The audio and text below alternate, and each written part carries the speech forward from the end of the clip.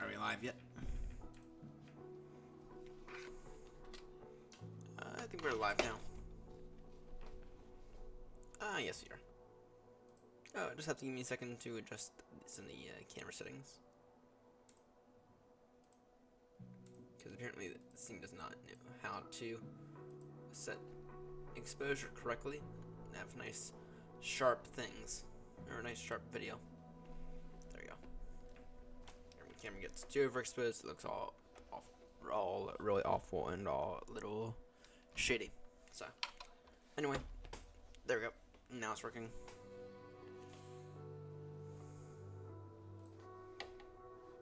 I actually do need to go into the settings real quickly and reset the settings I changed earlier on the camera because it doesn't look perfect. Where's the cameras? Brio.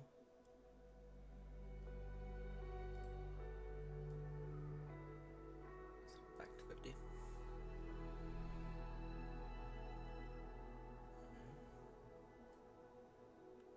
And then set the contrast back to 50, and then camera control, and move that down to -6.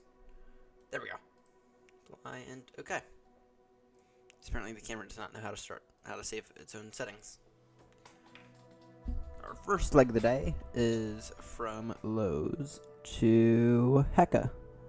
Or sorry, not to HECA, to Istanbul.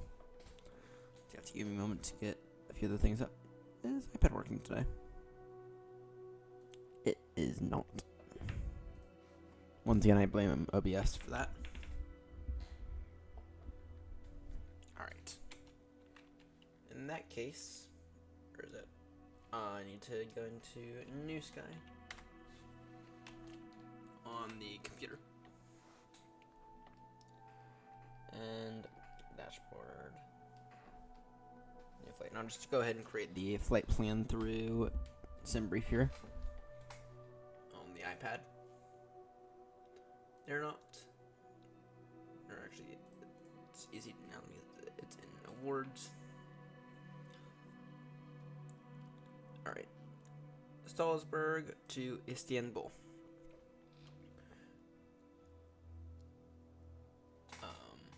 We'll take the A350 today. A350 1000.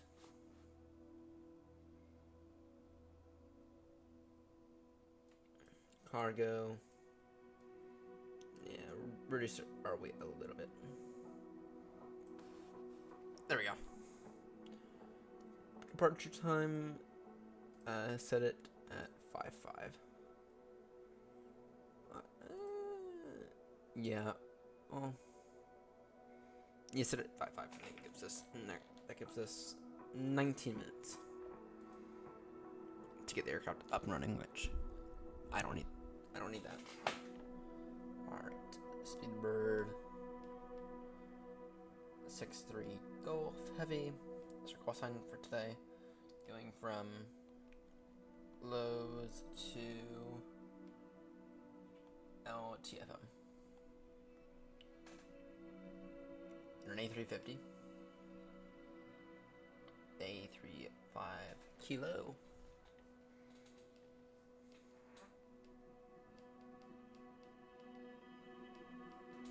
Generate FP.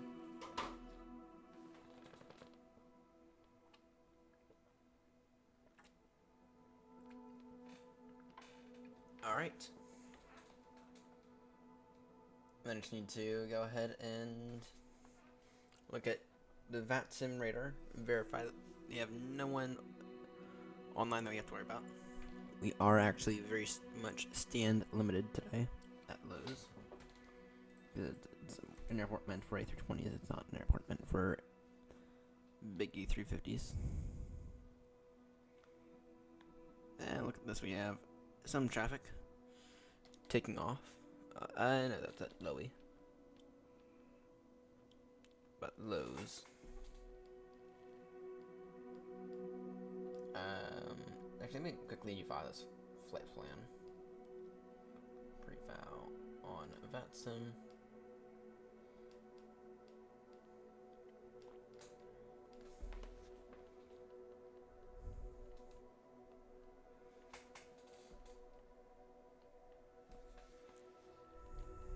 Bird 63 Golf, we are a heavy today. Alright.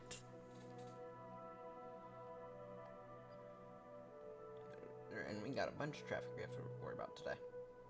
Nice.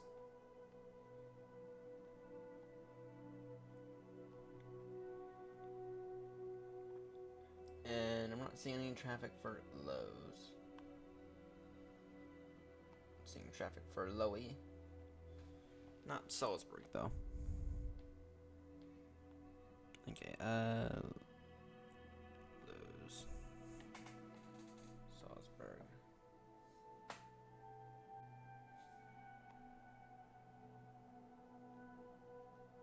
Yep. We're fine for one of the heavy stands. And of course we're taking the A350. We're taking the A35 kilo today. Why the A350? Because it's a nice opportunity for some landing practice.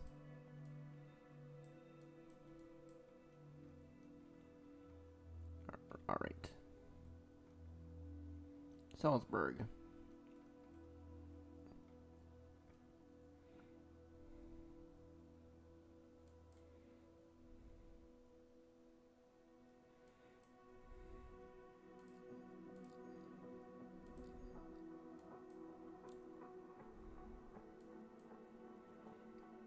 I'll take stand 4 whiskey.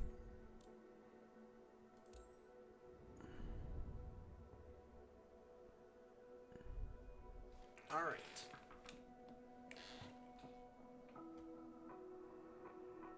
Let's go and get V-Pilot up now. V-Pilot and Moby Flight.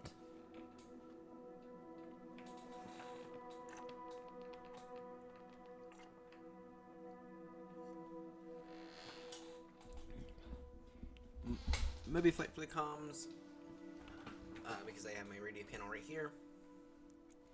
And yes, I built it myself. And then, V-Pilot so we can connect up to VATSIM.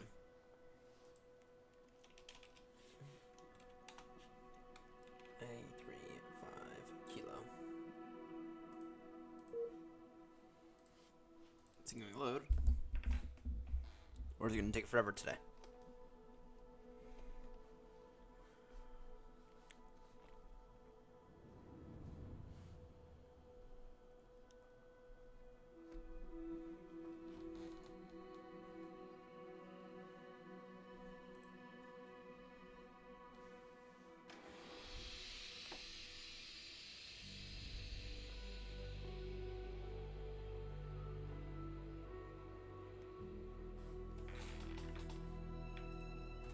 Looks quite nice, actually.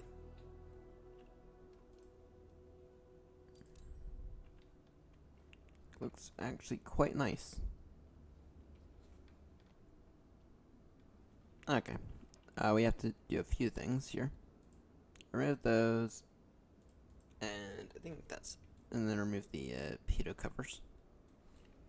Alright.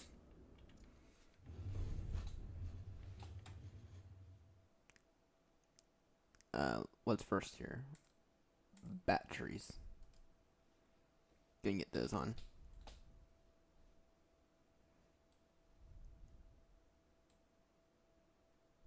There we go.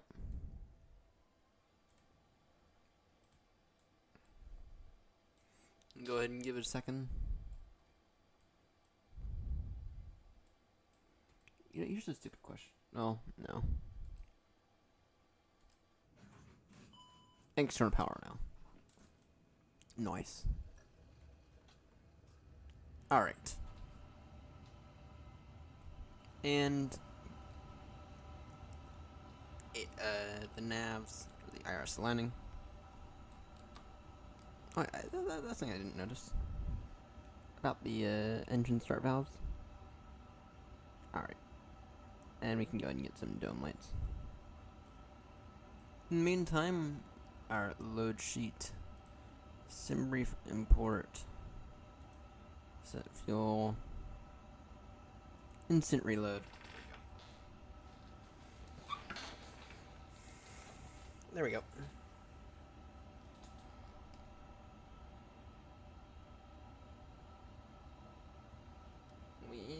going level 390.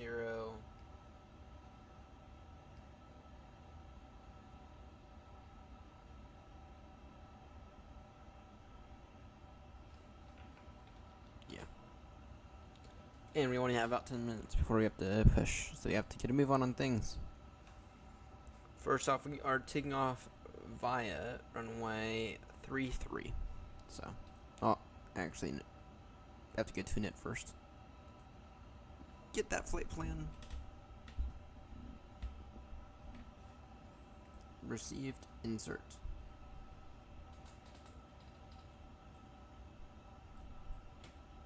Meantime, ATC com, digital ATIS, send request.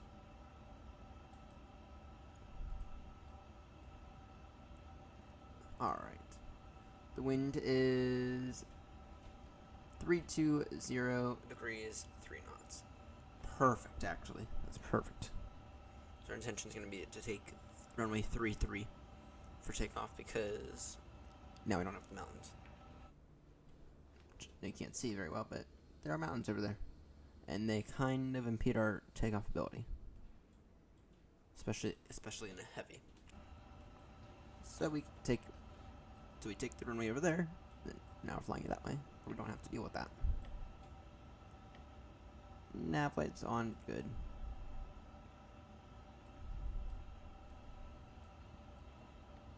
Okay. IRS, they're aligning. Departure runway 33. And what departure are we on? Once again, I sincerely apologize. I cannot show you the thing. This thing is broken with OBS still.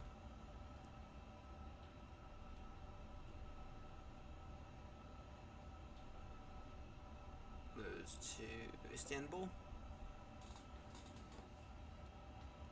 Runway 1. Okay. We'll figure out the route procedure into Istanbul later. There's runway 33. You're on the NEMA 4 Alpha. NEMA 4 Alpha departure. And that essentially is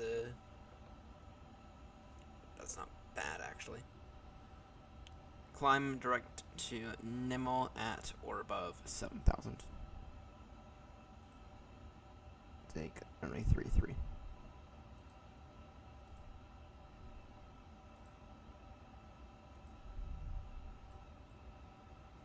Alright. Iris alignment in 5 minutes noted. Get back to it. Nav aids fine. Fuel and load. Now these numbers should possibly automatically calculate for us. And then our passenger 369 out of 367.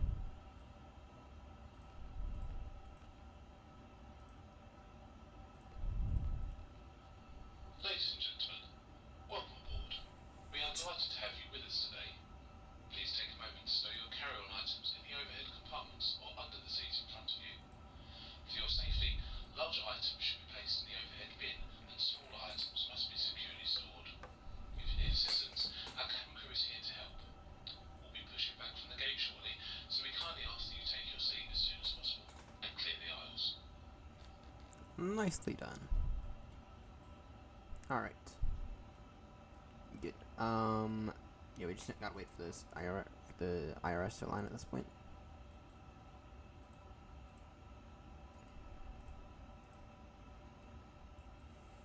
Alright.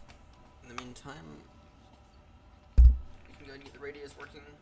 So 122.8.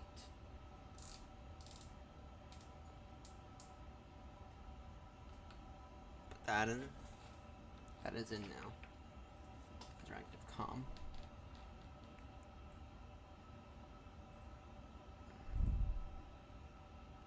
That working. Make sure we are listening in on the cabin.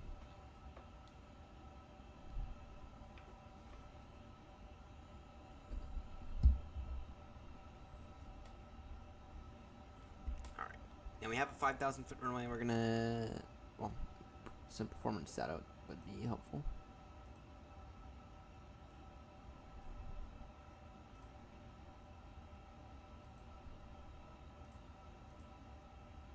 Runway 33, sync, compute. Are they recommending TOGA takeoff? Yeah, they are. They absolutely are. Yeah, TOGA 11 plus F. Auto flap 3 takeoff.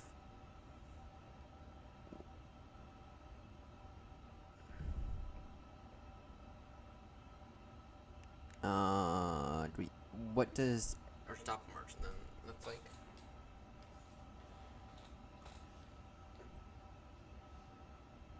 What does the stop margin then look like? I don't know. Other we're just gonna go with it. Send to the FMS. 3714054, all correct on TOGA takeoff on a flaps 3. Nice.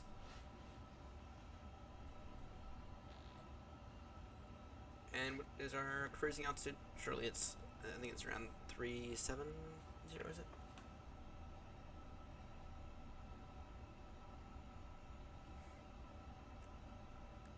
.390. En route to Turkey. At least I think that's where Istanbul is. Could be Greece though. 390. Okay.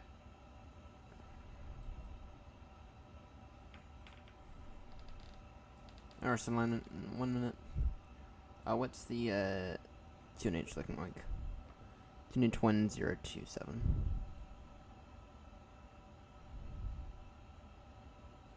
So a little high actually. 1027 on the QNH. Alright, then squawk 2000, that's fine. You just need to go ahead and get that up. Alright.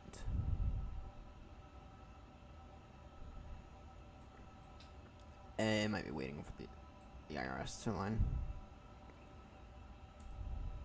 It probably most likely is. In the meantime, APU 2, 3. Put an APU bleed on. Oh, that would be helpful. Alright. Now go ahead and pass on the fuel pumps right now. Auto, TA, Tara, nice. GSX.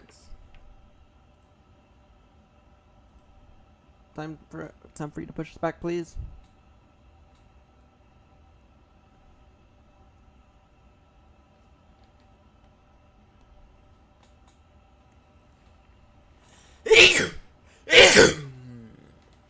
And just verify 33 is that southern runway correct? Yes, it is. Good, so am I.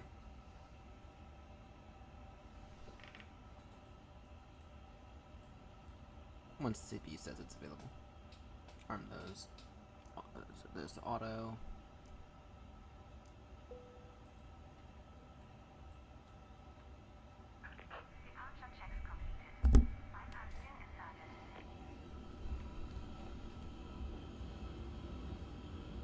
Alright.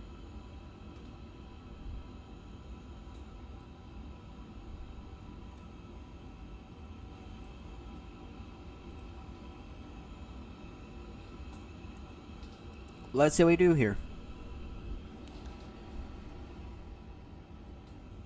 Departure checks completed. Nice.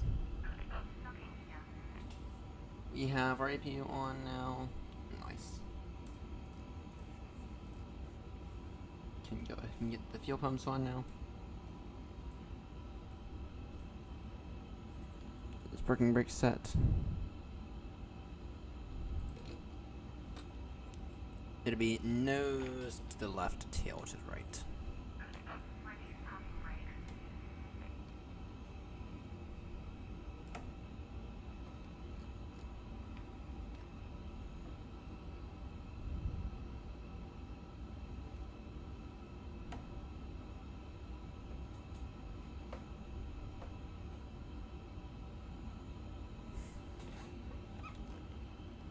Salzburg traffic, Speedbird 63 Golf Heavy. Stand Whiskey 4, push and start. Sorry, Whiskey 3, push and start onto Mike facing south. Salzburg traffic.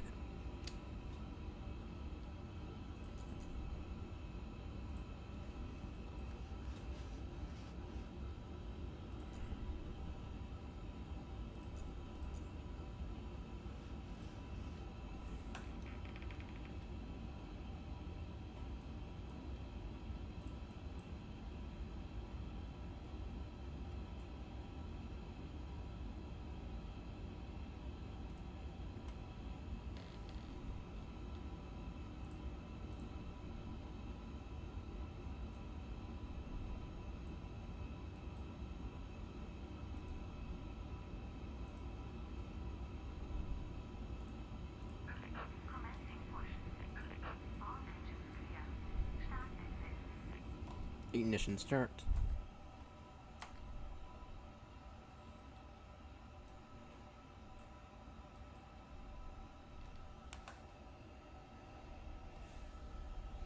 Alright, let's see how we do here.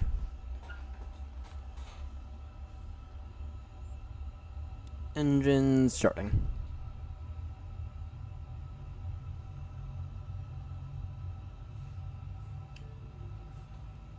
Oh, yes, please. Welcome aboard this Airbus A350 aircraft. Your safety is our top priority. Please pay close attention to this important safety briefing. Fasten your seatbelt by inserting the metal tip into the buckle. To tighten, pull the strap, and to release, lift the top of the buckle.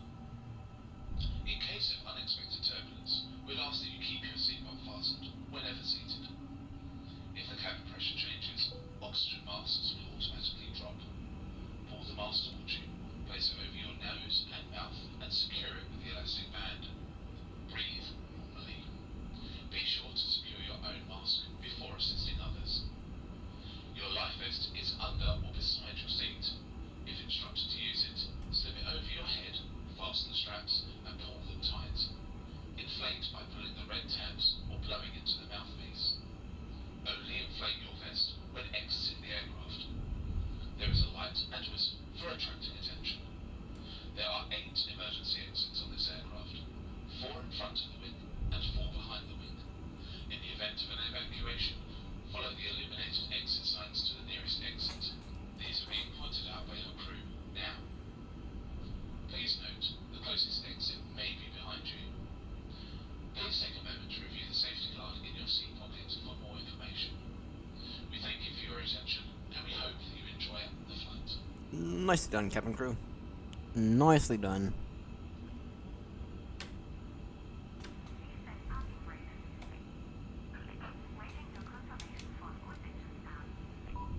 I can confirm a good engine start. Cockpit to ground. We have a good engine start. You can disconnect.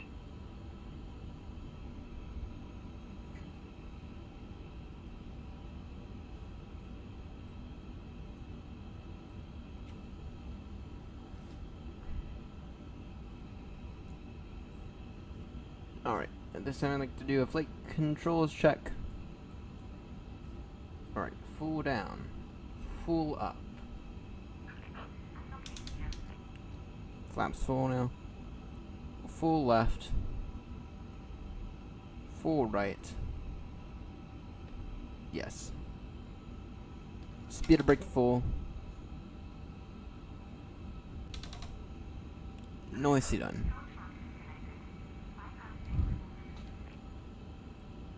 Just waiting on these flaps.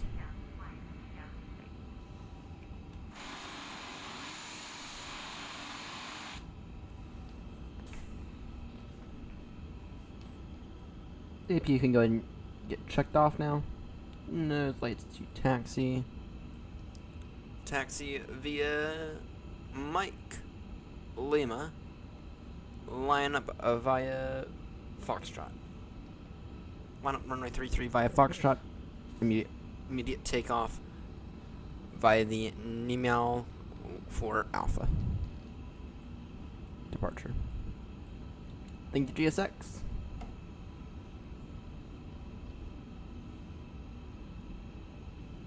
No, rudder. And I can confirm good rudder.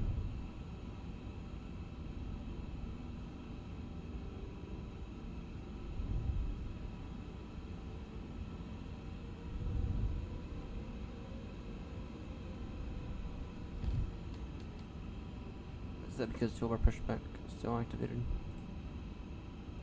Yeah, it is. There you go.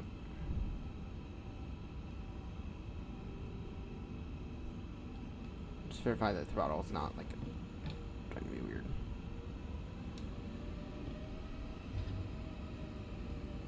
Alright. Salzburg traffic, Speedbird 63 Golf, beginning taxi now via Mike Lima, and we'll line up via. We will line up runway 33 via Foxtrot. Salzburg traffic.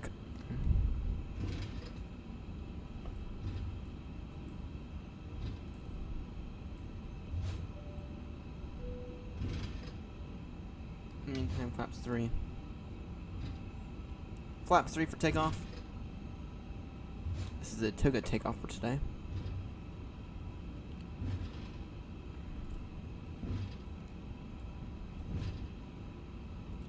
Landing lights on, wing lights on. Strobe is to auto. Ground spoilers on. Cabin crew could kind of use you ready for pushback or ready for takeoff. Ladies and gentlemen, good evening. This is your captain speaking. On behalf of the entire crew, I'd like to welcome you on board today's flight. We are just about ready for departure, and the weather en route looks generally smooth with some light turbulence, so we're expecting a pleasant flight. We'll keep you updated on our progress throughout the flight, but in the meantime, sit back, relax, and enjoy the in-flight entertainment. Thank you for choosing to fly with us today.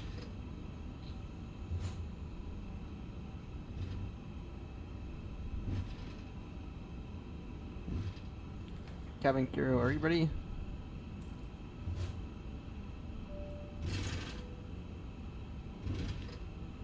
Cabin crew, can you please be ready now? Because I'm fully ready for departure.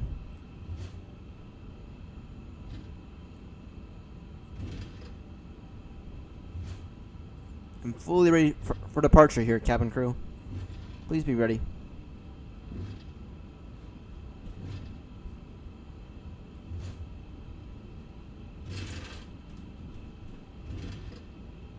Alright. Until then, though, we will. Oh, wait. Should we already passed the hold short bar? Until then, we're just gonna hold short here. Where's the takeoff config button?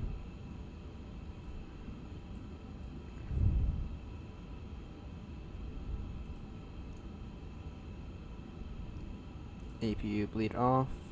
That may help. And where's the takeoff config button again? Alright. Takeoff config. Salzburg traffic, Speedbird 63 Golf Heavy, lining up runway 33. Salzburg traffic.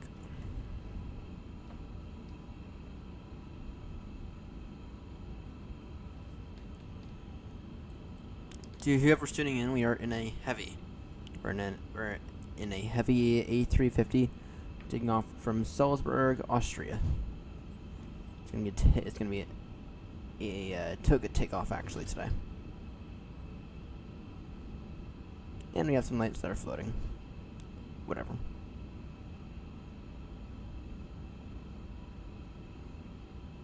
Cabin crew is ready. Nice. Nicely done, cabin crew.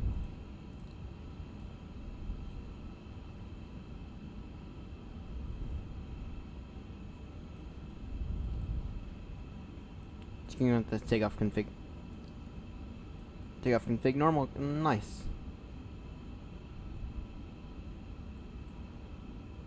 Dome lights. Alright. Salzburg traffic. Speedbird 63 Golf Heavy, taking off runway 33 Nimal for Alpha departure. Salzburg traffic. Alright. The thrust is now set.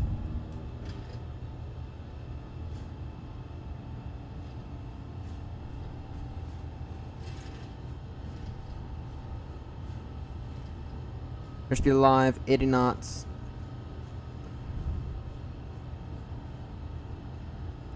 $100 knots. 120. V1 and rotate.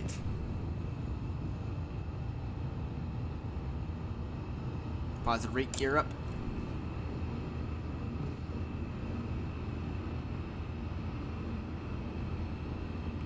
Begin to put some flaps away now. We can go and begin to pull back some of that thrust. Now that we are airborne.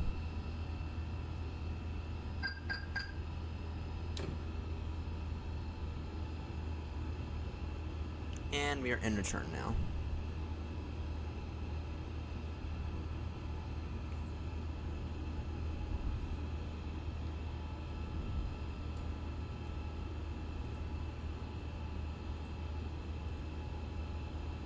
Flight plan.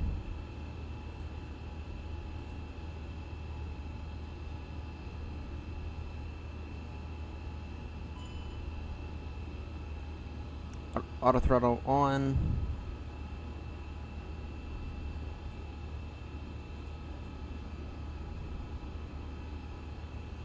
And what's our first waypoint again? It is Nimao. Interesting, you don't have that waypoint in here. Interesting.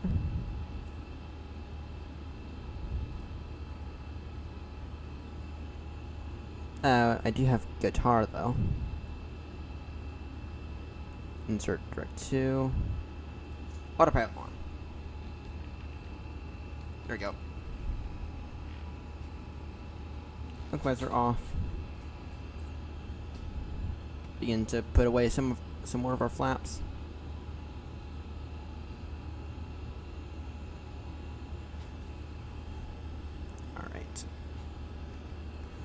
And Salzburg traffic, Speedbird 63 Golf Heavy is airborne passing 5400 now, climbing to level 390. Salzburg traffic.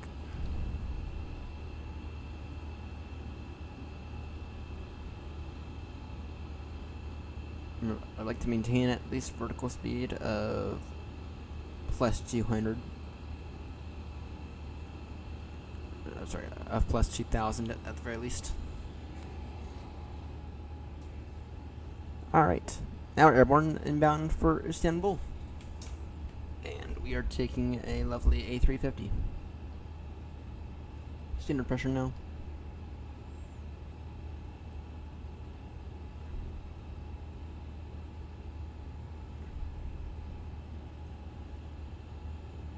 Alright, and our first waypoint, which is guitar, is a little ways out. So it's a little ways out, which is okay. It's not for another 134 nautical miles. And just so y'all can see what that looks like, this is from yesterday.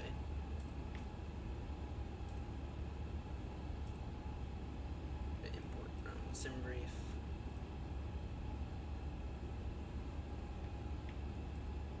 We are now direct to this waypoint over here. So it's a little ways out, but nothing significant. Nothing major. And of course, we are headed to Istanbul, Turkey, And yeah, we actually did some landing practice last night in the triple. So we're gonna find out tonight if it's even possible for me to butter the A350, because so far I have not been very successful at all with buttering the A350. So today we're going to try, and we're going to aim for around 200 feet per minute. But that said, though, we do have not the most ideal wind in the world. Wind is 210 degrees, 7 knots. So, not ideal, not horrendous either. Not ideal, but not horrendous. So, and then we get to go down to Egypt, to HECA, I believe it is. Wherever that airport is.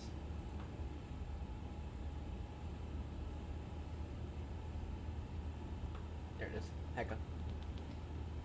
So, that is the next airport we get to go down to. And then I think we're going to end it off there, though I don't know. Because what's our next airport beyond that?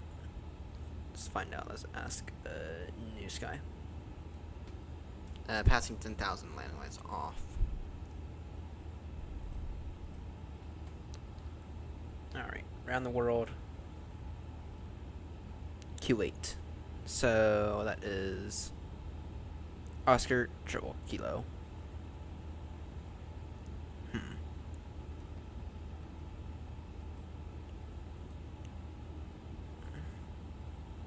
I don't actually know where Kuwait is.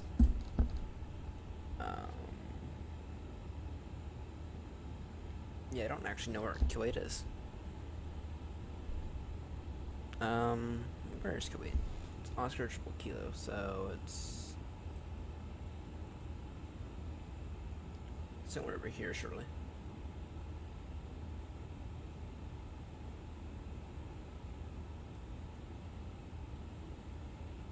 Well, yeah, I don't know where Kuwait is. I'd figure that out.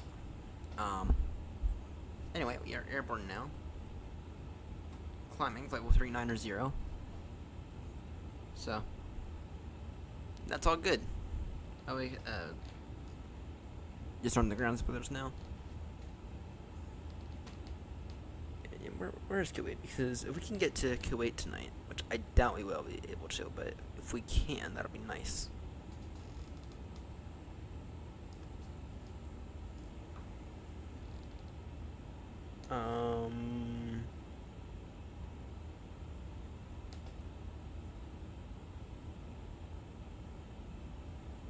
Oscar Alpha. Yeah, I don't know. You know, if we were doing this properly, we'd actually be using GPS jamming, but we're not gonna do that because I don't know the official GPS jamming procedures, unfortunately. So, yeah. But anyway, we're looking solid now. We're climbing flight level climbing through flight level 150, climbing up to flight level 390. And then we will go ahead and level off there. What is our ETA for Istanbul? Our ETA for Istanbul is 1:58 Zulu. The current time Zulu is so just over an hour and 45 minutes. That's not bad now, is it? Now it's estimating 1:51 Zulu. So, around 10 o'clock my time. Around 10 p.m. my time, so. Well, in that case, we might actually make it to... In that case, we might actually make it to Kuwait then. Even if we end up going to bed around 3 a.m. We might actually make it to Kuwait then. It'd be nice if we can make it to Kuwait tonight. Yeah.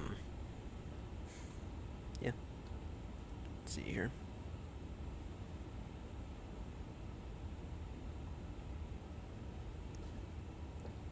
So yeah, so tonight we'll do at the very least these 2 legs, maybe this one, and then in a few days we'll take a break from the world tour, from around the world, and we will go and take care of Kuwait to Dubai, and then Dubai to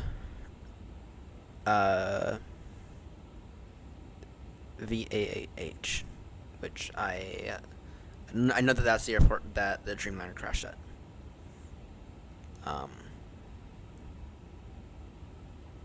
With that said, though, I don't know where. I can't pronounce that airport. So, that's fine. So, we might do that in the A350. We might do that in a triple. I don't know. I have a weird feeling that a lot of these are going to end up knocking out in the triple. So, I have a feeling that we're going to get a lot more practice in the triple than in the A320s. For a lot of these, I think the only 2 legs that really made that much sense to do in the triple, I think they were all the way at the beginning. Yeah, these 2 legs, because most of these legs here are going to take us about 2-3 hours. So, let's see. We've begun it. Aaron's begun it.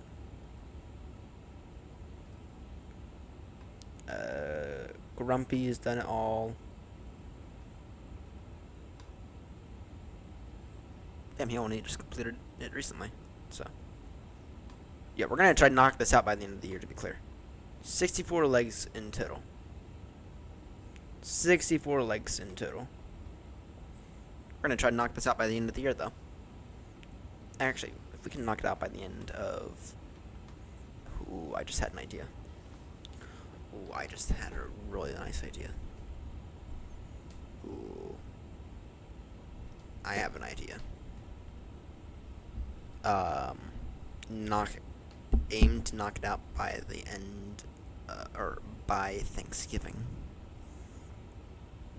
We're gonna have to knock it. We're gonna have to do the math on that, because I can't stream every day. But if we can, that would be pretty damn impressive. That'd be pretty damn impressive if we could knock out the world tour in a single month, or in just over a month. That'd be pretty damn impressive. So it took Grumpy 2 months to knock it out. Yeah.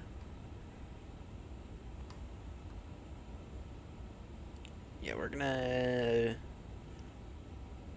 try to knock it out quite fast. So that's some 13th, 15th. Yeah, we're gonna try to knock it out very, very quickly, and then we'll go back to Baltimore and Heathrow. So, anyway, I have been promising this for a while, and this is the promise. This is me keeping the promise. With that, we are going out then on this left side. We can go ahead and lower climb rate a little. No reason to climb that fast. Slower climb rate a little. Get up to altitude. Get up to speed as well.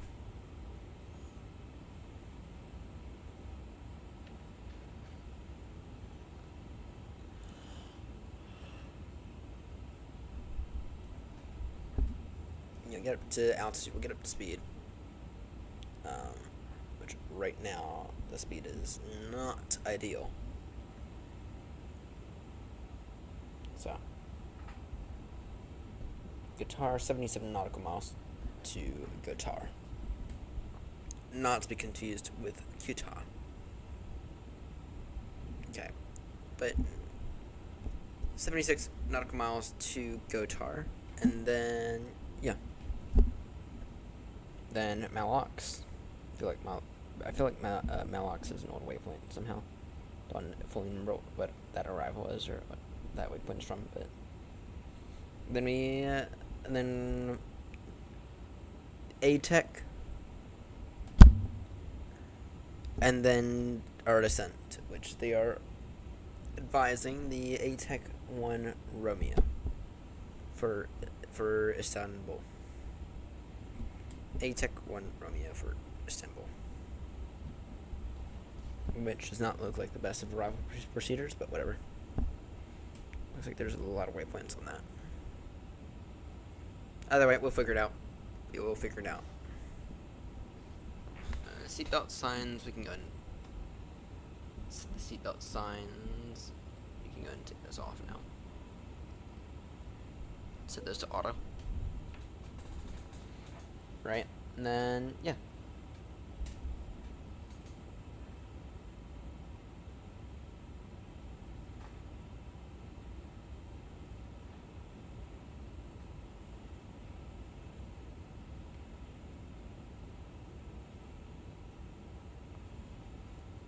I think we're gonna end up doing most of these Euro capitals, though. Sorry, not Euro capitals, around the world. I think we're gonna end up doing most of them in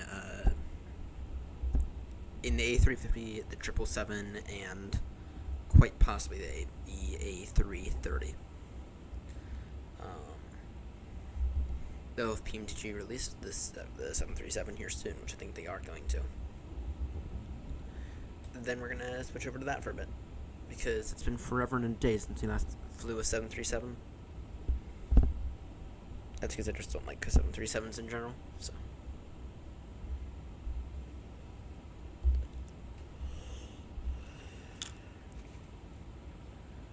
All right.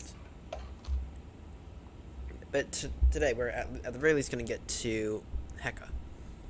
So that's the plan for today, and then depending on timing, if we can get to Kuwait tonight, that'd be good. That would legitimately help us out. So there's not gonna be a stream Monday night because I'm gonna wake up Tuesday morning and fly with David. Then get back to sleep, most likely. Actually, there might be. I might end up doing that Thursday instead. Yeah, I might end up doing that Thursday instead. So, we might do one tomorrow night.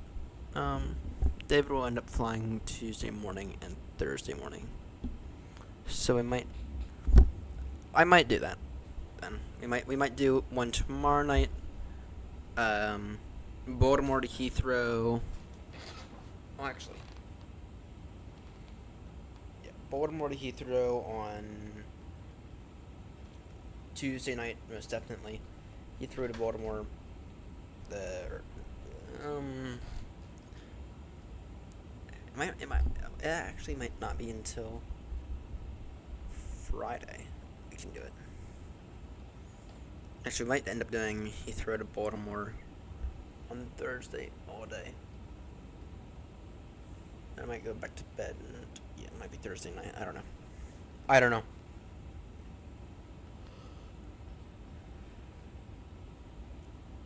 But yeah, we have a lot of streams scheduled coming up.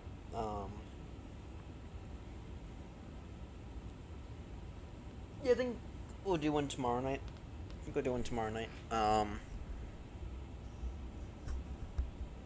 And then Tuesday night, obviously, that'll be Speedbird to Lima Juliet to Heathrow. And then Speedbird 22 Bravo Thursday night. Or actually, probably Thursday during the day. I don't know. That one I don't know yet.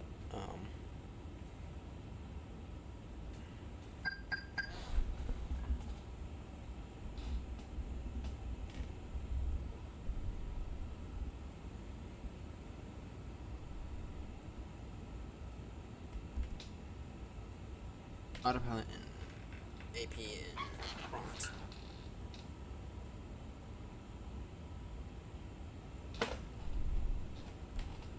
It's 400. Are we really that heavy? I feel like we're going awfully slow.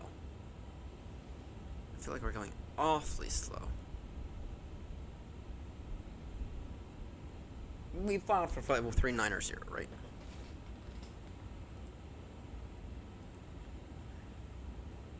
I feel like we're having a hard time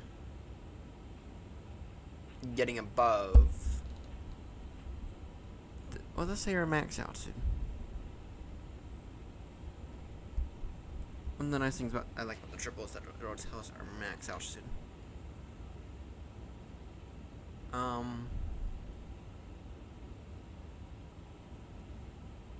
Yeah, I don't know. So we're going awfully slow right now. We're going awfully slow with max thrust. Or with next to max thrust as well. So, I don't know. I really don't know.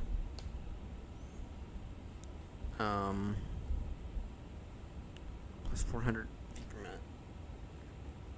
So, for right now, let's level off flight level 350 for now.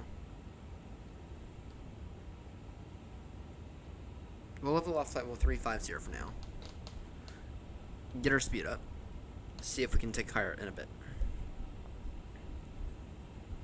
But if not, 350 is not horrendous. It's not a bad number to be at. It's not a bad altitude to be at. Yeah.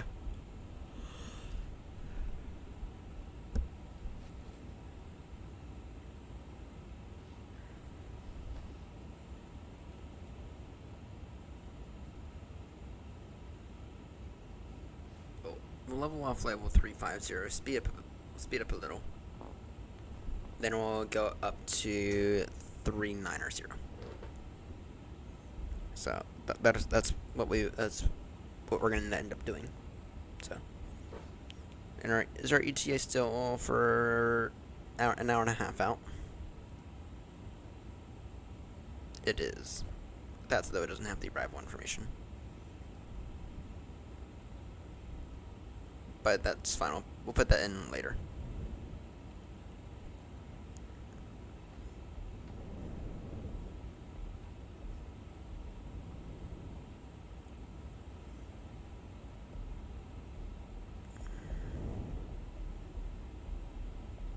Nice. It is speeding up. That is a good thing.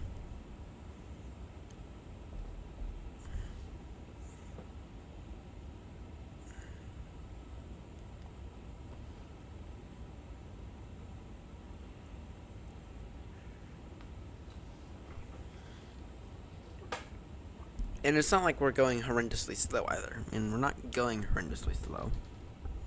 We're going Mach decimal 676, so that's not bad. It's in climbing. That speed is certainly going up kind of, but it's remaining steady there.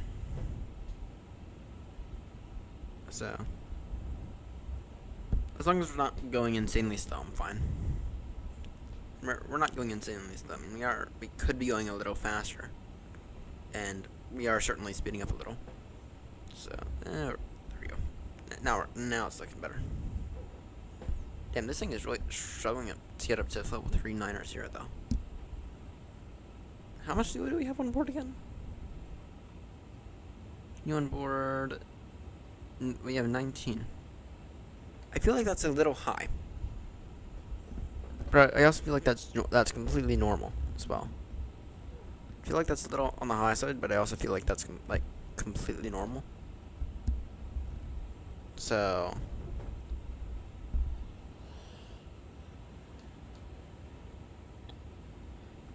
okay. Yeah, it's looking alright. It's looking better now. So, today we're taking the A350 so we can get some landing practice. So if we can do a briefing at an airport and then butter it without having to do some landing practice at that airport in the exact plane we're flying, and that is where the money's at. So if you can figure out how to do that, that's amazing. So then that's when you really know you can fly the aircraft. So.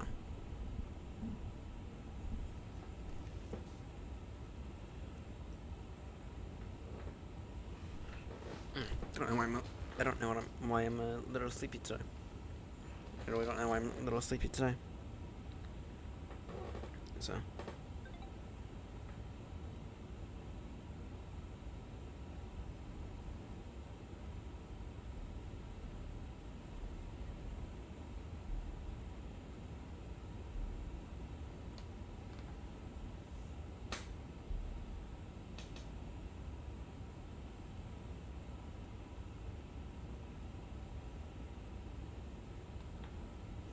Alright.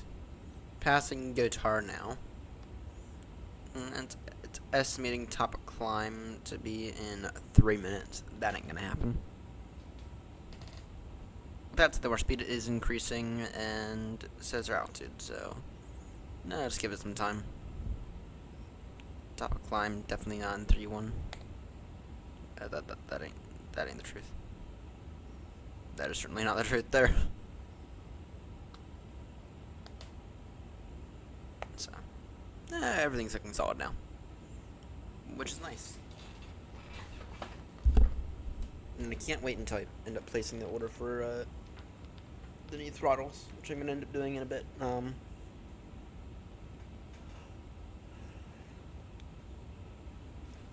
Not this next paycheck, the paycheck after, most likely. Most likely the paycheck after. I'll end up placing the order for the throttles, so.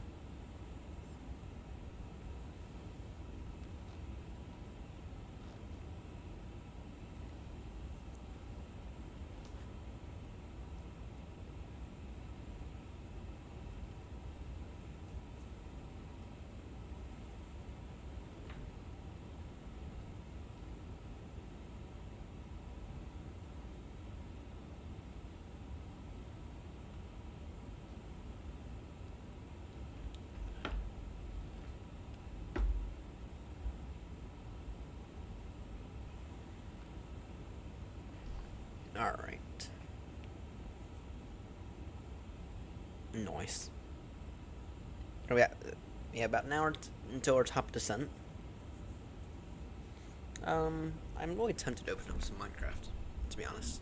I'm a little bored right now. I'm really tempted to open up some Minecraft. As long as we pay attention somewhat to the flight, I'm really tempted.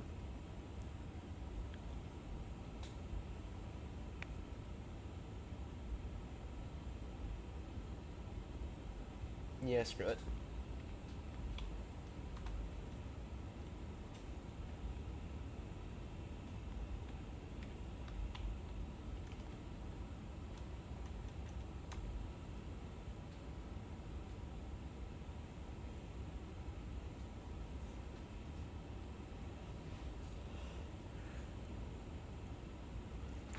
Damn, I don't know why I'm so tired.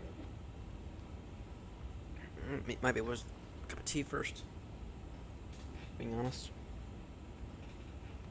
Yeah, let's get a cup of tea first.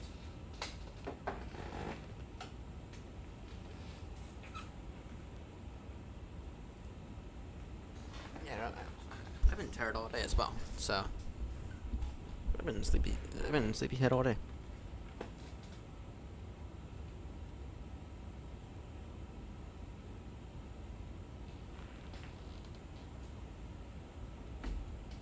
Fortunately, Minecraft doesn't take that much on the resource front, so Minecraft does not take that much on the resource front. It's nothing compared to Flight Sim. Minecraft is like, you have a decent CPU, you're looking about as solid as one can get, so.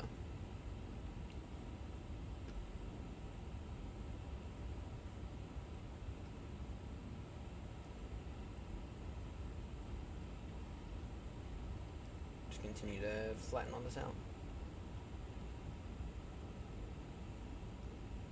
That's what we do. Just gonna continue to flatten all this out. Then eventually I'll begin to make some proper farms.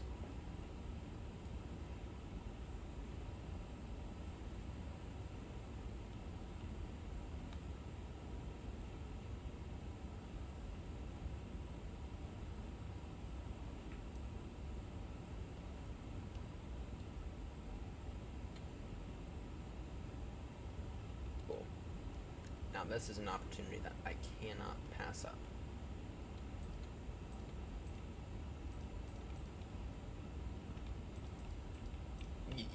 Y'all learn this from the end, okay? What you do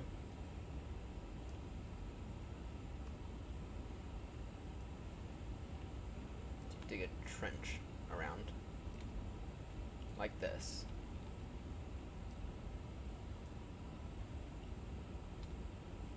And now this here is your safe haven, okay?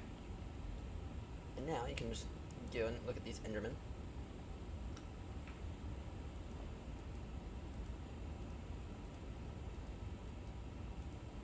Okay, now you can just look at these Endermen and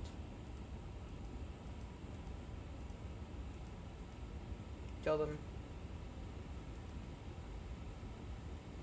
There's another one over there. Try to anger that guy. In the meantime, try to collect the ender pearls.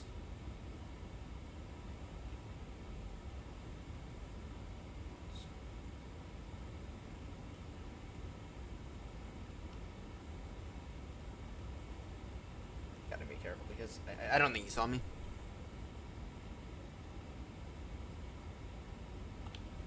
And that's how you get your ender pearls. In the meantime, just continue to attract creepers over here and yeah, work on flattening all this out. So, Mr. Creeper, if you want to go ahead and blow up this bridge right here. Thank you very much. Did your job perfectly, actually.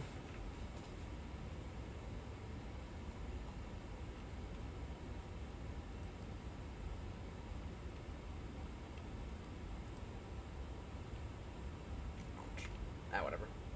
It's not like I don't have the dirt to fill it in. So.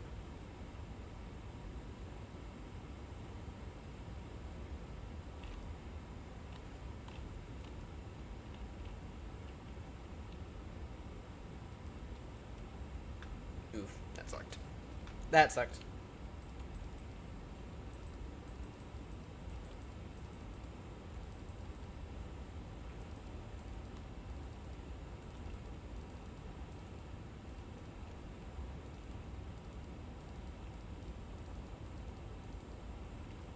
Oh, and look at that. We are level now at altitude.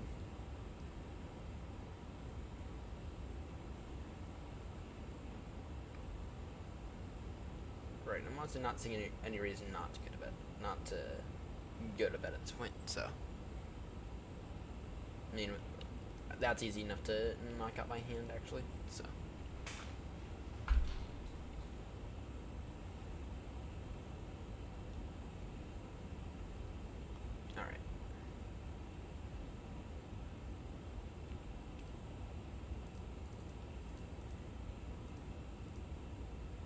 Don't need any of that. That can get chucked away. Those can get chucked away. That can get chucked away. That can get chucked away. Those definitely want to save for later. Alright. Now what we can do is do all this.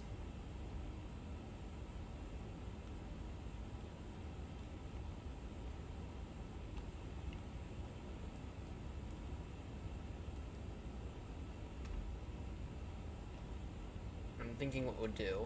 So we have to knock down this part.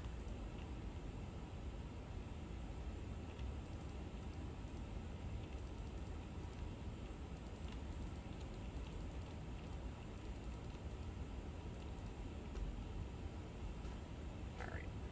This part here will be easy enough to knock down.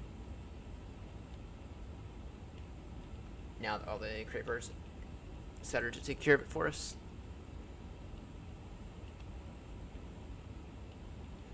Skipping it out on the flight, and yeah, everything's looking solid.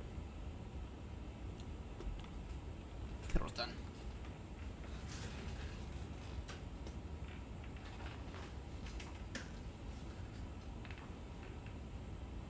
My next hand's on order. I have to order some more Yorkshire tea.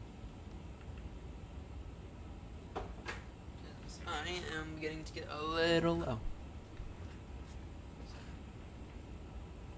want to keep the thing on, just so I can see if we get any messages.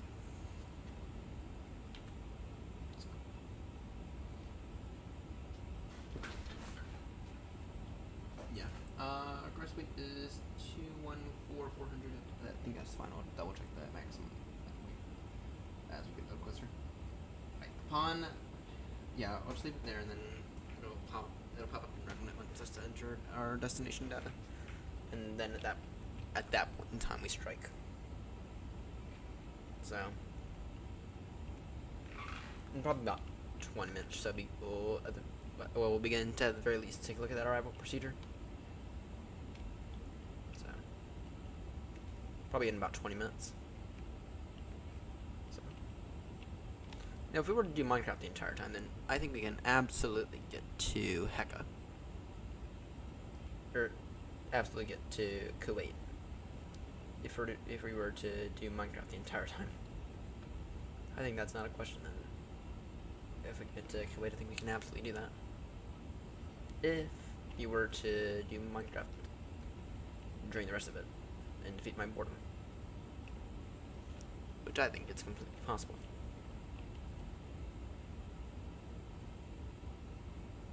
Though at Istanbul we may need to... we might be fine.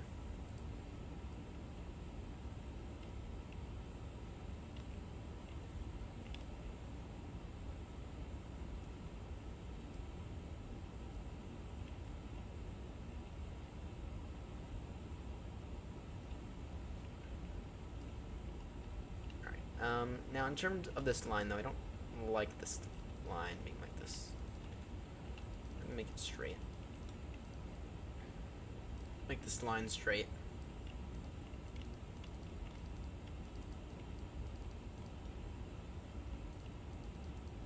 Patch in this hole here.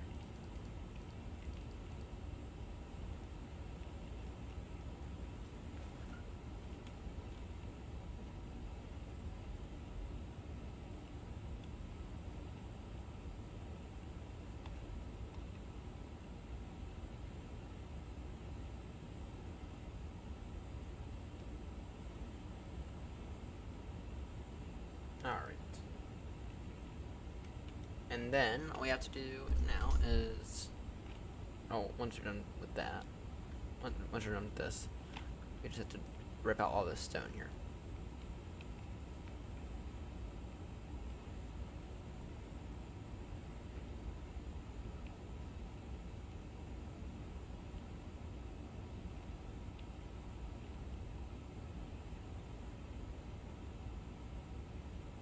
And it won't be long until we have to rip out that stone.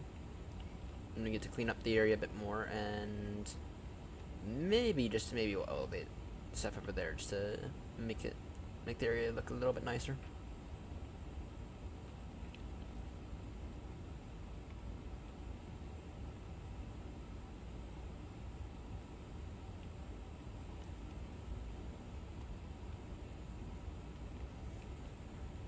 So.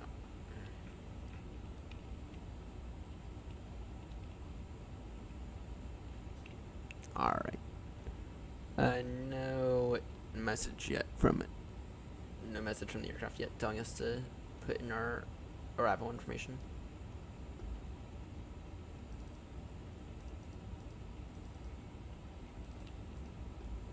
Which I wouldn't expect it to tell us until maybe another 10 minutes or so. In 10 minutes or so, it'll tell us for certain. Or actually, not if it's right. Not if it's telling us time 5-2, which that's what it's telling us. It's telling us RTS time 5-2 of the next hour. So if it's telling us time 5-2 of the next hour, then it might not tell us until time 20.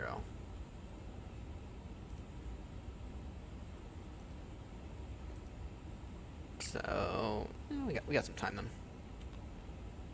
We got some significant time then. Alright, let's rip out this stone.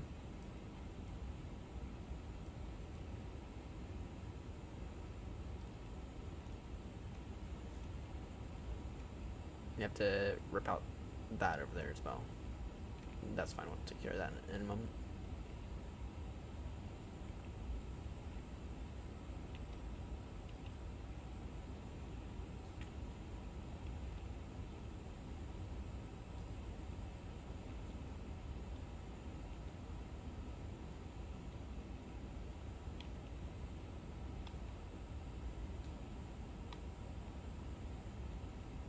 Alright. And now we can just go ahead and put all this in.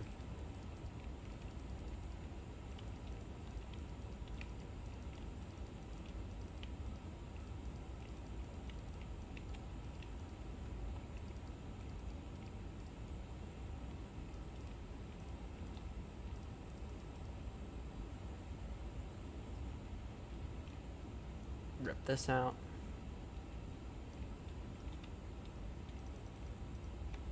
Then maybe beyond this, once we're done with this, I think it'll be time to finally take down that tree and probably just harvest, or probably just chop down a bunch of trees actually, because we really need the wood. We could use the wood kind of desperately. Though with this tree we have to be careful with it, because we need to make sure we get these saplings, or else we have to travel another 2,000 blocks away in order to get the saplings for it. Which is kind of annoying.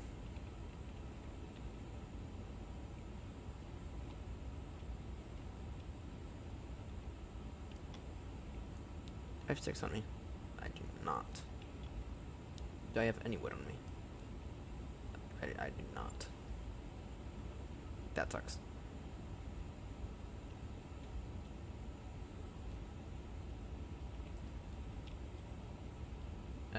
Anything more useful than that? No, not really.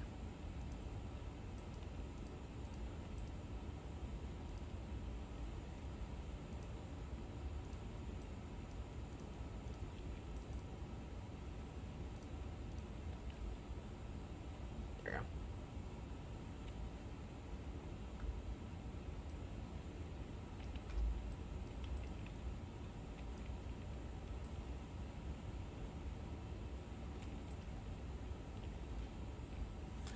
Alright. Looking at the sim.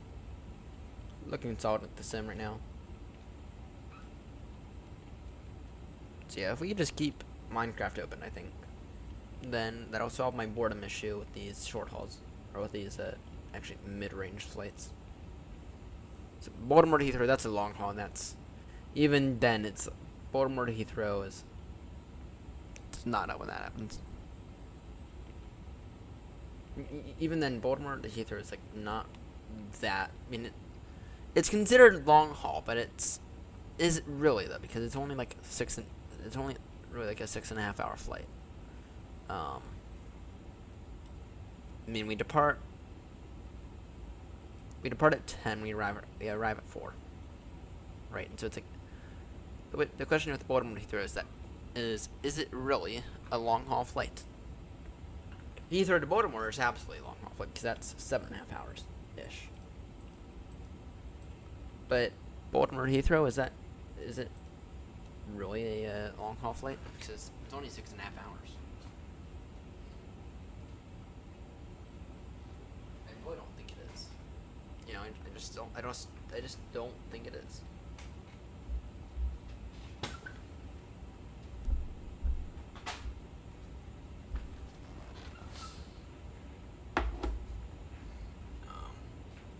Anyway, that's my 2 cents on that.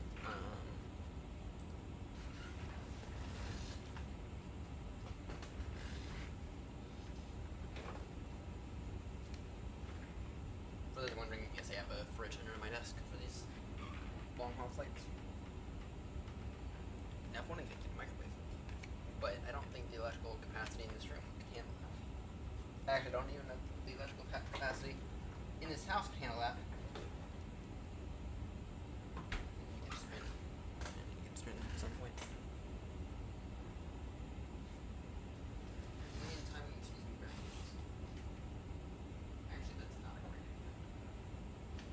I'll be right back with the spoon.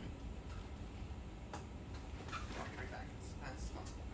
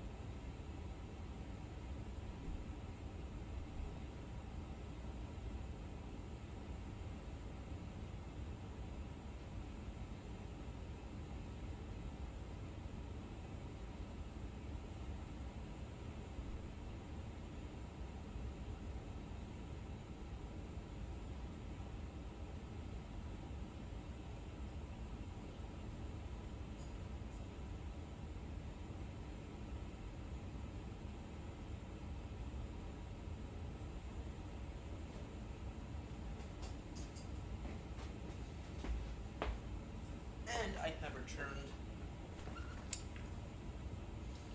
the spoon for my tub of sugar that I got over.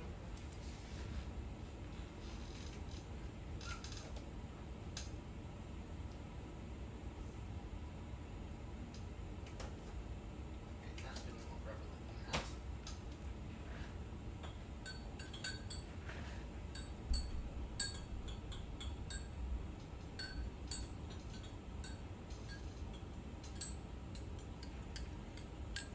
All right.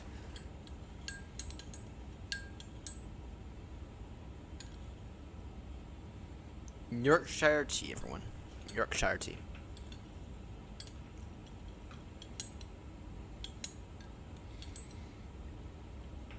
I've been to Yorkshire. Beautiful. Beautiful. Actually, when I was at Yorkshire, they had a duck race going on. A rubber duck race. Essentially, you have a bunch of rubber duckies. You number them. And then they race. And then they dump them into a pond. Or into a river and see which one gets to the end of it first. It's actually quite fun. It's actually quite funny.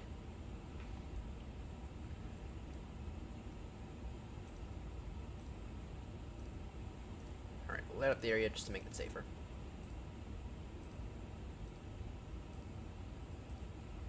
In order to take care of that grass.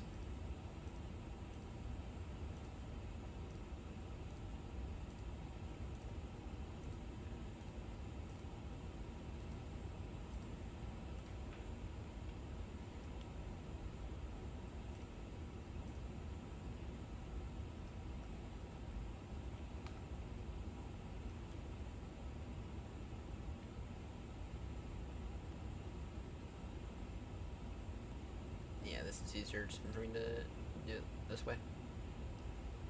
I'll patch in this freaking massive creeper hole.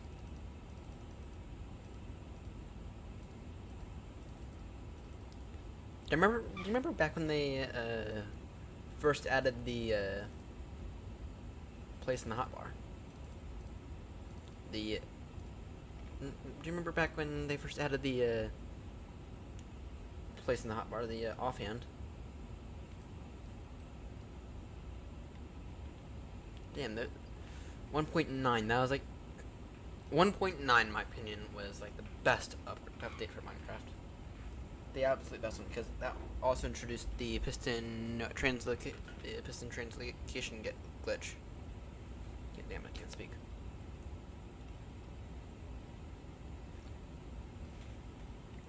That introduced the piston translocation glitch, which allowed you to build really easy elevators.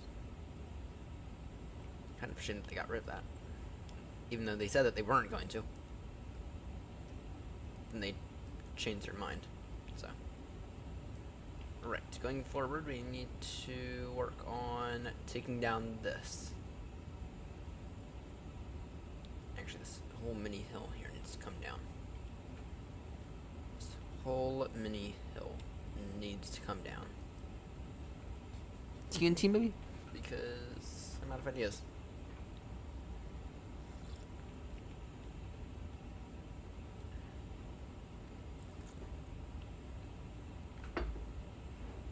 I have a theory on that.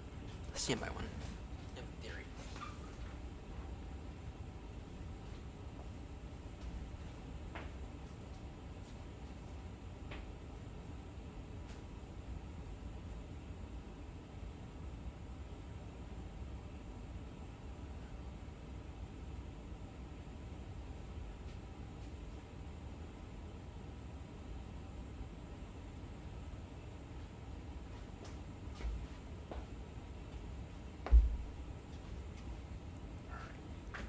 Turn something off.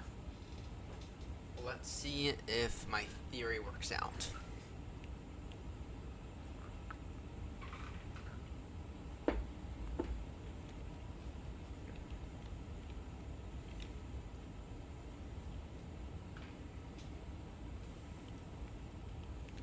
We'll see if my theory works out a little.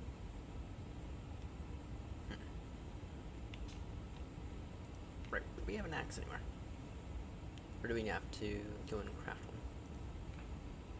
I'm looking, we're gonna do a bit of a descent briefing here in a moment.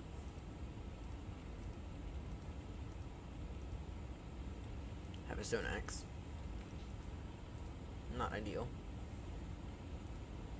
Got loads upon loads of dirt.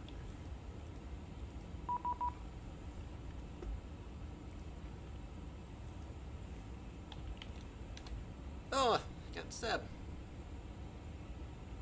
Seb.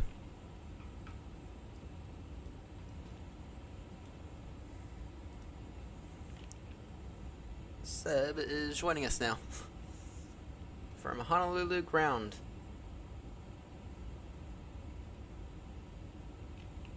From Honolulu ground.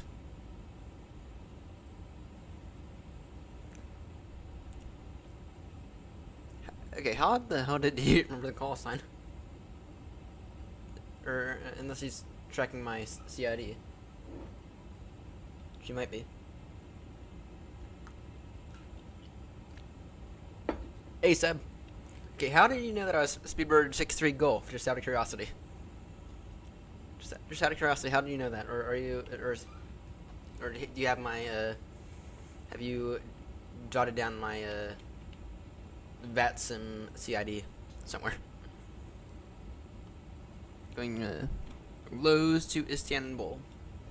So Salzburg to Istanbul. Sorry. In the A350. Got probably about. It's currently estimating we're going to be there in about an hour. So we're just waiting for it to tell us to put in our destination data, and then we will go ahead and most likely begin our descent afterwards.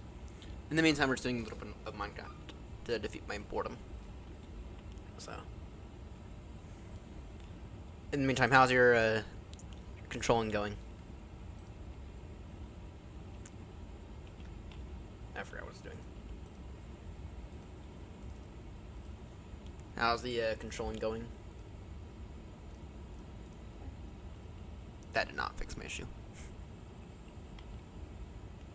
Sorry, the screen keeps going on and off, but that's an electrical issue that I've talked about several times. And there's not much I can do about it right now. Because pretty busy. Let's take a look. Let's take a look. For Honolulu. Okay, we are going to have to take a look at that descent briefing here soon.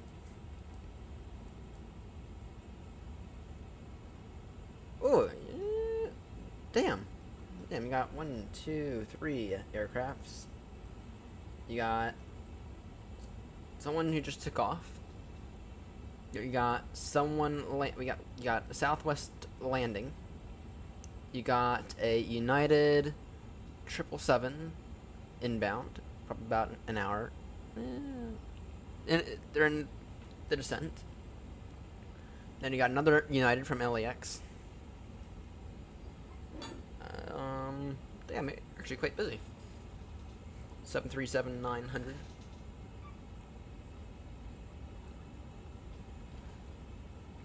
Which is not on the right frequency. Not in any way, shape, or form on Unicom. Or unless they're actually... Actually, they might be on CTAF then. There's no center, though. Are they on CTAF? Let's test this. CTAF.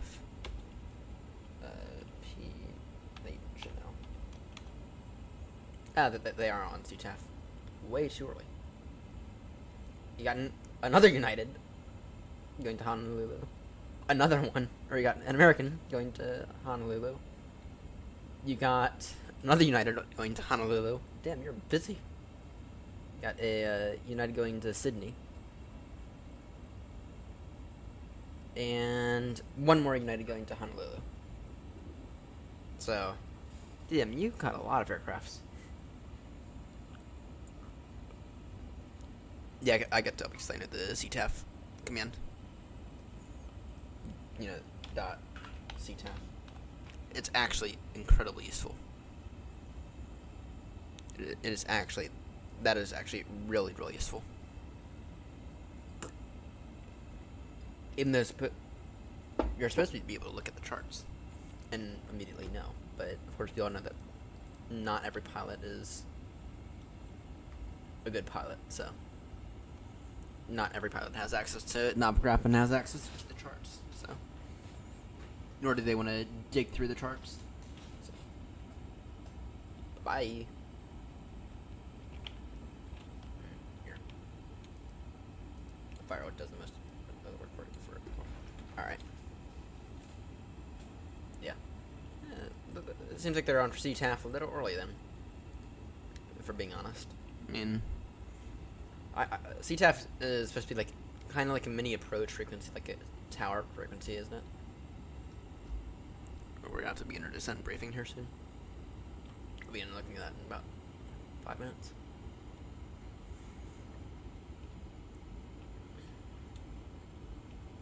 Yeah, my understanding of CTAF frequency is like always like I always treat it like a tower frequency. With that said, though, Honolulu is so far out. It kind of makes sense to go on CTAF early. Not as early as some of those other pilots, though.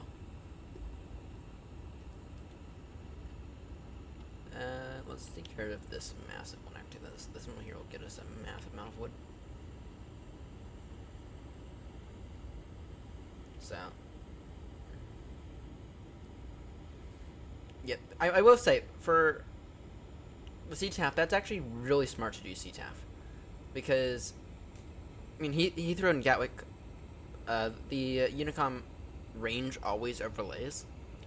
Right, so if Gatwick's really busy, then anyone on the ground at Heathrow is always getting absolutely bombarded from Gatwick. And then vice versa, right? If you're at Gatwick and Heathrow is busy, so you're constantly hearing Gatwick. So,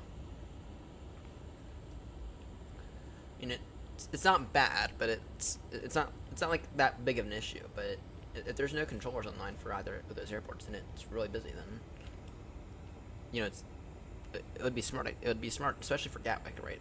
Switch Gatwick over to a CTAF frequency. And all the pilots that are at Gatwick are smarter than everyone else anyway, so. Just to say it. Out of the London airports, Gatwick pilots are much smarter. And then they're even smarter if you go to Luton. Luton or London City are even smarter, so.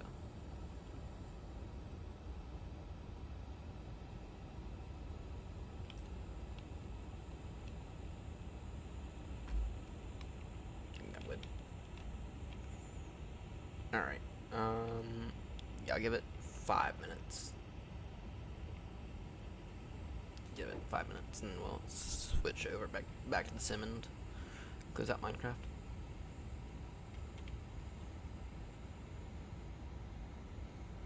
Beginner descent into airport, is it? Istanbul. So we did actually do a bit of landing practice at Honolulu last night when I got bored of flying. So yeah, my approach in the 77300 not great, but I also think that the 77300 is a bit more. It's a little bit more difficult to do properly, right? I feel like the 77300 ER. It's not that it's a hard plane to learn. It's just that overall the controls are a bit more difficult to use than other aircrafts. So, oh, you've got shipped me. Completely missed this. No, that's fine.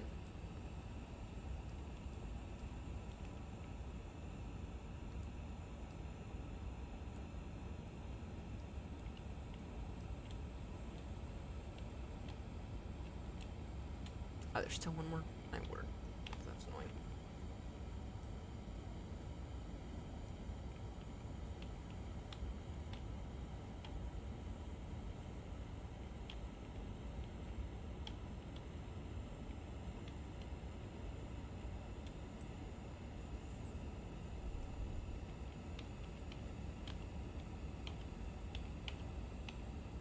Alright.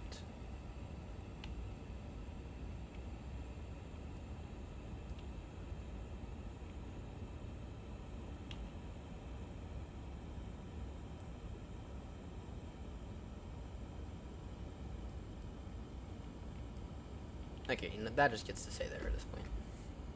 Whatever. No, you're all good. It happens. It happens. It happens. Falling asleep on David at least 5 times. So, alright, got some tea right here. Shut up, Xbox.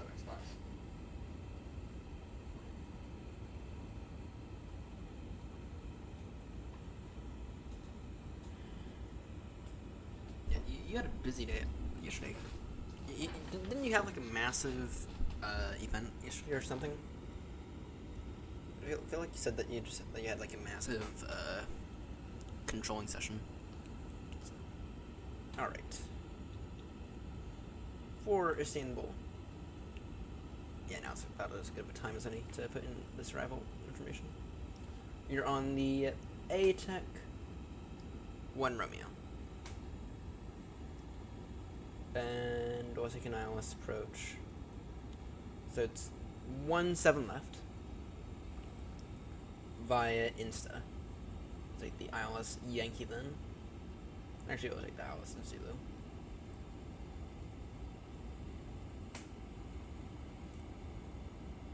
Okay, in terms of the descent briefing though, so it's at or below flight level 290, level by ATEC. It's at or below 290 at ATEC. And then by Foxtrot Mike 230, that's at or below 250. And then it's down to, we'd have a speed restriction at 753, 250 knots. And is there a simpler arrival? Because I feel like we could probably be a bit simpler on that. I feel like there's a lot of stuff there that we don't have to do. So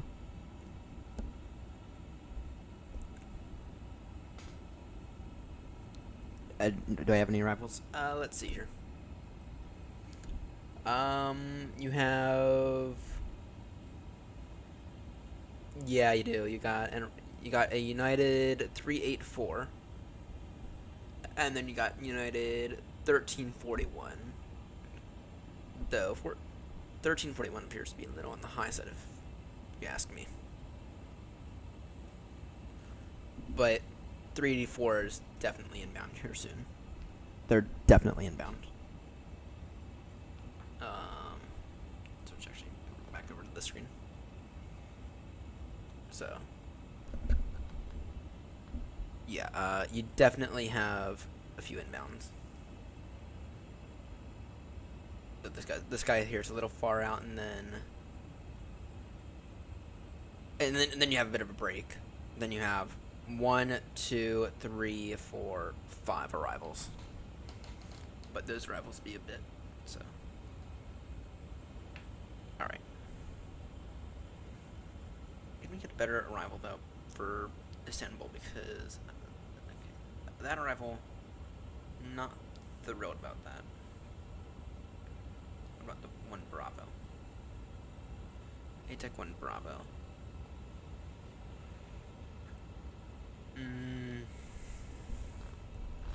We might just decide to go direct to Insta then. We may decide to go direct to Insta. Let me just verify that there's no one online for Istanbul. Down for, yeah, there isn't. And there's an aircraft, there's an arriving aircraft, but taking 35 left for some reason.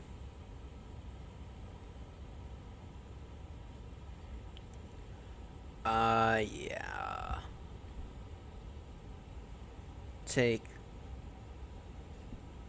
Yeah, we'll just go direct from AvTech to, from ATEC to the arrival. So, actually, let's put that in manually then. So that's going to be to Insta. Insert next waypoint. It's going to be at the India November Sierra Tango Alpha. Enter. Okay.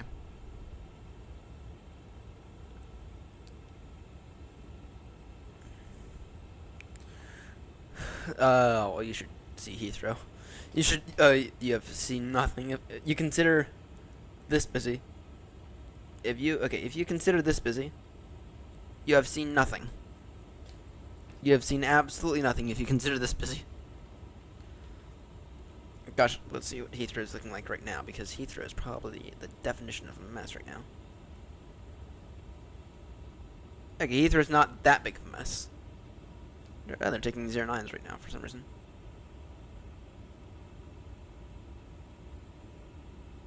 Yeah, you have...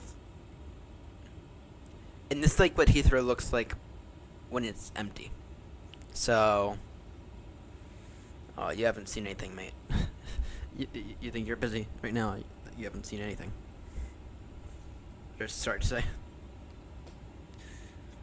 You should see Heathrow when we arrive, usually. When we arrive, usually at Heathrow, we got like 20 people on the ground at Heathrow. So. Alright. Back over to this scene. Then we are taking an arrival. Let's see here. It's gonna be the ILS Zulu runway 17 left. 17 left. ILS Zulu 17 left. Via Insta. No star.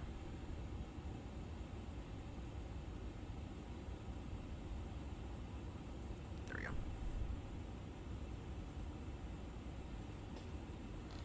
Yeah, what you have right now, Seb, is what I'm going to be dealing with on a daily basis once I become an air traffic controller for the UK. That's like the lightest amount of traffic I'm going to have to deal with. So.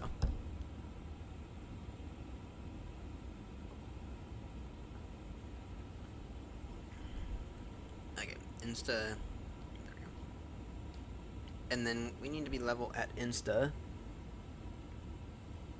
5,000.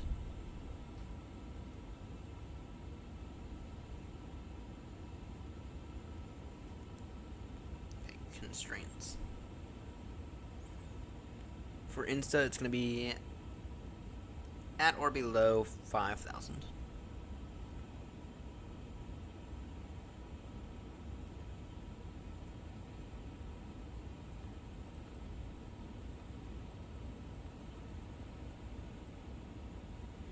Speed to choose your knots, yes. That is correct. I have done that correct for once. Okay.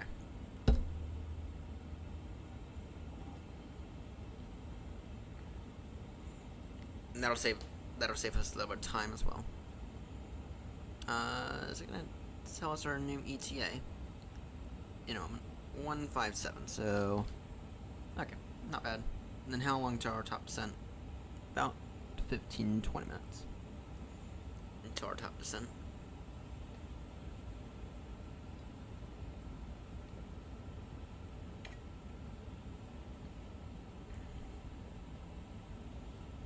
Alright. Oh, let's take a look here. Plane going to Heathrow. Speedbird maybe? Or is it United? Or Hawaiian?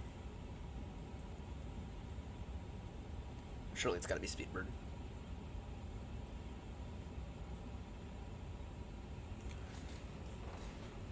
Okay. For reaching out, a higher controller. It's very busy. Just got a plane going to Heathrow. Spawned in yet? Because I don't see any planes going to Heathrow yet. I see 2 going to San Fran.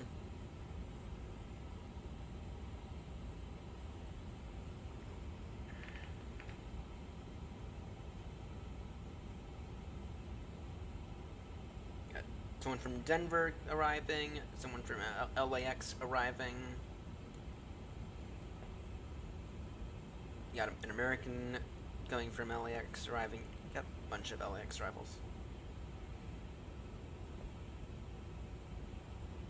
Got got a San Fran arrival, Salt Lake City arrival, LAX arrival, another LAX arrival, and I think that's it.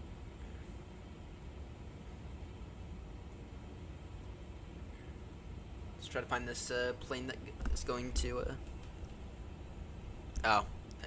It's Air Canada. Really?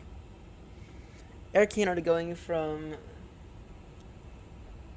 That does not make sense. Fly British Airways or fly United or American if you're going to do that. Fly United or even Delta.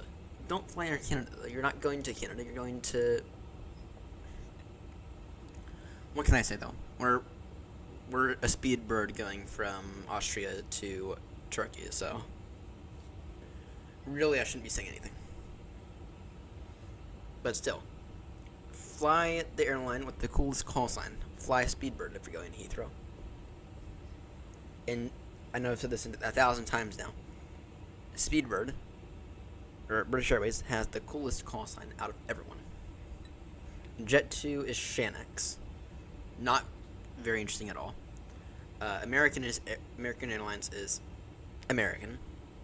Air Canada is Air Canada. WestJet is WestJet. Southwest is Southwest. Delta is Delta. United. But British Airways, they have Speedbird, which is amazing.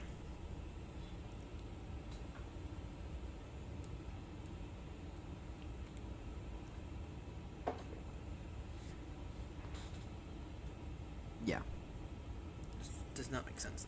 Let's see here. The route, because we can see the route. We can see the pre-files here, can't we?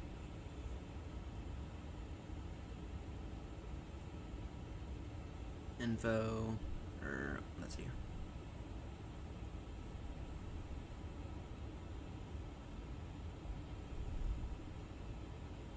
Yeah, you got a bunch of you got someone coming from Japan.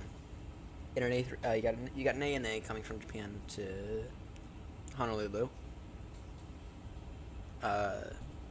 Departing, so ETA just over an hour. Or no, sorry. 5 hour. No, that's not right. Surely that's not right. Let's see here. I thought we could see the pre-files. We can, surely. Sure, we can see the pre-files. I know we could. So. Yeah, you might get one, though. It might be a while because, if we're being honest, all your arrivals are over here, and damn, how many arrivals are there on the ground right now at San Fran? Oh my word! There are so many arrivals on the ground at San Fran right now. So.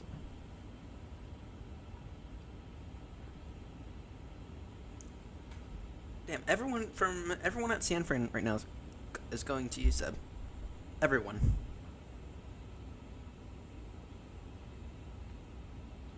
In word. You are okay, this is the busiest I have seen Hawaii, I'm not gonna lie. So, but if you look at Heathrow at any given time, it's immediately like 10 arrivals at bare minimum. So.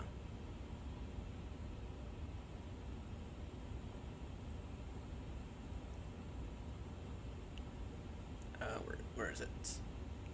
How do I get out of this? Pre-files, there we go. They're on the Honolulu 1 hotel. Sub. I don't know if you're aware of this, but the Honolulu 2 hotel arrival for Heathrow is not a valid arrival.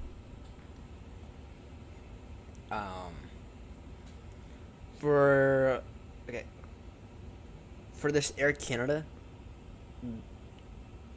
you have to give them a route change because Honolulu 2 hotel arrival for Heathrow is not a valid arrival unless you request a certain ATC clearance.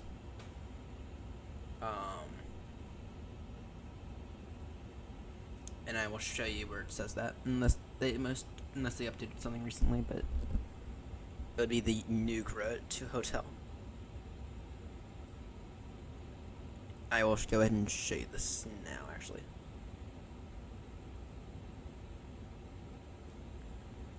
And I have had air traffic controllers for Heathrow tell me that, so I know from experience. It'll be RNAV arrival at Star. Honolulu 2 hotel. Unless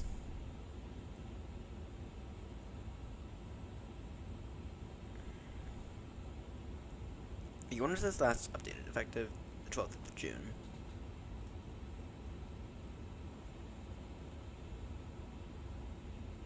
Okay, it doesn't. In that case, it doesn't say that. I thought it did. I thought it did. Essentially, the Honolulu 2 hotel arrival for Heathrow is essentially the same as the Newsky, but you start out way farther. It's the Fitbo that's not right. That's not allowed. It's Fitbo 1.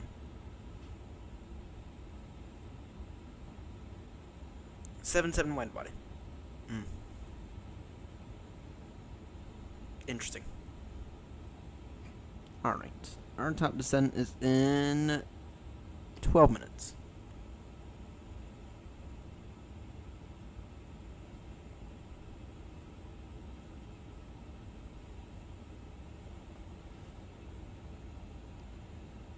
What does your ATIS say? There's that Air Canada. There's that Air Canada.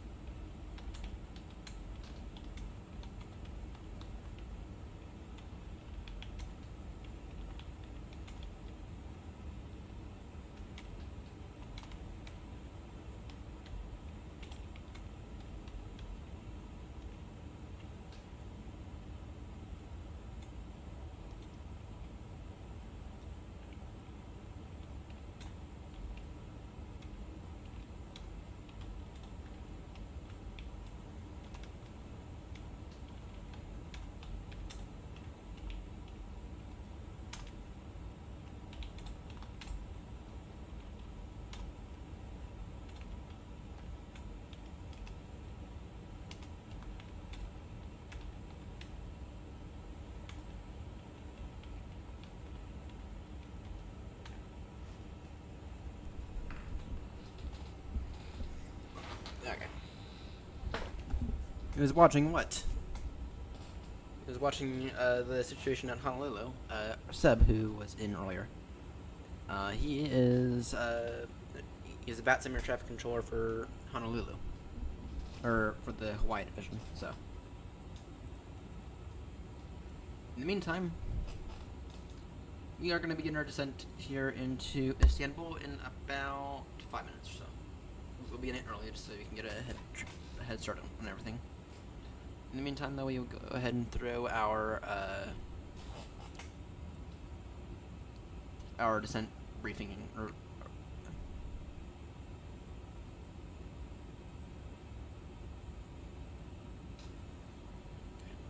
unfortunately. Fair. Don't think it's valid.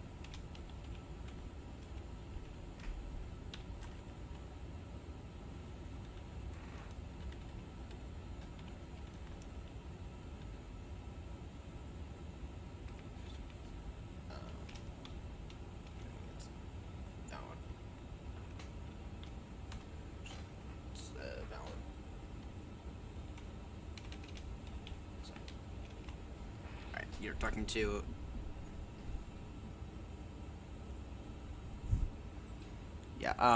Yeah, so for that Honolulu arrival, I just don't think it's a valid arrival. We can look though. Actually, I was just looking. Yeah, so here's the Fitbel one. Fitbel I have been yelled at in the past by air traffic control for accidentally filing for the Fitbel arrival. Honolulu to hotel, it's not. Okay, I'm not seeing anything here that says it's not valid. So I guess it is valid. Yeah. Okay, I guess then just tell them as filed then. But you might want to tell them that they'll most likely expect the new arrival. As with the air traffic controllers for Heathrow, that's usually what they expect. But of course, I know you can't police arrivals, so. Alright, let's see here. Performance data time. Performance, destination, approach. Alright. And how do I get out of this? How? There we go. For Istanbul.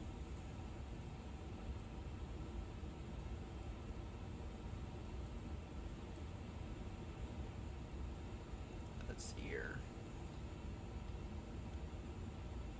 Nice. Looks like we're gonna have the whole airport to ourselves. Okay. Again, there are a lot of arrivals. Bound for Istanbul.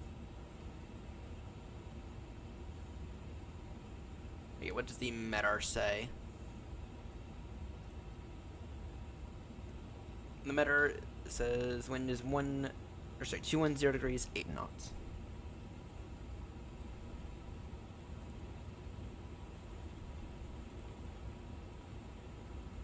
Two 108.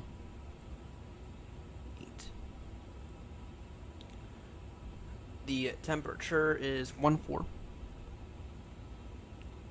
QNH is 1020 to 1020 on the QNH. And what does our borrow say? Like this. ILS is 27 left. Or sorry, 17 left. 402 on the borrow. So 402 on the borrow. Okay, or 200 on the radio altimeter. Alright, and then we descend to intercept HECA at 5,000. And then the runway elevation is what?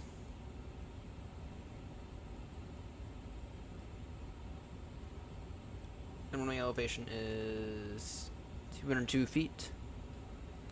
Okay. Yeah, we intercept at 5,000. It's a standard 3-degree glide slope, which is fine. Now there are obstacles in the way here, so we do have to remember that the radio altimeter is probably going to be a little off. So pay attention to the ILS first.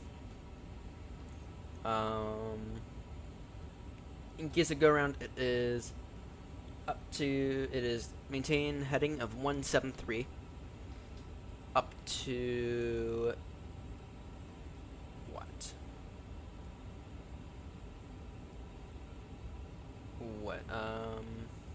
up to 5,000.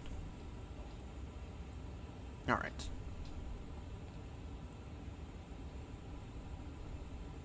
And then the transition is level 120.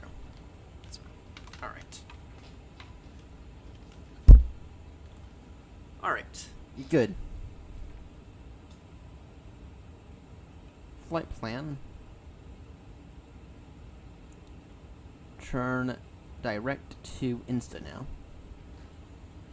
And descend now altitude 5,000.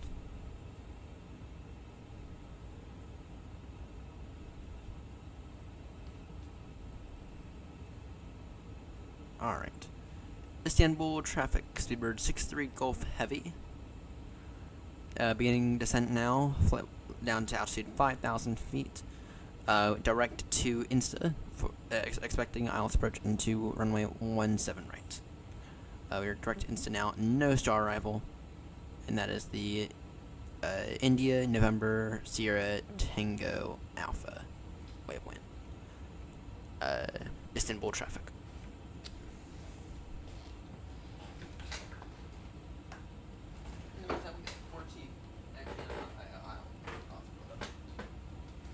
I have to fill that up, so.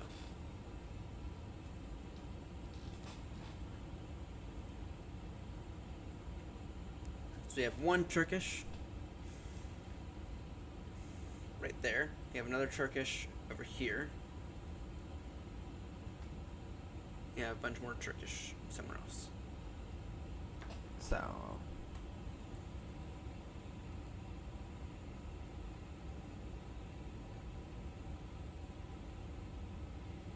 Yeah, let me take a look at that Air Canada route again.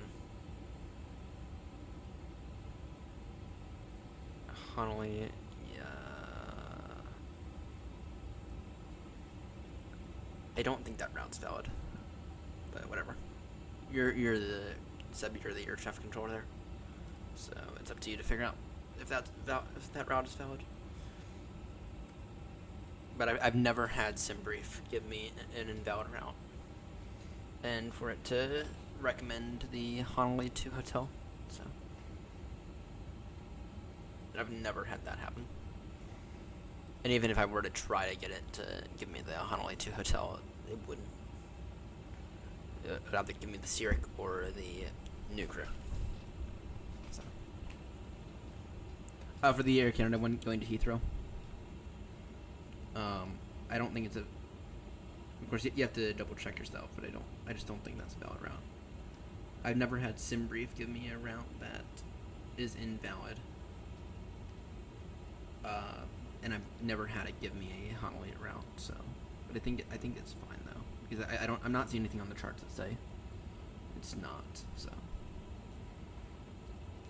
All right. Enough stressing about a flight going to the wrong airport. We've begun our descent into Istanbul. How long till we? 96 miles till Insta. What is the message?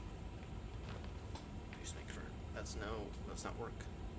That wasn't even a message, it was news.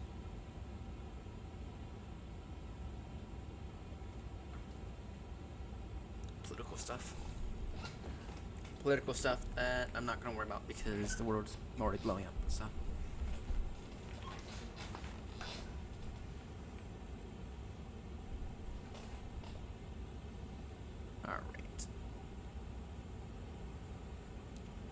Buzz the cabin now. Just out of curiosity, what are the British Airways gates for Istanbul?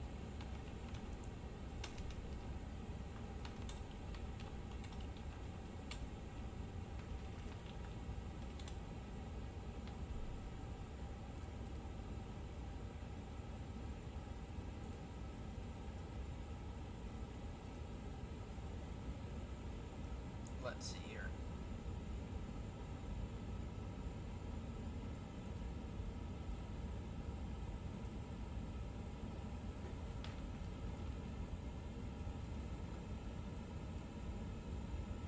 What?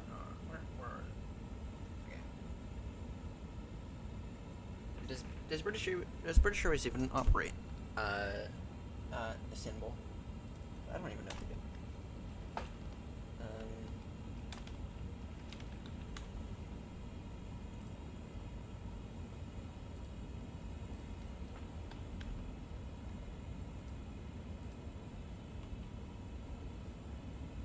IST.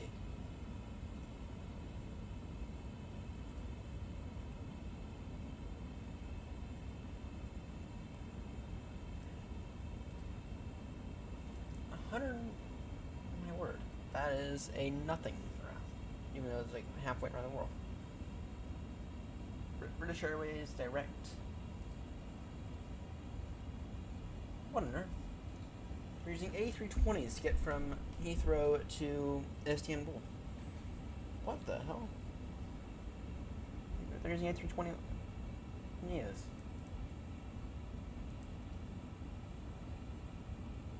My word.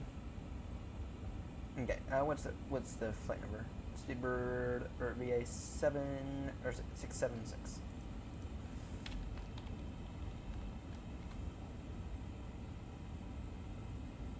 What about 677?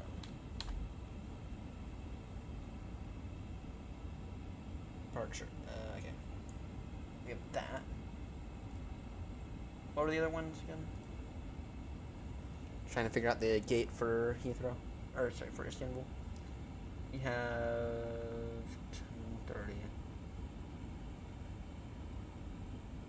BA7 or 678. That means that'll be 679. Terminal I. 67. And then what's the next one?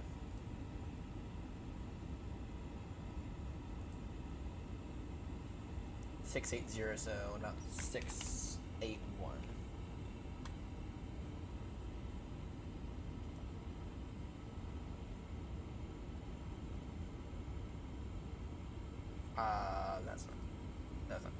That's not that done.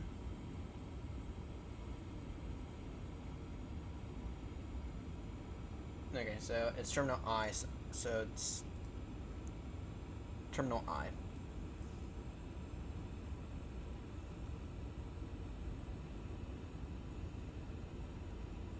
Okay, let's pull up the map then, because I don't know where we're going at. Istanbul.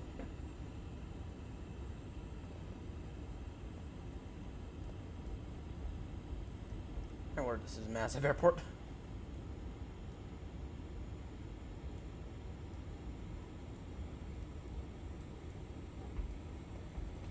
Does not help when that happens.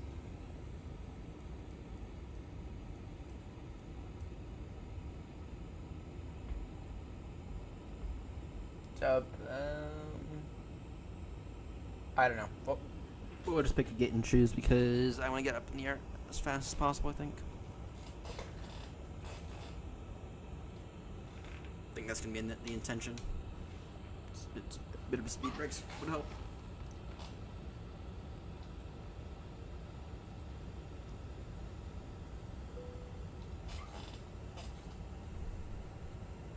Going off to Istanbul.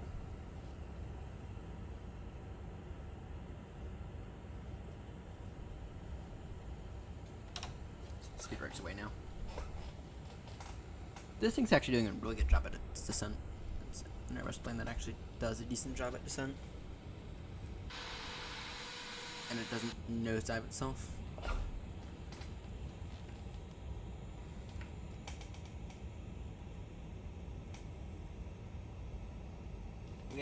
caution this 777 wide body right there.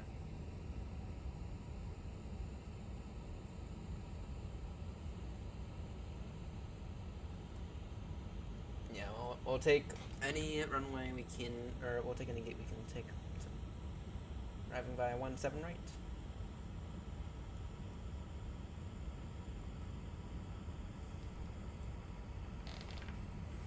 Alright, and then we maintain 5,000 till established, right? Yeah, it's maintain 5,000 till established, Alice 17 left. 17 left, a little closer.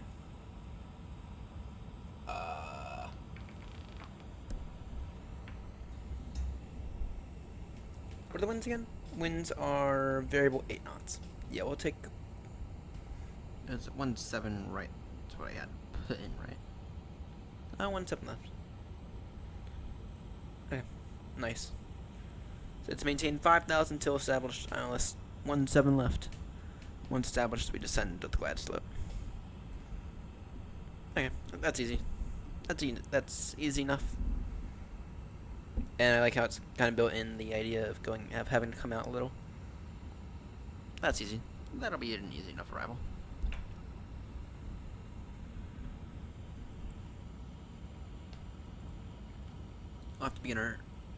We'll have to begin to slower speed in a moment, but that's fine.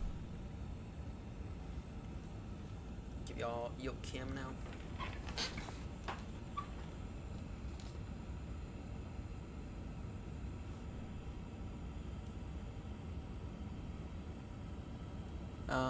Before I forget, landing lights on, nose to take off, wing lights on. Actually, wing could have been on the entire time. Loco lights on, strobies auto. I forgot the A350 doesn't actually have runway turn off lights on. Any runway turn off lights. So completely forgot about that. Alright, Seb. You're going to hopefully watch me butter this landing into Istanbul. So it'll be a freaking miracle if I can butter this A350. It'll be a freaking miracle if we can do this properly this time. We've been close to buttering it into Heathrow a few times, but something happens at the last possible minute, so.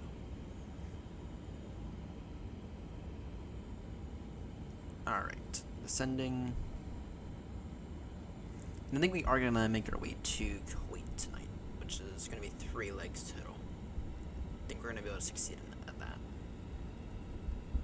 Because this next leg is actually a little shorter. Our next leg is to HECA, which is in Egypt.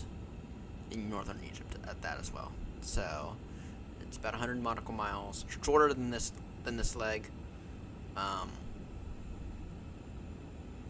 And it's, for the most part, we got a tailwind. So. Alright. Begin to slow our speed to.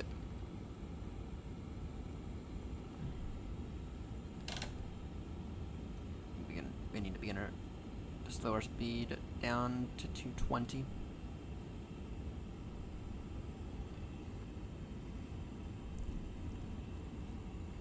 And keep an eye out for. Yeah, but Turkish right behind us, I think.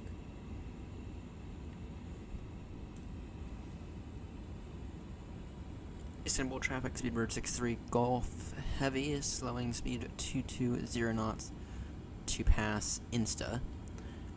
So descending altitude 5,000 feet, expecting Alice approach into runway 17 left. Istanbul traffic.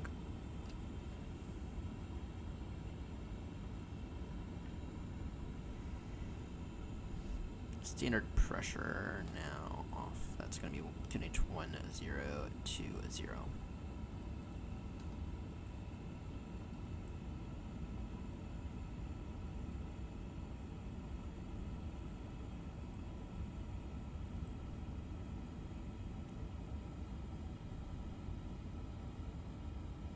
So have ways to descend.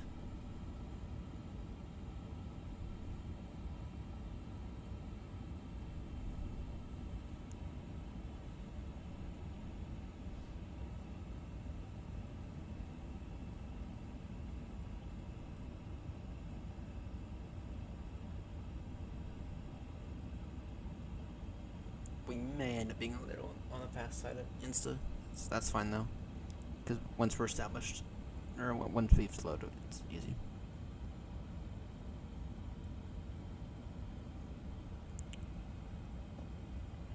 We may need a bit more drag, but I don't know how to add it without beginning to put up the flaps first. What does the matter say for Istanbul? Variable 8 knots. Ouch. Temperature 1.5. No sig. Okay. As of 25 minutes ago. Alright. That's fine.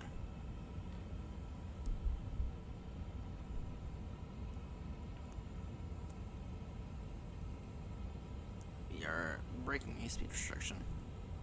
Oh, that's fine, whatever. No one to get mad at us for that.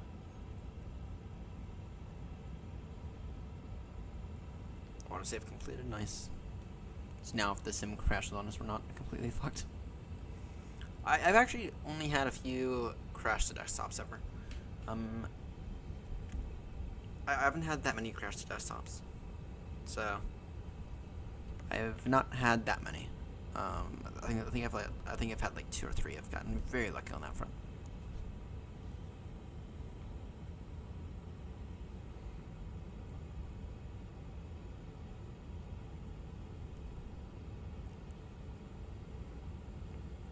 Alright, and then where's this Turkish? This Turkish is doing something else entirely. I'm taking what SimBrief recommended, so. And I have the airfield in sight now.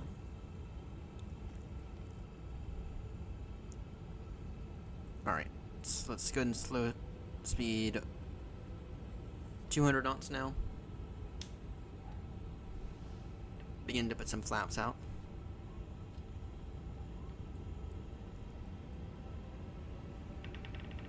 Right, Zeb, you are in for a treat, hopefully. Speed breakaway. Slow to speed 190 now.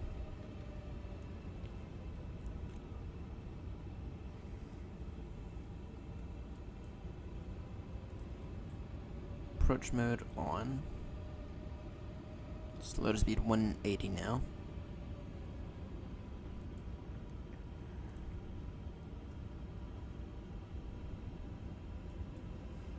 Istanbul traffic, Speedbird 63 Golf is turning base now for an ILS runway 17 left approach. Istanbul traffic.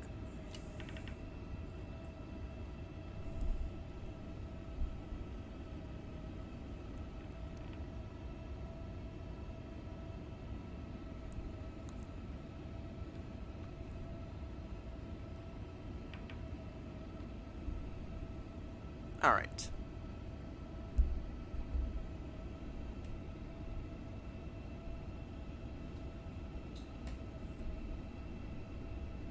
Let's try to butter this landing.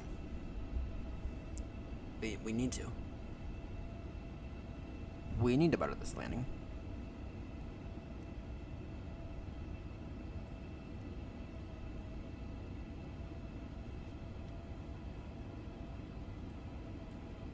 We are due for a butter landing in the A350 for once.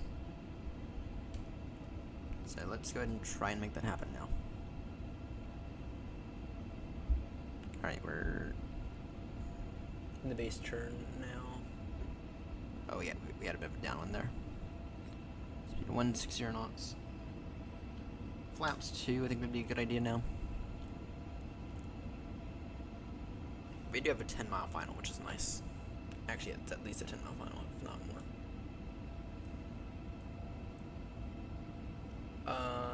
Yeah, it's actually a bit more. It's like a 12-mile final. Which is nice.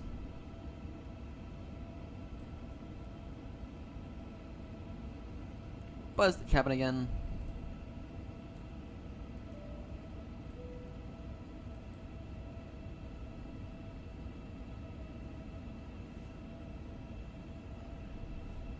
Actually, so we can maintain we can maintain 200 knots till established.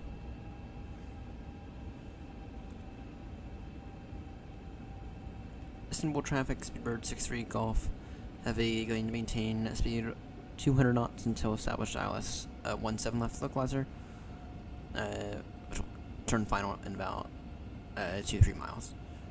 Istanbul traffic.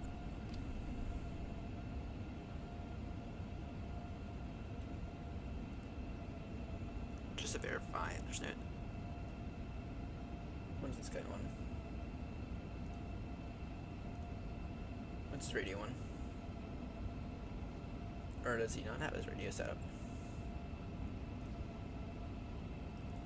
That's fine.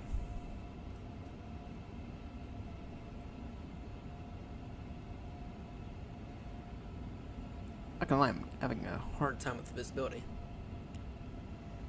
Having a very hard time with the visibility right now.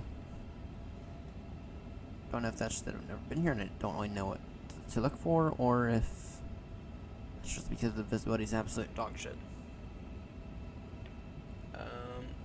What does the matter say again? Broken 4,000. Broken level 40. So, okay. That makes sense. Istanbul traffic, Speedbird 63 Golf Heavy. Now reducing speed 180 knots. Fully established now, ILS 17 left localizer. Istanbul traffic.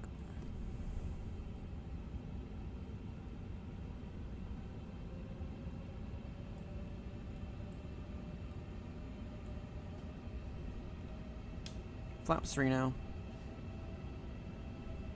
We can go ahead and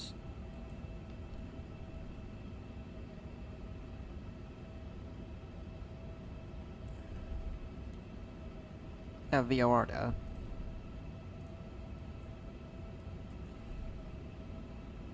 How long do we got? 15-mile final. And now I got the airfield in sight. We'll maintain speed 170 knots till 4-mile final. Istanbul traffic, Speedbird 63 Golf Heavy, gonna maintain speed 170 knots until about a 5-mile final. Istanbul traffic.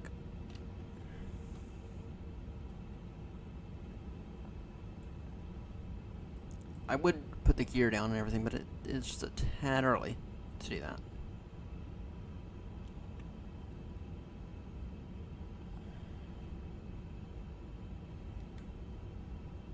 It's just a tad early to put the gear down. Why does it feel like we're not moving?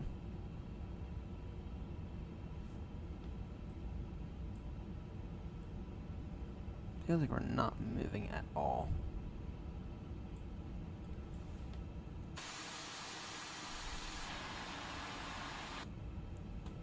Verify on that sim radar when you are moving.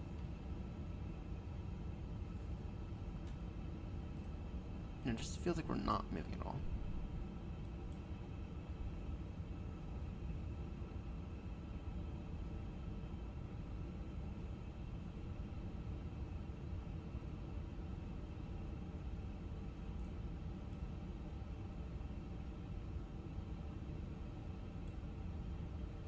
We are. It just feels like we're not moving.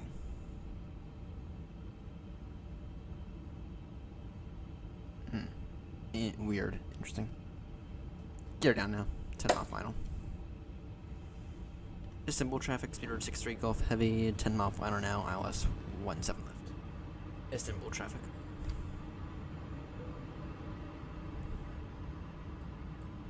Okay, now it feels like we're moving again.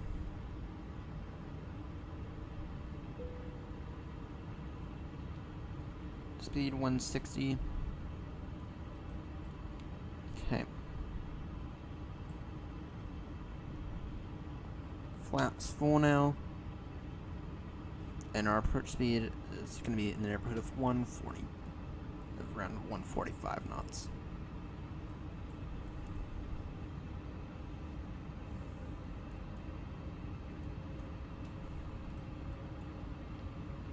Once again, I'm getting this feeling that we're like not really moving, though we are.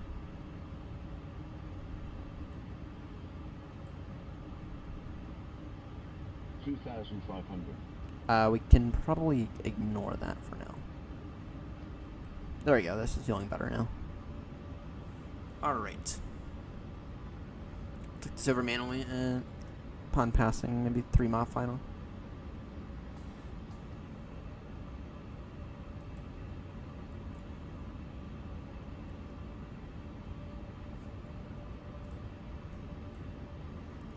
Yeah, it's just a pilot fatigue thing where it's like, it doesn't feel like we're actually like 2,000. moving, but we are. I can definitely tell we're moving now, but it still doesn't feel like we're moving.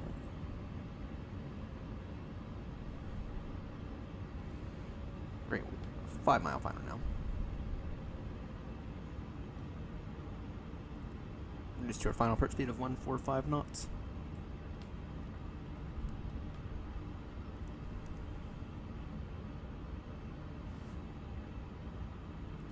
Auto brake.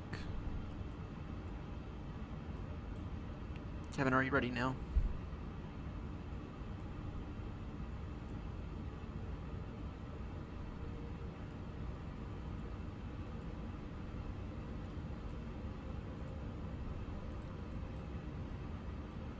Alright.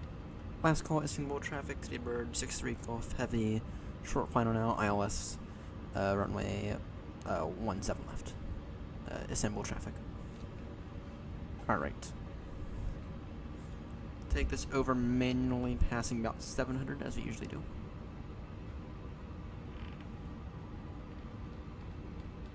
Coming to the shoreline. 1,000. 1,000 noted. Cabin, you're not ready yet, are you? Even though you need to be. 5, 4, 3. And 5, 4, 3, 2, 1. Now. My controls. 500. Noted. 400. Noted. 300. Noted.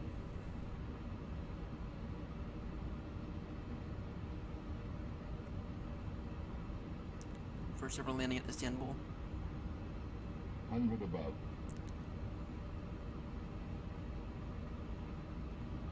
200. 200. Minimum. Continue. Sync rate. Shut up. 100. 90. 80. 70. 60. 50. 40. 30. 20. Retard. 10. 5.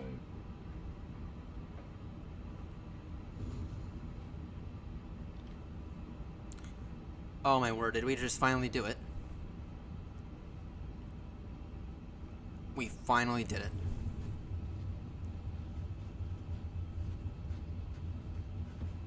We finally just fucking did it. Auto brake off. Alright. We finally just fucking buttered the A350. Wow. Didn't even realize it was possible.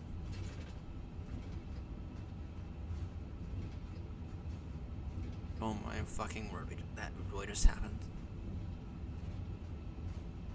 We finally just buttered the A350.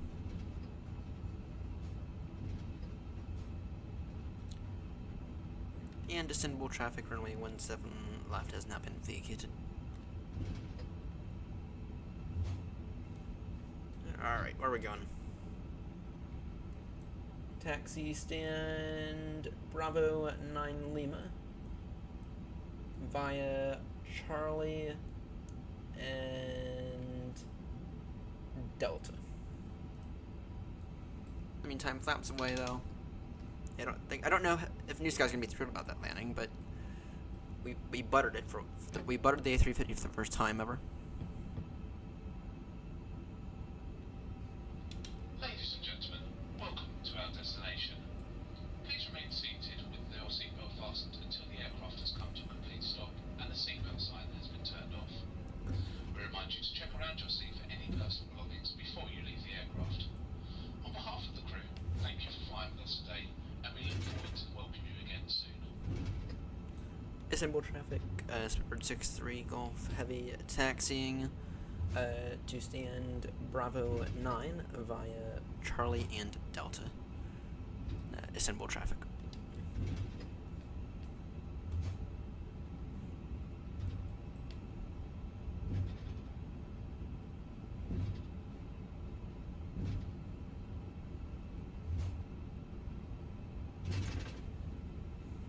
We finally fucking happened.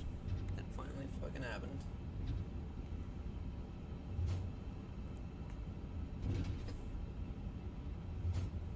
Alright, it's the next set.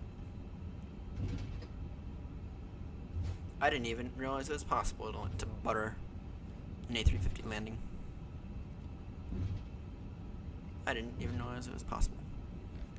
That's though I definitely want that brake fan on.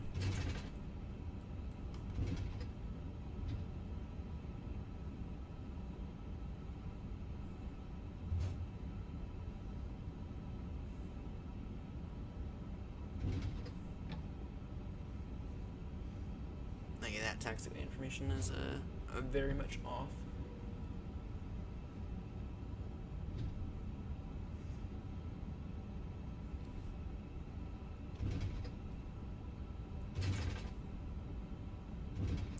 We'll join Tango here.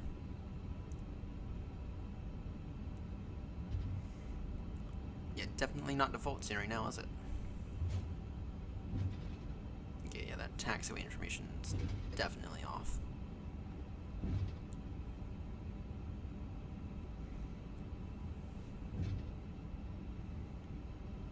Just gotta love this.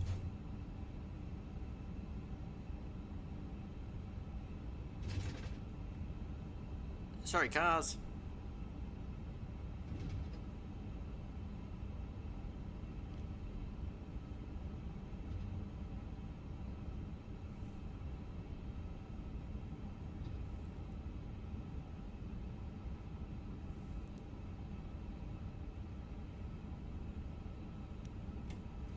Parking brake set. Shocks and ground power.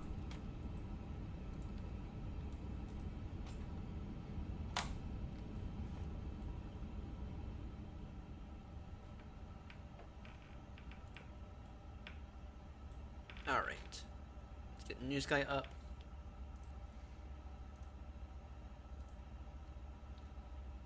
$9.9. Off center line landing.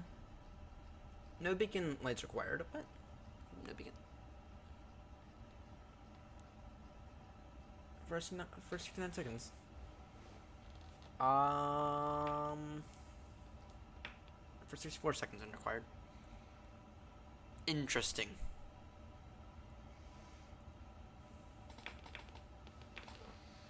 Great touchdown.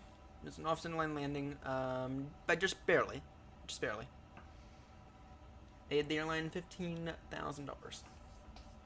Nice. Nice.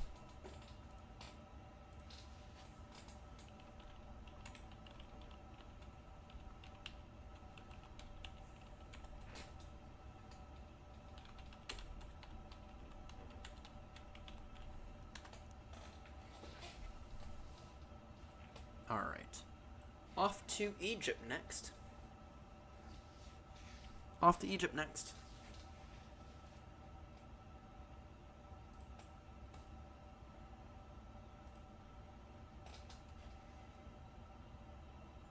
Off to Cairo.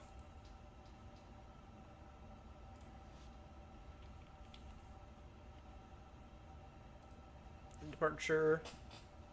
Yeah, we can aim for departure in a few minutes.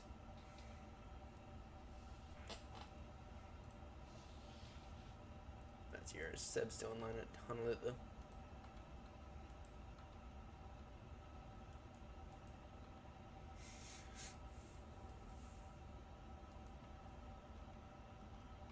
Nope, he is not.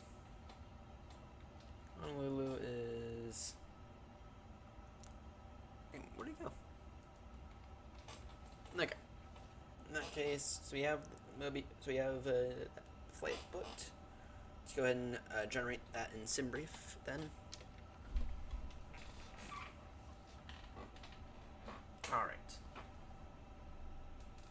Reflight, Speedbird, 6-3 Golf. We are at LTFM. Going to HECA.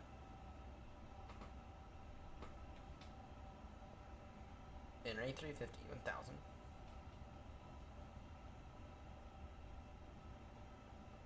I don't have scenery for HECA, so oof.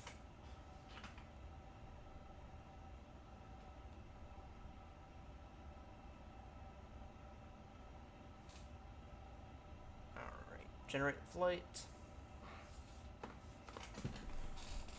Get up in the air, and then I have to use restroom.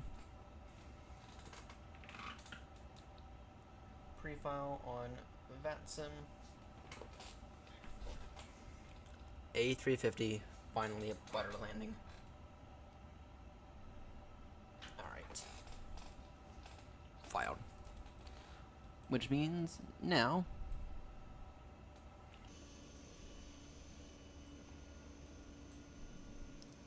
what that means is that we now do not actually have long until we have to push and start and get the fuck right back out of here. Alright. IniBuilds. Sheet. Instant refuel. P going into HECA. Go ahead and request this company flight plan. Received, insert. Alright. Request the wind. Insert the wind. Departure via. What does Navigograph recommend in terms of this departure? 17 right. In that case, we'll take 17 left, please. Yeah. In that case, we'll take 17 left. Departure via Ratview 1 Golf.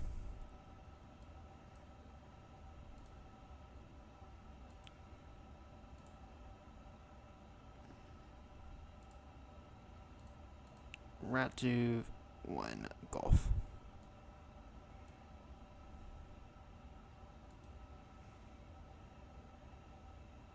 Really? Change to 17 left, please. Yeah, Ratview 1 Golf. 17 left.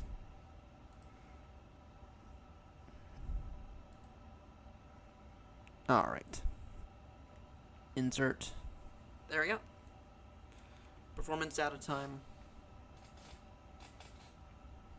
And we are excited to get out of here in a few moments. Alright. Sync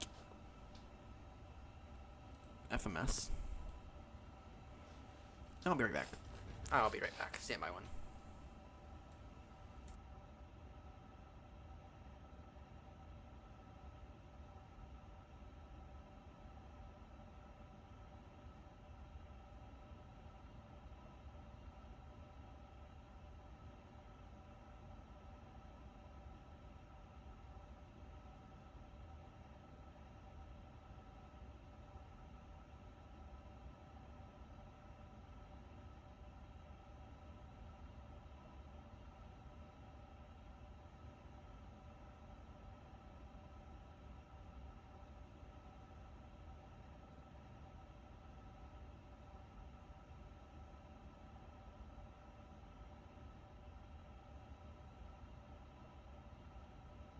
Back.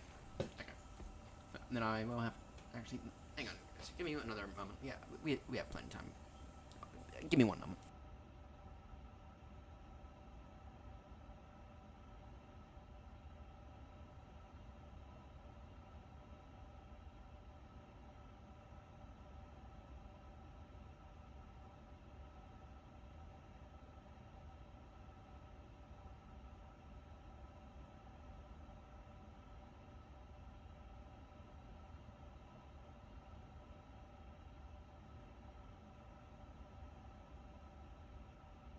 Istanbul traffic Egypt Air 787 final approach runway 355.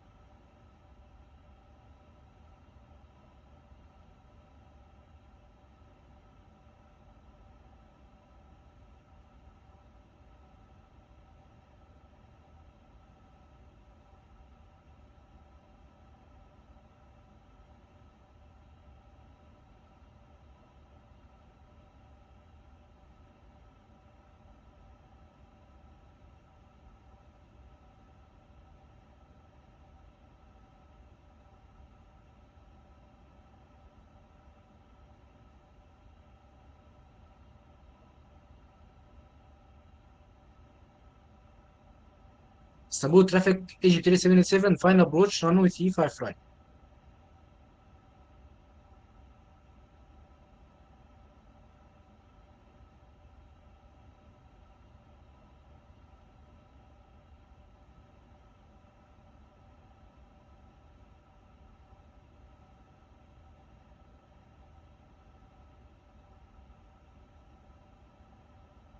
The traffic was in the final runway 17, please. What are you doing? The active runway 35.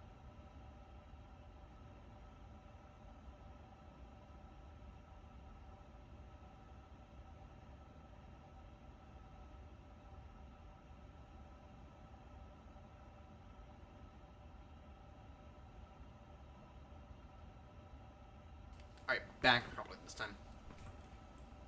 Alright. Send to the FMS. Knit. Istanbul traffic Egypt Air 3787 go around. Enter that, enter that, enter that. I have no clue what our passenger payload is. I'll return that.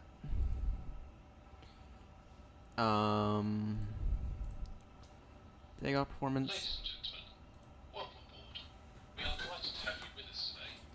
Please take a moment to stow your carry-on items in the overhead compartments or under the seats in front of you. For your safety, larger items should be placed in the overhead bin and smaller items must be securely stored. If you need assistance, our cabin crew is here to help. We'll be pushing back from the gate shortly, so we kindly ask that you take your seat as soon as possible and clear the aisles. Okay. Full load, and what is our passenger payload again? LFP, or sorry, load sheet. 369.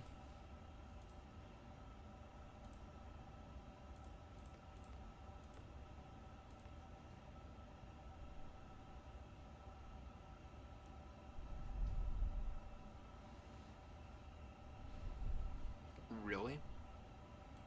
I have a hard time believing that that's it. We lived the instant in terms of the fuel, right?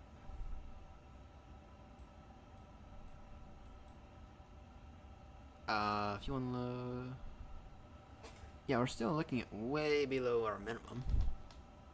Okay, in that case, let me go ahead and go back into SimBrief and get some more fuel. That's interesting.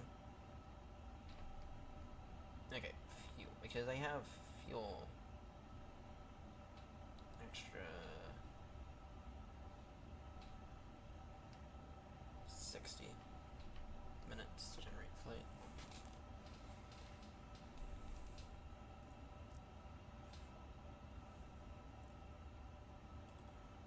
Okay, SimBrief import fuel instant.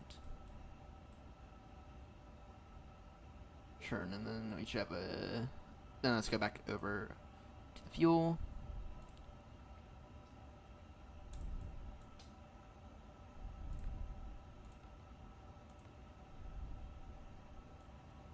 Our zero fuel weight now is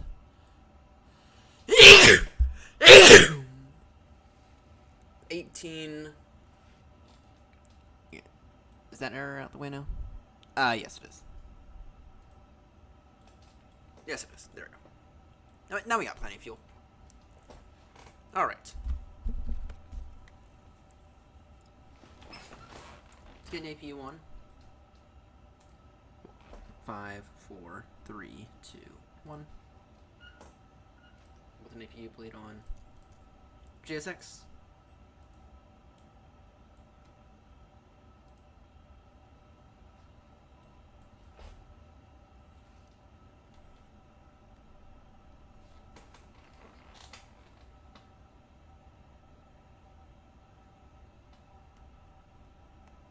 Yeah, we have a lot of aircrafts on the ground here. Taxiing runway 17 left. So I'll push and start face. Oh, we'll push and start face north. Hello, Captain. We are ready for pushback. Good, so am I.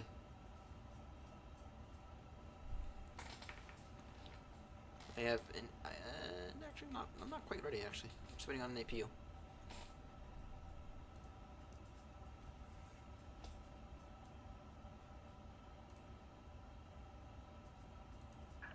Departure check completed. Bypass pit inserted. Now that's ready. All right. All right. Let's get Out of here. It's nice fun at Istanbul. With absolute gorgeous scenery, just to say it. It's time to get out of here, though. All right. Locking gear.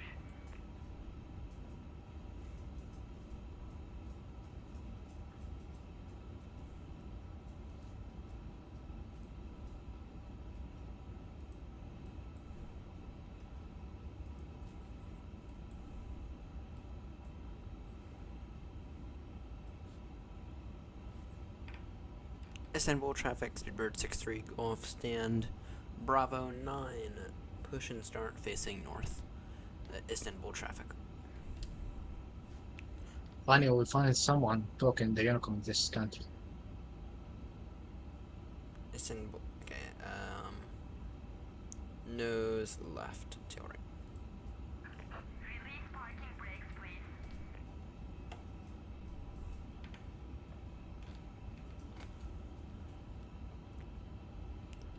Istanbul traffic, Speedbird 63, Golf, Stand Bravo 9, push and start facing north. Istanbul traffic.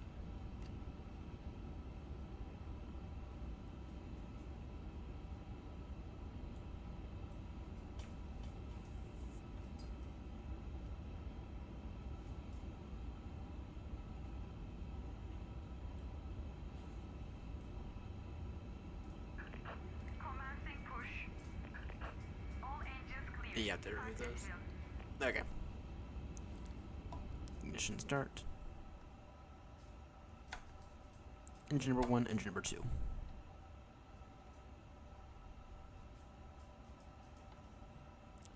Let's get out of here. Let's get out of Istanbul, off to Egypt now. As a beautiful British colonizer. Let's get out of here.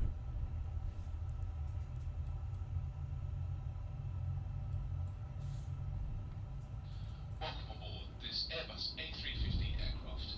Your safety is our top priority. Please pay close attention to this important safety briefing. Fasten your seatbelt by inserting the metal tip into the buckle. To tighten, pull the strap, and to release, lift the top of the buckle. In case of unexpected turbulence, we'd ask that you keep your seatbelt fastened whenever seated. If the cabin pressure changes, oxygen masks will automatically drop. Pull the mask towards you, place it over your nose and mouth, and secure it with the elastic band. Breathe normally. Be sure to secure your own mask before assisting others. Your life vest is under or beside your seat. If instructed to use it, slip it over your head, fasten the straps, and pull them tight.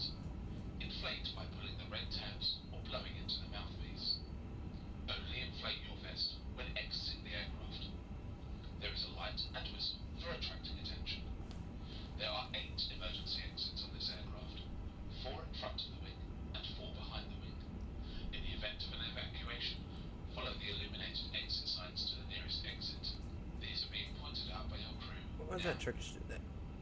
Please note, the closest exit may be behind you. Please take a moment to review the safety card in your seat pocket for more information. We thank you for your attention, and we hope that you enjoy the flight. Alright. We can confirm a good engine start now. Please set parking brakes. Waiting your confirmation for a good engine start. Cockpit to ground. We have a good engine start. You can disconnect. Alright. Full left rudder, full right rudder. Nose down. Good. Put it on yoke cam. Nose up. Nose left. Full left. Full right. Unlocking gear. Speed brake full. Flaps full. Speed brake away. I will say that this is nice to have that. And theoretically I can go ahead and put this on Total disconnect. the tablet here, which I might actually do. Damn, actually that would be a really good idea. Left is clear. Right is clear. Actually, yeah, let me quickly set that up actually. We have left box.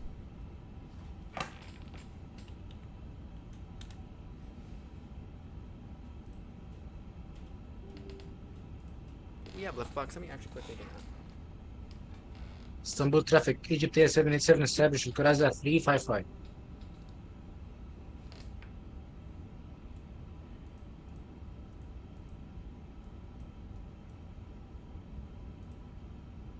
Yeah, I'll get it. Let me give it a second.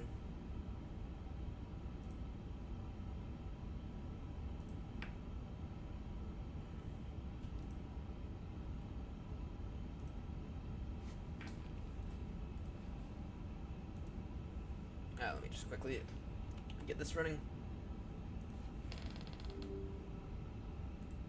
Yes. Flaps full.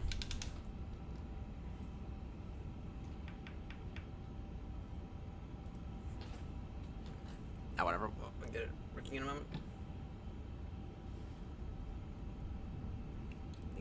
Taxi runway.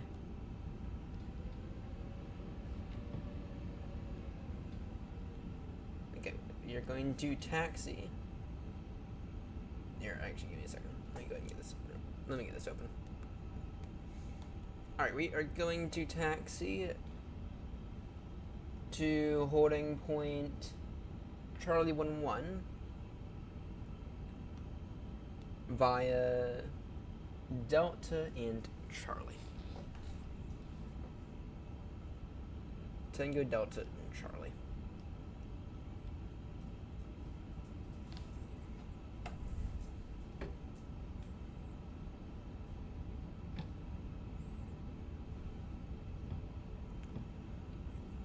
Istanbul traffic, Speedbird 63 Golf taxiing to holding point Charlie 12 via Tango, Delta, and Charlie. Istanbul traffic.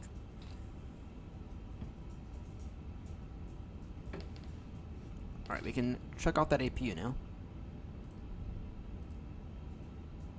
Istanbul traffic, Egypt Air 787 approaching runway 35 right, 86 nautical mile.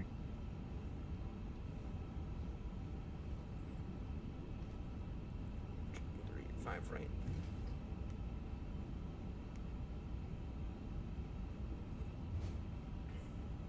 Not to worry.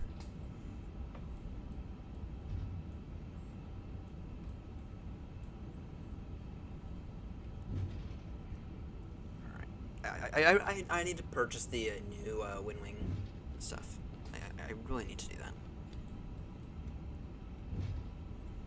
I really need to purchase the new Wind Wing stuff because not having the not having the ability to arm the ground spoilers through the speed brake is quite annoying. Istanbul traffic, Egypt Air 787 landing runway 35 right. Joey Judge is landing.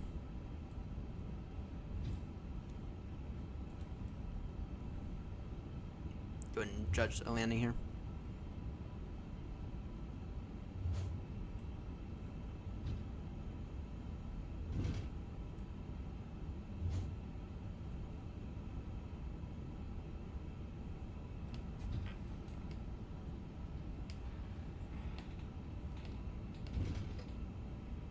Oh, he's not.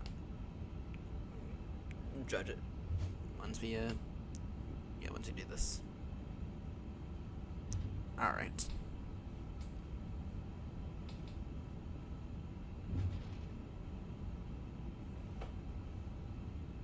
All right.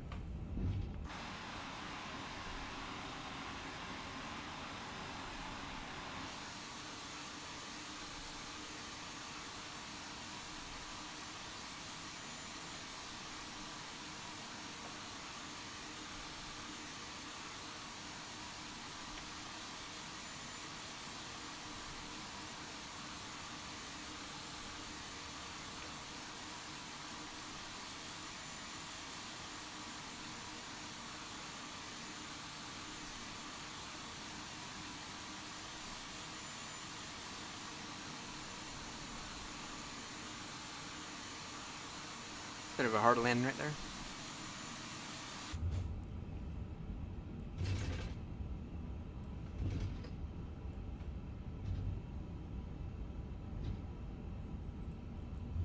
Nicely done there, mate. Thank you.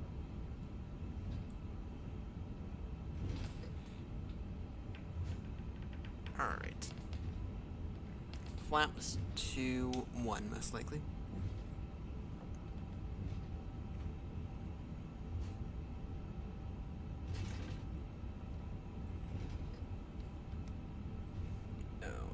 Ladies and gentlemen, good evening. This is your captain speaking.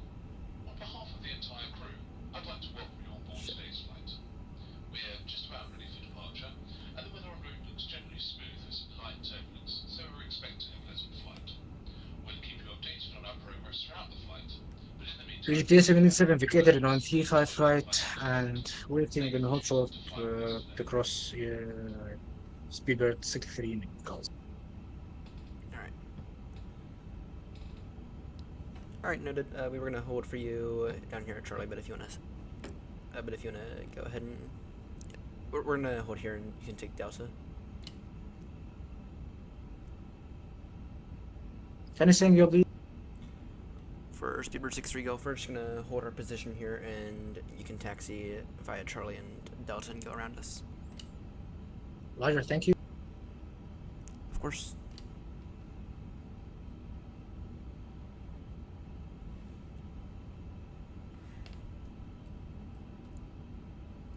Landing lights on as to take off.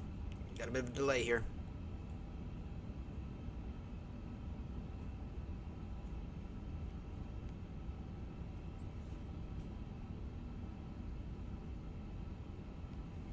This is not very well built out now, is it? But in fairness, it's not always a situation you'd expect, so.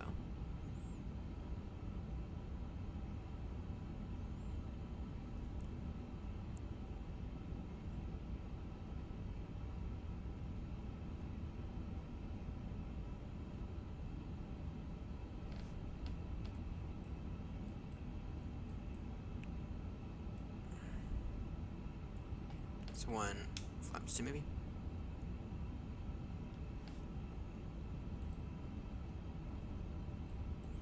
We have a departure delay.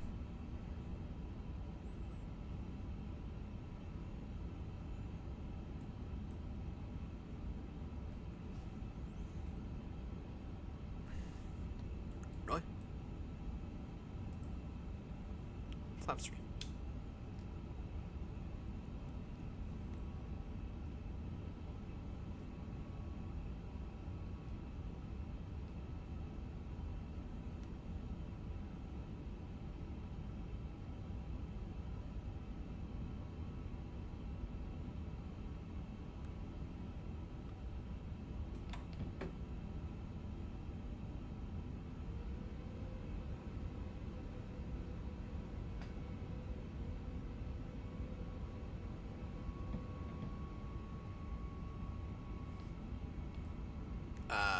That's definitely.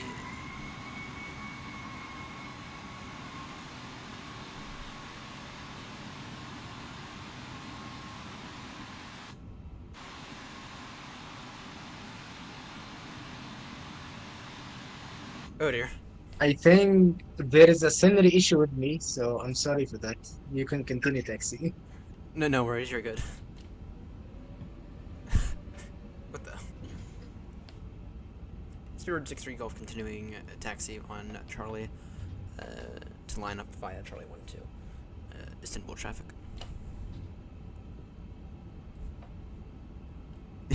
I was wondering what happened. Oh dear. Oh, that was funny. Sim scenery at its best. Let's get out of here. Newsky is going to be very, very annoyed that we have this departure delay, but whatever.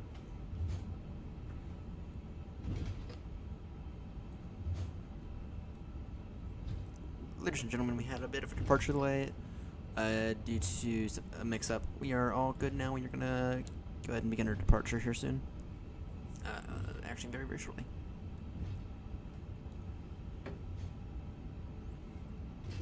Yeah, and the guy needs to disconnect from the network, most likely, because I saw that. I was like wondering what the fuck happened.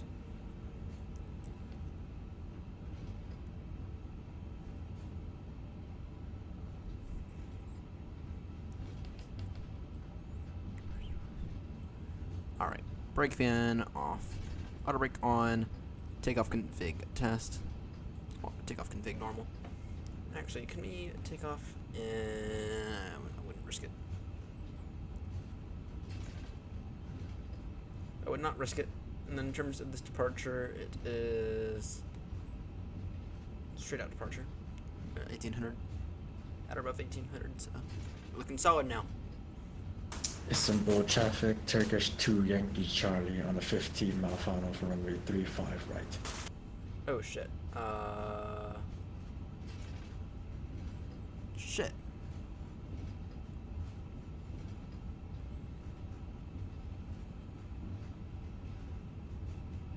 Yeah. Okay.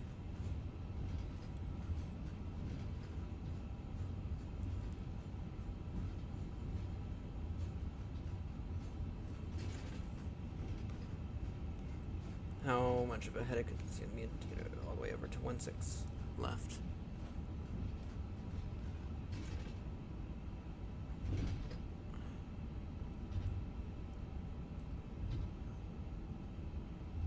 Speedbird 63 Golf crossing runway 17 left, crossing runway 17 right, and gonna continue on hotel.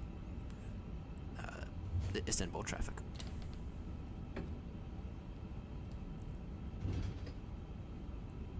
Oh dear, it's annoying. What a mess I'm making of this.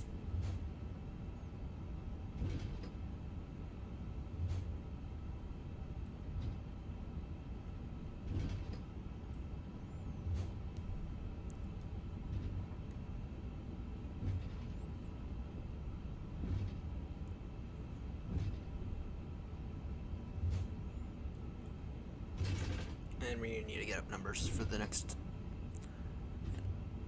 Speedbird 63 Golf clear of runway 17 left, 35 right.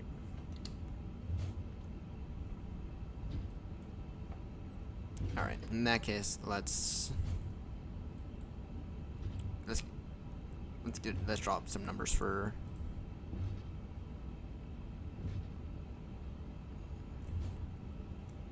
1-6 left.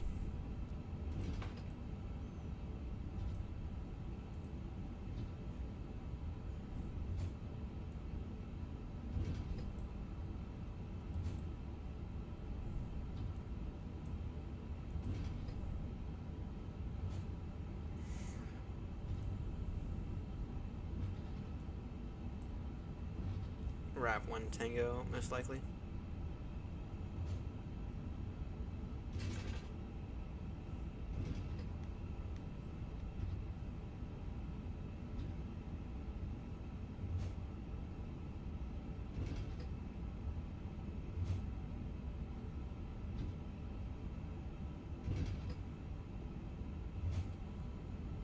is going to be the 1 Foxtrot departure. Insert.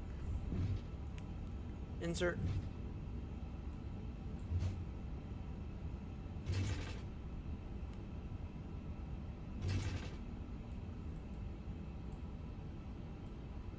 The runway. On, no, that's Alpha. Okay, sync FMS. Sync FMS compute.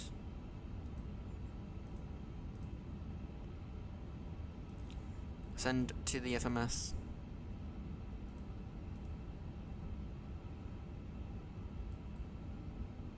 Performance.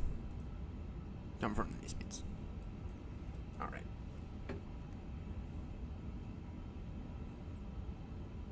Speedbird 63 Golf continuing taxi on Alpha to line up runway 16 left via Alpha 10 Bravo.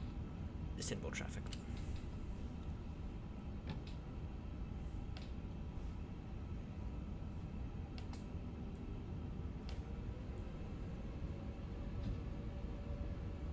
A little annoying, not gonna lie. A little annoying. Damn, we have a... Damn, this is a massive departure delay right here.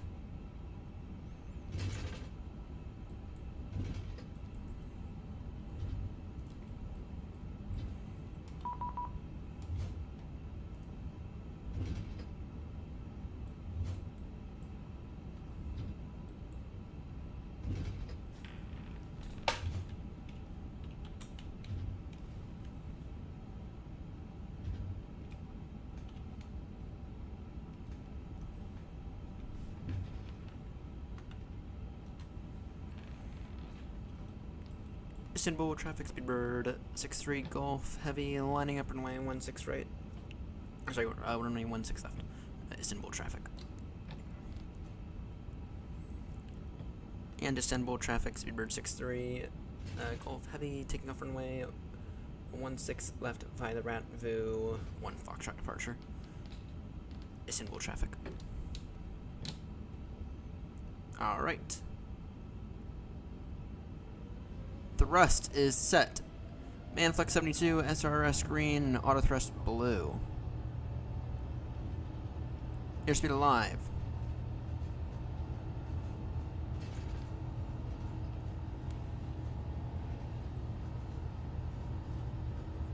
Sorry about that. We just had to get a massive departure delay right there.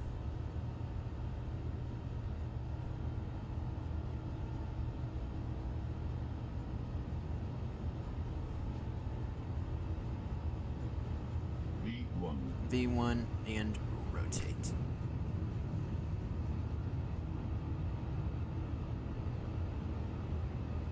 Pause and re-gear up.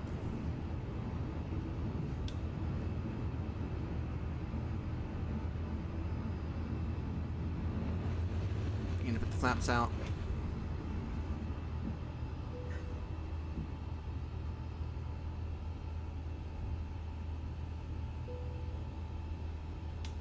That was an interesting departure. And not the best of takeoffs ever. Thrust efforts to climb now. Istanbul traffic, Speedbird 63 Golf, climbing, passing 1700, Ratvu, 1 Foxtrot departure. Istanbul traffic, last call.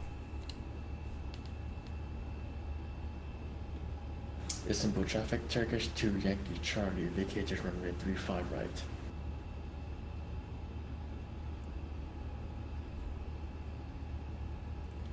Autopilot 1 now.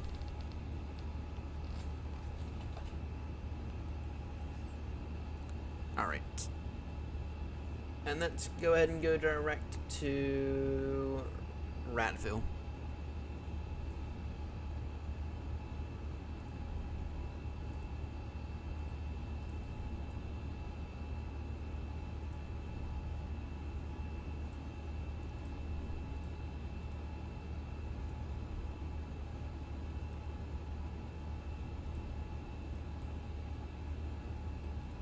There we go.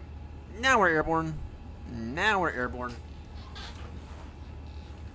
We had a significant departure delay there due to traffic. significant departure delay.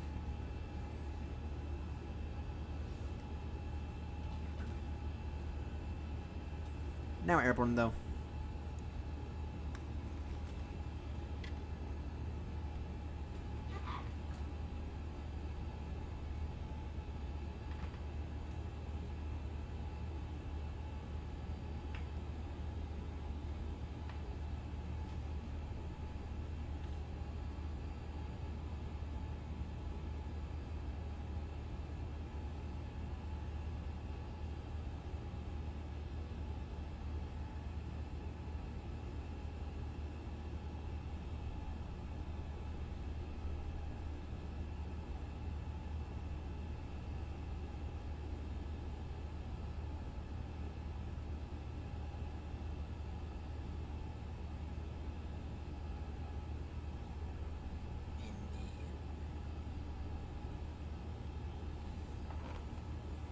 All right.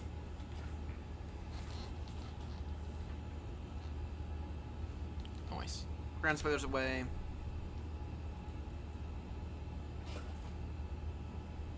Transition out to 12,000.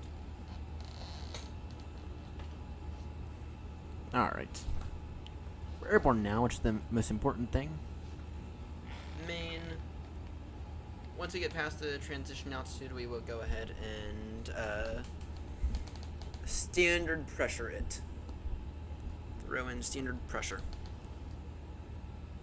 So, and then we'll get some more tea. And then we will go ahead and get some more tea. Which will be nice. In the meantime, we can go in all the lovely passengers in the back out of their seats.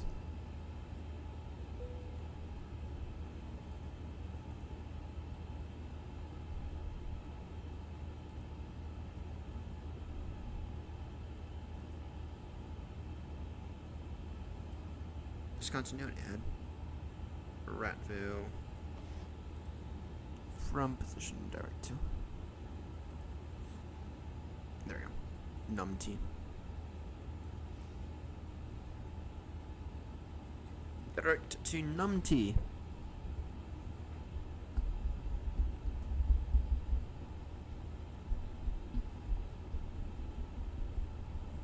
No mobile, that's fine. Would never recommend mobile in this area anyway, so. And then just out of curiosity, what does Cairo look like? Because I don't think it's a reasonably big airport, but it's nothing it's nothing massive. I mean, you got 3 runways, so. And there's no arrivals, which means it's approach only, ILS approach as well. ILS 4 VOR. Yeah, you're going to have a very, very fast turnaround time there. Our ETA there is Really 412. Yeah. So, yeah, actually, that's not bad. That's not bad. That's an hour and a half out. And then we'll go off to Kuwait, which will take us the rest of the night. But we are going to get to Kuwait. I do think that would be a good idea. So, that would get us very much in the proper direction on the world tour. So.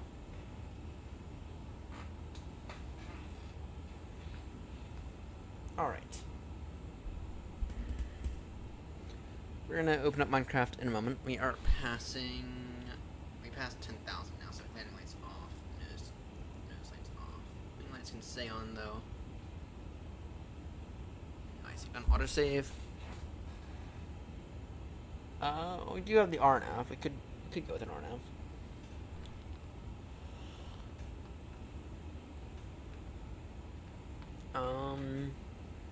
Yeah.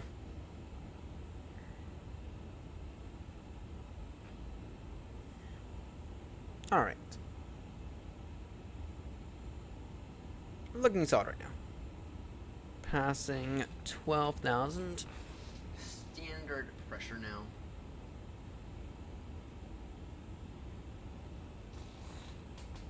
Standard pressure. Looking solid.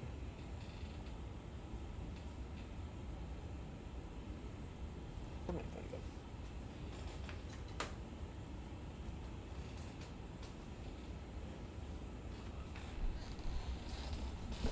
Where did I put my phone? Got a screw. Got a screw back here somehow.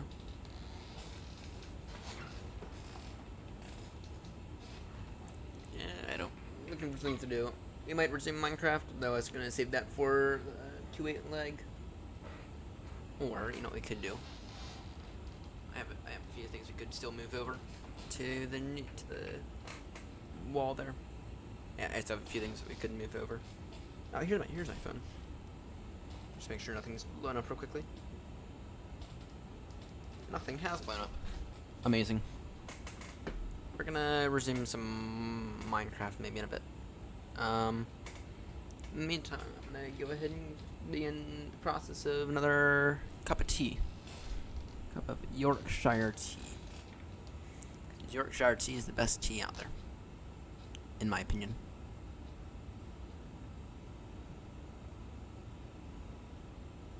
And tea. Whenever I drink tea, I actually feel genuinely quite good. Right? I feel genuinely quite good. I feel like my guts get cleaned out.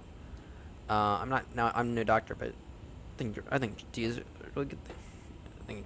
I genuinely feel quite good after a cup of tea. Cup of nice Yorkshire tea, and especially if I drink it like all day long, it's like I feel great during the day. I feel freaking great. It does genuinely help me clear out my insides as well. So, all right. Yeah, in a moment. Actually, I'll tell you what. I know y'all can't see this. Virtual display enable. What that will allow me to do is set alt that. Yes, it is. Which means what I can also do is open up now this box.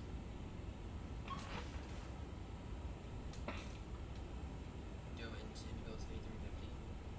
Virtual display. Nice. And then just hit enter on that. Nice. Now I have the EFB. Now I have this EFB on my tablet here. That's actually really nice to have. It's actually like really nice to have as well. Can I get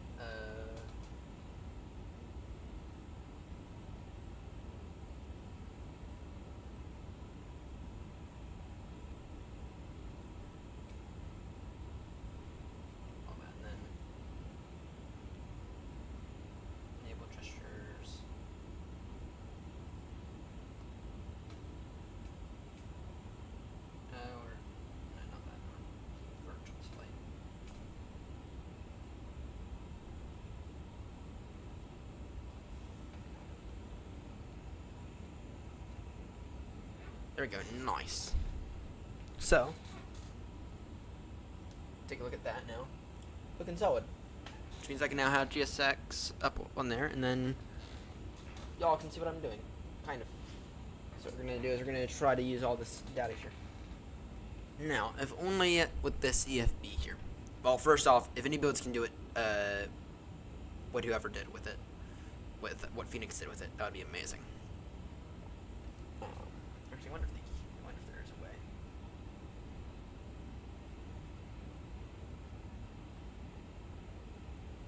Menu. Options, maybe? Simulation. Third party, maybe. Stream remote should be on. There's no exception for that. Callouts.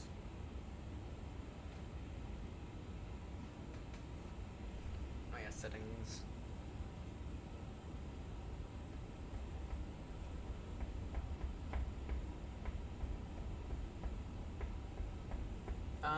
Let's see here. Is there a way to...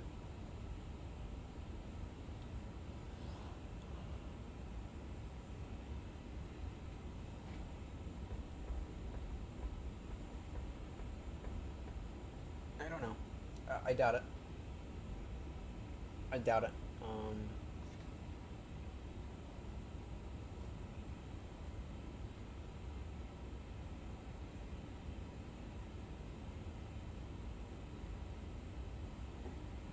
Throttle calibration.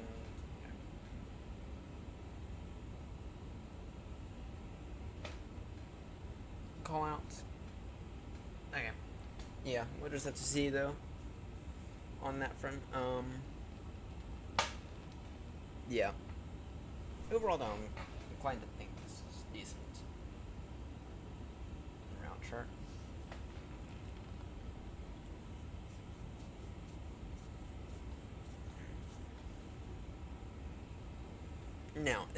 Now if we could get a Navigraph integration for that EFB, then that would be amazing. And furthermore, if we could get a way of, like, in the Phoenix to have that, like, you would have stuff like projected onto like an iPad, then that'd be even better. Because that's going to be an area that this thing loses points.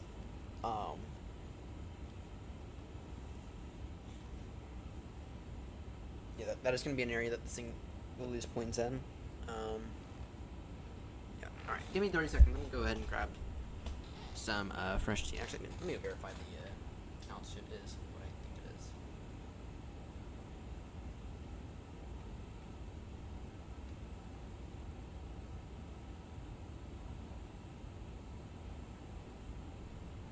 Let me verify. Altitude is, in fact, level 390. Alright. I'll be right back.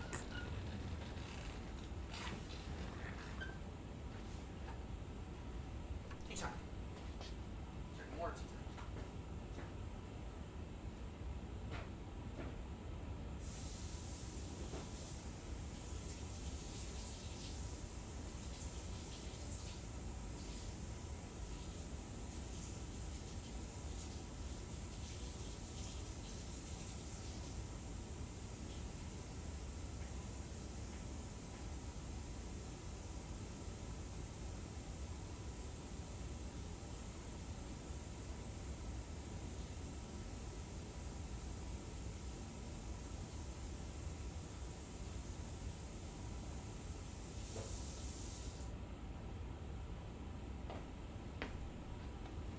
Kettle.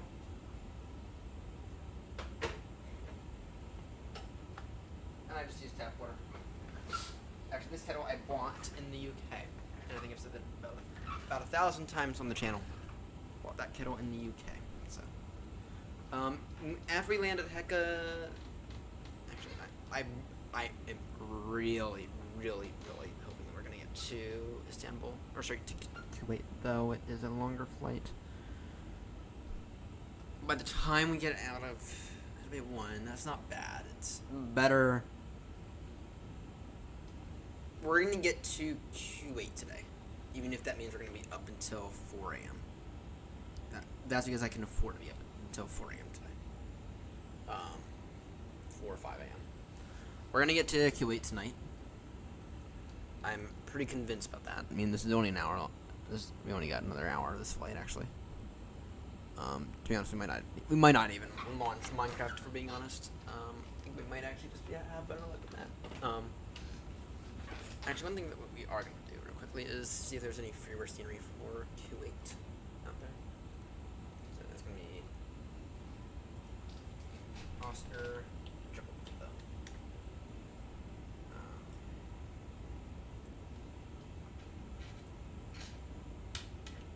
Kuwait. Oh yes, there is.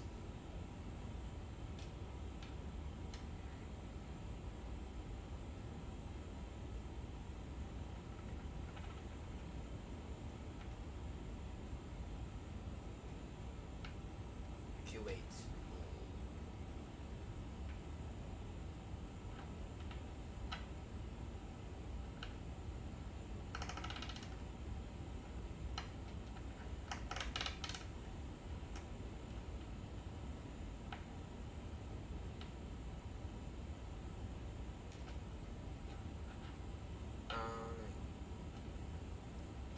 Updated as a nice. Microsoft Flight Sim 2020 development has been discontinued. Go ahead and get this downloading now. Is what we'll do.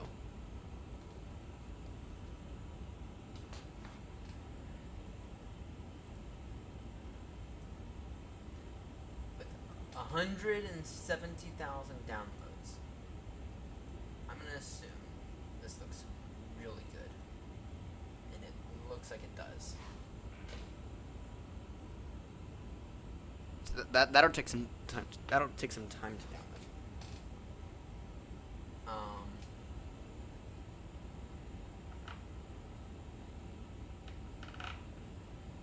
Now, does this have a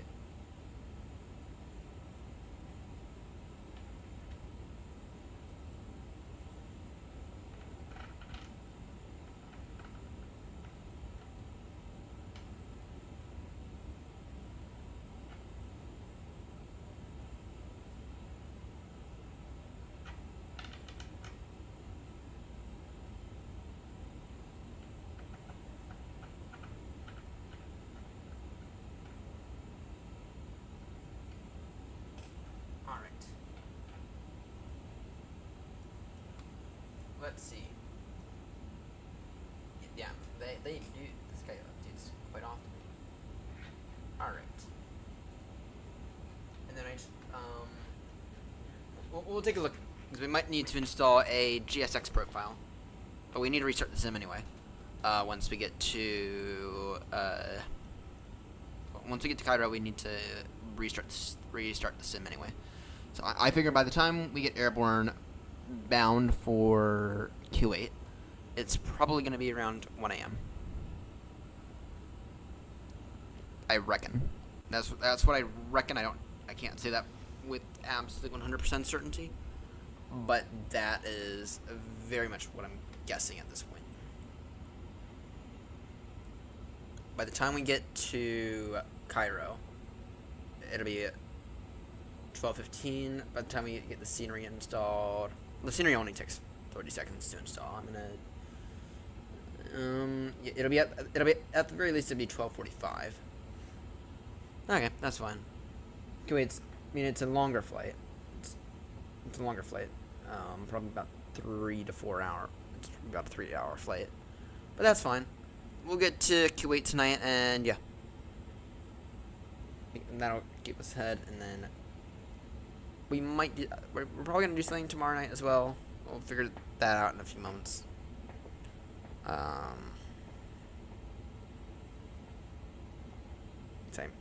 am actually wanting to hop back into Minecraft, but with just over an hour remaining on this flight, I don't want to stress it too much. I'm not gonna get Minecraft running yet. All right, stand by one. Where are? I'm still here, ladies and gents.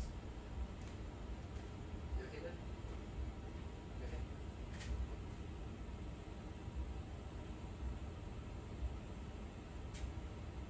Yeah, we're good. Did you enjoy the bill? Enjoy it like you did when you sleep, bud? Yeah, but he's already asleep. Or almost asleep. Just woke him up, actually.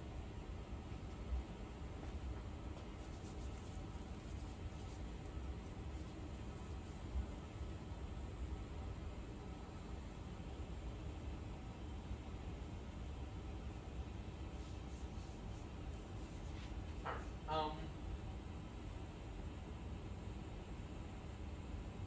now, why don't you sleep? Okay. Better do this.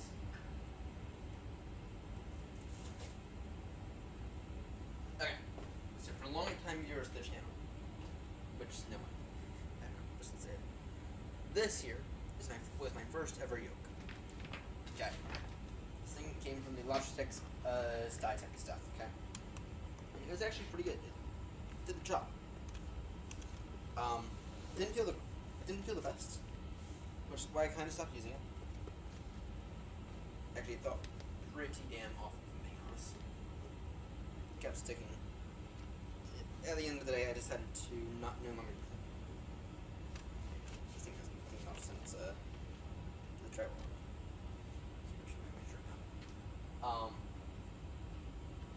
Anyway, this thing's gonna go back up onto the wall right here.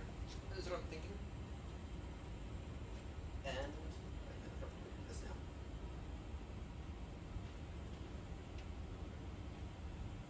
Alright, okay. Perfect. Way to do this. Now screw like this. Yeah, which way do you want? Here it is. Got three screws here actually. And what we'll do, actually, I'll grab a 8-pin first because that'll help us out in terms of the placement.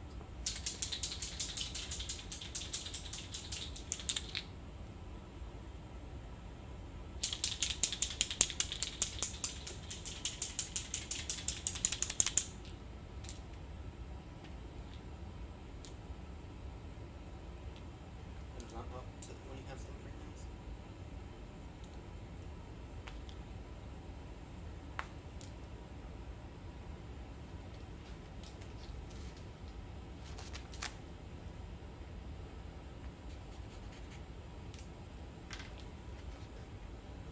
Alright. Let me just go ahead and mark this out.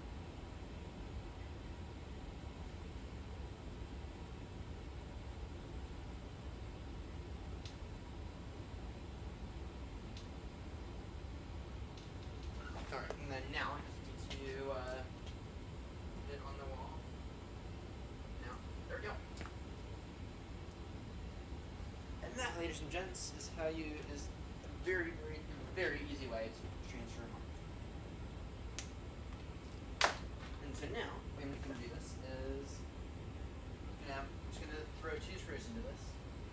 One there, one there. And it'll just, the idea is that it'll just sit on top.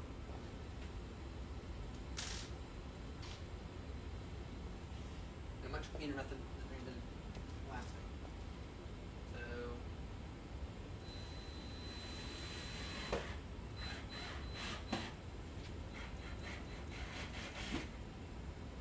screw there.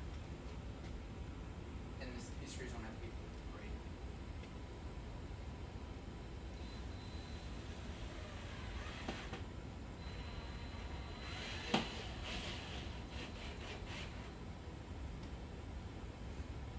And now, hopefully, right, which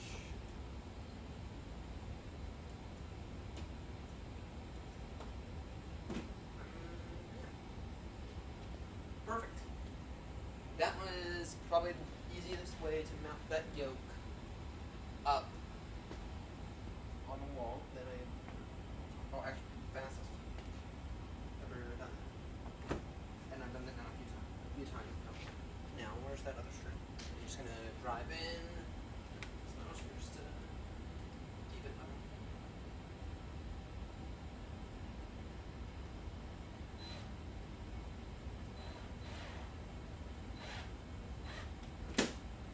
I know.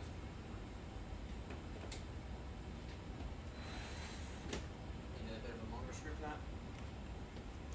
And I don't even know if I have a longer screw. Pretty much right there, actually.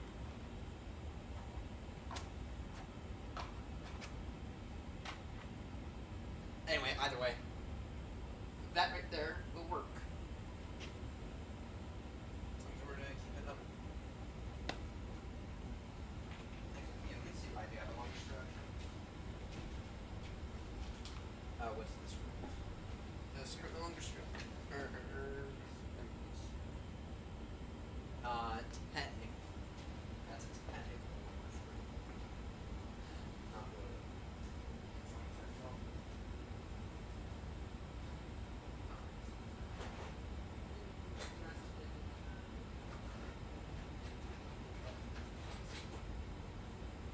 Here's a longer screw.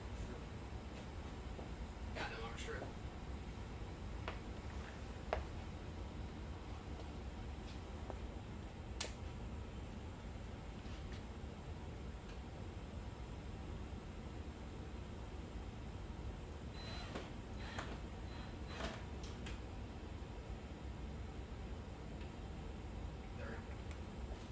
That'll work.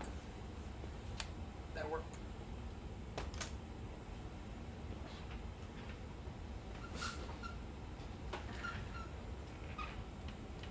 That'll work right there.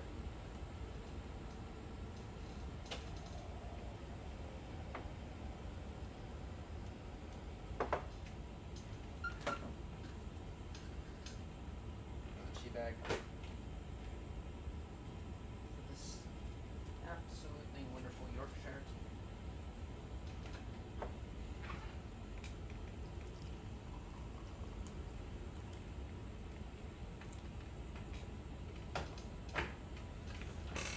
All right. Don't know what happened to this live on the face of the way. So anyway, our arrival for HECA, which is an international airport. Just to say it, the idea behind HECA, we're gonna try to move the fuck out of the Middle East as fast as possible. Kuwait is gonna be an option. Yeah, we're gonna try to get the fuck out of Egypt as fast as possible because Egypt is not very safe. So this is finished downloading. Let's go ahead and take a look.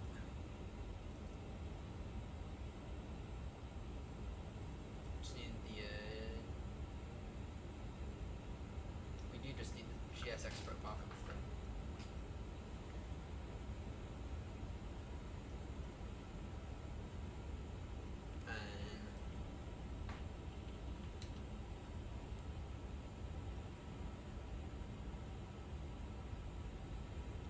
GSX profile.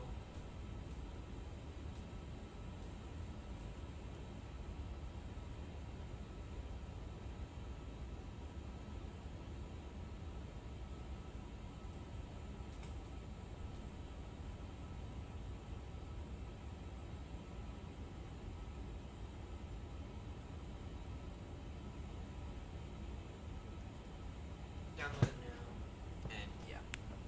In the meantime, then we can go ahead and extract all this.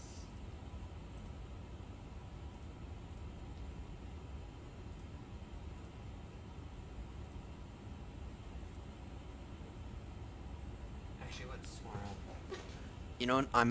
Actually tomorrow I need to begin to work on another video. Fuck. This is a video I'm not gonna end up doing. This is a video I cannot miss. I actually might begin working on it live in a few moments, so.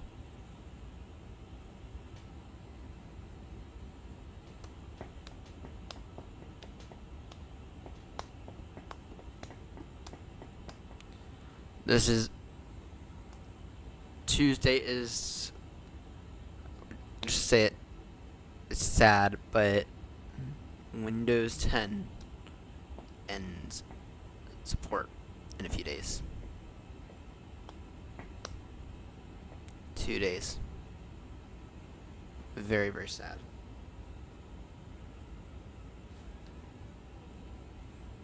Where's the phone at? Here it is.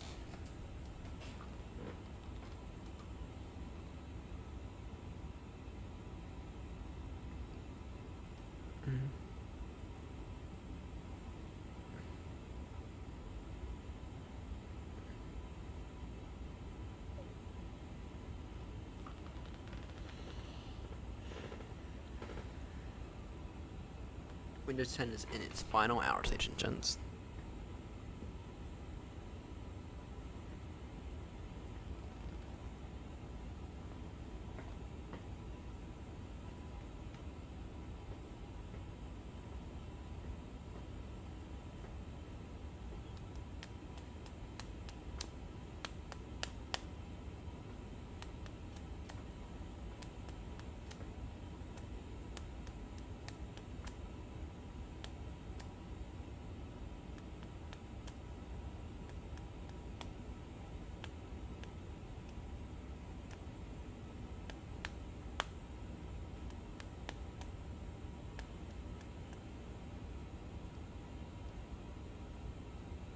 Bum bum bum bum. Bum ba dum bum. Gear testing.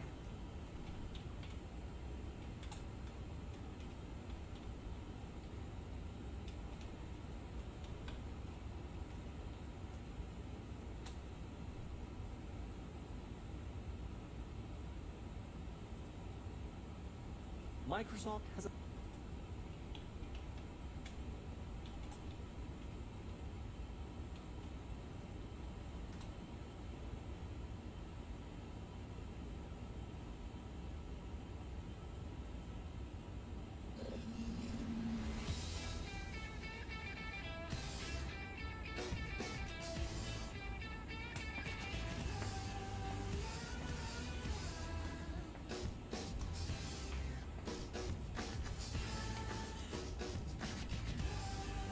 No, I'm doing a bunch of copyright quitting, unfortunately.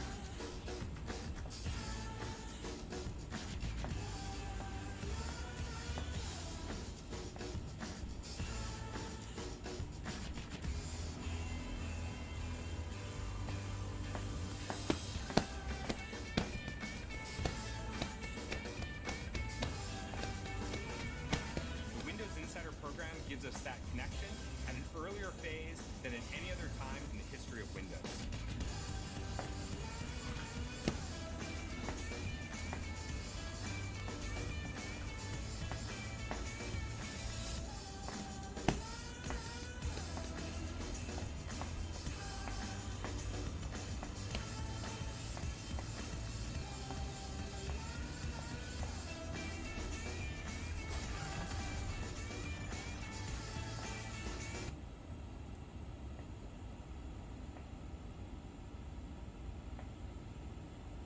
Alright.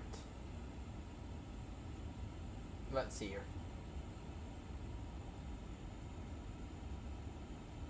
Holy shit, it's been 4 years since Windows 11 was announced? Holy shit. And just to be clear, guys, I was a very early adopter when it comes to Windows 11. I was a very early adopter. Yeah, I began using Windows 11 actually in the betas. I used Windows 11 in the betas, and I remember having to factory reset my computer in order to upgrade to the full release. But yeah, no, I began using Windows 11 back when Windows 11 was only announced. So I've been using Windows 11s for a while. So I jumped the train really early. That was back when I was doing software testing for myself. Back when I was really trying to explore what Windows 11 had to offer, right? But I was in the beta camp, is what I'm saying, and yeah. HECA time 412, so actually less than an hour for HECA now. Yeah. Windows 10 has been an absolute legendary operating system. Windows 10 was an absolute legendary operating system. And so I need to make a video on it because it was amazing, and I used it actually up until Windows 11. It was my first true operating system that I learned how to use. Which really goes to show my age. Right? I mean, I used Windows 8. I didn't learn how to use Windows 8. I actually prefer Windows 8 to Windows 11. Which, do not ask me how the fuck that's possible, but it is. But yeah, we need to do something with it because it's been a blast. Let's see here. Windows 10 sound.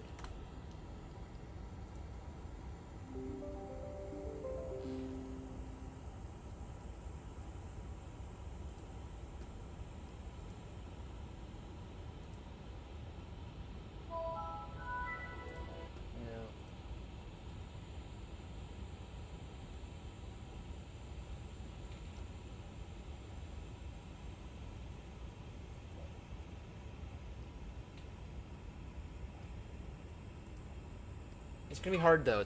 It'll be hard to make a Windows 10 tribute video in 24 hours and change. So yeah, I don't exactly know how I'm gonna be able to do that. I don't exactly know how I'm gonna be able to do this. But we're gonna make a tribute video because it's the end of a big era indeed.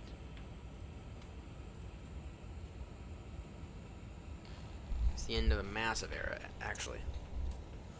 Yeah, we need to figure out what we're gonna do with it. If the one viewer we have has any suggestions on what to do with the Windows 10 tribute, which I do want to do, let me know because I'm clueless, but I do want to do something.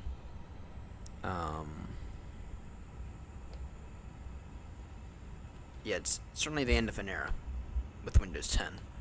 And in case anyone's curious on what we're talking about, Windows 10 officially ends support in 2 days.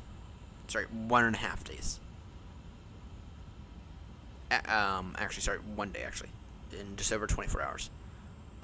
Windows 10 support will end. And when it happens, it'll be the end of a massive era. So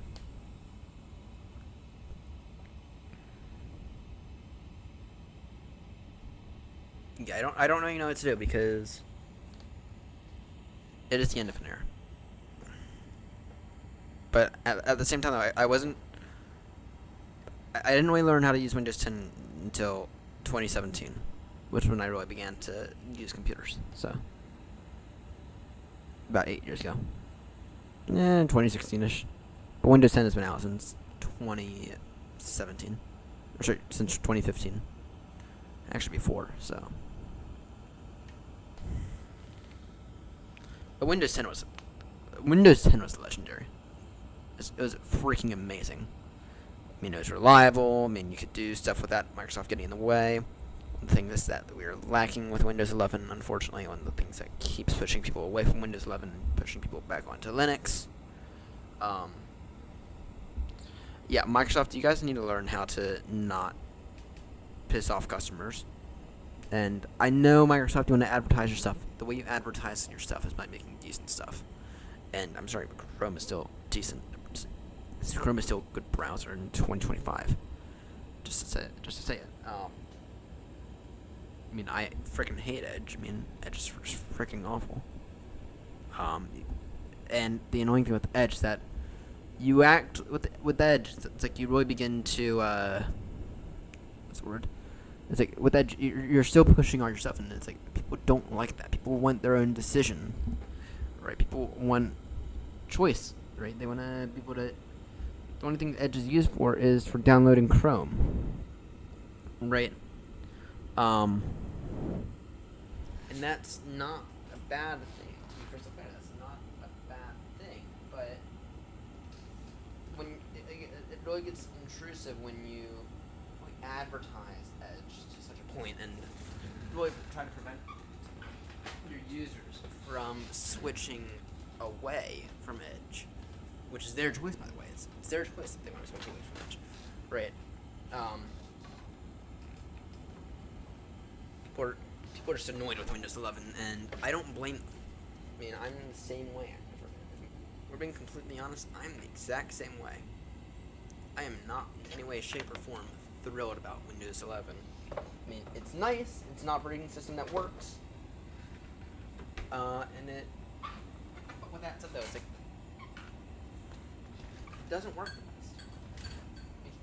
It doesn't work the best, right? It feels a little laggy. And Microsoft pushes all their shit so much. Microsoft pushes their shit so much, and it's so unbelievably annoying. So one of the things I'm gonna do a video on here soon is how to install.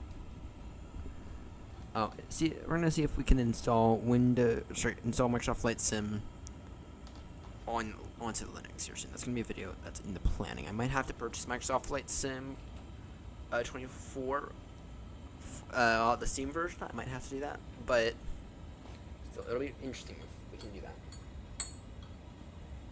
Because the other thing that gets annoying, though, and it does take up performance, is having to deal with a lot of shit. Or having to have a lot of background apps, right? A lot of background applications that maybe you don't need.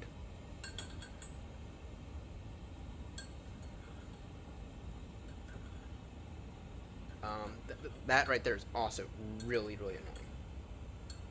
Right.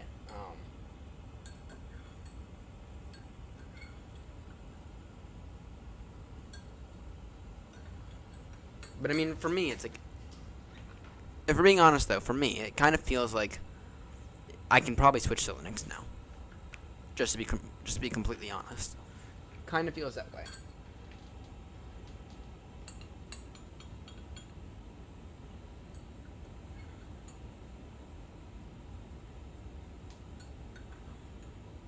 But I mean, there's also a lot that keeps you kind of on Windows, right? There's a lot that keeps me on Windows. Just for the stuff like, I know that something's gonna work. For the most part, if I install this thing onto Windows, it's like, I know it's gonna work pretty much right away. Rather with Linux, it's like you might have to work with it a little.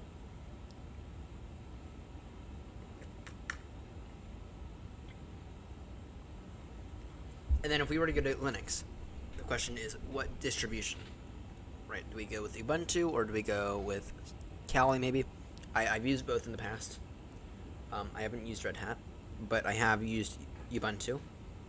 Actually, I've done a lot of work with Ubuntu and a lot of work with Kali.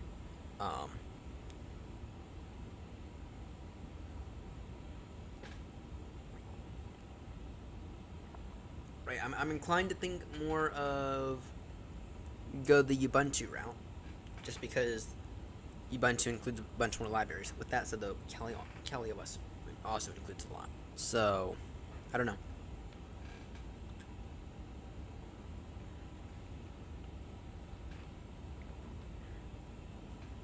No shit, my domains here are up for renewal here soon.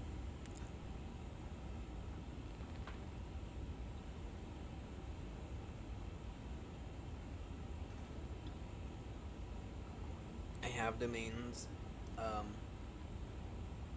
through, I think, Squarespace for both of them. Oh, sorry, I have one of them that's up for renewal here soon.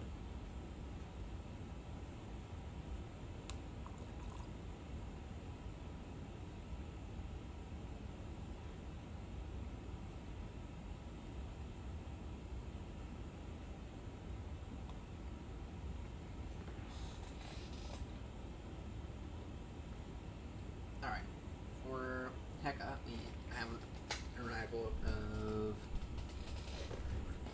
Yeah, let's go ahead and take a look at this. So, for HECA, let's try something out here. We are taking runway 05 right. Filed. Runway 05 right.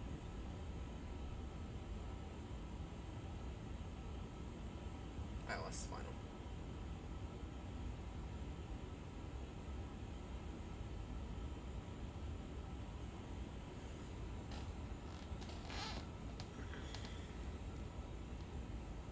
So really, we have to do our own descent here.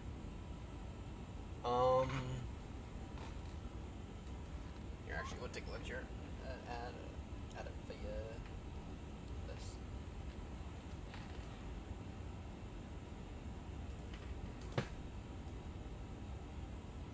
It's gonna be OS Library, maybe.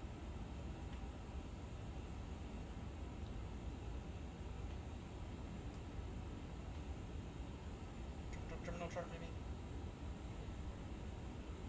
HECA approach.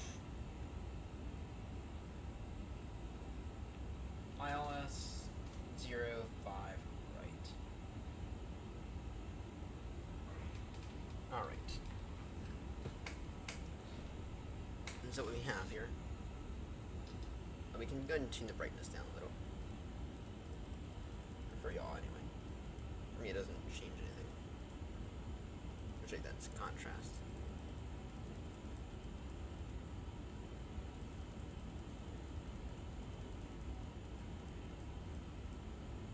There we go.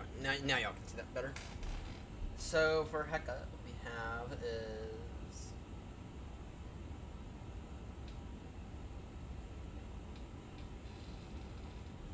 so for HECA we have ILS runway 05 right. We intercept an altitude. We are going to intercept an altitude 2,700 feet. Okay.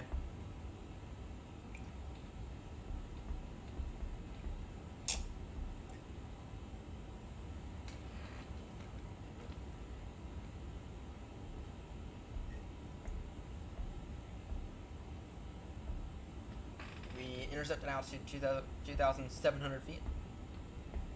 The runway elevation is 448.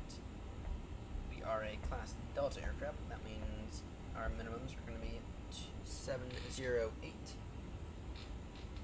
Okay.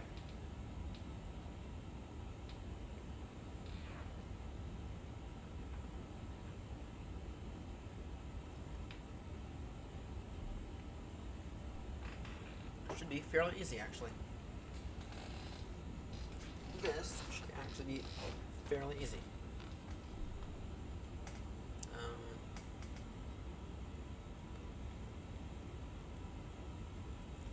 Right, 05 right. ILS. No via. None. Insert. So radar vectors, ILS final.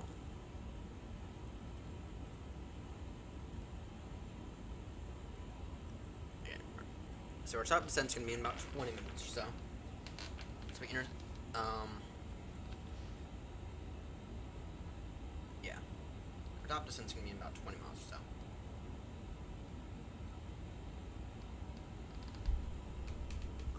so. Okay, this is about as straight in as we can get, so.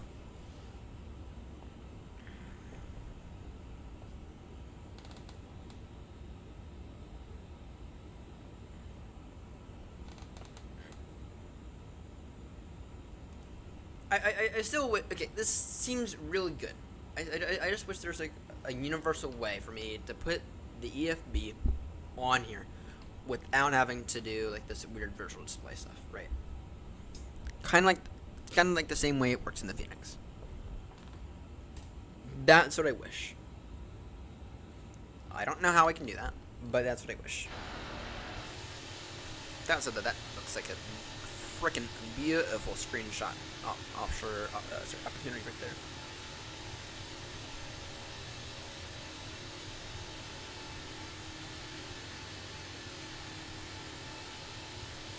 Bum bum bum ba-dum bum ba-dum bum bum ba-dum bum bum bum bum bum bum bum ba-dum bum. Yeah, this looks like that's just amazing. Freaking gorgeous right there. Just to say, this looks absolutely gorgeous.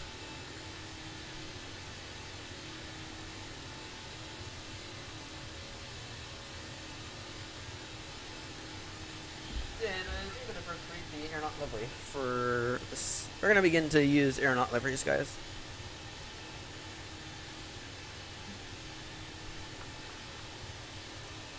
Alexa, turn on Ryan's bed.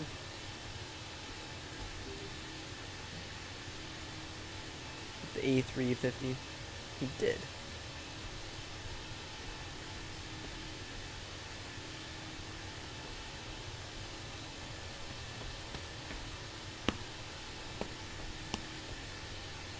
Alright, let me take a look here.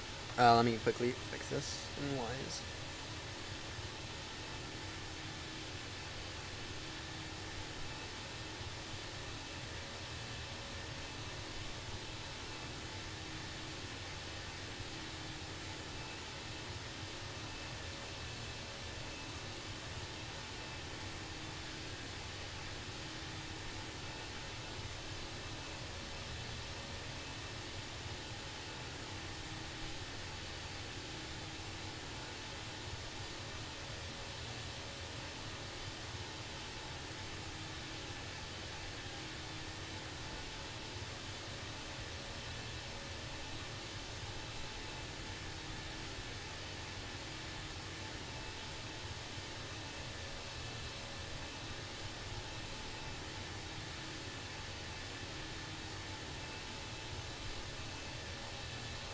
I really need to go into Wise and take care of all this.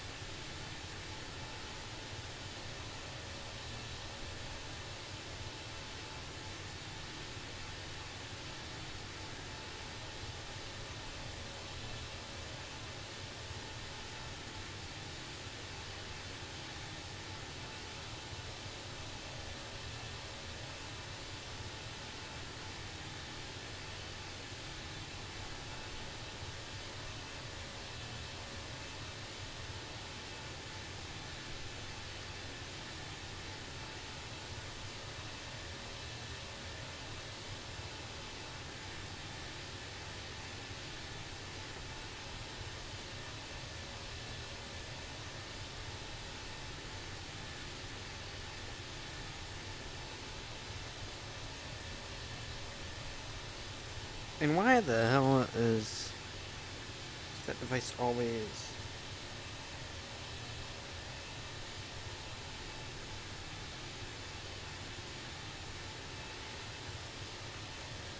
Alexa, turn on Coffee Late. Sorry, I'm just trying to figure this out. We can already send here in probably about 15 minutes.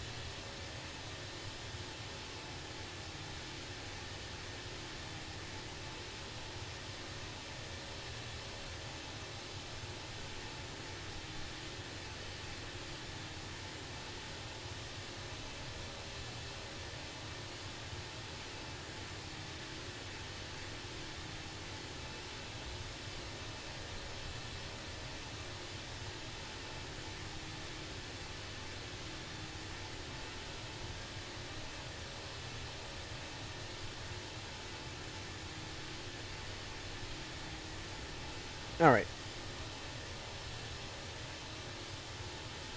Absolutely gorgeous. Absolute gorgeous right there. I will say I am beginning to like the A350 a bit more from IniBuilds. I am beginning to like it a bit more.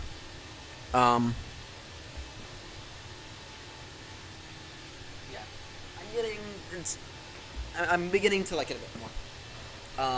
I don't know if that's that I'm just getting used to it, or if it is just genuinely the fact that I think it's a beautiful aircraft. Far more beautiful than the 777 and overall just a decent aircraft. I'm beginning to like it a bit more. Of course, nothing competes with the 777-200ER. With that said, though, I don't know, because I still have mixed views on it. And I still very much have mixed views on the way that IniBuilds handled the input lag issue. So, for those who don't know what happened, basically a bunch of people began. So, basically, someone complained about the input lag issue at the very beginning of it, and then IniBuilds said that that it was realistic to what it actually was, and then they locked the thread, and so it's like there was no more discussion. There was no more discussing further, and it was like that's like not a great sign at all. Basically, and there's a massive amount of input lag as well. It's like enough to completely fuck you over on final approach. Enough to completely fuck you over on final approach. Right. But yeah, it's like essentially that's what they did. and then someone came out and said, a real life A350 pilot came out and said on a video that went viral, as far as I can tell, that no, this thing does not perform realistically at all, and they completely ignored his video for months upon months. Okay, months upon months. It took them like 3 months, and then they did something, and then they did it very, very, very quietly. They did it very, very quietly, to the point where you actually had to test out the A350. And yeah, you actually had to test it out, and once you tested it out, you were like, that input lag was gone then. It's like, they did it very, very quietly, and it's like, ooh, that's not a great sign either. So it's like, IniBuilds, it's like, I have to be skeptical with their stuff now. With that said, that we are going to be giving the A340 a proper go here soon. I kind of want to wait until it hits FS Marketplace, or I kind of want to wait until it hits the Indie Manager. With that, the way I also that they're gonna be able to make it transferable to Indie Manager at some point. So you don't really know if that's that much of a question anymore. But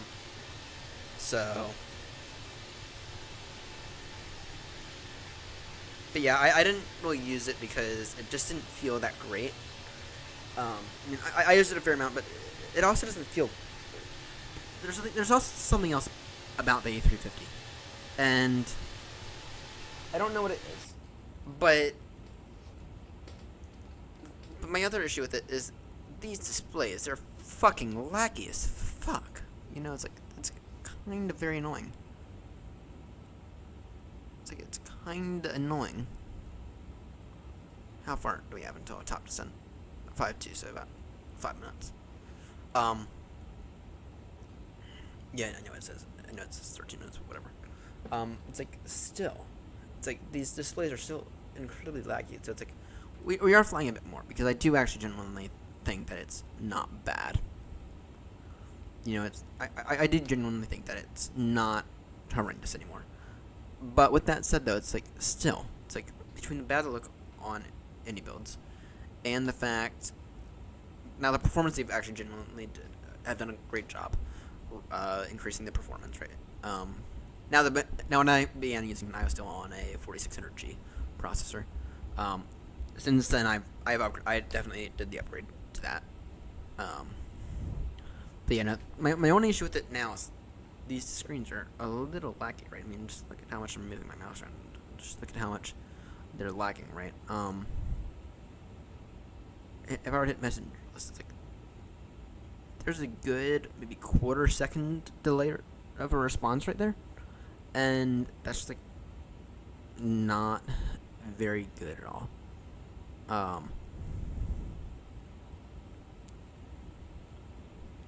IniBuilds really needs to fix that. They really need to fix that.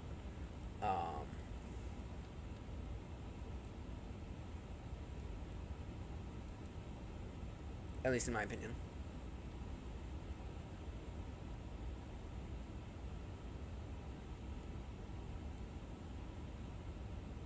Alright, we are beginning to approach HECA, but yeah, no, IniBuilds needs to fix the laggy displays. They still have a fair amount of things that they do need to fix, to be clear. Because I shouldn't have like a quarter-second delay in between pressing stuff, and then actually stuff actually happening, right? So yeah, it feels like a good quarter-second of a delay. So, but anyway, it's like when you add everything up, it's like it kind of, IniBuilds, their handling of the overall aircraft, their handling of the improper handling system, that kind of ruined the aircraft for a bit. With that said, though, it is actually genuinely quite decent now. Like I said, my one issue with it now is really just the displays. Right, and then the view is not great either.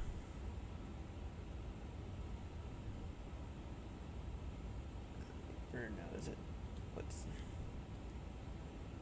What is it? Oh, it's the key to just move up a little. Is it Q? What is it again?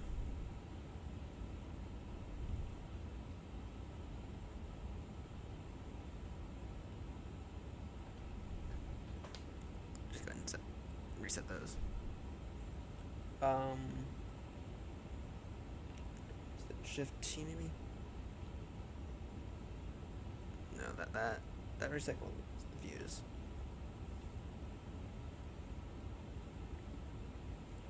Is it Shift E then? It is Shift E. So Shift E. How the fuck do I get back to the original view that I had? How the fuck do I get back to the original? What? Shift R then. Shift G. Shift G. There we go. And then Shift E then. To point it a little bit more up. There we go. Now I feel like that right there is better. I feel like that right there, I mean, it's not great, but it does feel a little bit better in terms of overall my visibility and overall my proximity to all this. Feels a bit more like a 777, which, what can I say? I mean, #1 best aircraft to fly. Period. 777. No doubt about that in my mind. So, and then Shift is here. There. Yeah, this feels so much better. This feels so much better. Now, what's the key to set this as the default? What's the key for that? I don't know. Let's go and begin our descent, though. Down to... Let's begin our descent initially down to... down to flight level 200. Okay, what is our transition altitude? Or do we even have a transition altitude?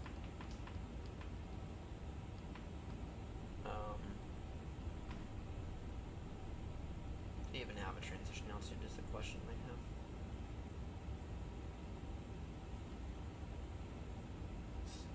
I don't know. I don't think we do.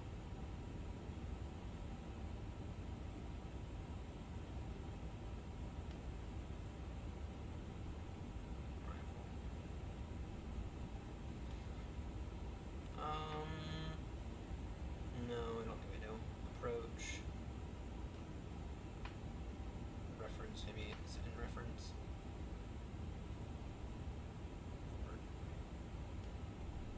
10-9. No, it doesn't, and we forgot to put in our performance data as well. Landing performance.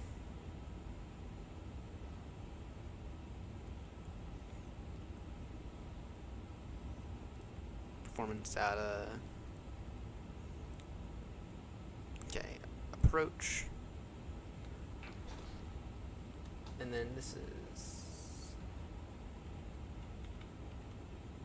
better, let's see here.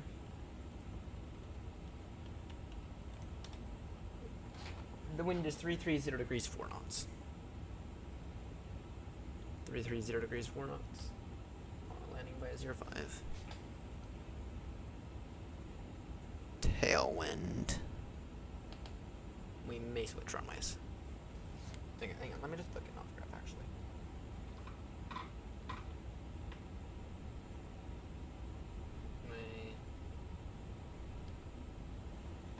Yeah, I can't. Yeah, okay. Let me just go ahead and take a look here on off graph because 05 right, 330. That's it. Heading of. Oh, actually, that's fine. That's fine, actually. Okay. 330 degrees 4 knots.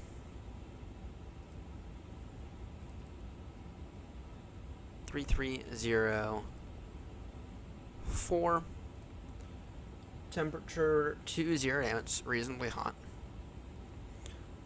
QNH 1014. Nice to be landing in place with normal QNHs for once. The Barrow 708.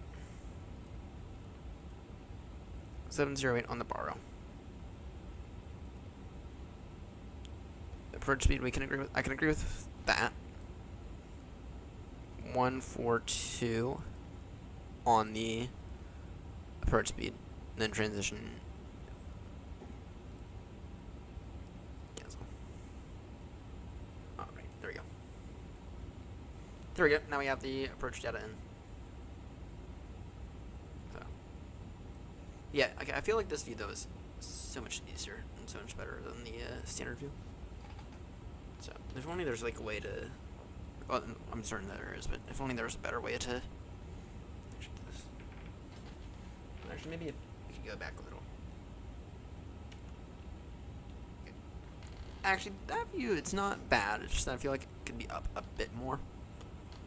I feel like I kind of have to zoom in on to in order to see some of those.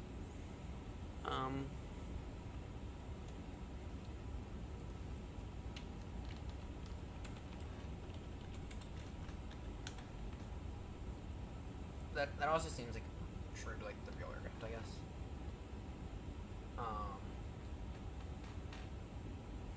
Yeah, that also seems like true to like the real aircraft.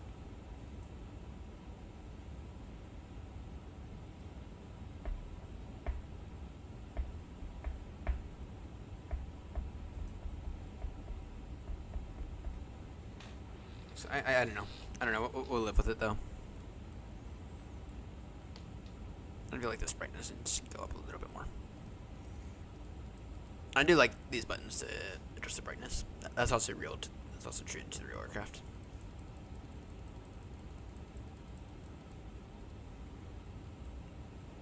We have a direct crosswind right now. I feel like we probably already have a screenshot like that. Let me just take a look at the screenshot.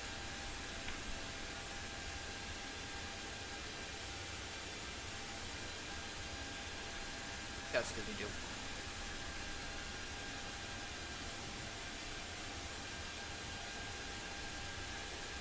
There's bunch of the triple. This triple 300. Yeah, we already have it. A few good ones of the A350. So.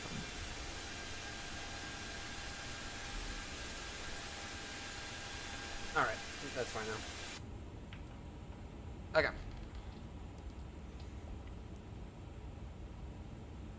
Looking fine. I'm gonna do it. Radar vectors final.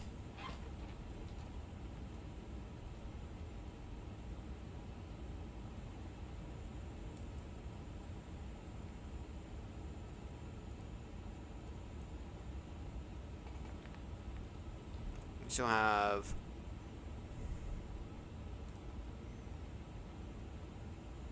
Oh, it's estimating us now a few minutes ahead of schedule. It's currently estimating us at... Damn, 10 minutes ahead of schedule. Surely not. Really? Surely not.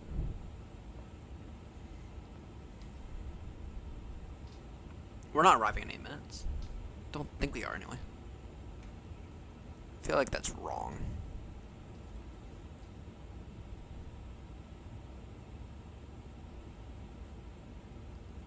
It might be true. Let's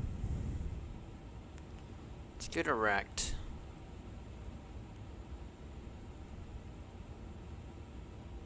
To that. Go direct to that. Descend. And that needs to be a descent to altitude 2,700 feet. And it is a standard 10 mile final for ILS. Descend now altitude 2,700 feet.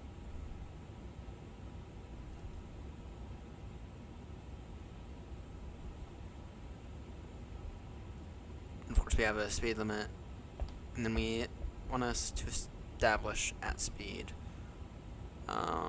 That's fine actually. That's fine in terms of speed. In terms of establishment speed.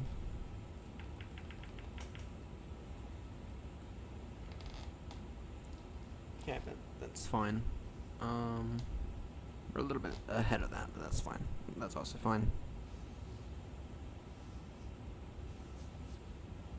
So, okay. Not bad. Not bad at all. So. And then after this, maybe, okay, if it's really true about that, then maybe we'll be able to get out of HECA, or yeah, maybe we'll be able to get into Kuwait a little earlier than I was expecting. Just out of curiosity, what does Newsky say about this?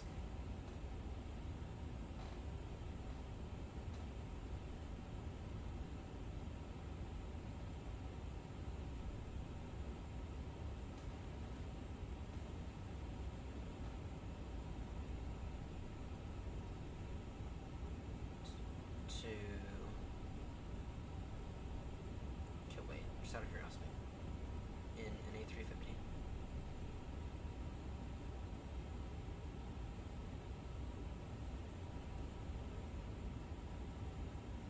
$2 25 minutes. Okay, that, yeah, we're definitely gonna get to Kuwait then. We'll definitely get to Kuwait tonight then. And we'll call it out. We will call it at Kuwait, because by the time we get to Kuwait, it'll be nearly 4 a.m. But that's absolutely possible. It's not just possible, actually. It's probable. It's absolutely possible to get to Kuwait tonight. So that's what we'll do.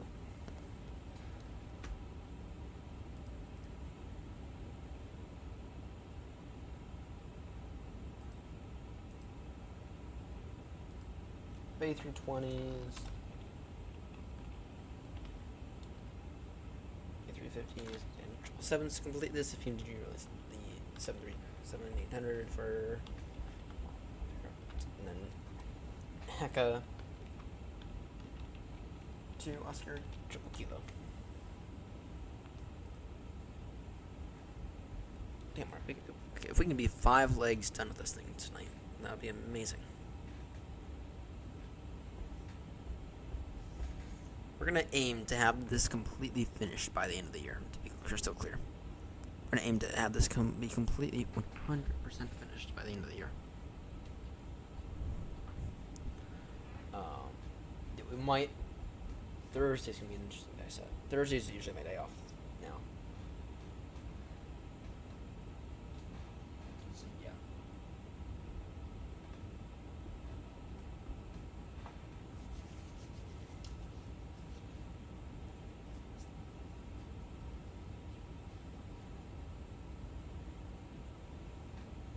There's Israel.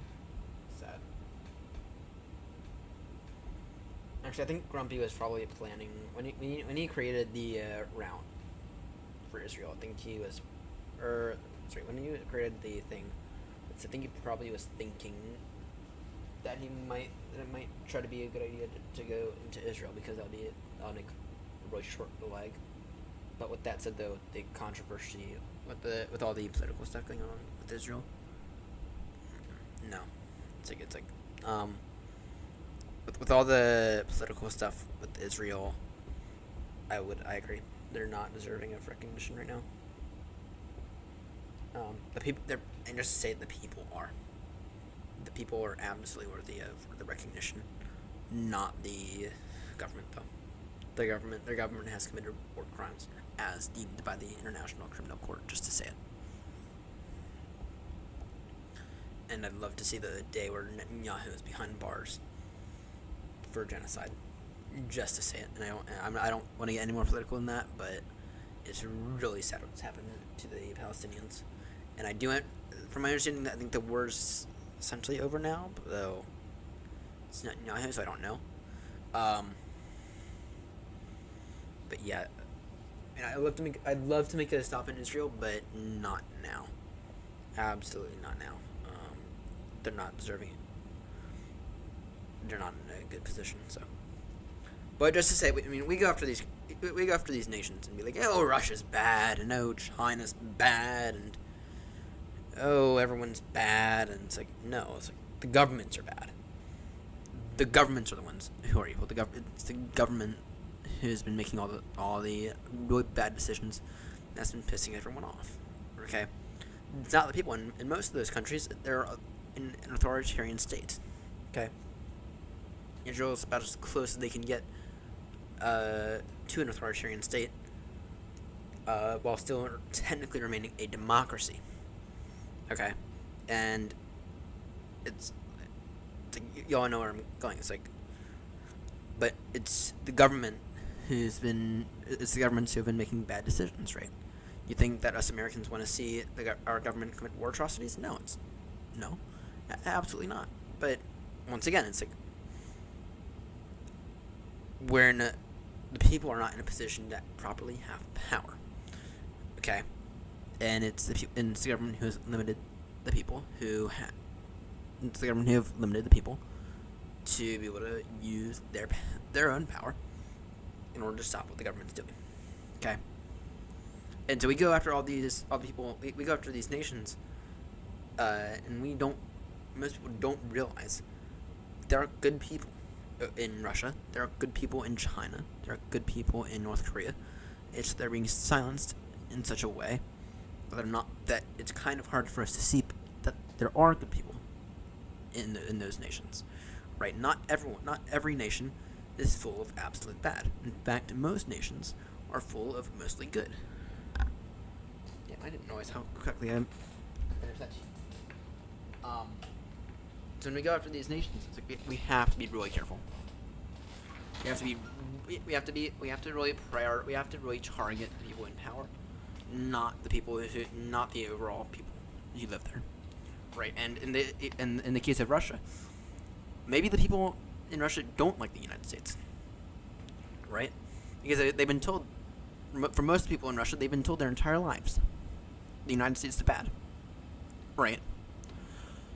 Because Russia's now gone through 2 authoritarian governments, so yeah, we're just descending into Egypt or into HECA.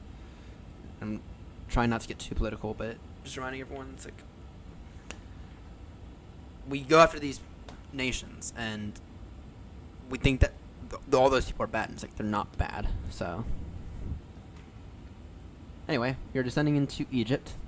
So you'll be happy to know we actually buttered the landing into Turkey.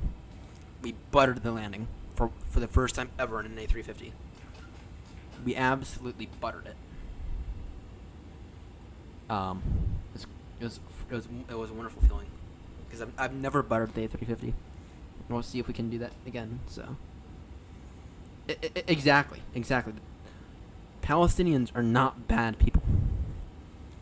The Palestinians are not bad people.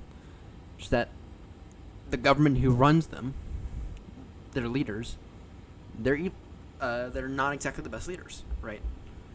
And in Gaza right now, they don't have the ability to overthrow their government. Now, I will say that the actions of the government will most likely influence the actions of the people who live there, just to say it, right?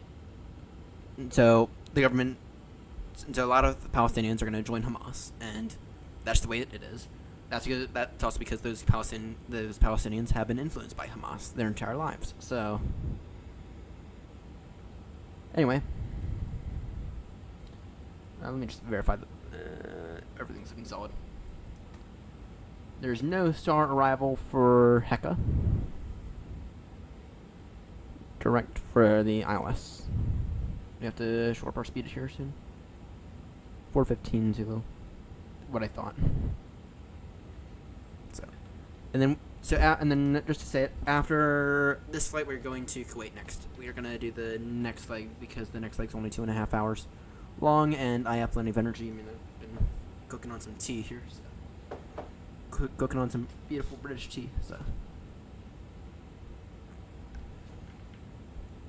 Actually, the UK is another example of a nation that people absolutely hate because of bad governments. So most Americans don't actually like the UK, even though I freaking love them. So then again, I don't consider myself to be the standard American. So I'm American only technically. So but yeah, no, I just got way too political when right there when I said the stuff about Israel. So I don't want to exactly get in trouble with the current U.S. government. Oh shit, getting more political. Fuck. Whatever.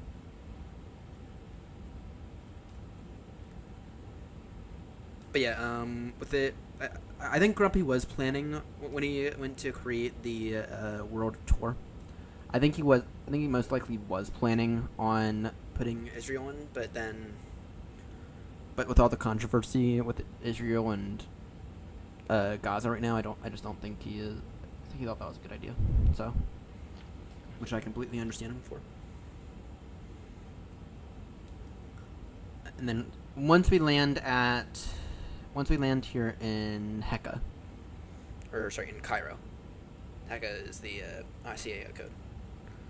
We are going to restart the sim, install the GSX profile, and install the scenery. I already have the scenery downloaded for Kuwait, so it'll be a simple drag and drop the GSX profile, and then we'll be able to get back into the sim.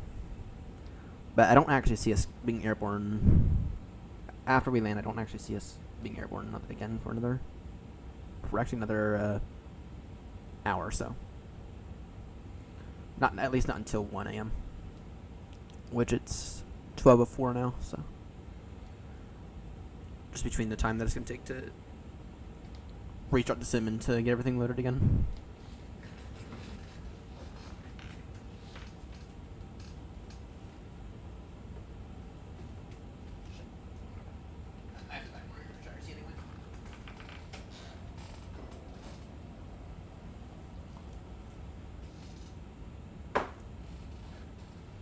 This week, on the schedule, which we're gonna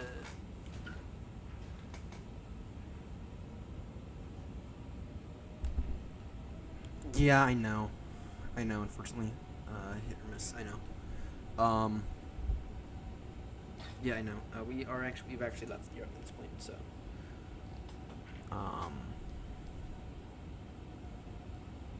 yeah, I'm aware, I just downloaded.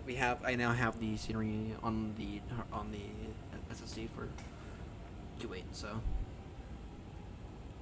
and then I also theoretically we should actually be using GPS jamming, but I have that disabled right now. So I don't know the official proper procedures, and I don't want to. I have a bit of get there-itis, unfortunately, and that is a real thing. So is press-on-itis, by the way. So, I have a bit of get there-itis and press-on-itis, and I'm unfortunately not afraid to admit that. We are going over speed. Speed now 240 knots. Oh, it's asymmetrical. Really? Okay, yeah, there we go, that's fixed. Menu cam now. Alright.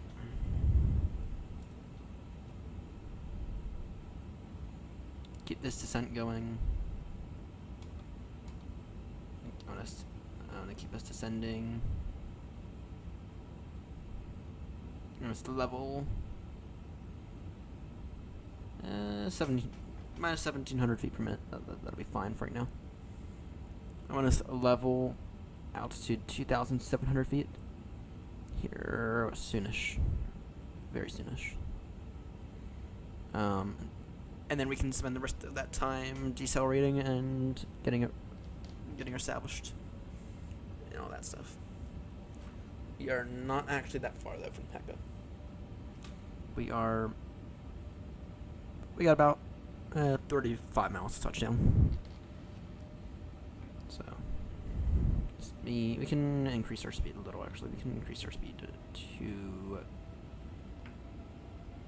we can increase speed to 50 knots.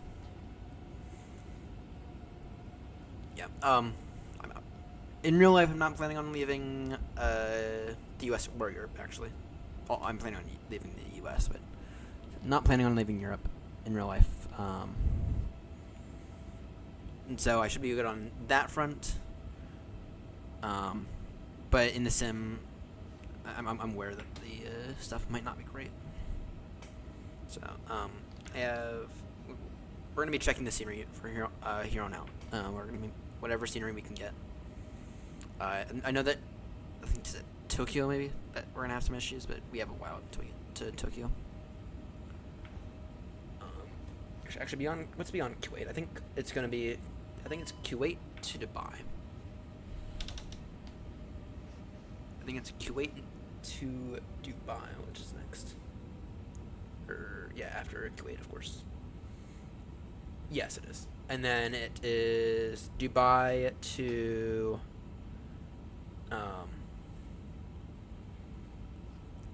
Victor Alpha Hotel. So I think that's the airport. I think that's the airport that plane crashed at a few months back, and then that I said a bunch of really stupid stuff about. So,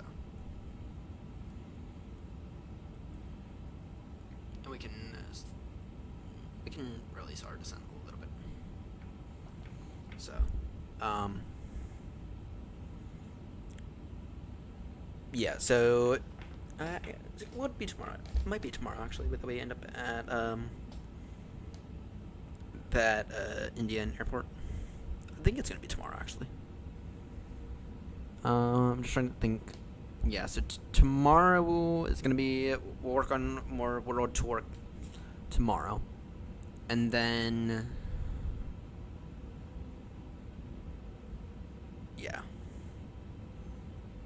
we'll work on more world tour stuff tomorrow. It'll only be 2 legs. We'll go Kuwait to Dubai tomorrow. I guess now technically today. And then Dubai to Victor Alpha Hotel.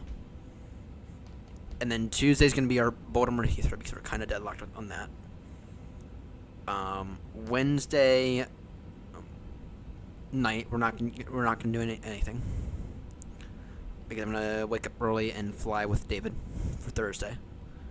And then most likely after I'm done with flying with David, most likely on Thursday we'll go ahead and fly Speedbird 22 Bravo from Heathrow to Baltimore, and then that'll knock out Thursday night, and then Friday night will most likely be the next day we begin to work on these world tour. So we're gonna be streaming most of the time now, and actually, if we're being honest, if we can get to 1,000 hours on VATSIM by the end of the year, that would be amazing. Sitting at just north of 630 right now, so. Alright. Cairo traffic, Speedbird 63 Golf is in a base for ILS runway 05, right? Cairo traffic. Alright. Radar vectors. Fly radar vectors for now. Turn heading 210 degrees. 210 degrees. Leveling off. There we can. I just want to be able to properly establish at this waypoint, because that's when it tells us to. That's when my charts tell us we need to be established at. So that's fine. Alright.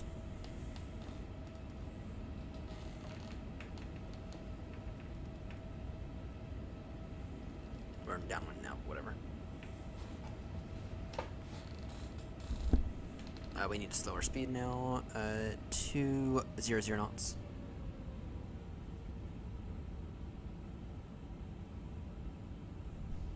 Flaps 1. Oh shit, we never turned the landing lights on. Oh, whatever.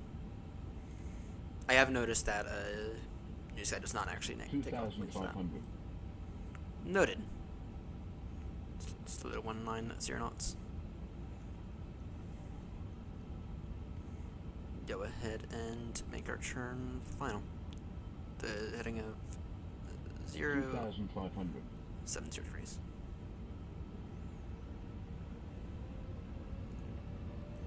Okay. Cairo traffic, Speedbird 660, sorry, Speedbird 63 Golf, turning final now, ILS runway 05 right. Cairo traffic. Where did? I thought I had the setting enabled where it just kind of stays up.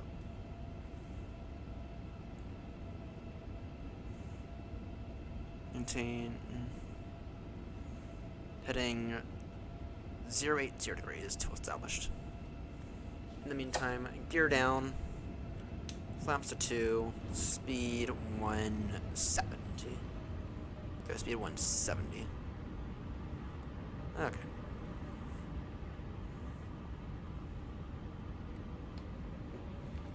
Alright, let's see here. We're in for a stunning view.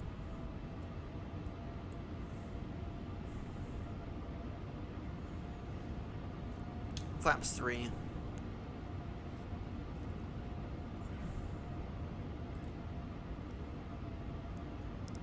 Brake on.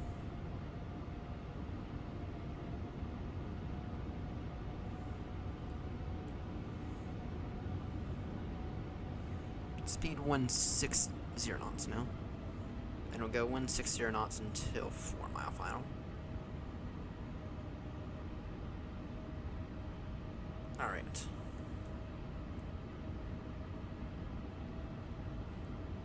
And I did not verify the scenery for this airport beforehand, but I thought I saw something like last night that said it was be fine, so. 2,500. Alright. Cairo traffic, Speedbird 63, go fully established now, ILS, runway 05 right, 8 mile final now, Cairo traffic.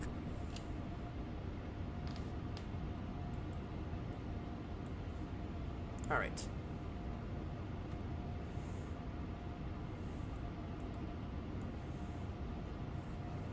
Gears down. Let's go ahead and go flaps full. Let's go ahead and get the speed brake armed.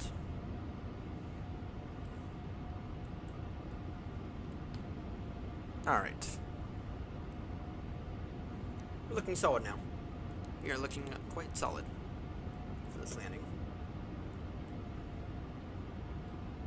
Seatbelt signs are on. Buzz the cabin one last time.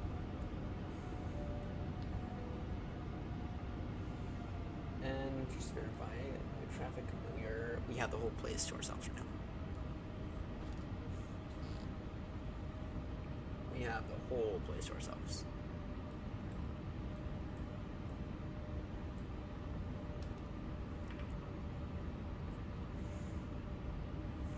And we can reduce to our final approach speed now. I know it's not quite 4 mile final, but whatever. 2,000. Noted. Approach speed is 147 knots.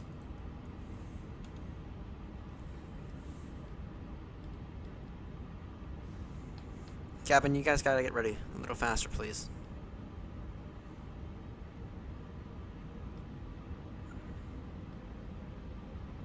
They did this at Istanbul as well.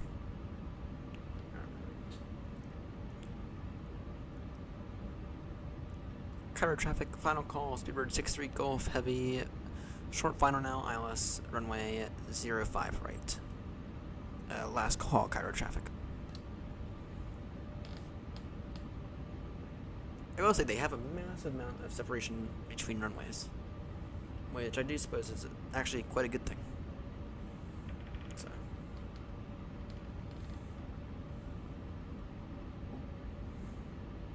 Alright, we'll go ahead and take this over in a moment. Fly by hand. 1,000. Noted. Check the iPad away. There we go. 5, 4. And we're a little far. 5, 4, 3, 2, 1. My controls.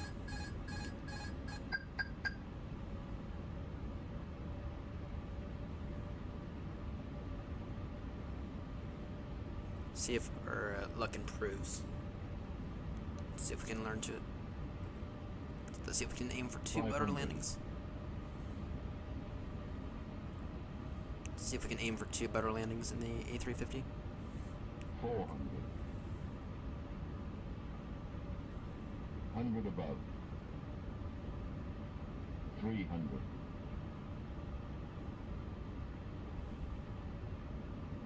Minimum Continue. 200. Little off. That's fine. 100. 90. 80. 70. 60. 50. 40. 30. 20. Retard. 10. 5. Nice. 2 butter landings in a row. That said, though, I did float that one a little.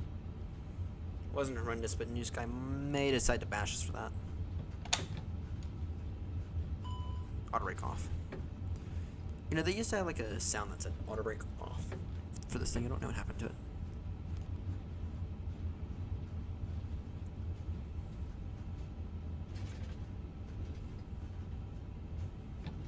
I don't know what happened to it.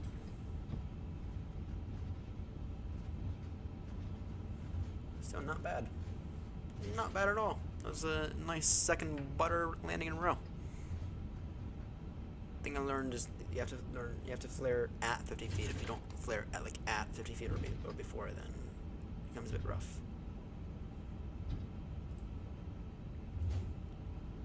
All right.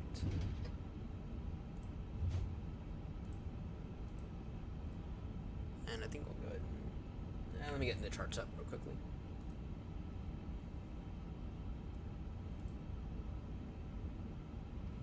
We need to do a bit of a U-turn. And Cairo traffic, Speedbird 63 Gulf is now clear of runway 05 right.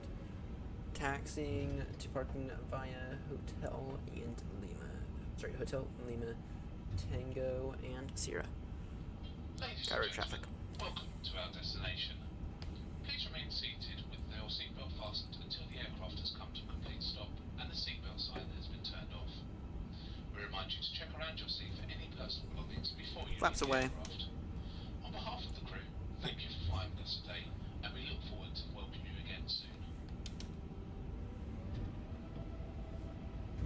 Yeah, I reckon by the time we get in the air again, it's gonna be about 1 a.m. So,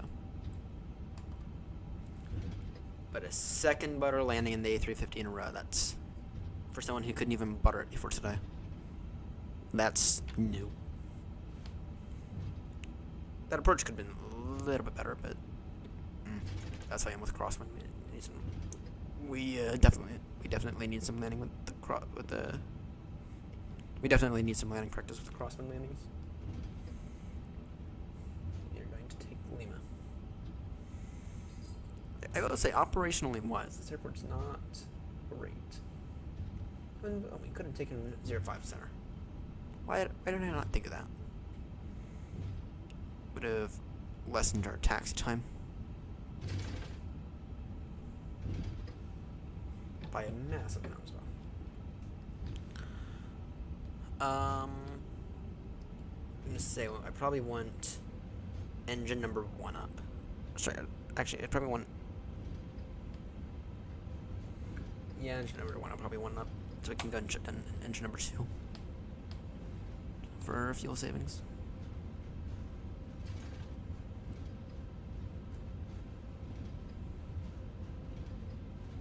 APU on now. 4, 3, 2, 1. Just in case we have an engine failure and everything doesn't go dark. Which, in this area, yeah, that might happen.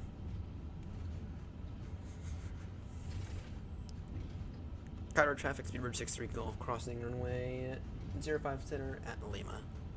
Cairo traffic.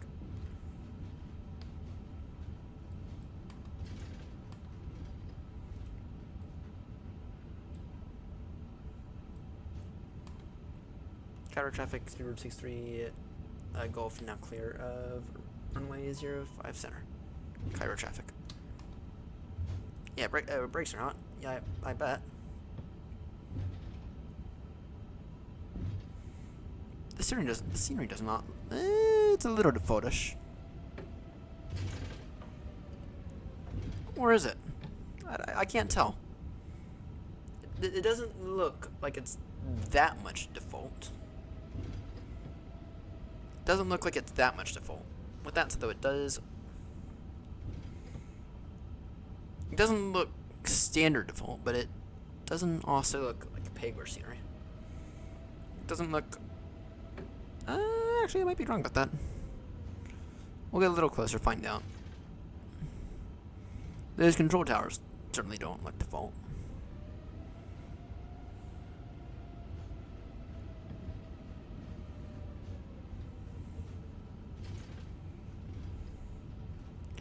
Okay, maybe it is default. I mean, the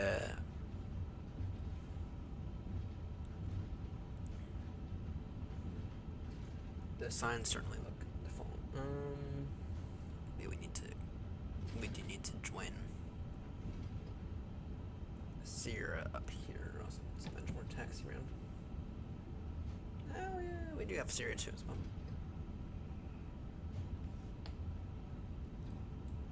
I'll find out in a few moments if this is like standard default or if it's better default. Find out in a few moments.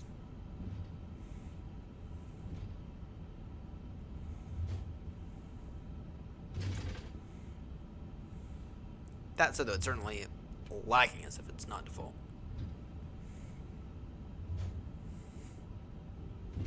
That might also just be because we're at the 5 hour point. The sim does not like us going over 5 hours.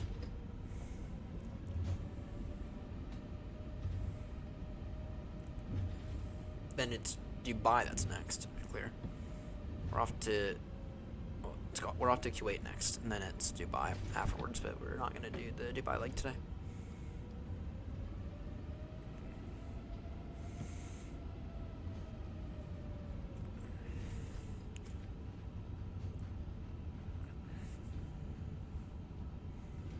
This is not standard default at all. There's no way that this is standard default. I think this is included in one of the scenery packages, I think. At least I want to say that it was.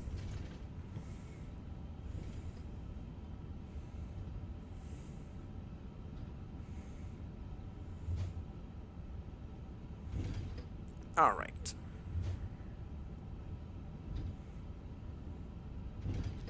Really long taxi, not gonna lie. If I'd actually done a proper airport briefing beforehand, then I would have not done this. We would have gone and looked at the 05 center, which we would have already been at the 8 by now.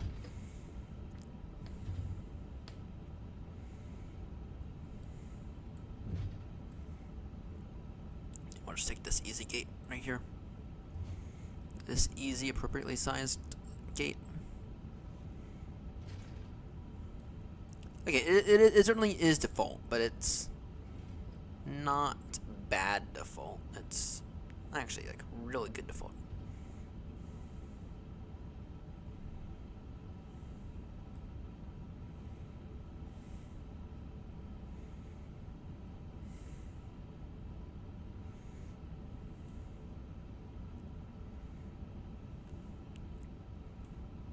Call that about solid. Parking brake set. Engine number 1 off. Newsky, can we go ahead and close this flight out? 9.88. Long landing, yes. Long landing. I knew that was going to bash us. But overall, not bad. And that parking job was pretty damn good. Yeah, that's certainly a long landing. 190 feet, 193 feet per minute though. Pretty solid.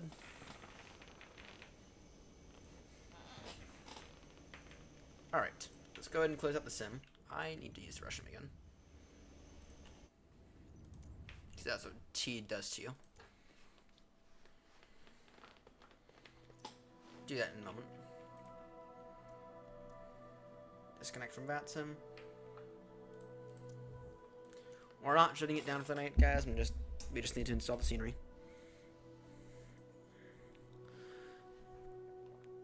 So I didn't actually give me 30 seconds. Give me 30 seconds.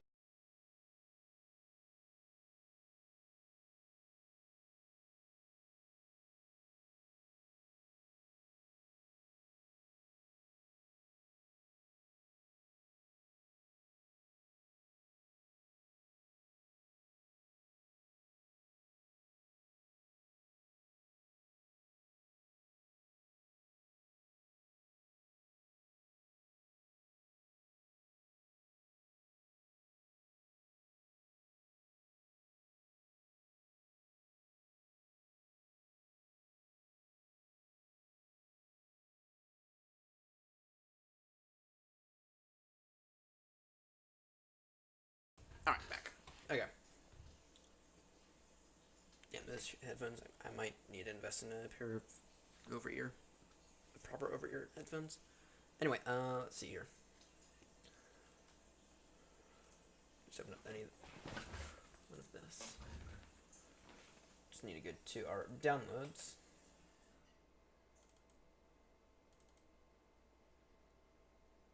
Q8.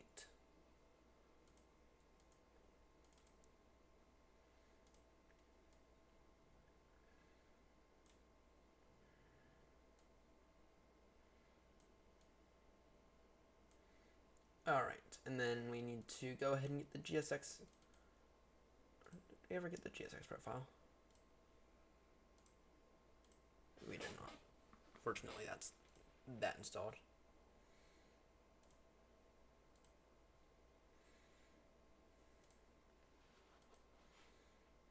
And all I have to do is go to desktop and then drag and drop it over.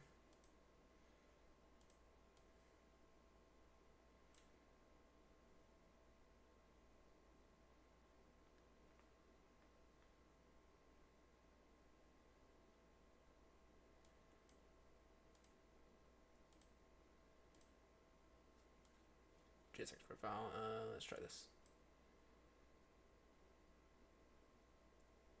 Nice.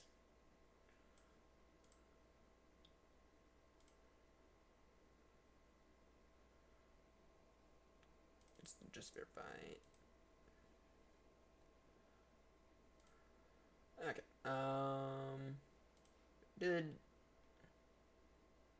Alright, there we go. Now that that's installed,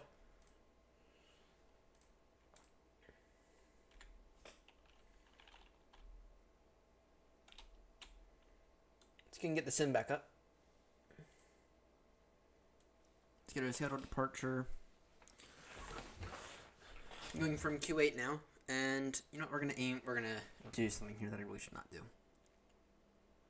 We are going to fly this. We're gonna aim for a third butter landing in a row. We're gonna aim for a third butter landing in a row. That's what we're gonna do.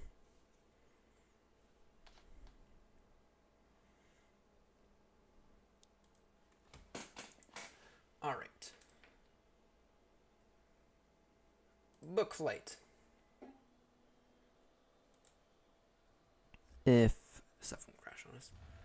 Free flight. Okay, we are 6-3 Golf again. Departure HECA. Oscar triple kilo, A35 kilo. Take that one. And okay, that's fine. Departure time. Time 4-5. Ooh, that gets a little close. Time 5-0. Okay. Book flight. Let's go ahead and tell this to. Let me go ahead and tell SimBrief to work on a new one. To work on a new flight plan. Speedbird 6-3 Golf. From HECA to Oscar Oscar Triple Kilo. Taking an A35 Kilo. Pretty much a straight route.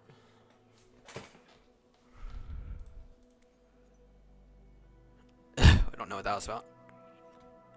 Main, there we go. On that, does its weird thing.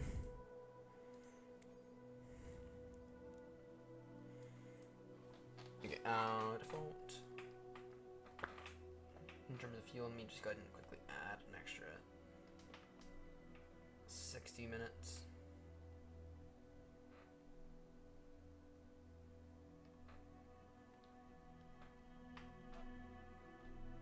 And generate, there we go.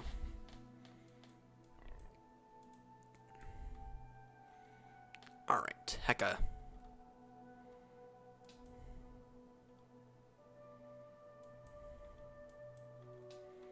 Cairo. Echo 9. That's what we were at. It's going to connect up to VATSIM. And quickly pre-file this on VATSIM. Alright.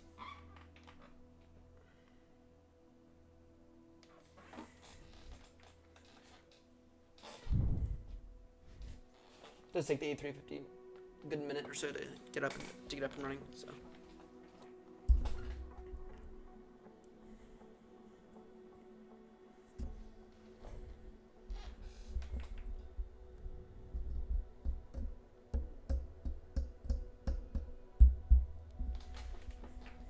Alright, come on now.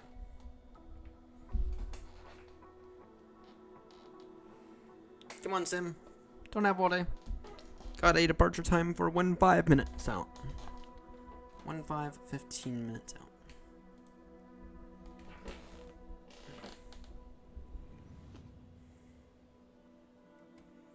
I can see you still want to lag a little, but that's fine.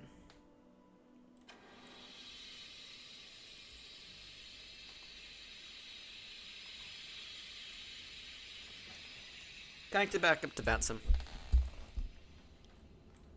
Remove those. Take care of those. Shift shortly. Alright. Batteries on.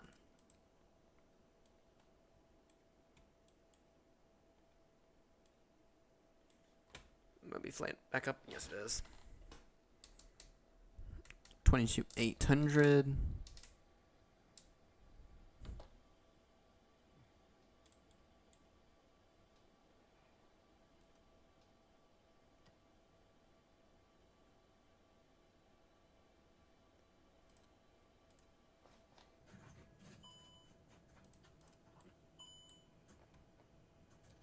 Now, wonderful. Okay, there we go.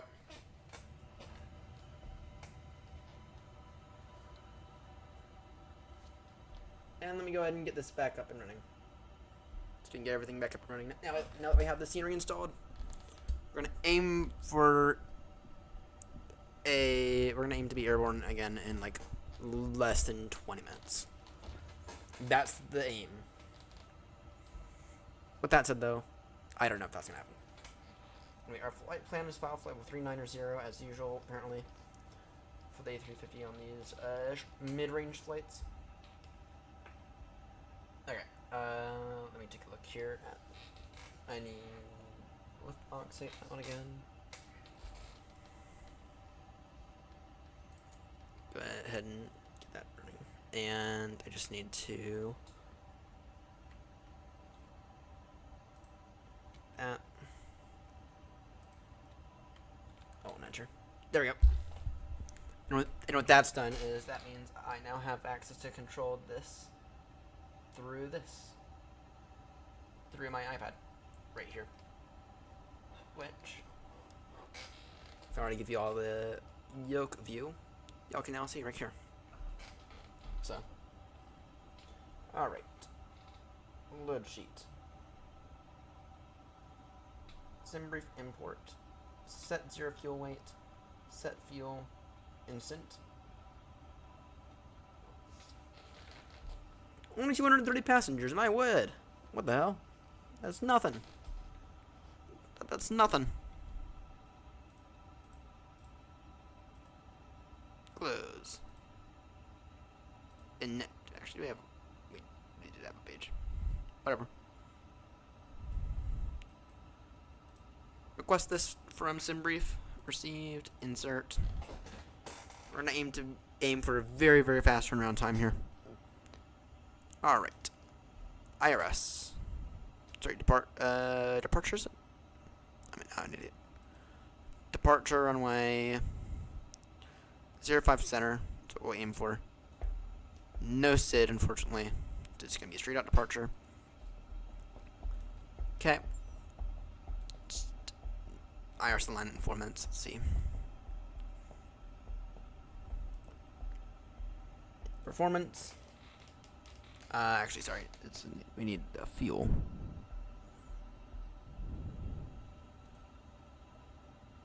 Fuel and load. If only we had a button for that, which we don't. We have a button for everything else, though. Anyway, enter. Passenger number 230.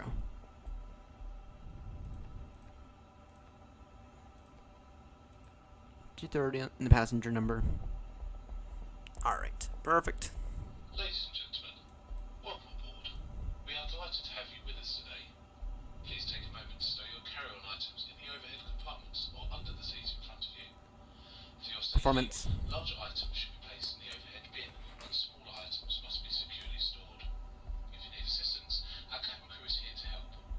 We'll be pushing back from the gate shortly, so we kindly ask that you take your seat as soon as possible. NH 1015. Alright. Sync. Perfect. Compute.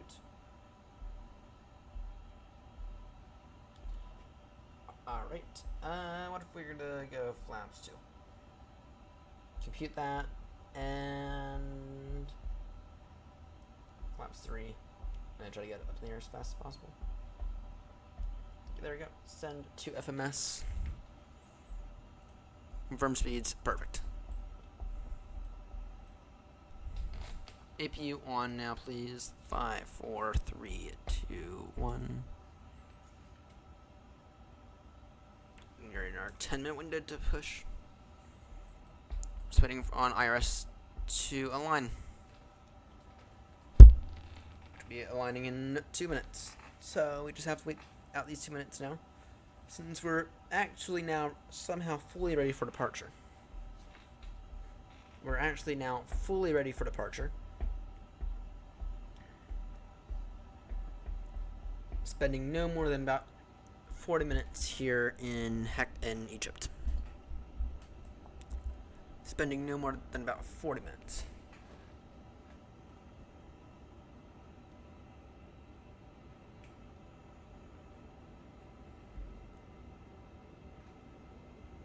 I'm just waiting on that IRS to align now.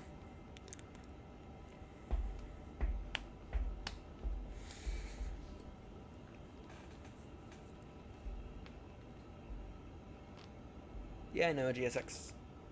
I know, we got you over there, so all fine, GSX.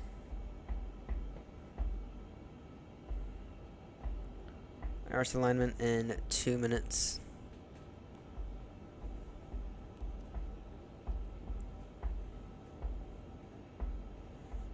IRS alignment in 1 minute. Wonderful. Prepare for pushback and departure.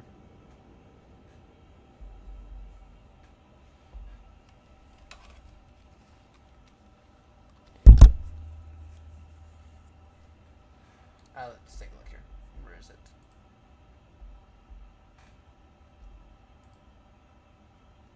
Unload this flight. Import SimBrief. 063 Golf. Hello, Captain. We are ready for pushback.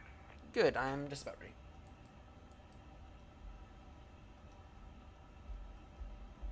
Stand Echo 9. Push and start onto Yankee. Facing outwards.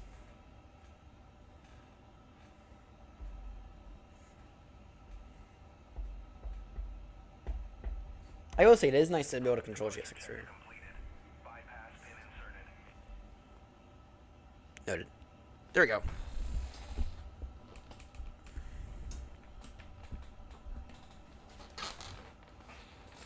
Let's go off to Kuwait now, which is nearly a 900 nautical mile flight. About 2 hours in the air, so we'll be over there around maybe 3:30. 3:30 is the goal. Though if it's closer to 4, then that's fine.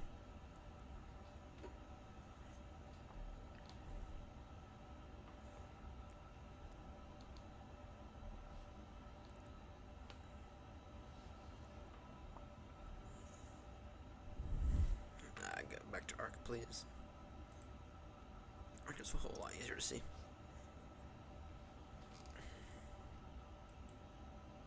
Serve.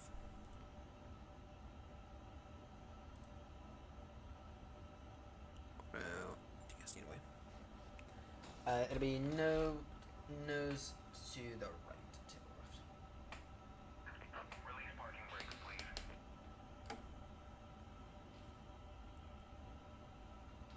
Commencing push. All engines clear. Start at will. All right. No PU bleed on. Let's go ahead and get that on. Ignition start. Number 2, engine number 1. HECA traffic, Speedbird 63, Gulf Heavy, stand Echo 9, push and start on to Yankee. HECA traffic.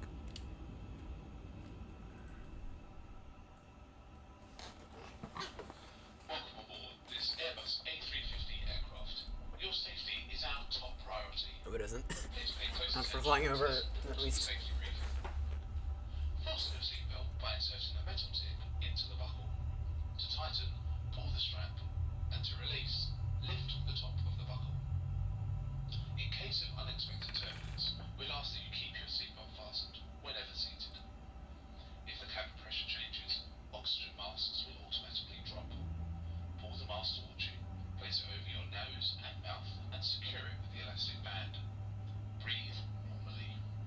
Be sure to secure your own mask before assisting others. Your life vest is under or beside your seat, if instructed to use it.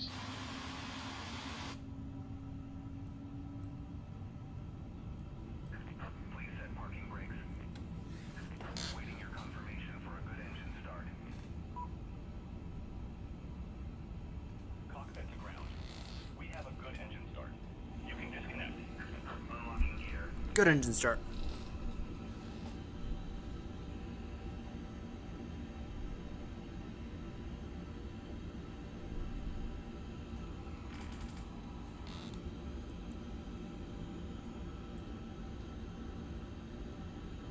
Beacon on.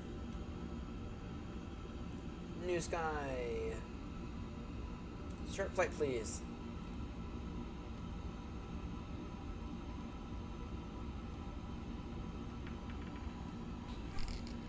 Off to Oscar Triple Kilo now. Tow truck disconnected. Bypass pin removed. Left is clear. Right is clear.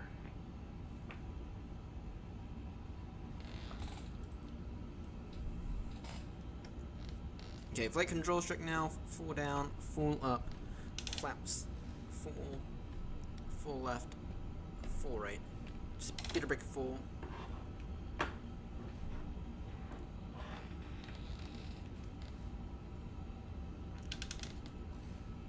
Verify that that's all fine.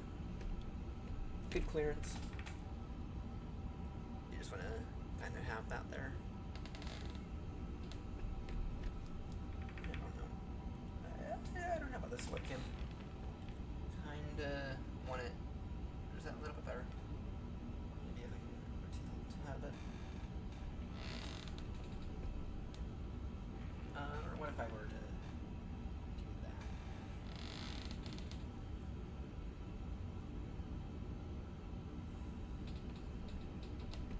I don't really know if there's much I can do about it, to be honest. I think what I have there is not as good as I can get it.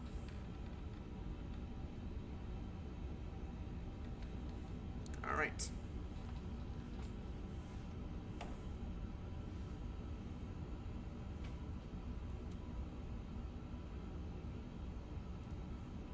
taxi via Yankee Sierra, line up runway 05 center via Tango.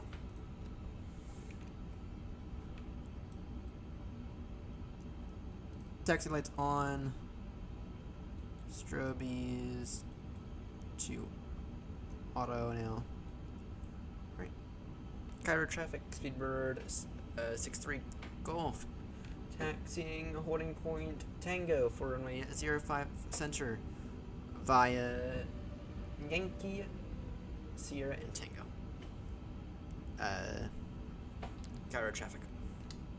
No shit, does not help. We don't have that working.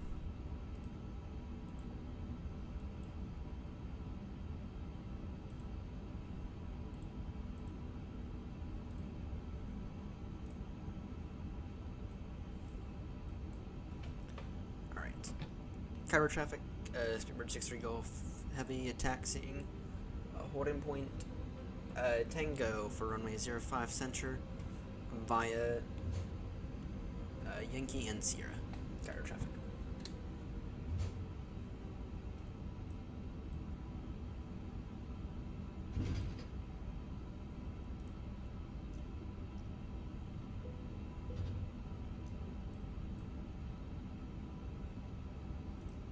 Turn that off now. Strobe is auto.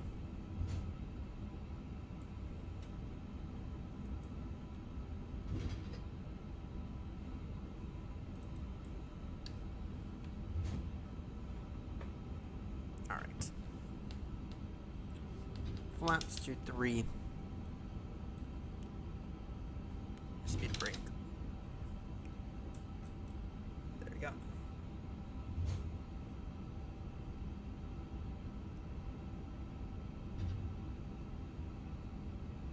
Perfect RTO. Ladies and gentlemen, good afternoon. This is your captain speaking from the flight deck. On behalf of the entire crew, I'd like to welcome you on board today's flight. We're just about ready for departure, and the weather en route looks generally smooth with some light turbulence, so we're expecting a pleasant flight. We'll keep you updated on our progress throughout the flight, but in the meantime, sit back, relax, and enjoy the in-flight entertainment. Thank you for choosing to fly with us today. Hey, that's my job. Don't do my job for me. Yeah, I've had too much caffeine now. Wait, reduce the hot water? No shit, man. This. Got some tea here. Going bad now. It's gonna be too strong. Be a little too strong now, whatever.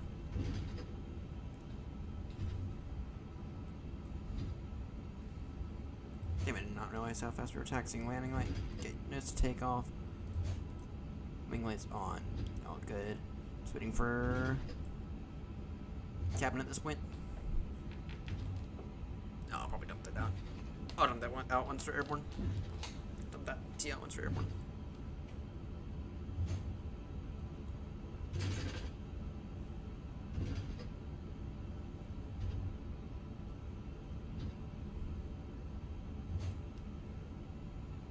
Cabin crew, are you ready?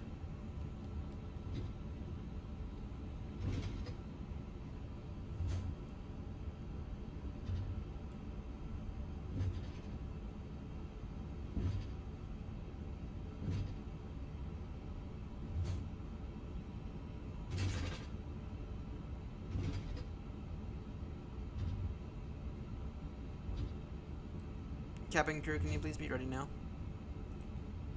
I'm getting ready to line up.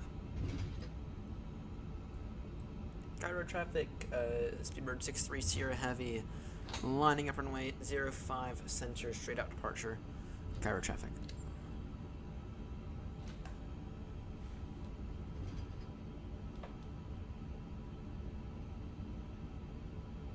Don't need that. But whatever. Ding the cabin.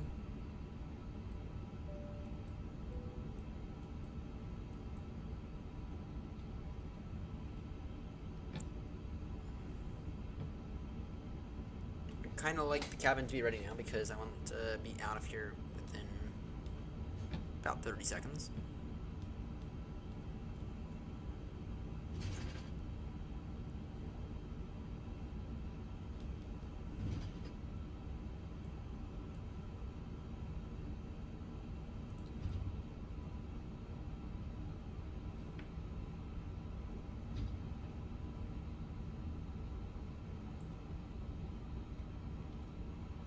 Come on, cabin. I'm ready.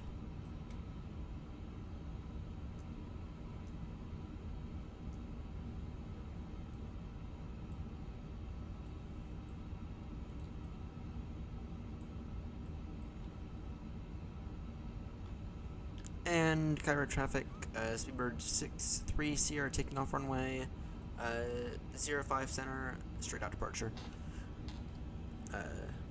Cairo traffic.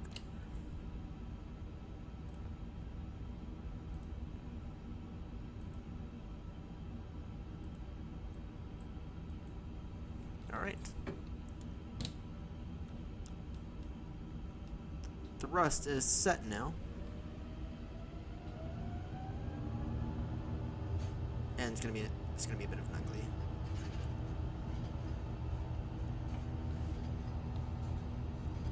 Airspeed allowed Manflex 72 SRS green, auto thrust is blue.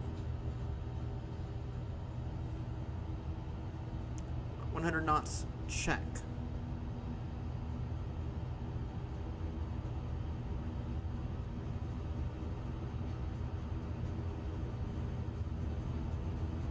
V1 and rotate, and I don't think this guy might decide to bash us for that. I don't think so, because from my standpoint, it is pause rate climb there.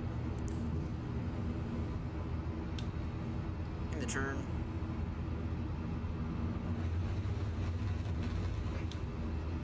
Put those flaps away.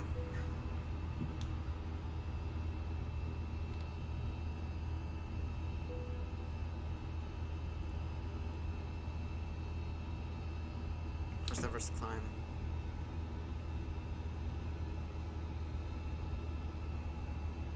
And Cairo traffic, Speedbird 63 Golf is climbing through 2,200 feet.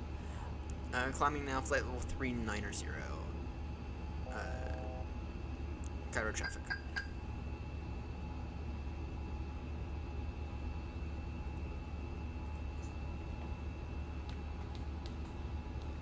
Flight level 390.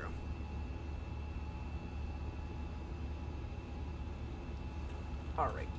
That departure looked solid, if I do say so myself.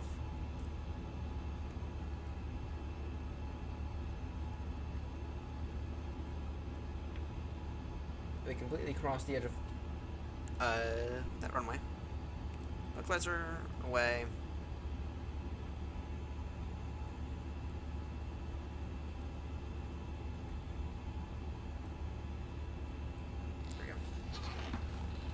There we go. Now we're airborne.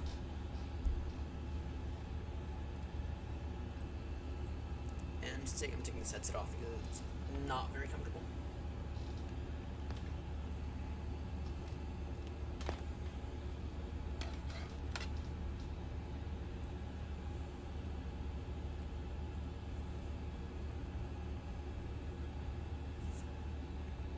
Oscar Triple Kilo ETA is in 2 hours. Nice.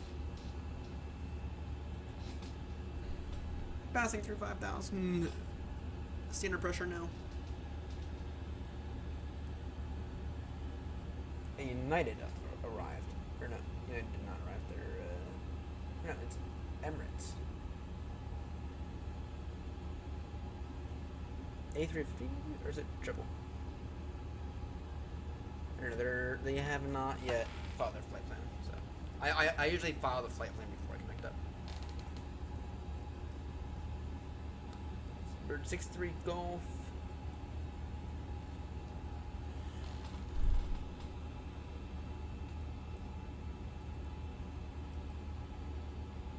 Off to Kuwait now. And Kuwait's going to be a little interesting because we have new scenery and I don't know how the sim is going to perform. But it is going to be our last leg for the night, just to be crystal clear. It'll be our last leg for the night.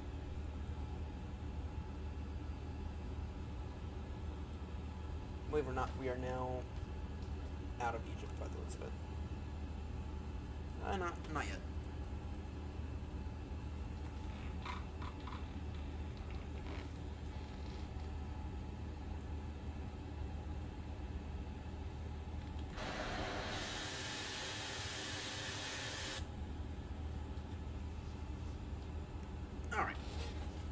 we're looking solid now. I'm gonna open up Minecraft here in a moment because I don't think we're gonna do the. I don't know how I want to do the tribute to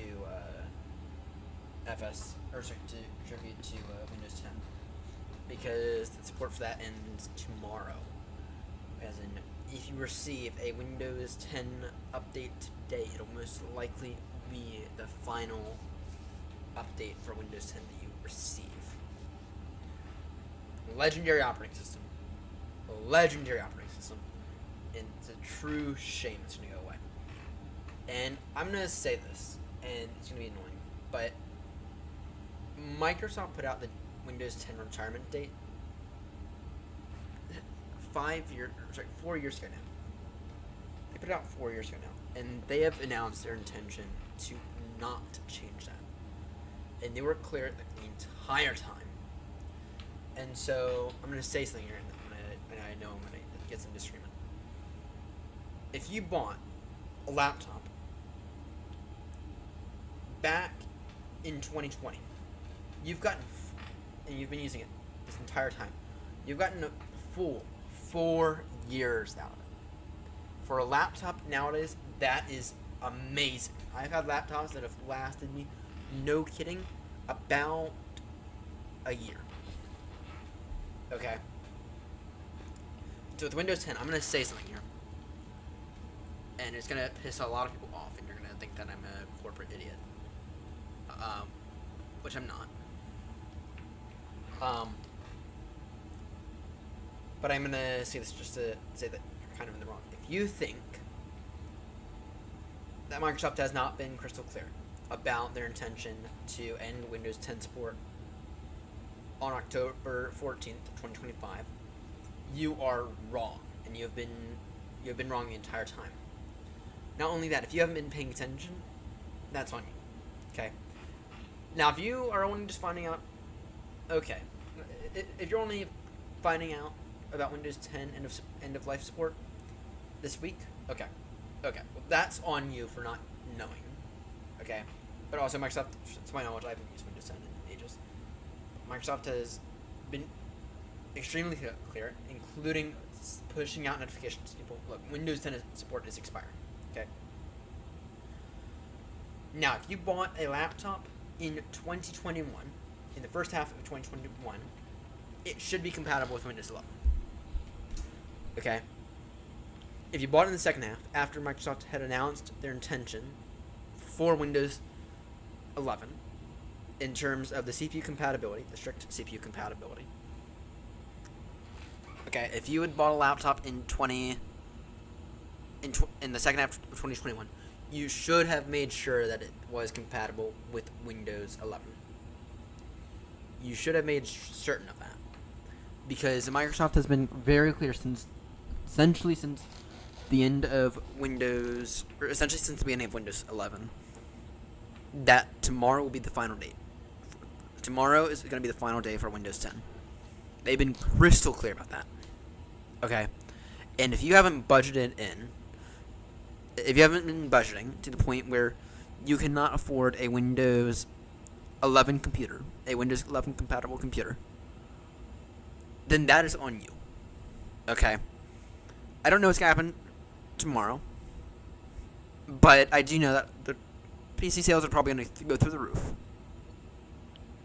after people realize, oh shit, Microsoft wasn't kidding about when the Windows 10 retirement date. Okay, Alexa, turn on Ryan's test. That's got to be something with Alexa. So I don't know what it is.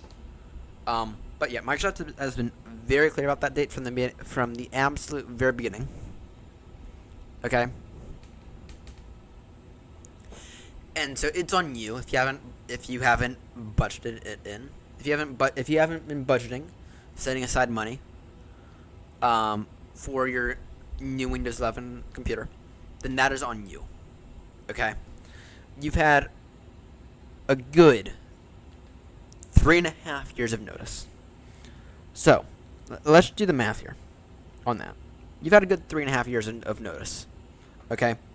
So, that's what? Oh, let's go conservative on this. sorry. Actually, it's been even further than that. It's been 4 years. But let's go conservative. Let's go 3.5 years. Okay. So that's gonna be what 42 months. If you had saved even $10 a month, which is nothing, to be clear, you'd have $420 they can throw at a new laptop. That's not bad. You can find some pretty good laptops, especially in the refurbished market, that are Windows 11 compatible for $420. Furthermore, if you've saved even $20 a month for the past 3.5 years, $840. That gets you an amazing laptop, to be clear. Okay. That gets you an amazing Windows 11 compatible computer. Okay. And if you even want to go sketchy, it's like, here's something.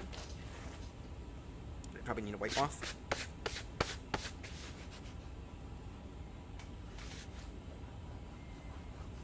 I bought this ThinkPad. This is the Lenovo ThinkPad. I bought it off eBay to serve as my backup computer, though I am going to think that maybe it's going to turn into my main computer very soon. Not because my Dell is bad or anything. It's because I do miss using this thing. I don't feel like I give this thing as much attention as I should. But I bought this thing as a backup computer off of eBay for $200. I didn't have to do anything to it. It came with it. I mean, I had to buy an SSD for it, but so I didn't have to do anything to it. Actually, did I even have to do that? No, I just had to bring an operating system, I think. Anyway, I bought this thing off eBay for $200 about a year ago. And I know that stuff's gone up since then, but still, this is an amazing find. And to be clear, this is going to turn into my daily laptop, I think, because I miss this thing. I really miss this thing, actually. And this thing's a great piece of kit. That's the frame is bowed. And this thing, wow, and this thing holds a charge. Oh my god, the last time I used this thing was, when I was struggling with pre-calc at the college level. Oof, this thing probably needs a new operating system. Probably need to install a new operating system on this thing. Oof.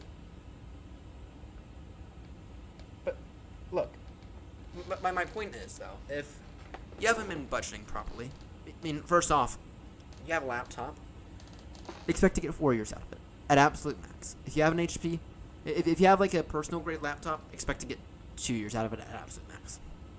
If you have a business grade laptop, like a ThinkPad or an Optiplex or a or a Latitude from Dell, you can probably expect to get a good 4 years out of it before you have to upgrade. And I can almost guarantee you after those 4 years of it, you'll be ready to upgrade. Okay.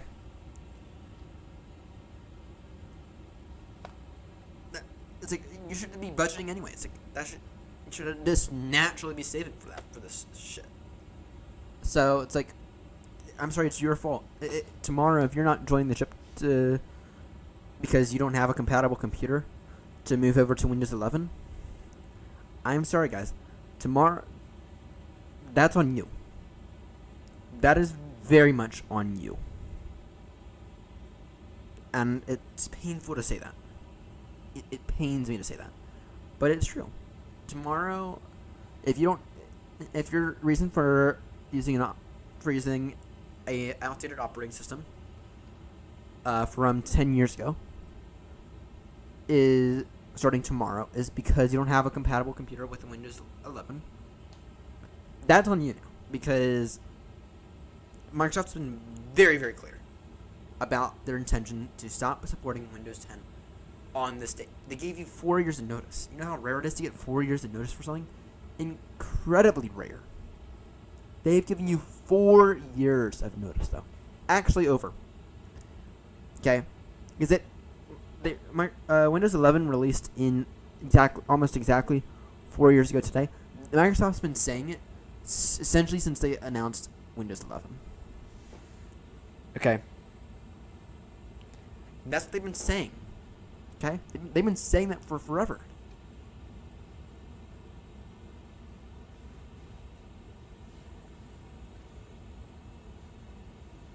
So, yeah.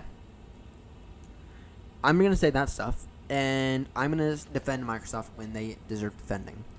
Okay, and I know that people are going to be like, yay, wah, wah, wah, Microsoft shouldn't be doing this. It's like, I don't give a shit. It's like, they've been clear since day one. Here's the other factor. There are things on the CPU. There are things on the CPU. Right. There are, for the CPUs that are supported, there are things on those CPUs that allow it to have more security features. Okay? Which is a big part of the reason that Microsoft was majorly against the idea of continuing support for Windows, for those older processors, for Windows 7th Gen especially. Okay? That was a big reason behind that.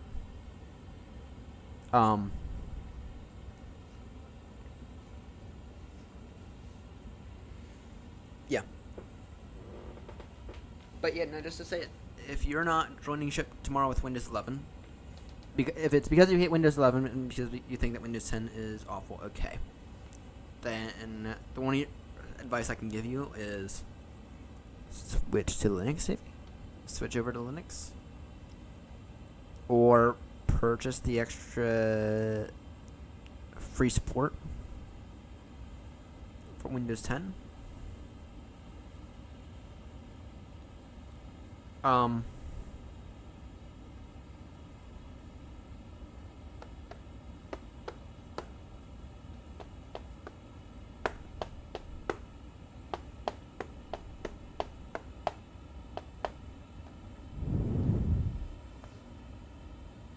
Yeah, that's all I can. Unfortunately, that's the only advice I can give to people at this point. I'm sorry. It's your fault if you haven't been budgeting. It's your fault if you haven't been able to budget correctly.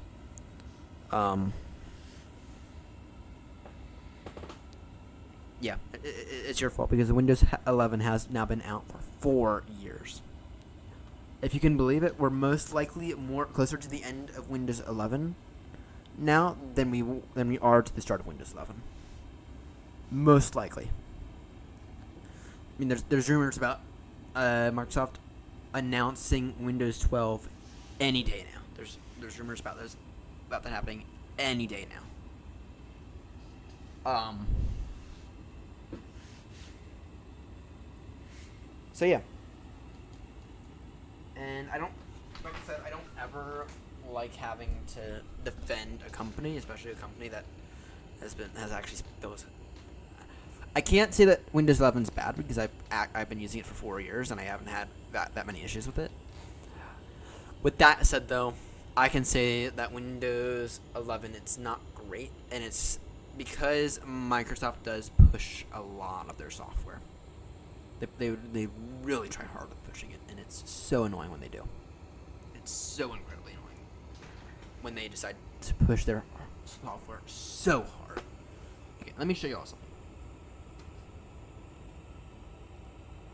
I'm going to show you all something. I'm going to open up settings here. I'm going to go into apps. Default apps. Well, first off, you have that. Default apps, right? By file type.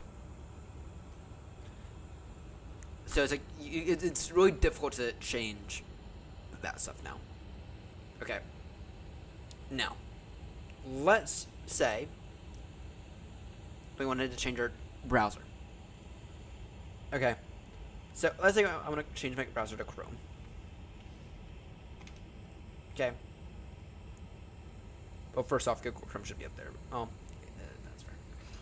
But you have to change all of these. Right, and here's one I haven't done. WebApp,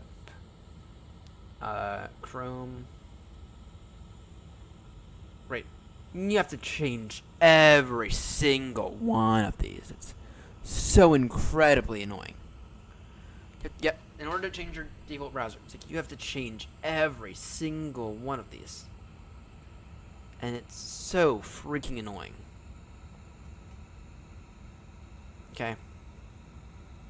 It is so freaking annoying to have to do that. But you have to change every last one of these. Yeah, right. It's like, and so instead of something that should be like, what, 5 clicks? Now it's like 15 clicks. And it's so annoying. And it's not something that Microsoft should be doing at all. I mean, these are all default as Microsoft stuff, to be clear. Then Copilot. Actually, can we uninstall Copilot, please?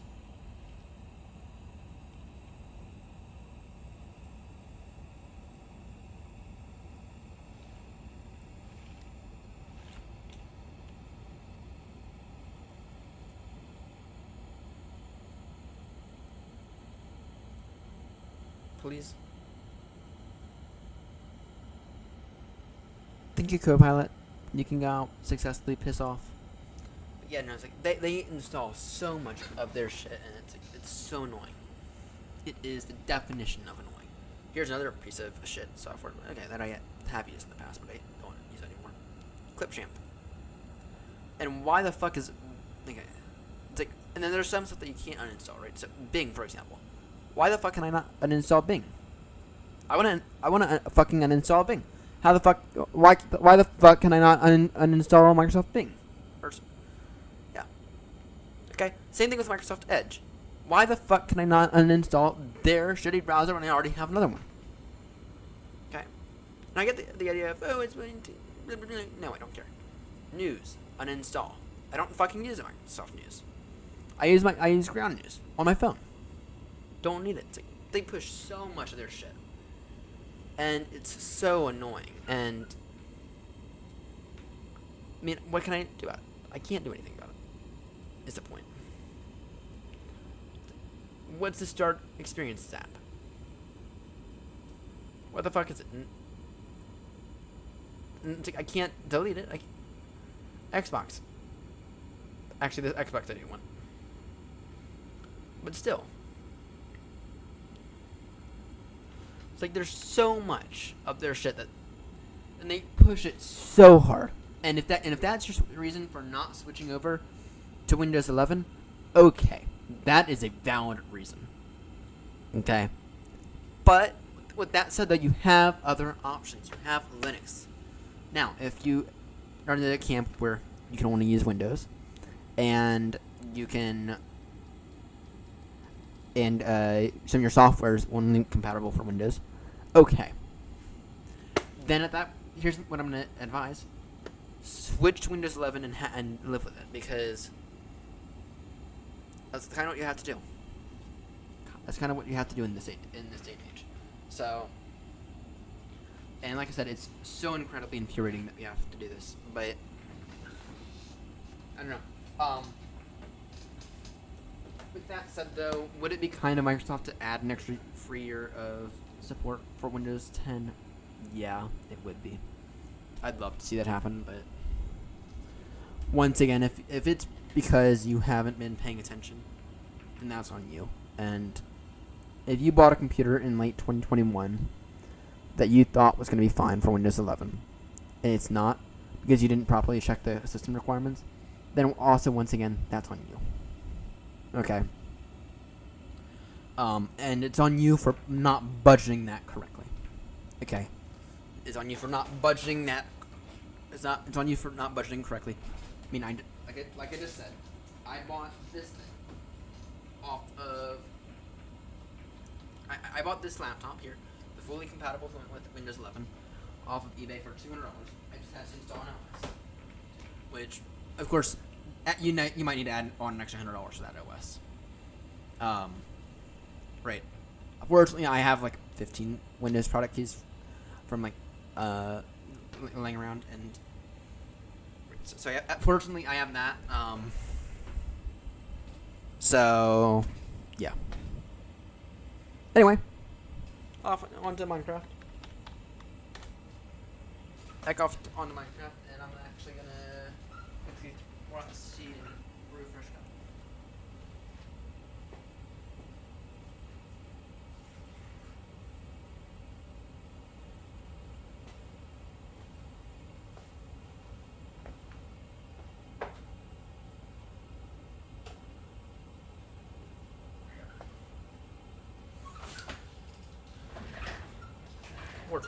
starts really quickly. This is actually our longest leg of the day, right here. This here's actually our longest leg of the day. So, no, I think I need to just get rid of this stream deck because it doesn't work very well.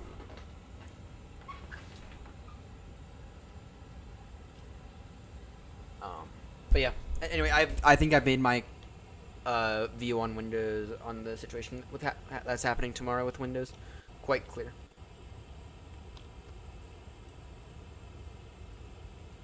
I think I've made my view on it quite clear. If you're right, actually, I'm gonna disable something.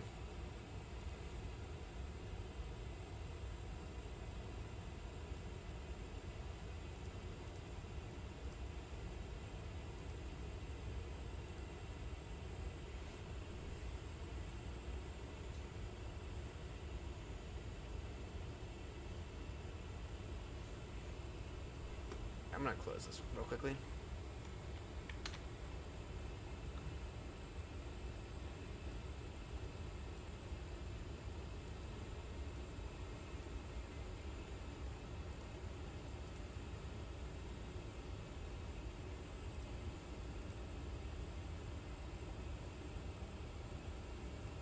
Can I close this, please?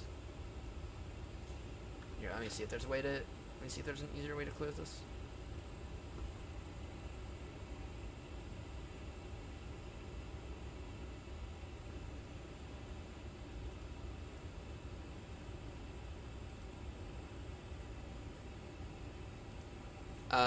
Maybe close that.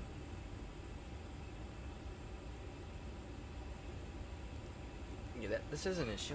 I don't know how to close this. Yeah, whatever. I just feel like it might be affecting my performance for Minecraft a little bit. That's fine. Minecraft doesn't take up that much in terms of the performance. So, alright, let's do this properly, right? Because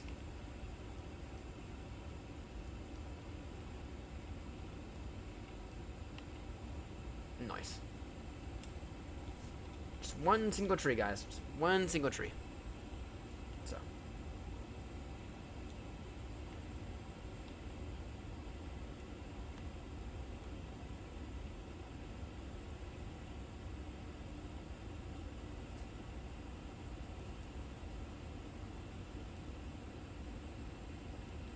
Alright, let's see here.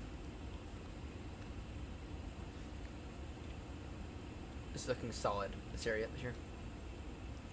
Now, let's tear down this tree, and we have to be really careful when it comes to tearing down this tree.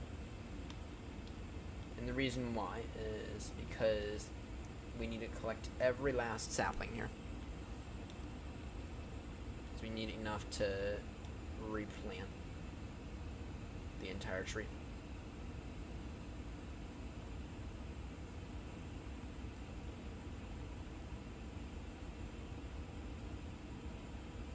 And I think that was enough. Oh, we'll double check. Oh, that was definitely enough.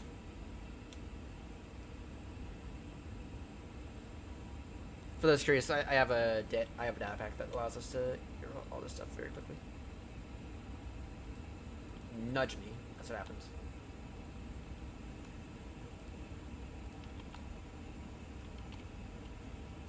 Plant this guy right there. In the meantime, I just want to kind of make a clean line here. Clean break from the outside world. Actually, you have a line that we can use. Just a clean break, please.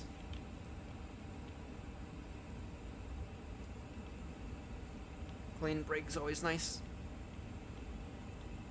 And to the viewer we have tuning in, as always, I'm always trying to talk, but you can always say anything in chat. Anything you want.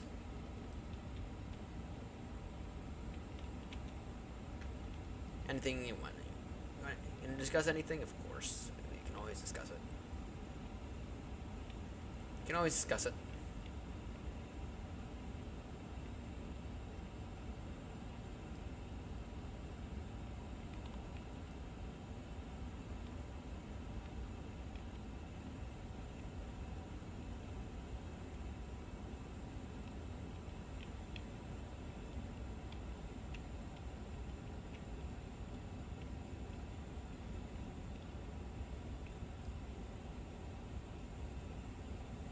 Alright, let me see here. So, knock down... Oh, we have some work over here to do because we need to knock that out. Over there. We have some work we have to do over here. But I do just want to very quickly just like kind of make this a clean break here. And then what we'll do is we'll begin to patch this in, and then we'll begin to knock down this part before we do anything else.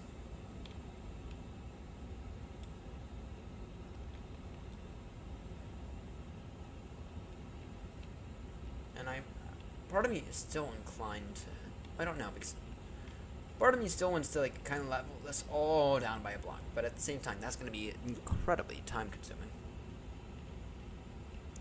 That's what part of me still wants to do. Take it all down by a whole block. But once again, that's going to be extremely time consuming. So I don't want to really do that.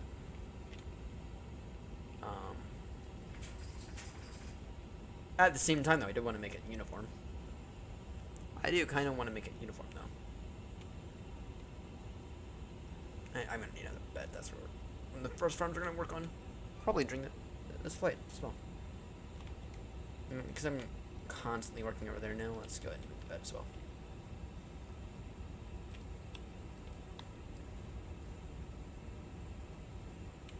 Considering that I'm constantly working over here now. Working on this area.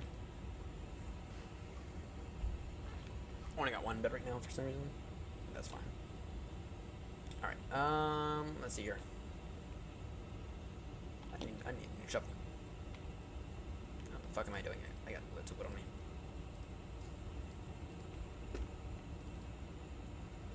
Make me two. And there goes the kettle. There goes the kettle.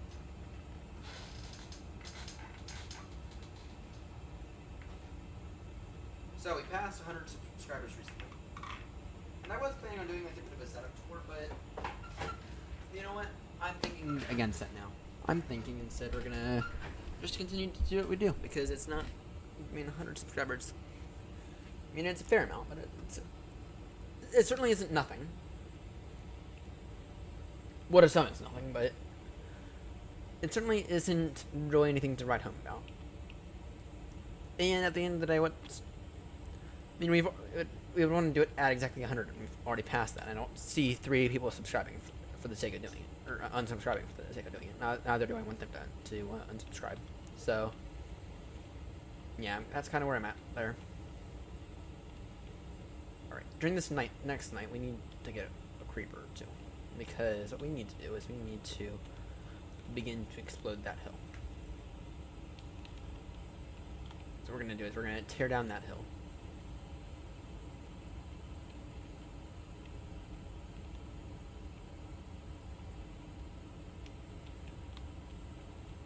We're also going to lay down a massive perimeter fence around the entire area, so we can begin to work without any fear of being attacked by monsters and not mobs.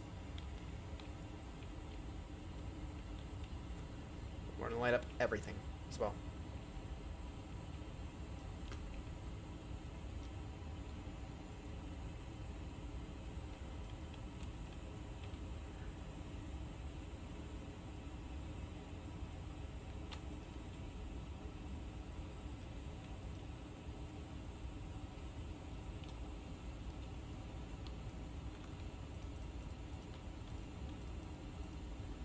In terms of this, there is a proper way to do it, and there's a not proper way to do it, and you're not doing it the proper way, but that's fine. Because what I'm going to do is I'm just going to come in under here and be like torch, torch, torch. That'll prevent anything from spawning under here.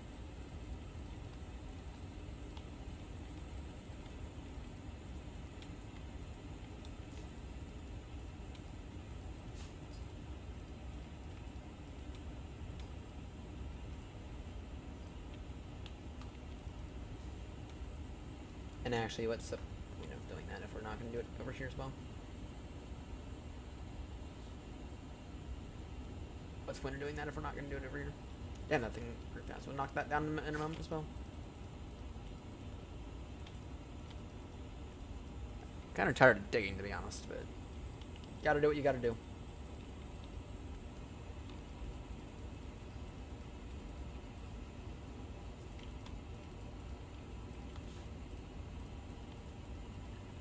To be clear, we've done more Minecraft this year than we've done in the past, like, 5 years straight. Just to be crystal clear.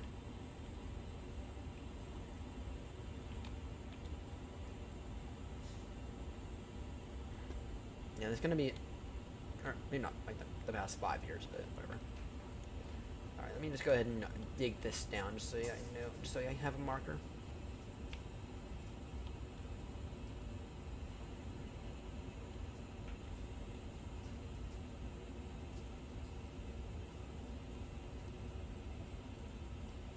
Okay, and then we just need to use this, and we're not gonna have the ability to take that back. You actually legitimately take that back. Alright, so this corner here needs to get knocked out entirely, and it's wide, so we'll begin to use the creeper method on that corner.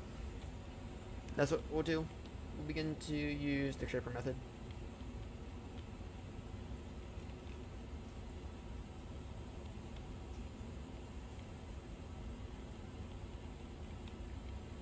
That's fine. Creepers gonna do what they're gonna do.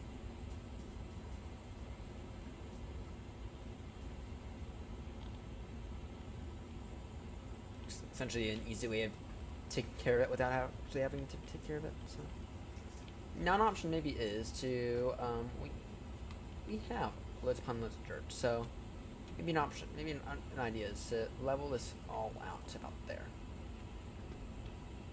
I don't know. We'll figure it out. We will figure it out. And just to say, we have some absolutely gorgeous views on this right now. As we're flying over to the UAE, I think that's what we're flying over. Yeah, we slightly split off. That's fine though. What's our ETA right now? Just out of curiosity. 5.8. Ooh, so just over an hour. So, you know what? Could we get to the next waypoint and be up until like 5:30 in the morning? Could we do the next leg? Because I'm ready to. I'm ready to do another leg. Ooh, I don't want to. I don't think that'd be a wise idea, but that's something I might do. Do the next leg. Ooh.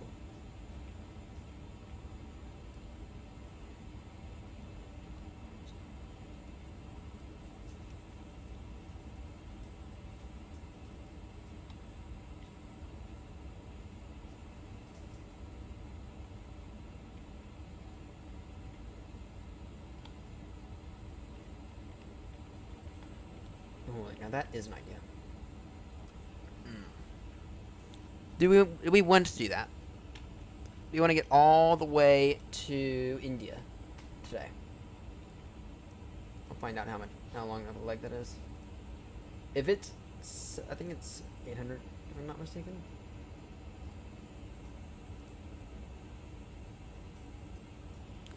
Oh, it's to Dubai. Yeah, we'll get to Dubai tonight.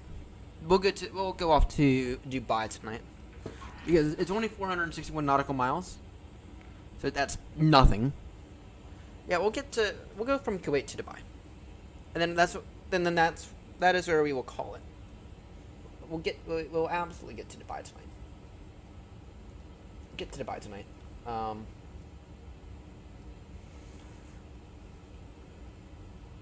That'll be the intention. Now, for this, first off, let's deal with all this brush here. Let's take care of all this brush here. And the dog's awake. Hey, bud. love you. I'm sorry about earlier. I'm sorry about earlier, but you need to learn to listen to me.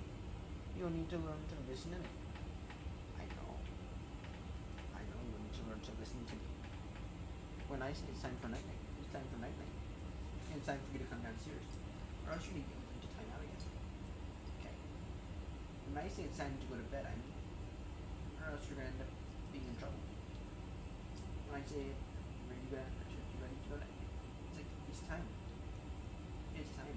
No, you don't like it, but seriously, it's time. When I say it, it's time. No, but I'm not in a position where I can play with you right now. I'm not in a position where I can play with you right now. I got that. I'm trying to play with him with my leg at the same time doing this. That worked out well. Not perfect in terms of clearing the brush. Though that was a perfect little mistake right there.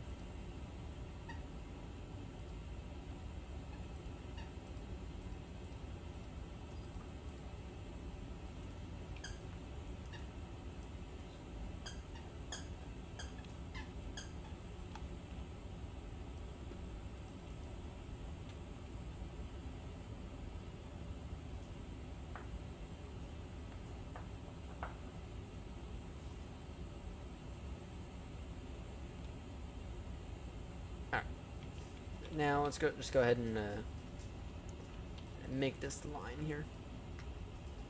Make this line, fill this in. Plenty of dirt to do it.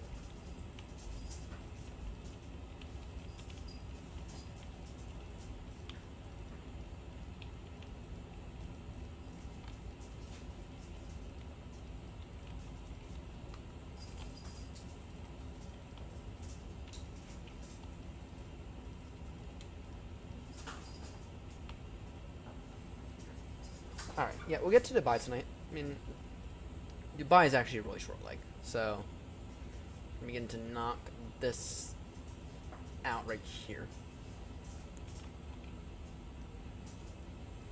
And then my genius plan here is we're going to, my genius plan for right here is that we're going to end up, putting slabs on the bits that go down. I'm gonna end up putting slabs on the bits that go down. So, oh shit, no, I didn't want to do that. I wanted to use the advantage of the night for the creepers.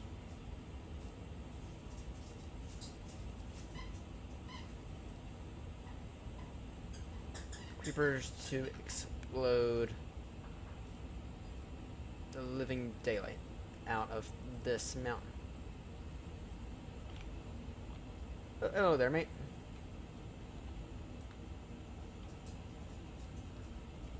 You are going to do me a favor. I'm going to let you do what you want to do. You are going to do me a favor.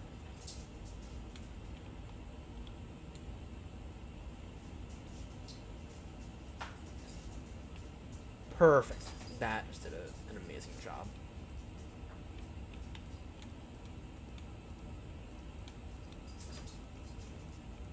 Just did an amazing job right there. Alright. Where's another one? Needs another one.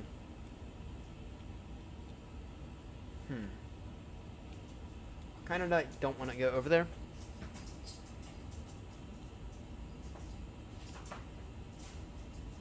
Maybe what we'll do is we'll begin to get a few of these guys. I think we only need like 5 or 6. With that said, though, I will say this. A sword, another sword is in use.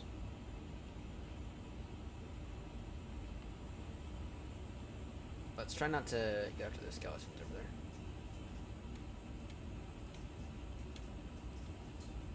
If we can avoid that. Aha. Hello there, good sir. Would like to come and do me a favor? Or any kind of favor you like? If you can help me out. over here, that'd be very much greatly appreciated. You can maybe come and do your job, maybe let's say right here. Perfect. Perfect. Alright, I figure only maybe about 3 more creepers and we'll be good. So, and those skeletons have now just despawned.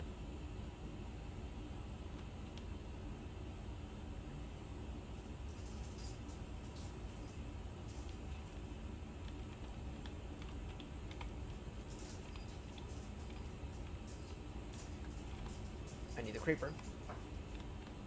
Don't need the zombie. Unless the zombies want to get blown up by the creeper. Which is always a possibility. Come on, creeper. We're gonna wait for your buddies as well because that would be actually quite helpful. You can do your job right there. Perfect. Perfect.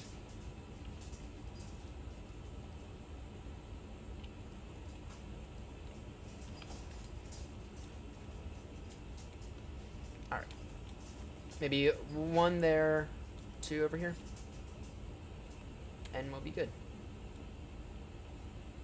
Oh, what do I see over here? I see 2. Perfect. Actually, give me only 1 for right now because the other ones are probably gonna end up despawning anyway, but just don't have to deal with the spider.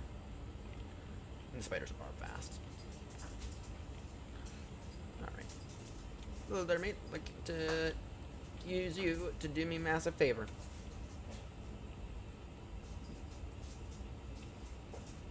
Right there, that's good. Nicely done there, mate.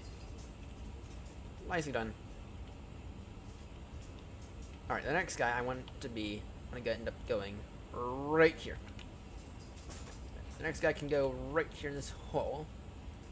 That'll be amazing.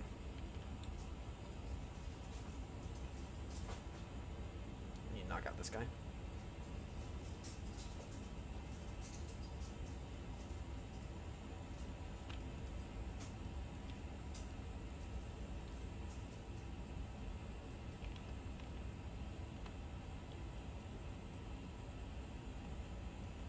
Oh, and whatever the creepers don't do, take down by hand.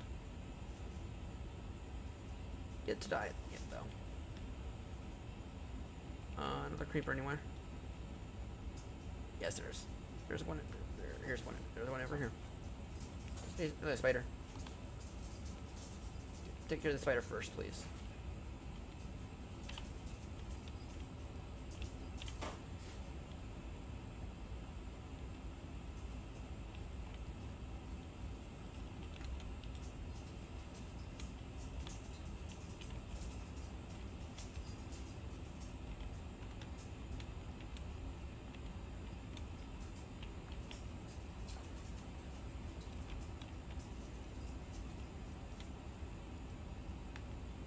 Nicely done.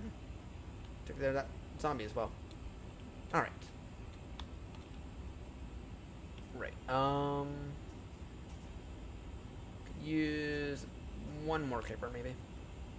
Actually, we could use plenty more, but I feel like this is still a lot more reasonable to tear down than by hand than it was. I feel like it might be time for a bow as well, because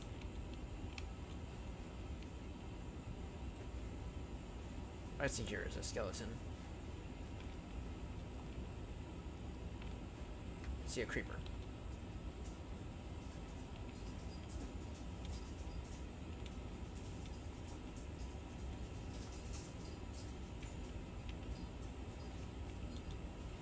Alright, Mr. Creeper, if you could come over here, please, and do a wonderful, wonderful job of exploding. Maybe right here, please. That'd be very much appreciated. Perfect. Perfect.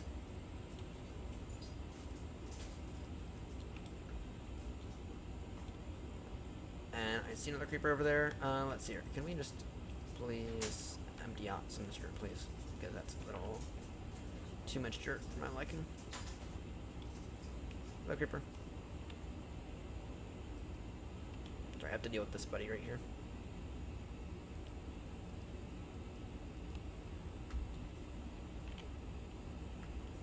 Hello there, creeper. Would like to do me a massive favor. I don't want a favor you love. And would you like to just maybe explode? Let's hear. If you can explode this bit right over here, that'd be tremendous. I knew as much there as I thought you would. Whatever.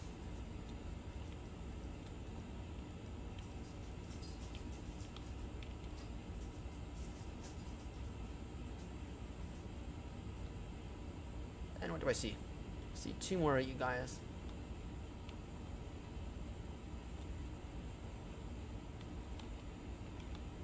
Which one of you all would like to be first? Now that it's starting today.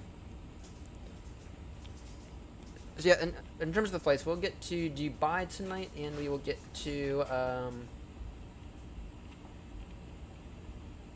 don't know. I want to make sure your buddy's coming with us.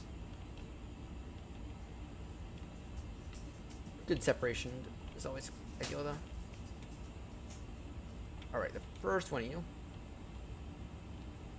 I would like to have maybe right here. Perfect. Now you, sir, I'd like to have you call it right there, actually. Perfect. Perfect. Alright. And then I don't think I got any more of you all anywhere. Wonderful. Those guys did the job that I wanted them to do.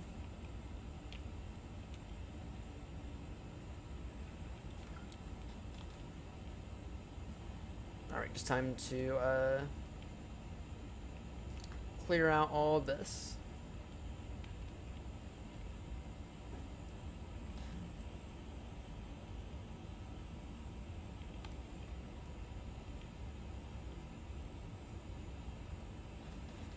Time to clear out all of this.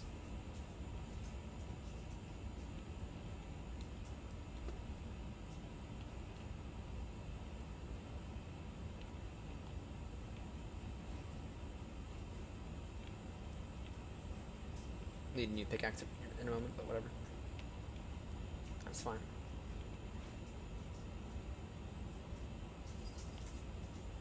You do have another shovel, right?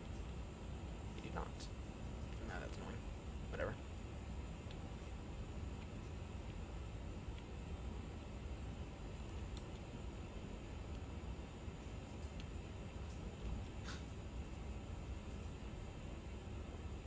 I know that for some of this we don't actually need, but well, we can get rid of those.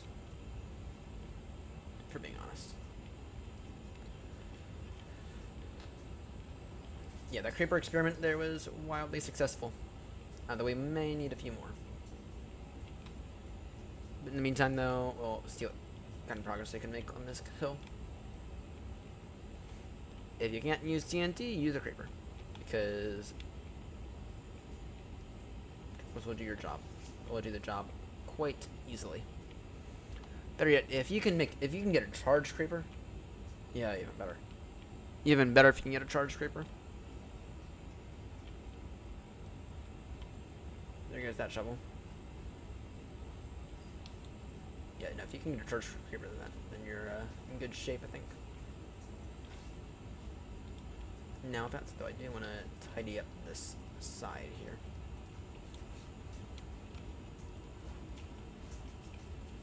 Yeah, what we'll do is we're gonna have some stone to pull out, but we're gonna make this side uniform. And do the same thing all the way down. We're gonna make it uniform dirt. In the meantime, dump all that away in there. Dump all that. Trim that.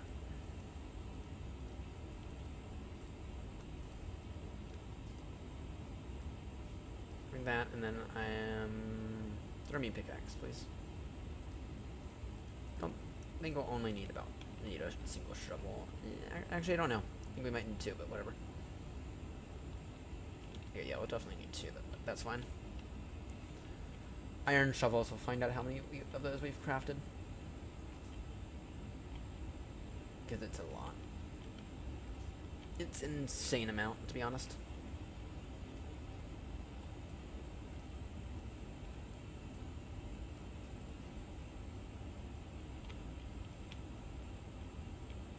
Actually, might be fine with only one.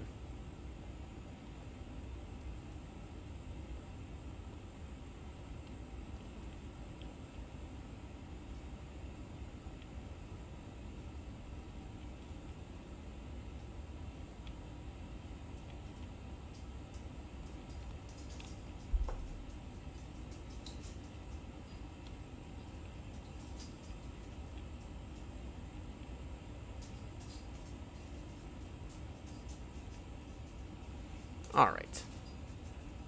We're looking solid right now. We in a moment, once we're done with digging down this hill, we'll take a look at the flight. And then, yeah, we are definitely going to get to Dubai tonight because I have the time and gets us another leg. Gets us another leg there. Just to be clear, even if we average one a day, which looks like that's going to be all we can average. If we average one flight a day, we'll be done with this thing by the end of the year. Because there are 64 legs.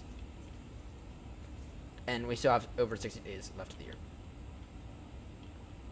So, now if we can get this thing, if we can knock this thing out by the end of June, or sorry, by the end of, not June, by the end of November, my word, we will have most likely set a record. And we'll also most likely get to our 1,000 hours on VATSIM. Which is certainly the goal by the end of the year. Though I don't think it's a very realistic goal, but I think, I don't know. Certainly 800 hours on VATSIM by the end of the year is the goal. We're probably sitting now closer to 835 or sorry, 635 or something like that.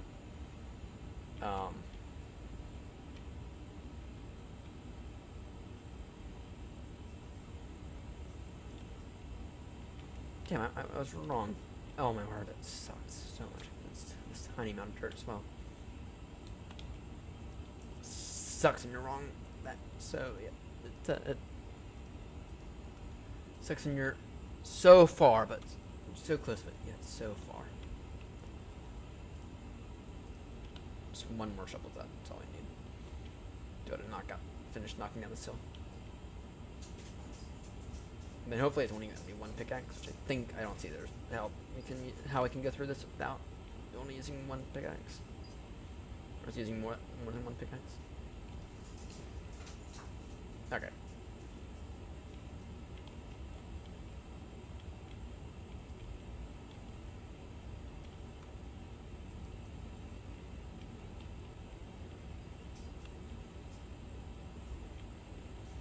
Now this is painfully slow.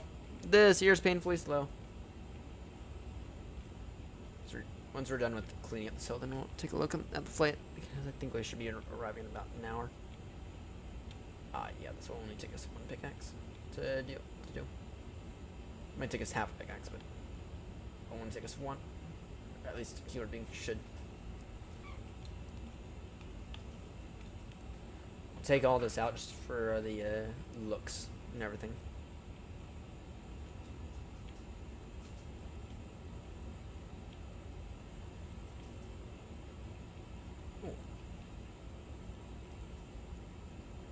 That we could find iron this high. Oh shit. Actually, it's not going to be visible, so it's fine.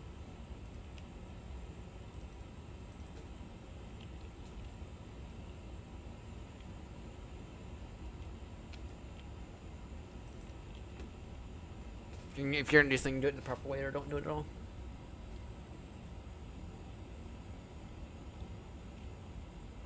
Okay. Knock knock that out. This won't need. Take us half this pick. Then we'll just fill in the rest with dirt.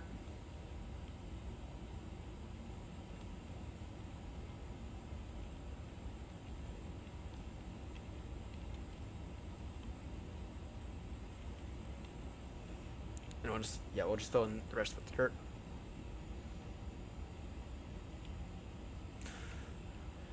Not gonna lie, I kind of feel like we're slipping back into our MCFS days. Not gonna lie. Because back in the day, when I first started the channel, you were known as Ryan MCFS, not Ryan TechFS. Then I changed it, so determined that we weren't going to do any more Minecraft. Or at least not much more Minecraft. But instead, we're going to do a lot more in terms of... I determined that we were going to do a lot of tech stuff, right? A lot more stuff to do with technology and performance and all that wonderful stuff. And boy was I wrong, because we have done nearly nothing when it comes to the tech stuff. I have a few tech videos in the works, I want to say. I have a lot of videos, video ideas, just not the willpower to actually put them into motion and actually edit them and make the video. I mean, I could probably film them easily, but just don't have a decent way to edit videos without having to upload everything to the iPad, and even then it's like not thrilled with the video editing. And I don't want to install Adobe on my computer because Adobe is such a hoard on the resource front. Yeah, I like making videos, but my issue is the editing process, and the editing is so goddamn annoying.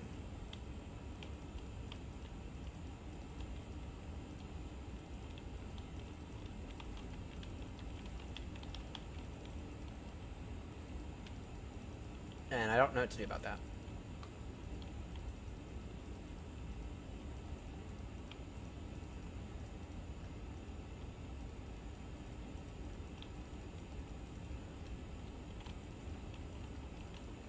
Before we hop in the bed, we will go ahead and just finish this up because there's almost nothing left of this.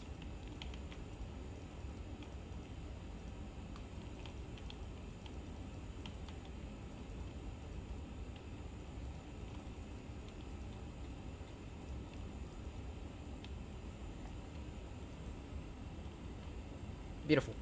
Gorgeous. Alright.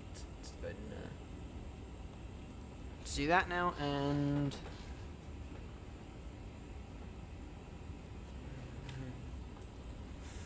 during that looks solid.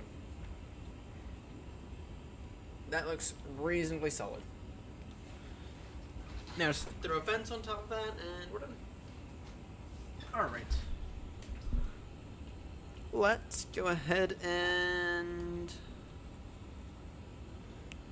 take pause on that. And instead, what I did again. Forgot about the tea again. At least this one's still hot.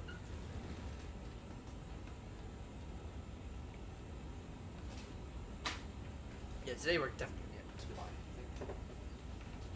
Definitely gonna end up trying to get to Dubai because if we're gonna arrive, yeah, I mean, I got plenty of energy.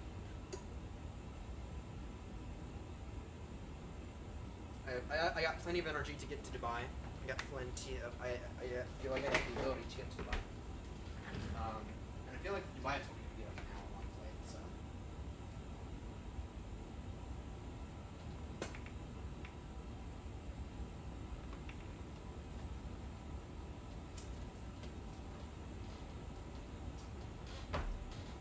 Alright, where's the spoon?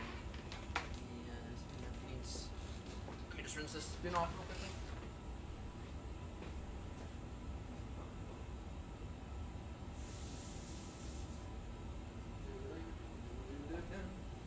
Bum, bum. Do, do, do, do.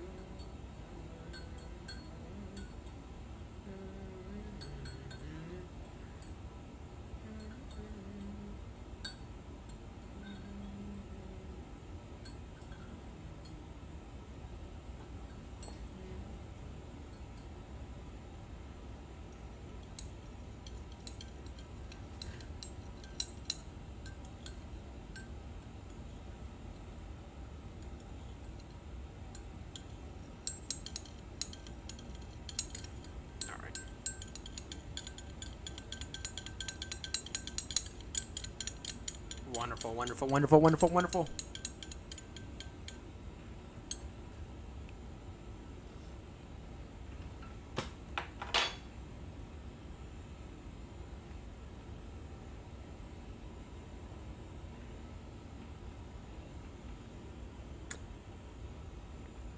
Yeah, damn, the sea's strong.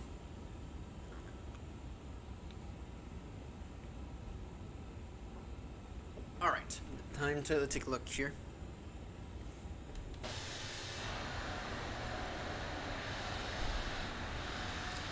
You're out in the middle of the desert. I see. Damn, I didn't realize that I didn't realize that the desert was just that big. I didn't realize that at all. Unless it's like the sim trying to do like extra like texturing or whatever. Top descent at time 29. Estimating 650. My word. 50 minutes.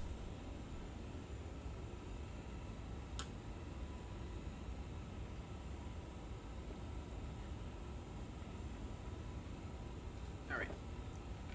Now let me go ahead and take a look here at some maps. So if lift box has that open actually then. I'd like to keep that open. We'll enter that. And let me just go ahead and make sure that that's running. You know what that is there is that is lift box, which allows me to have a virtual display, and it comes so right, it allows me to have a virtual display that connects to the sim. Though for being honest, there might be an easier way to do this. Right? And for me what that means is that for right now what that means is that on my iPad I can have this right here over on my iPad and I can control it, right? So here's my hand, right? That wasn't me using the mouse, right? I can go ahead and come over here and press like OFP, right? There we go. So it's always nice to have. Right, I can see our OFP easy. Can I? Yeah, I should have gestures enabled. I don't. I'm actually gonna try not have gestures enabled.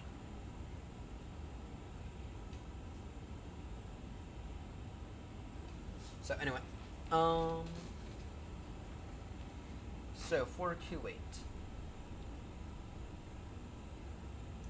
Newsky, what was it? Sorry, no, it's not charts. Charts app, even though that's not accurate. It's not graph. Import from SimBrief, HECA-2, Kuwait.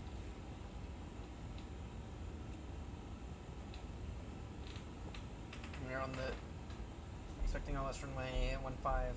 Is it not? Oh, switch. Yes, it is.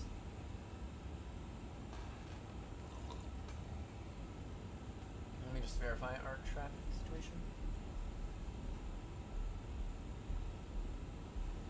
And this guy's going to Dubai. Where we're off to next?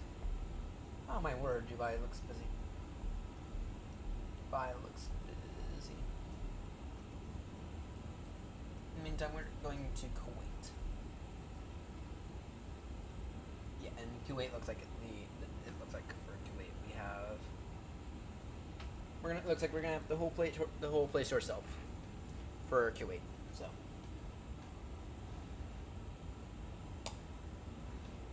If the wind is. Okay. If the wind is if there's no wind, which there is, if there is not wind, the METAR says the wind is 0, 0, 0 degrees, 0, 0 knots. Kappa K weather. No sig, so no significant change. So in that case, we're going to take a 3-3 option. In that case, we're going to take the 3-3 option because that'll be easier for us. Change runway 3 of them to be better. And then in terms of the arrival procedure,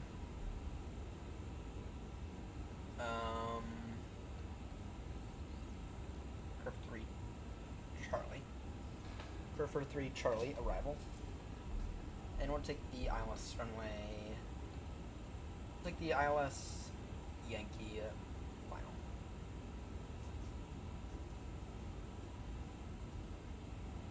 Take the ILS Yankee final.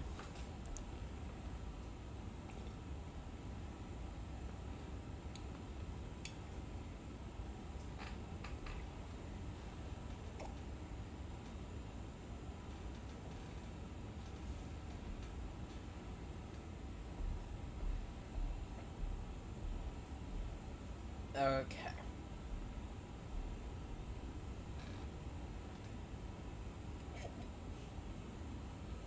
So it's above 3, so it's 3,000 by pedal. 3,000 by pedal. That's our only altitude I'm seeing.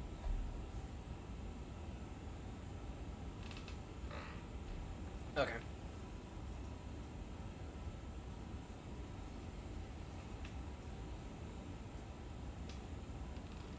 Okay, 3,000 by pedal. Doesn't help us out. Anyway, now we know. ILS Yankee runway 33 left. So we can go and throw this in. So runway 33 left. Take an ILS Yankee via the no vias. Crun 3 Charlie. Insert. Nice. Nicely done. And the only speed restriction, the only altitude restriction we have is at, yeah, that, and that's fine. So, and then, so it'd be 32 miles from the Warfa VOR. So that's the Warfa 3 Charlie arrival. So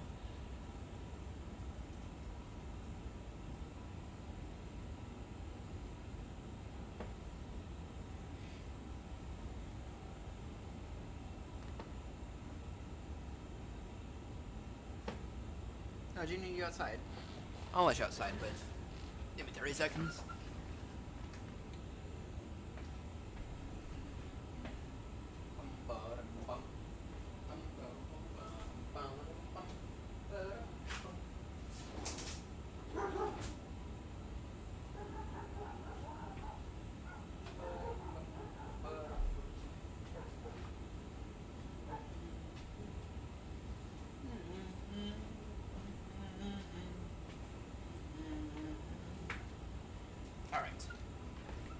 So, we got the Crun 3 Charlie arrival, so that's... So, by Warfa 3 is 3,000 at Warfa, then it's down... Sorry, at or above 3,000 at Warfa VOR, then it's past pedal at 3,000, then it's Rarva at altitude 2,500. That's what I'm seeing. So we have to update this at Rarva at 2,500.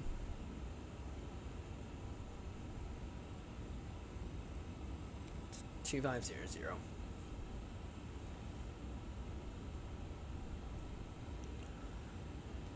Okay, and then for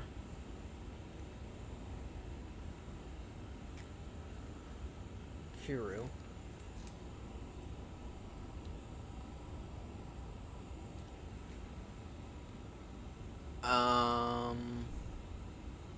And then actually, sorry.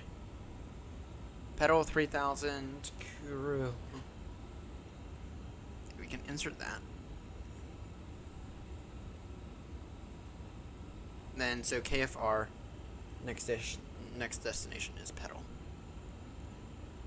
Insert next loop point. That is going to be pedal.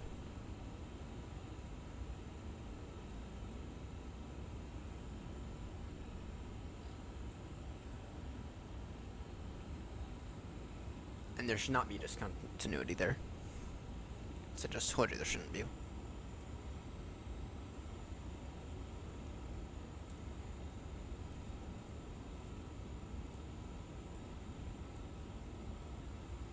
Alright, so we have our top descent at time 29, so 20 minutes until our top of descent. That's fine. Okay. Boom, bum, bum, bum, ba-dum, bum, ba-dum, bum, bum, ba-dum, bum, ba-dum, ba-dum, boom, ba-dum, bum.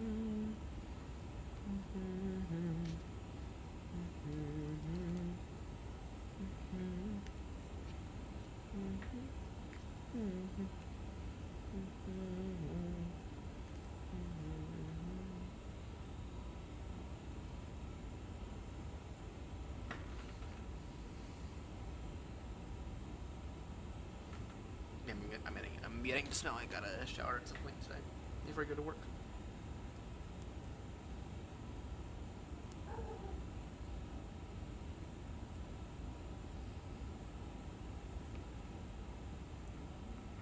And I'm just ready for Idiot Boy to come in and hey Ryan, can you cover me again? I'm just waiting for him to be like, to send a message. Ryan, can you please cover me at 12? I was like, no, fuck no, go work your own fucking shit, you fucking piece of shit bastard. Go be a piece of shit somewhere else, please. That's what's gonna happen. I can almost guarantee I'm gonna wake up to a message from this idiot, from the douchebag idiot who needs to be fired. And I can almost guarantee you I'm gonna wake up to a message. 3 o'clock, like, Ryan, can you please come and cover me? I don't want to work my own shift. And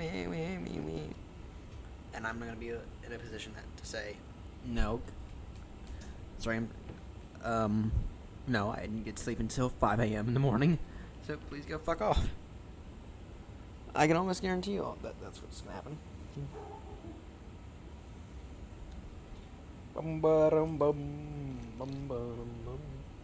And it's a true shame because I actually genuinely think that I would absolutely genuinely cover him today if it wasn't for the fact that we're flying all day. So I bought these tags and off Amazon, and oof, let me just say they're big compared to what I thought they would be. The thing that absolutely ruins them is this "Born to Fly" message on the back. That absolutely ruins them. Okay, it really does. And it's so annoying they decided to put that in. It's engraved as well. It's like so annoying because otherwise it's like these things would be perfect. We have one for the A380. Yeah, one for the A380. Okay. You have one for the A340 600. I don't know how well y'all can see that. You have one for the A330, which the A330 is not great. Oh, actually, I haven't used the A330 in ages. One for the A330, and you have one for the A350. They all come in a single pack. What absolutely ruins them, though, is the text on the back. Born to Fly. Like, that absolutely ruins them. And it's so annoying because I spent money on these, thinking these would actually be quite useful. It's like, no, it absolutely ruins them. So, instead, these guys are going to go up on the wall. We're going to have to clear that now. Not tore up in here again. If I hop back into my craft, I'll extract 100% when I need to descend. You won't pay attention to get back into Minecraft now, so. Where is it? I think I have bits and bobs. That'll make it easy to do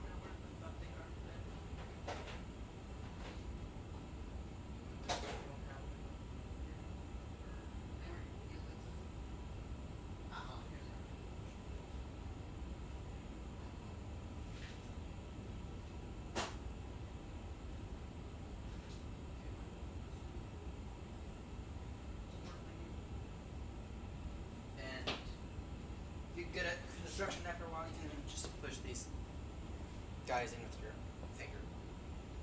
So, let me just grab a level. Let me just quickly grab a level Y or level so we can go ahead and take a look at this.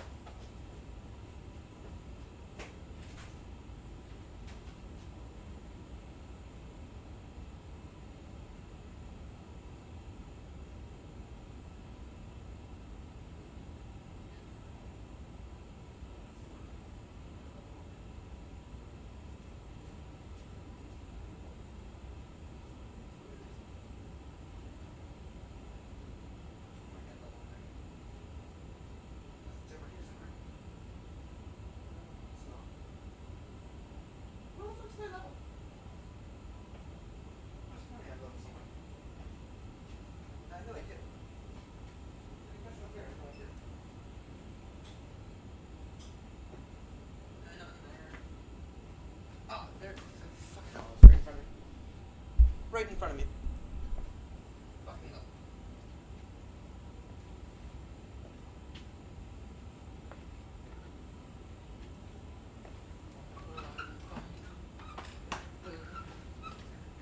Alright. Go.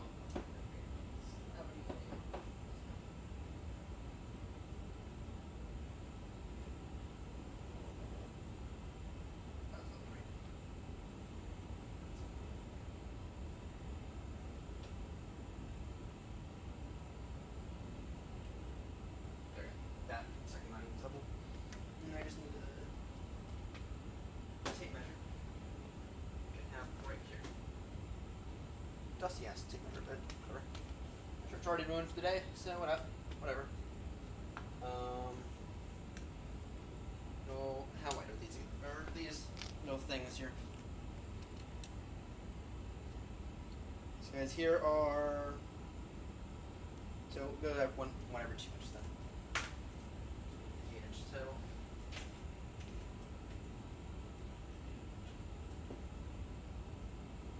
One,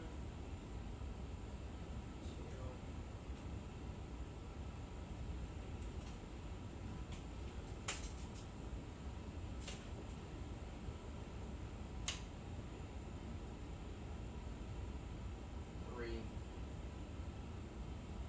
four. Just finish this line up.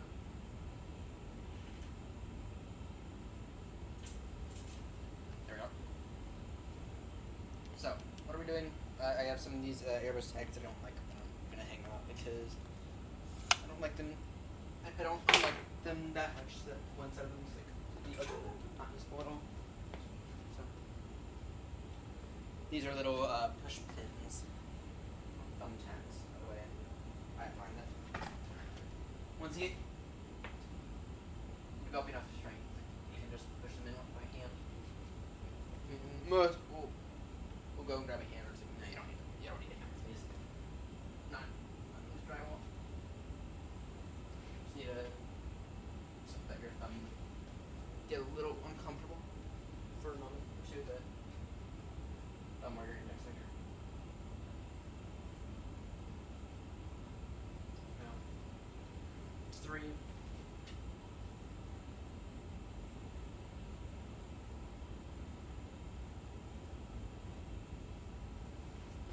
First different one.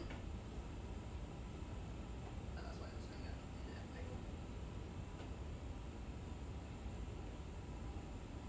Unless there's a screw that is, but.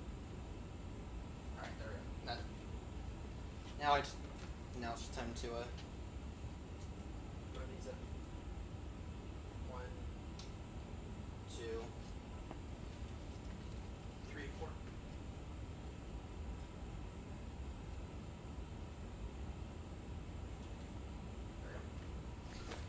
Now I got them.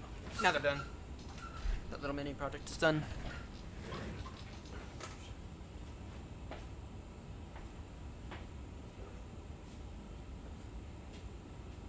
I know.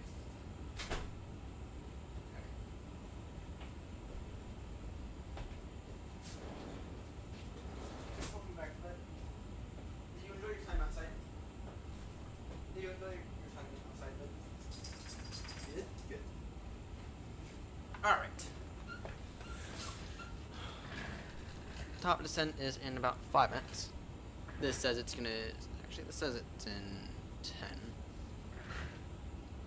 But with that, so though I always get I always get a bit of a head start on top descent. Let's do this next cup of tea properly this time. Oh, P, you're stinky. Are you okay? You're absolutely just you're stinky now. Damn you! Go lay down. Go lay down. I can't stand your stink. Go lay down. Go lay down. Bed. Hey, what are you, Stinky? It's a stinky dog. Alright. Let's go direct to that. That won't do anything. Yeah, I know, but from position.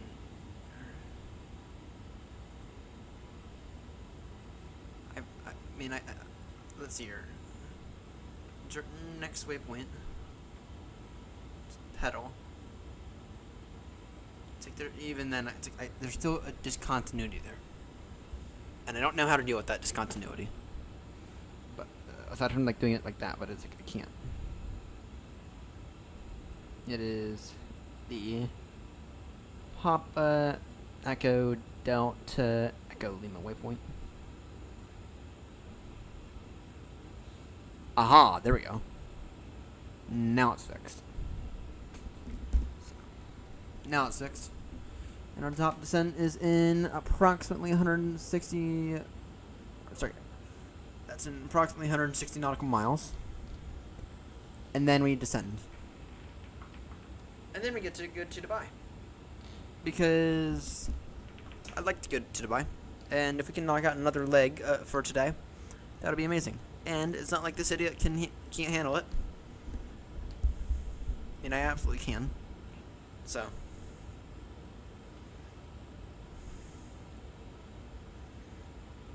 And yeah, we are actually approaching Dubai. Or sorry, we are approaching Kuwait now. We don't have that long.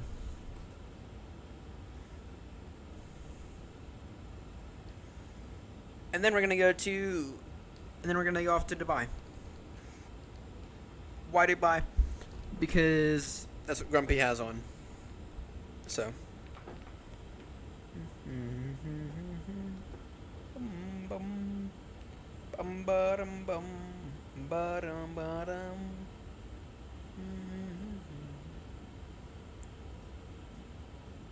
What is this? That's not Dubai though, is it?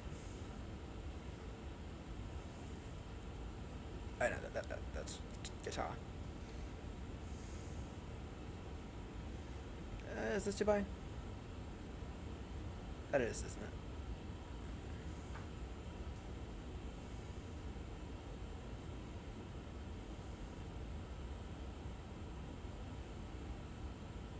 That's not Abu Dhabi, is it? No, it is Dubai. Yeah.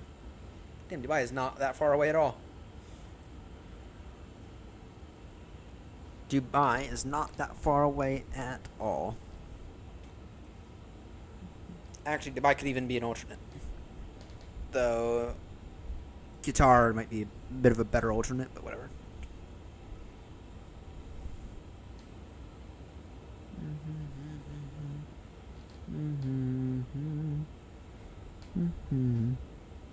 Top descent will be in our top descent in maybe about 2-3 minutes.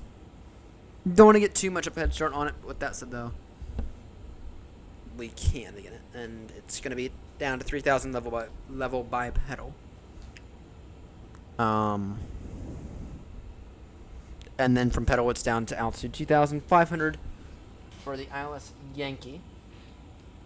And we'll throw in some of this data. It's probably telling me. Yeah, well, we'll throw in some of that data in a bit because there's no reason not to. There's no reason to wait. Or there's no reason for us to do it now when the weather will most likely change. To wait, and of course the wind changes. Wind is 180 degrees 4 knots. So for runway 33 left, that's tail end now. Fuck. Anyone else heading to Kuwait, or is it just me? It is just me. We are going to be fine. We are going to be A-OK.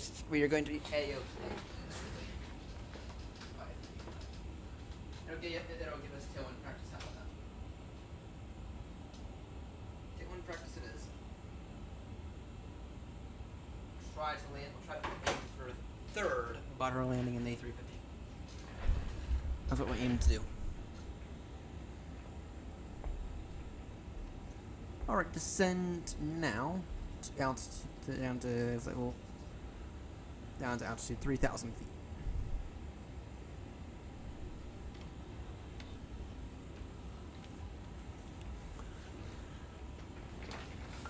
Alright.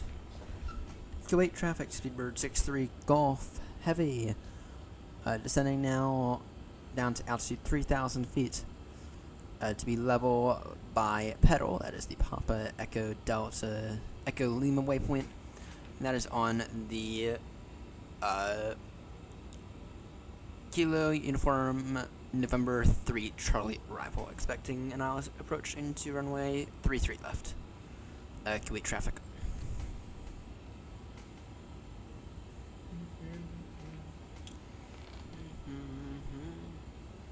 And then we get to go off to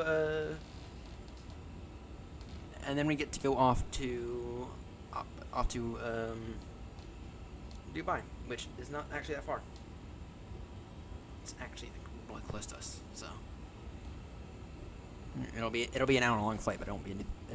It'll be an hour and a half long flight, but it won't be 2.5 hours long. It'll be an hour long if that actually. So. Alright. We can go through our destination data now. Performance. Approach. The winds are 180 degrees 4 knots. 180 and 4. Temperature 29. Damn, that's blazing over there.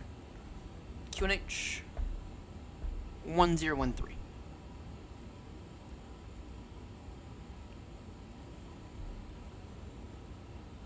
Oh, nice. Standard pressure. So, and then our minimums on the ILS are 369. 369er on the Barrow. Transition altitude. What is our transition altitude? Okay, in case of misapproach, it is up to 2,400, and then it is a turn to 5,000 to intercept the Romeo-090, and then it is direct to Ludum and hold. Okay, that's good to note. And then, yeah, we can aim for 137 on the approach. 137 knots. And then what is our transition altitude? Flight level 130.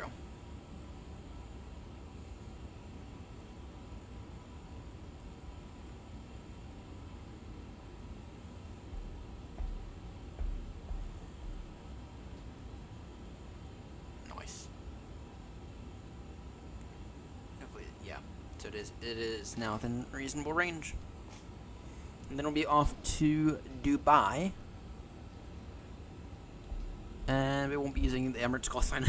We'll be using the Speedbird call sign. Arguably Emirates' biggest competitor. Arguably speaking, of course.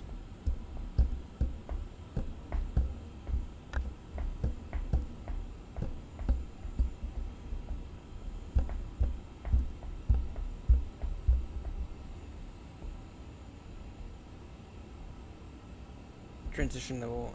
Ooh, that's 150.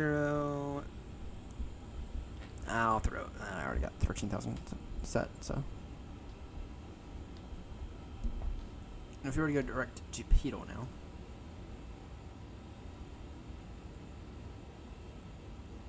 just for a bit of a faster arrival. I mean, the winds actually help us out a little there. In that case.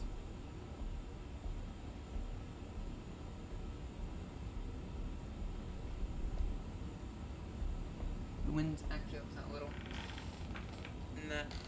In that case.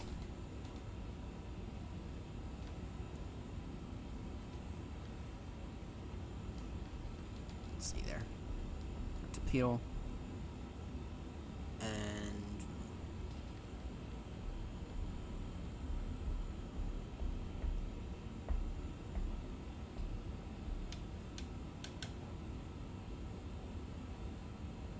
continue our descent.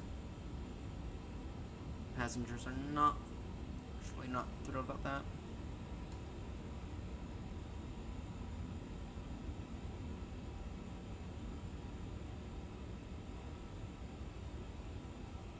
Surely the passengers are not thrilled with that. I mean, I did notice that. Whatever. There we go. Now looking a bit better. We're still descending quite rapidly, but it's better now. It's looking a bit more solid, a little bit better on the VNAV ability, so. I am beginning to learn to trust the VNAV a little bit more. Not gonna lie about that. It's not bad. I am beginning to trust it a little bit more because it doesn't take as long. Maybe if we didn't fly with our speed brakes out, maybe be a bit better when it comes to our fuel efficiency. Yeah, so we're gonna get to Kuwait. We're gonna get a flight plan filed to Dubai, and then we'll get to then fly over to Dubai, and it'll be a very, very easy flight. It'll also be a very quick flight compared to this one. It'll be an easy flight. It'll be a fast flight, and yeah, that's the plan. That is the plan anyway. Get over to Dubai. And then we'll be officially ahead of most other people on the AirNott world tour. And maybe if we can do another 4 legs tomorrow night. Actually, not. I think it'll only end up being 2 legs tomorrow night. Maybe 3 legs. Then that'll be good. Or sorry, tonight. Yeah, once we're in the air bound to Dubai, then we will go ahead and take care of the leg after. Or we'll take care of scheduling the stream for tomorrow. We're actually gonna do a bit of a different thumbnail. Around the world.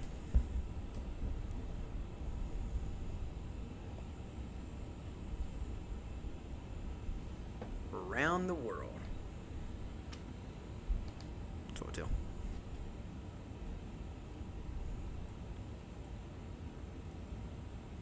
Bum bum.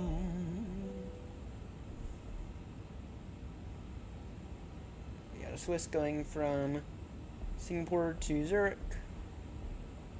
and we are going to Kuwait, which we are almost in Kuwait airspace. Right now we are in Saudi airspace.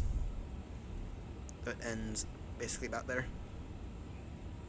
It ends essentially right there. So, and of course, the Middle East is always not a place that I would ever recommend having to go to. Well, okay. The UAE is safe. With that said, though, not for anyone in the LGBTQ community. Okay. In that case, the UAE is not safe. It's not safe for you. However, pretty much everyone else, Jew, non-Jew, the UAE is safe. Yeah.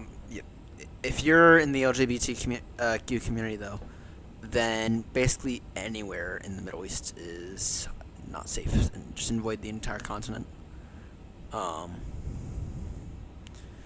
Just to say it.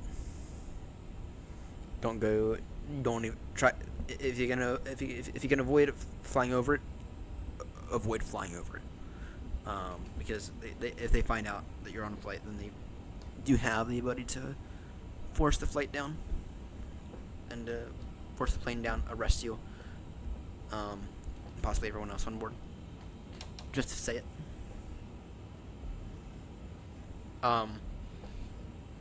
Yeah, avoid flying over the Middle East if you're trans or gay or whatever.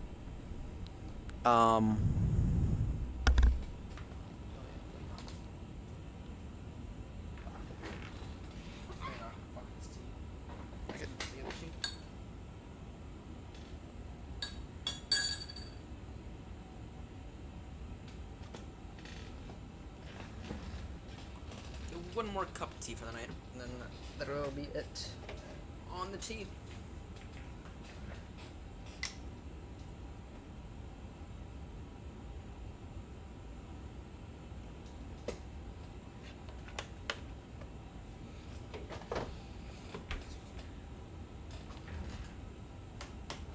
It's interesting because they started out the stream at Salzburg and went to Istanbul. And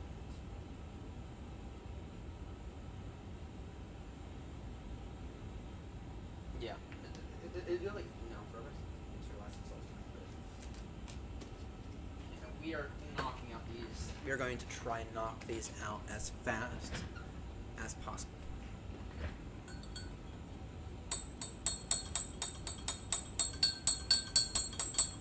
You're going to try to knock these out as fast as possible. And if we're using the A350, then I think we should have some fun. So, now,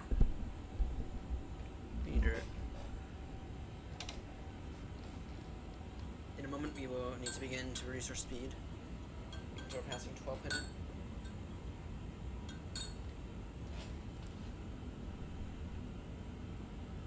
We are currently 40 miles from touchdown.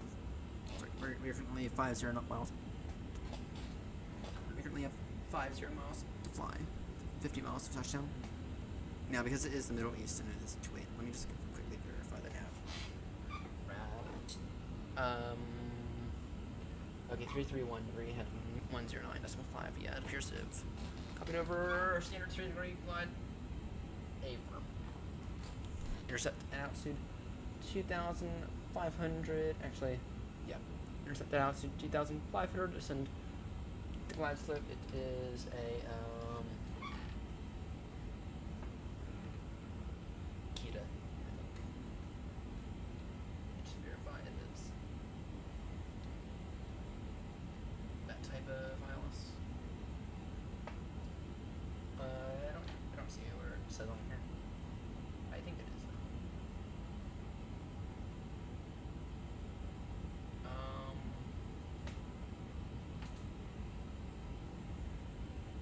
Yes, it is.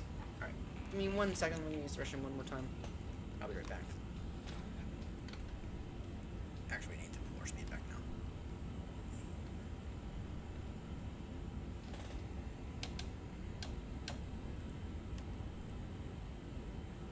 Inch 1013.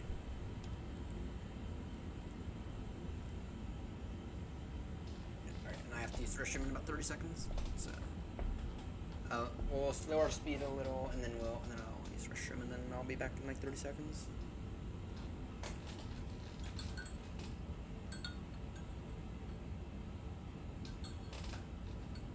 I will say that the estimate that's giving us is way accurate.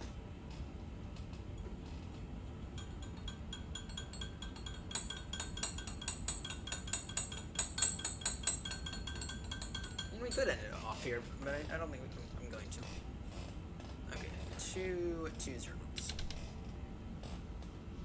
Alright, I'll be right back.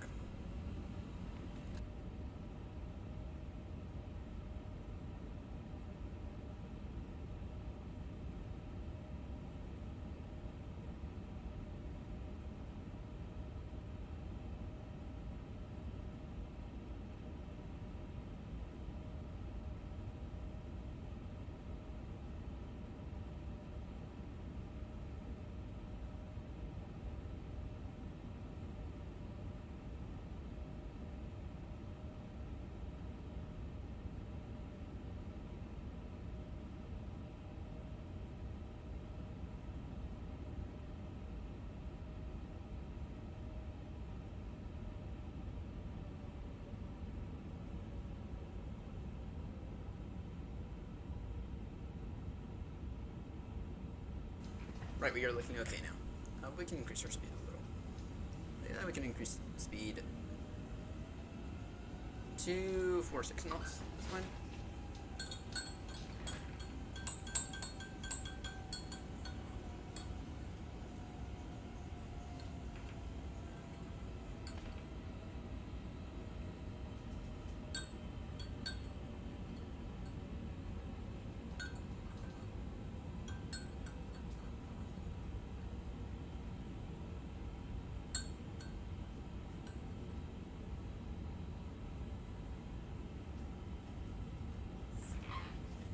I don't know how that's works.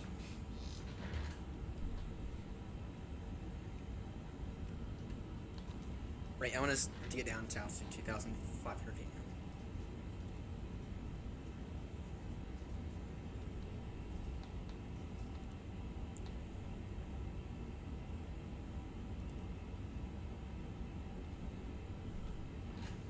Right, down to altitude 2,500 feet now.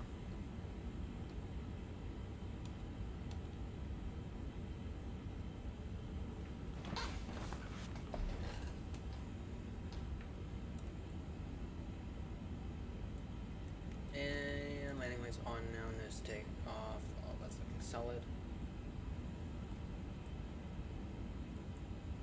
Buzz the cabin now. Alright. Kuwait traffic, Speedbird, 6-3 Gulf Heavy. Slowing speed now to 40 knots. Descending out to altitude 2,500 feet level by Rarva, expecting now approaching runway 33 left. About 15 miles or so. Kuwait traffic. I-1 speed 210 knots. That's what I want. In the meantime, I'll give you all yoke view. Yoke view is a good view. I like it.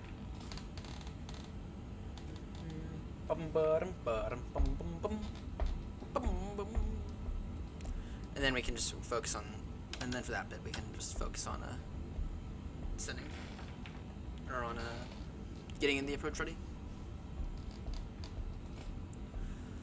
10 miles. Throw approach mode on now, please. And yeah. Localizer. Get that localizer up.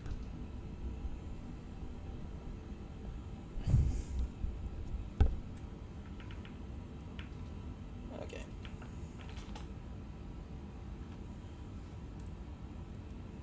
And, correct me if I'm wrong, but I think I see the airfield. I think that's airport. I think that's airfield in sight, to be honest. We got about 23, or sorry, we got 27 miles to touchdown. Keep doing that.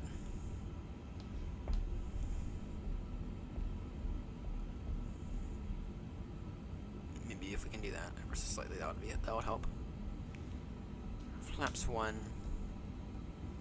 Dude did have a bit of a bump there. Not gonna lie. It's really difficult for me to maintain the speed right now. That's fine. We're gonna level off at altitude 2,500 feet in a moment, and then yeah, we'll establish at speed 210. That's fine. Or is it? Ooh. Speed 190 now. I kinda need it. Kinda want speed 190. Auto brake.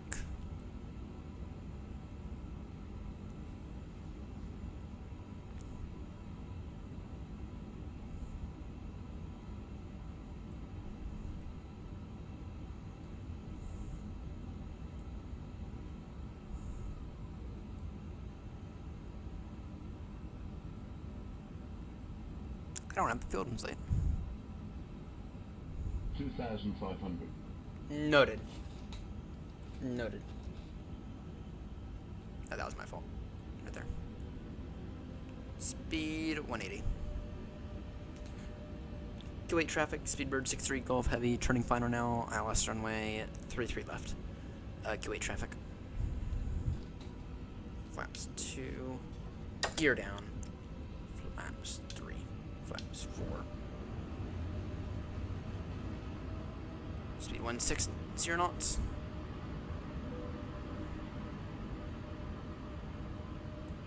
That's not the field. That is, I think.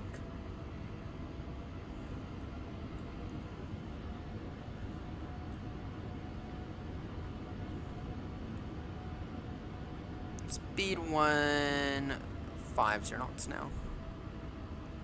Cleared for the Alice approach.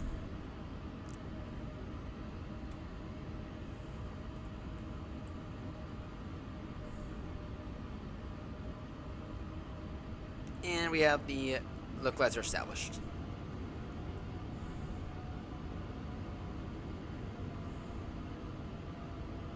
I still can't tell where the field is. Just a crazy thing. I'm looking for it.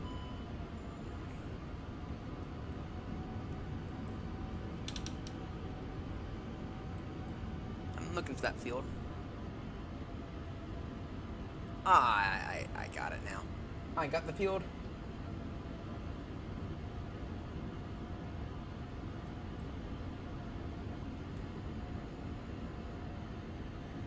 Three runways or just one? Sorry, just two. Yeah, no, it's two. I got a field now. Field is in sight. And it's actually 10-mile final. Q8 traffic, Speedbird 63 Gulf Heavy, fully established now, ILS runway 33 left, Q8 traffic. And Q8 traffic, Speedbird 63 Gulf, with a speed of 150 knots until 4-mile final, Q8 traffic.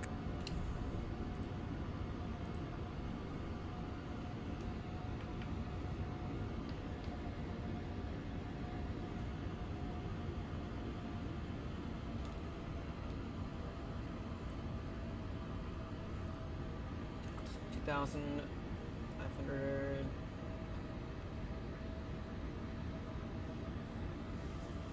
Maintain this until the class are established, Alice. Meantime, sub T.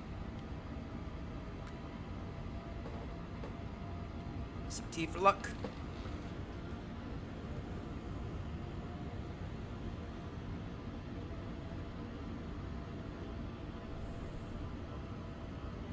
Maintaining altitude 2,500 till established. Till established glide slope. Wow, we definitely did that a little proactively. That said, though, for estimating time 5-2, I think it was dead on. I think it was dead on about us arriving at time 5-2. I think that was my fault. Yeah, I think it was dead on about time 5-2. I think it was dead on, just to say it. Right, we need ground spoilers armed. Landing lights on, everything's on. Perfect. Perfect. Yeah, I think it was dead on. I don't think there's any debating that. 2,000. Noted. Cabin, you better ready. Yeah, ready, please.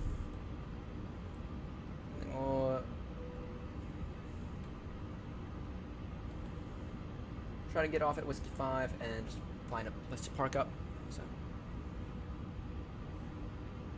hey, we are descending, and we're arriving now into Kuwait. So in a moment, you're gonna get to see if I can do a third butter in a row for the A350, and then we're going off to Dubai as our final leg for the night. And how long have we been at this? Just out of curiosity, maybe you can tell me. 7 hours, 15 minutes, my word. I'm also recording this at the same time. We're recording all the good moments. Recording all the good moments, recording all the bad moments. Let me quickly close that. There we go. Recording all the good, recording all the bad. Yeah. Alright. Take this over, passing about 700 as usual. If I take it over before, then I'm gonna muck up the approach. Then we're gonna have an insanely fast turnaround time here because I don't want to be up until 5 a.m. Though I'm gonna be. That's fine. I don't do X-Plane. I don't do X-Plane. So I do Microsoft Flight Sim. I don't do X-Plane, so I can't give you any tips out there. Unfortunately. Right. 5, 4, 3, 2, 1. My controls.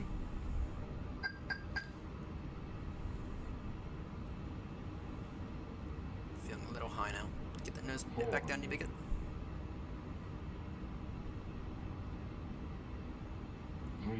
Yeah, it is. It's Microsoft Flight Sim. Continue approach.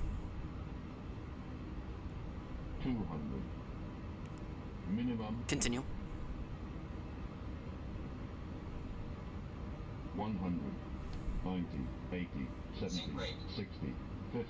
40. 30. 20. Retard. 10. A little off center line. And a little floaty.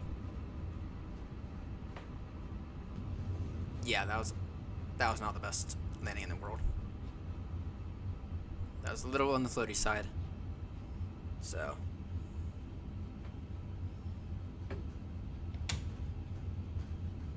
Really? Interesting. That is a YouTube issue indeed. Oh, it has static aircraft. Oh my word, that sucks. Ooh. Don't stop the runway, please. Yeah, that's interesting because I always usually tell it Microsoft Flight Sim. That is interesting. I'll have to check in with YouTube about that. Alright, flaps away now. Perfect.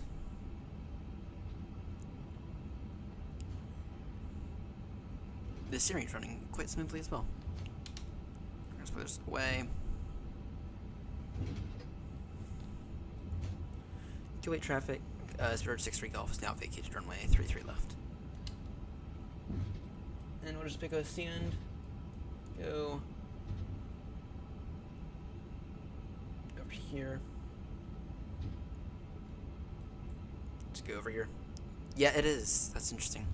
It's annoying as well. So.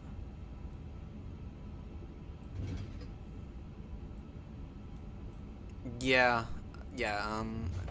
Usually I just create like a. Usually I have like a default thing, and I just let that run. So. And then I'll of course edit it for each stream. So. And the seatbelt sign has been turned off. We remind you to check around your seat for any personal belongings before you leave the aircraft. On behalf of the crew, thank you for flying with us today, and we look forward to welcoming you again soon. Alright, we'll just go ahead and take this tiny little stand right here, because we're going to aim for an extremely fast turnaround time for Dubai. That said, the scenery is looking pretty damn good.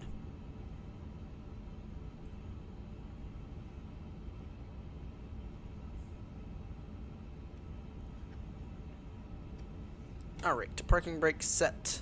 We do not have an AP running, which means let me just go ahead and quickly chunks ground power. External power with the braking and both engines off. Alright. There we go. And let's see how badly Newsky's gonna bash us for that landing. I mean, it was a smooth landing. It was certainly a smooth landing, but not the best landing. Certainly off center line. Certainly could have been better. It's gonna bash us quite a bit. Off center line landing, and it was a long landing. Yeah. No, only just technically a long landing. Still, great touchdown, 96 feet per minute, and yeah. That wasn't as bad as I thought it would be, but still, it's not great considering the lack of wind. So, all right. Newsky, get us to Dubai, please. Get us to Dubai. And then tomorrow we'll do these 3 legs, or I guess later today then. Okay. A35 kilo, and yeah, brakes are hot. Okay, let me go ahead and put the brake fan on and release the braking brake.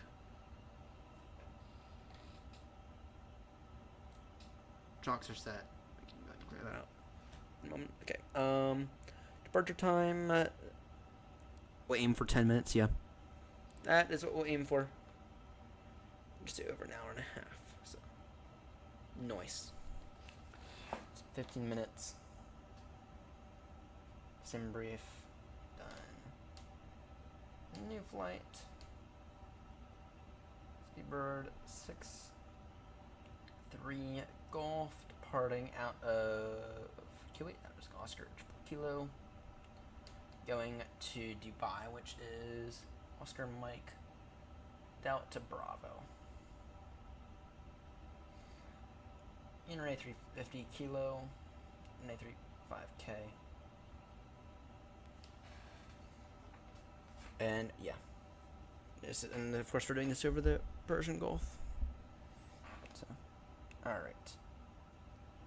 This will not take us that long at all. So, alright. And I know y'all can't see what I'm doing right now, but it's fine. Pre-file, VATSIM. Try our final cup of tea for the night while we follow this flight plan.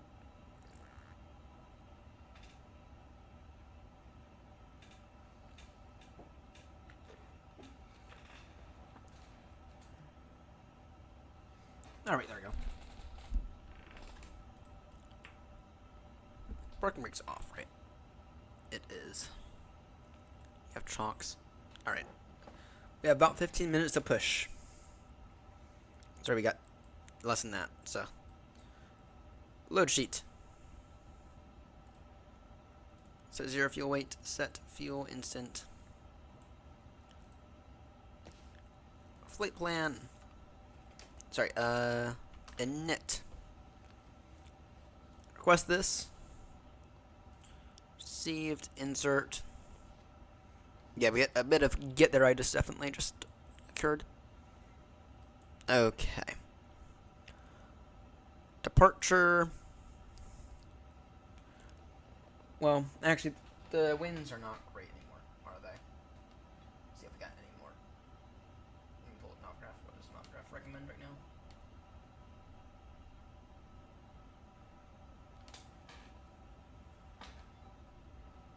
Five left. Runway 15 left by the Cesru 4 Echo. 15 left. Cesru 2 Echo. Sorry, Cesru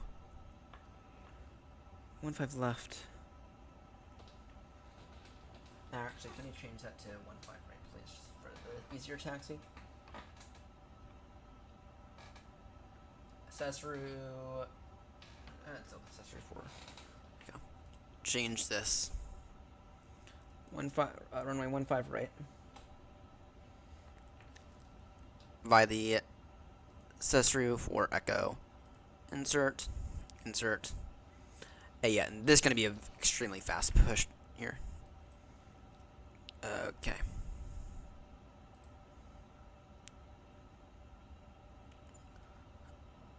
Navigates, we're good. Fuel and load. So automatically transfer the numbers, and we just have to put in the passengers. Let me use some box actually just for this.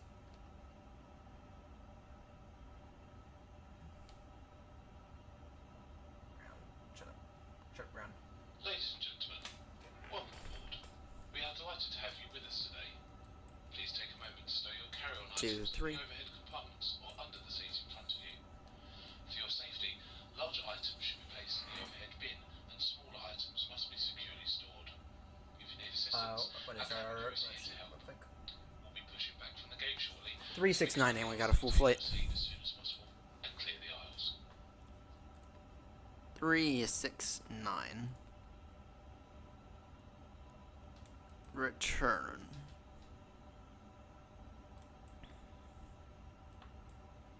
Okay, departure. Okay, fuel and load. Good. We've done that now. Takeoff performance. I'll let you all see what I'm doing here. Takeoff performance. Sync FMS. Sync bat. Compute. 142, 142, 148. Via flaps 3. Send to the FMS. And now what this means is, see, now we have this, confirm takeoff speeds. Yes. Nice. Now, let's get off to ground. Prepare for pushback and departure. It's gonna be, like I said, this is a very, very, very fast turnaround time. Very unrealistic. I mean, we just landed like 6 minutes ago. So, all right.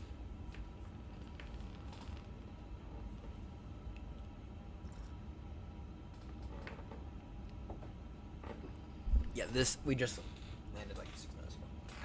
Hello, Captain. We are ready for pushback. Good. So am I.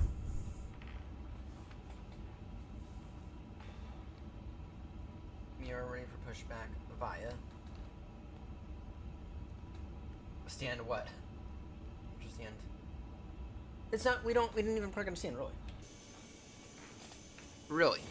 Are you shitting me? Departure checks We did though. bypass pin inserted. And this thing's messing up, which we did. Okay, tell me that's not a stand. That's a stand, right? And even more, it's like that's a proper stand. Maybe a little small, but that's a proper stand.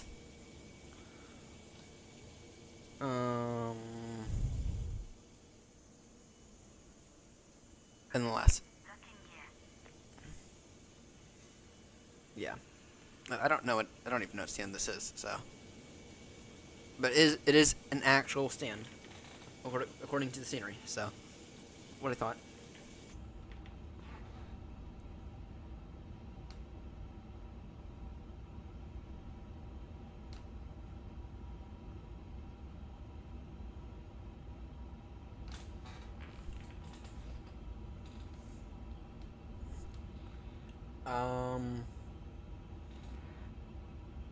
Nose left. Tail right. Release parking brakes, please. Parking brakes are not set. I don't think they are.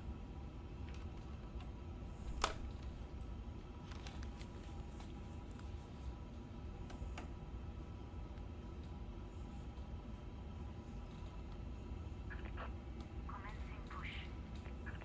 All engines clear. Start at will. All right. Ignition start. Engine number 1. Engine number 2. Kuwait traffic. Speedbird 63 Golf. Heavy. Unknown stand. Push and start. Onto Whiskey 10. Facing north. Kuwait traffic. The reason I say it's an unknown stand is because we don't know the stand. Welcome aboard this Airbus A350 aircraft. Your safety is our top priority. Please pay close attention to this important safety briefing. Fasten your seatbelt by inserting the metal tip into the buckle. And this departure is straight out departure, essentially. And to release, lift the top of the buckle. What is our cruising In case of altitude? unexpected turbulence, we'd ask that you keep your seatbelt fastened whenever 390, as usual. If the cabin pressure changes, oxygen masks will automatically drop. Pull the mask towards you, place it over your nose and mouth, and secure it with the elastic band. Breathe normally. Be sure to secure your own mask before assisting others. Your life vest is under or beside your seat. If instructed to use it, slip it over your head, fasten the straps, and pull them tight. Inflate by pulling the red tabs or blowing into the mouthpiece.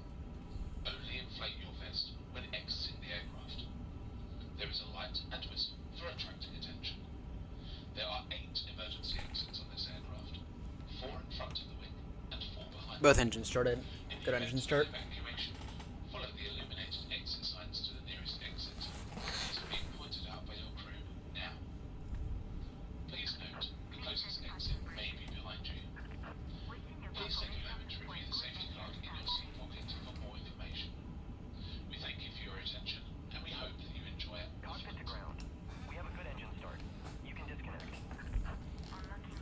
Alright. Rudder.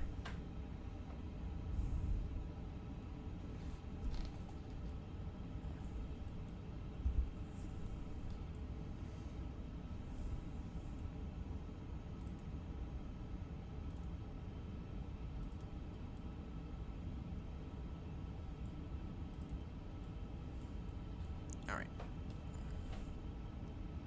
Rudder looks fine.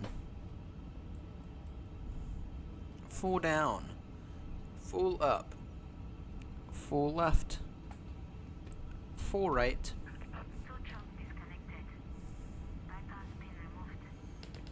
Okay. Flaps to full now.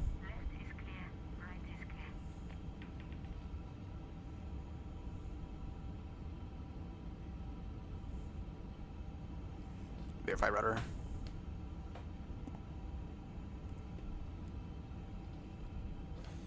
Looking solid. Looking solid, ladies and gents. Are we good now?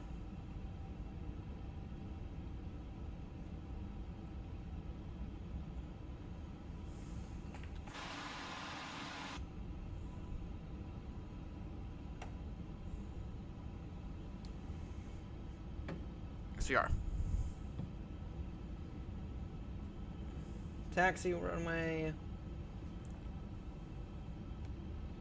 15 right via Whiskey 10. Sorry. Yep. Via taxi runway 15 right via Whiskey Bravo. Sorry, Whiskey 10 Whiskey Bravo Whiskey 1. Line up via Whiskey 18. Okay. Laps 2-3 now. Kuwait traffic, Speedbird 63 Golf, heavy taxiing to holding point Whiskey 18 via Whiskey 1 Bravo. Sorry, my bad.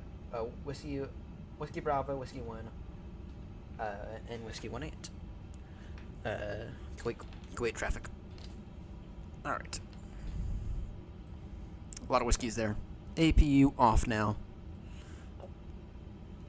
I didn't start the flight.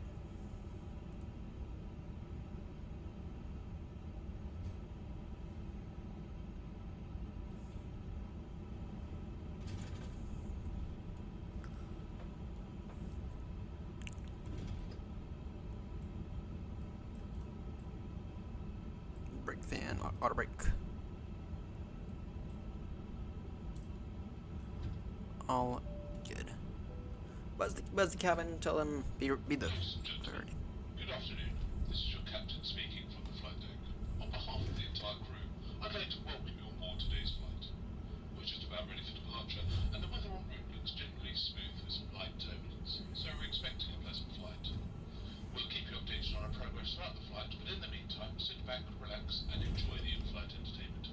Thank you for choosing to fly with us today. Flying for the AirNott virtual airline.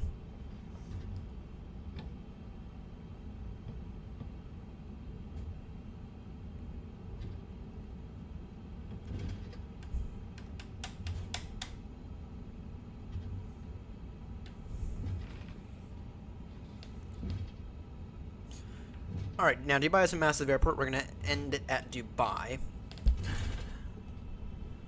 And yeah, we're actually landing lights on now, please, because we are about to line up runway 15 right. If you can believe that. Short ass taxi. One short fucking taxi indeed.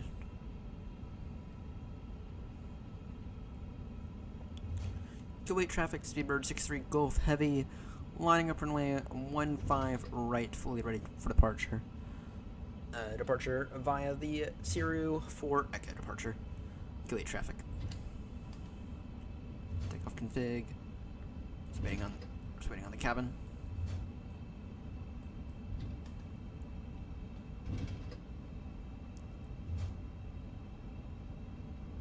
Does not look like the longest runway in the world.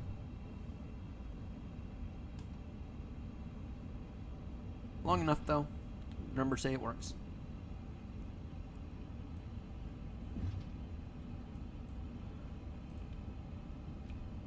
are a little off, I'm not gonna lie. One cabin crew.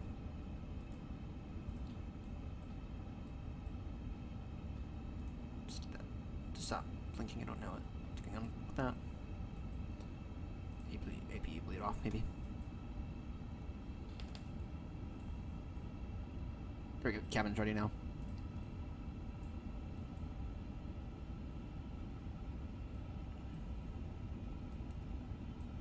Takeoff config normal. Alright.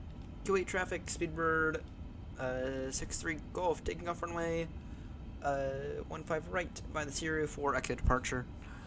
Kuwait traffic. Thrust is set, Manflex 72 SRS green, auto thrust blue.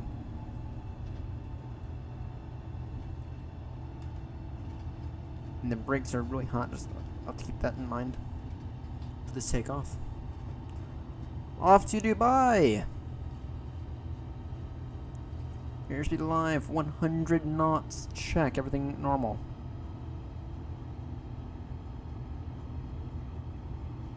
$120 check, everything normal. V1 and rotate. Positive rate, gear up.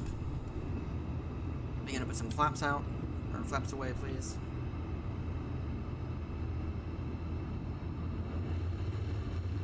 Really solid takeoff there.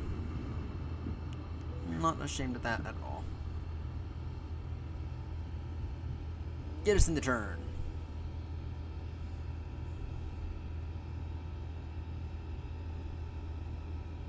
More flaps away now. First efforts to climb.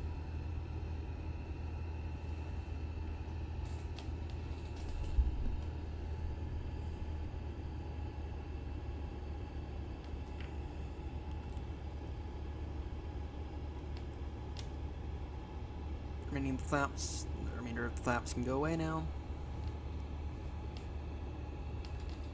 Autopilot on. Wonderful! Wonderful, wonderful, wonderful, wonderful, wonderful. And we are now clear direct to Sirdu. Sorry, to Sesru. Direct to Sesru now. Nice. Nicely done with that departure, if I do say so myself. Kuwait traffic, Speedbird 63 Golf Heavy. Airborne passing 3,000 now, climbing flight level 390. Direct Sesru. Kuwait traffic. We get to go over the very, very dangerous Persian Gulf. Translators away. We can disarm those now.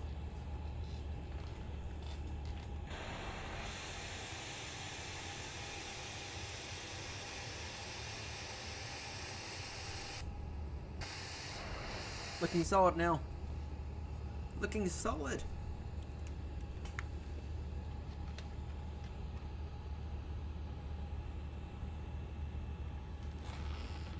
Final cup of tea for the night.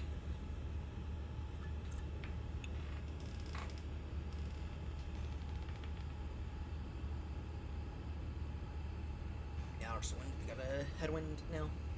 Ouch, whatever.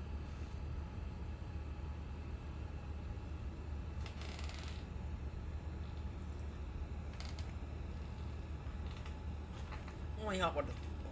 Once I'm finished with this tea, I'm gonna clear out the cup. Then it will only be hot water for the night.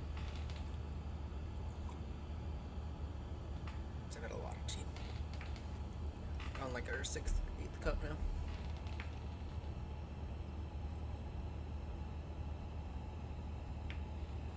And in a moment, I will update the stream, and yeah.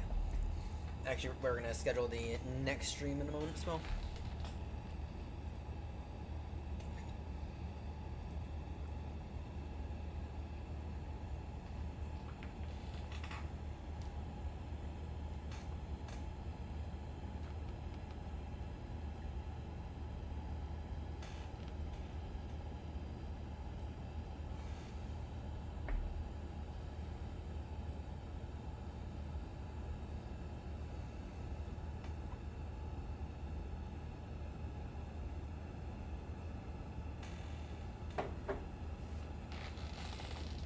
let's get past transition altitude, and then we will go ahead and yeah, and then we'll go ahead and take care of the next stuff. So once again, let's get past transition altitude first.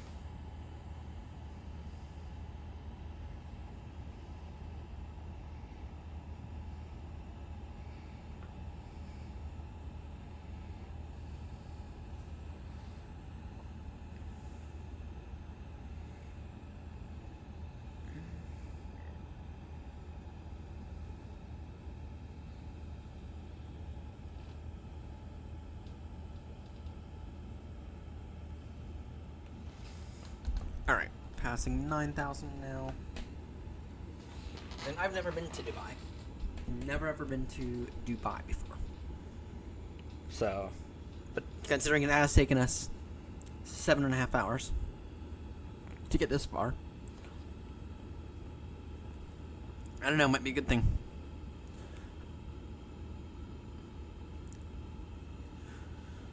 Now, if I'm not mistaken, I think BA flies their A380s to Dubai. I know that Emirates flies A380s all day long between Heathrow and Dubai.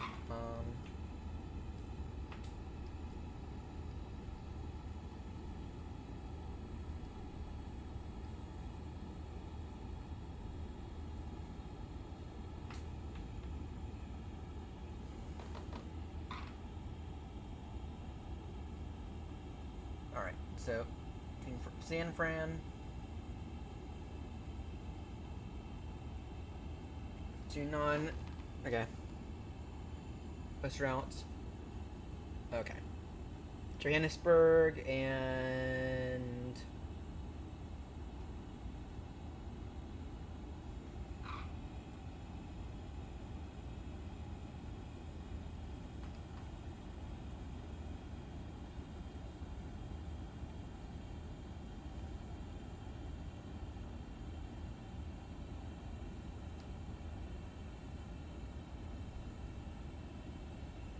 North VA flying Super Jumbos.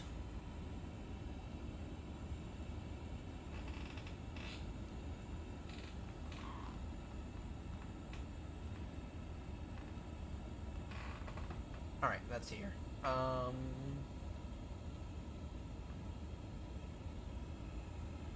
To Singapore. Okay, so Singapore, Africa, North America, so Massachusetts, Texas, Virginia, to Dulles, San Fran and LA, Miami. Yeah. Okay, in that case, BA absolutely has succeeded their A380s to let Emirates just take over the route, so that's fine. From Heathrow to whatever. So, I'll be right back. I need to use the restroom yet again. That's what happens when you cook on Tiore. It's under pressure now.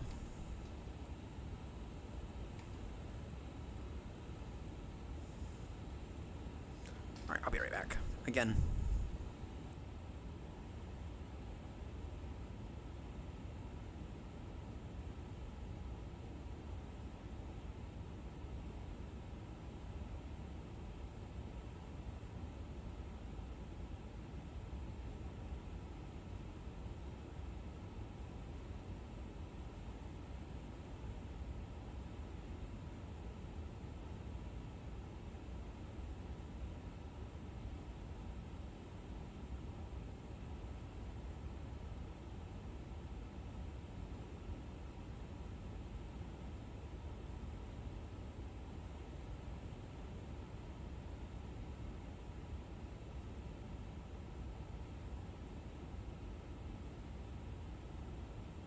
Back.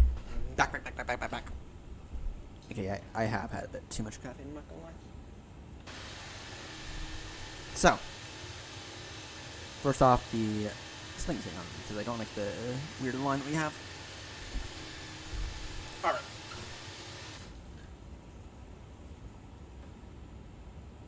Let's go ahead and schedule the, for tomorrow's stream. Or, I guess technically today.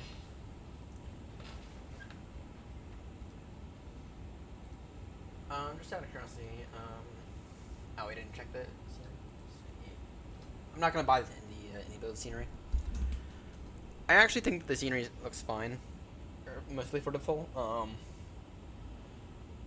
The one we have to keep an eye out for is gonna be Japan. That's the one we have to keep an eye out for. So we'll just have to keep in mind that. Yeah. Anyway, let's see here. Yes, I make my thumbnails via Google Slides. Don't. It's a smart way that I developed to do it really simply and really quickly, and it does everything I need it to. So tomorrow we're gonna. Actually, I'm tempted to continue to use A350 because I'm really enjoying this thing. I'm not gonna lie, I'm really tempted to continue to use the A350. Though I do think maybe it's time for a different aircraft. Certainly not the Dreamliner. Fuck no, the Dreamliner. The Dreamliner's a massive fuck no. Certainly won't be the A380 either. Definitely not the A320s for tomorrow's.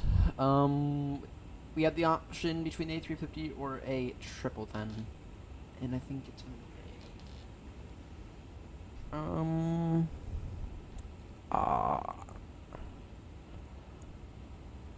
let's take the 333.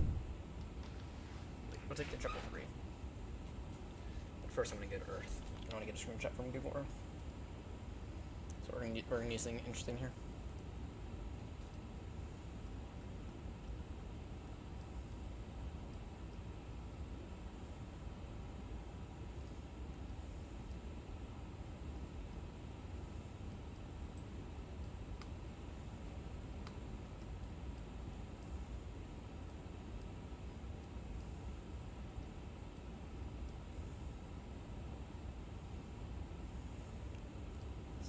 Tool.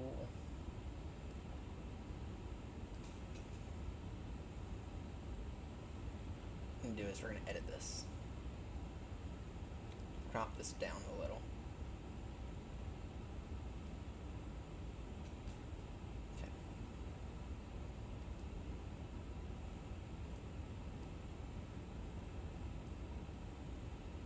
Sure, it looks about right.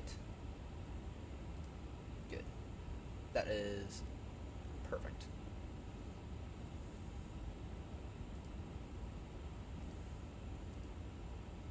And then what we need to do is we need to open up. Yeah, Paint 3D. The reason I'm looking for Paint 3D is that I know that Paint 3D will have what I need. I think that Microsoft also discontinued it with Windows 11 now.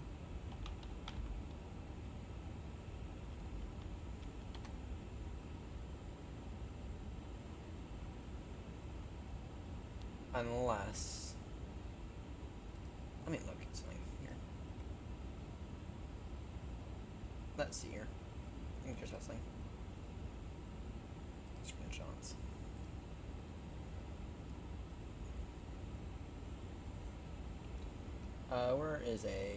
Where's the 300? I think it was.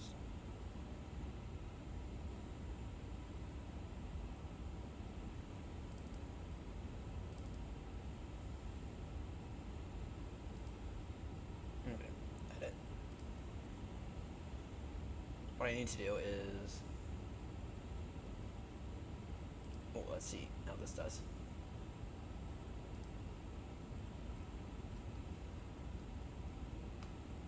That does actually everything I need it to.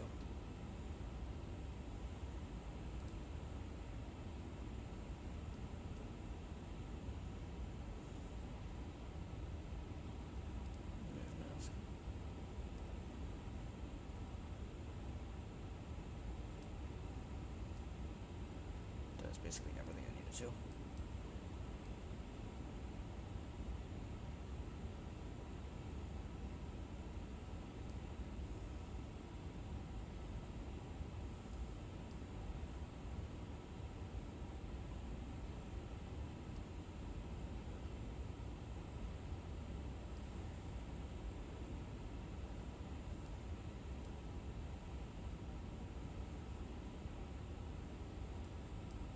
Alright. it's just a matter of this.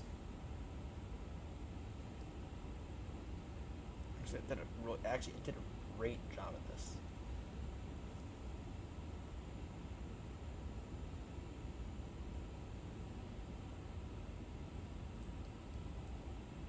You know, it actually did a great job at this. What I'll say is, if you're little around the engines, damn it, it actually took. Damn. I really can't complain here about this. I really cannot complain.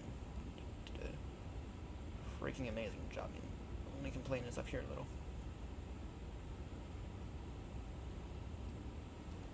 Yeah, it did a great job of that. Save this copy. Okay. See here. Where's that copy? Where did I put that copy? Where the hell did I put that copy? That is not when that happens. Where the fuck did I put that copy? I don't know.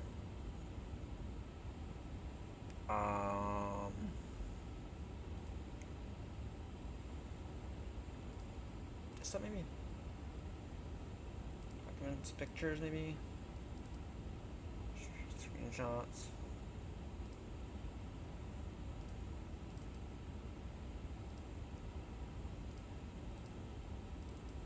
Pictures, music, videos, is it? No. Community, screenshots. Okay, where the fuck did I put that screenshot? I kind of would like to know. Please, where did I put it? Where did it put it? Maybe there's an easy way to tell.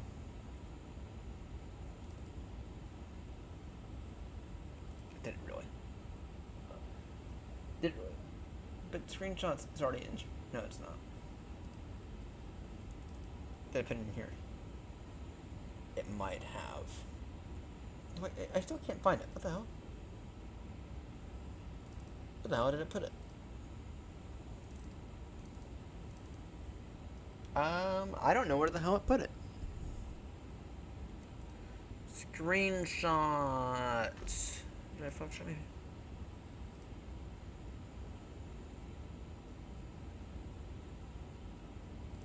Isn't this right? Unless it was.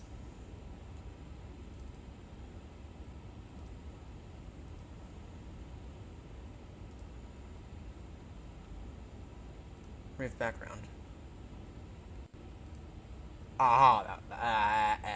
There we go. Remove. Not blur, but remove. You know, I'm gonna say that it did a good job of that. Alright, there we go. For a screenshot, that'll be fine.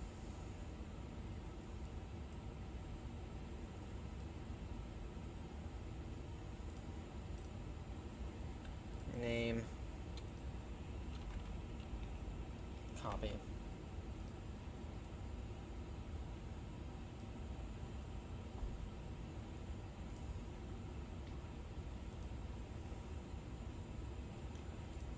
Alright. And now all I just need to do is come over here to screenshots, drag that over.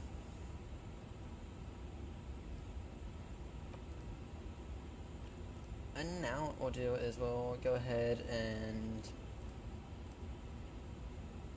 drag this guy over into this. Actually, can I crop this, please? Crop.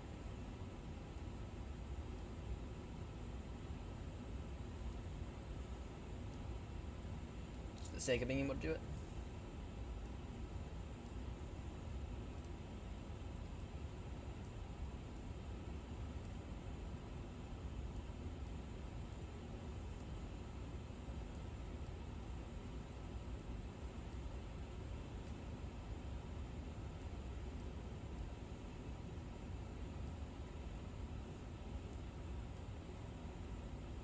There we go. Time to fly around the world. Okay. Number 3. Actually, here, can we even do something about this? Oh, can we do something about this? Like to maybe like curve it, kind of.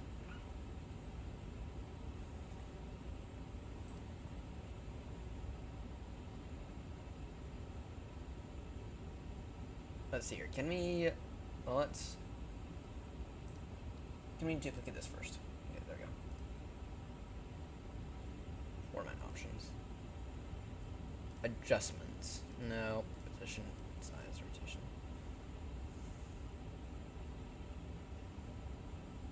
No. Adjustments. Color, no. No. Recolor. No, we can't. Okay, that. Let me make that a little bit bigger. Let everyone know who the fuck we fly for. There we go. Download JPEG, and now this is how I schedule all my streams, ladies and gents. I go off to here. Live streaming. Oh, first off, let me just go ahead and quickly add this. And then Oscar Triple Kilo through.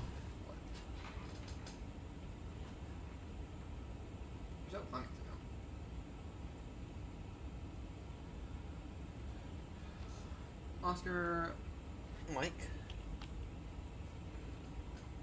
Delta Bravo. Alright, let me just go ahead and add that. And then schedule stream, we're gonna reuse. Whatever. Reuse settings, A320s, A350s, and 777s. Complete this. Then aircraft type tomorrow is gonna be the PMDG 77200. Or 777-300. 300, yeah.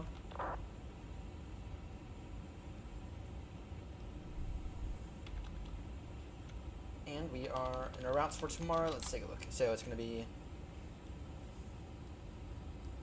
getting Newsky up over here.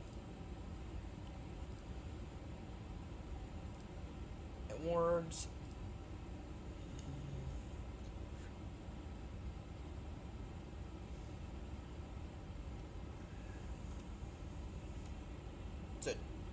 We get to go to Oscar Mike Delta Bravo through Victor Alpha Alpha Hotel.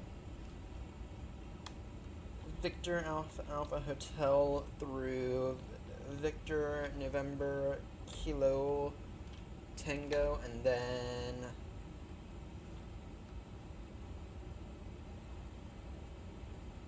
Victor November Kilo Tango through Vec. And that is going to be all that we take care of tonight, because I have to be at work a little earlier. So, still, it's quite a number of rounds, and yeah, it's still a massive number of rounds. And then let's see here. 1, 2, 3, 4, 5, 6. I feel like we can have this done within like easily a month for streaming most days.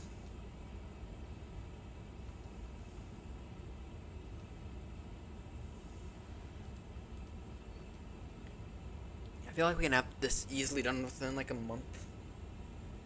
Okay, swap out this. Time to fly around the world, and then that is today at 9:30. I have to start a little bit later today because I'm gonna get work until later. So, all right, done.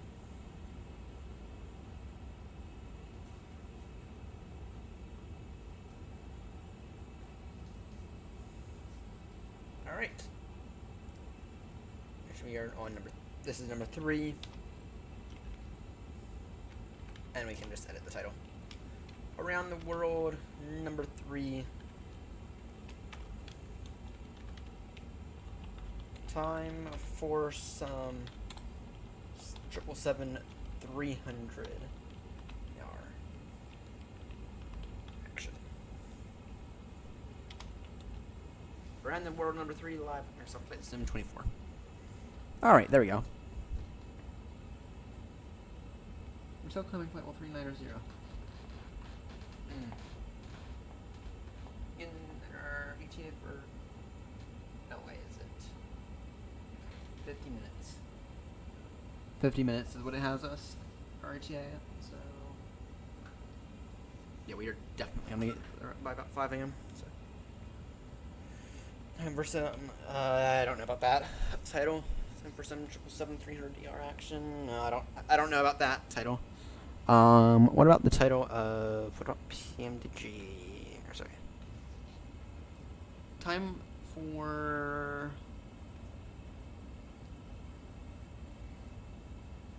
I don't know.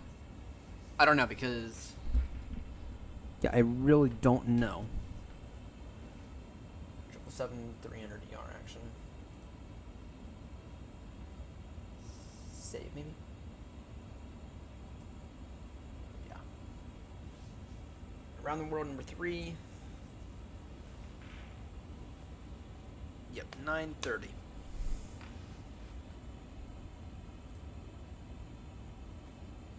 There, happy with that thumbnail. Time to fly around the world for some 777-300 action. So, anyway, I am happy with that thumbnail. Definitely proud of myself with that thumbnail. So.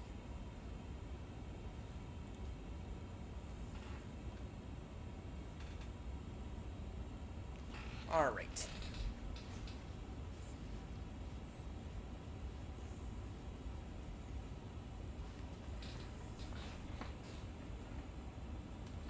Just to verify, so the Japan leg is probably quite long, actually.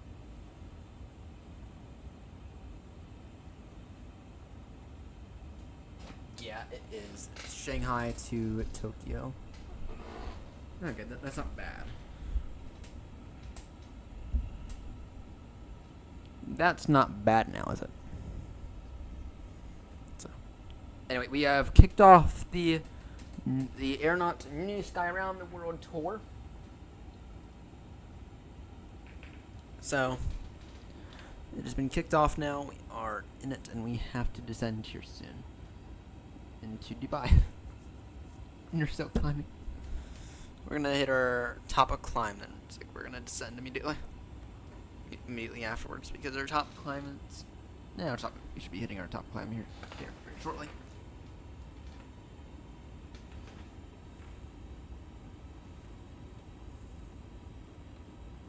All right.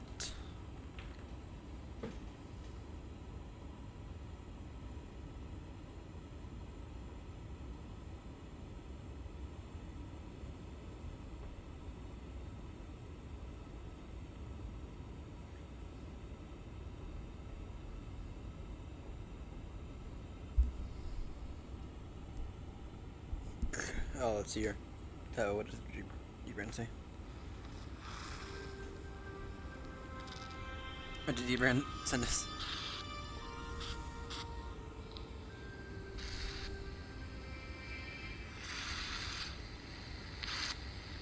The D-brand kill switch. The last case you'll ever own. As civilization approaches its final chapter, preparedness is everything. In this demonstration, we'll go over how the kill switch can be used in the event of catastrophic threat. Oh dear.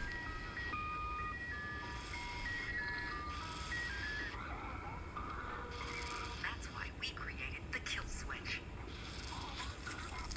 While first conceived as a high-performance switch 2 accessory, This is interesting. studies have proven it can be weaponized in the event of societal collapse.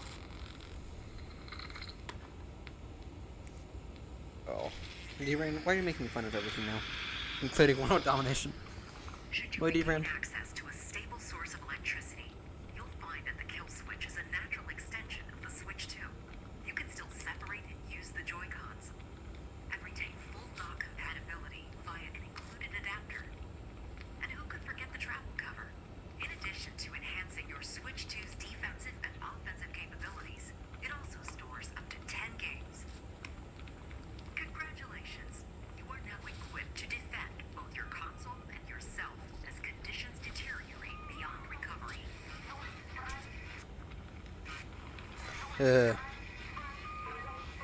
Wow. D-Brand, why are you making fun of this stuff?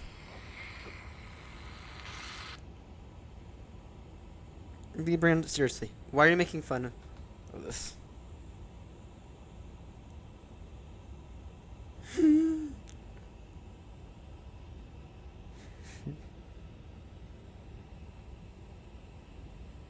My word, D-Brand.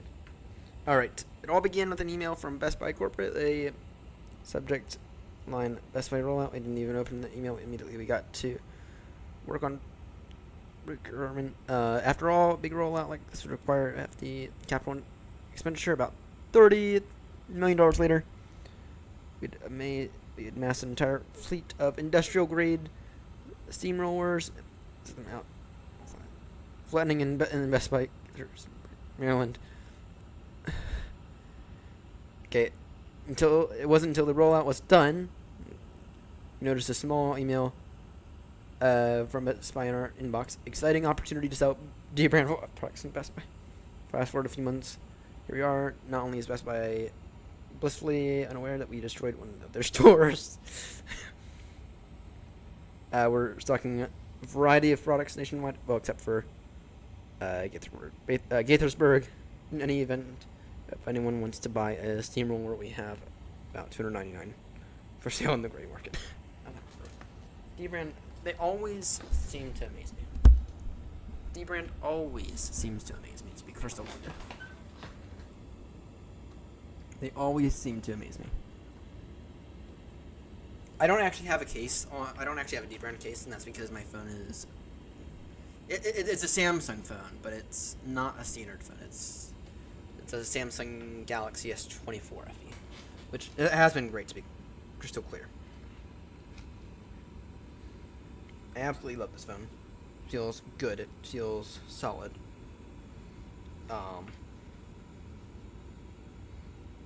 Feels like a premium phone, actually.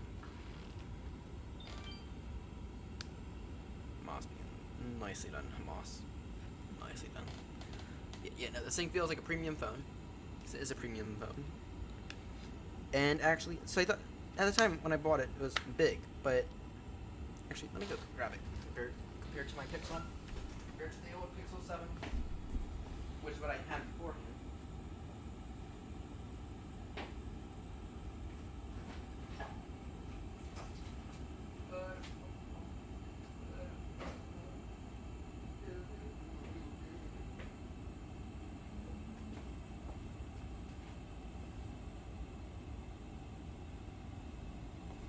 I forgot how much I beat this thing up. I forgot how much I beat this Pixel 7 up. Okay, let me get the cam up actually, just to show you all this. Alright, so this here was my old Pixel. Yeah, you can really see how much I beat it up. I mean, I don't know how well it can catch this, I don't know how well this camera's gonna catch the scratches on it, but I mean, damn, it got beaten up, and it got beat up hard over the course of, gosh, I think I had that thing in my pocket for 3 years. Something like that. It was Pixel 7, 2.5 years, something like that. And here's the new Galaxy. The case on it. It was $500. But it actually feels good. My one complaint about it is the memory is a bit low. With that said, though, when you're buying a phone that you're going to keep in your pocket for 3.5 for probably about 3 years, if you can get 3 years out of a phone, you've done really good for yourself. To be crystal clear. And certainly don't try to push a phone beyond about 2. Definitely don't try to push a phone beyond 4 or 5.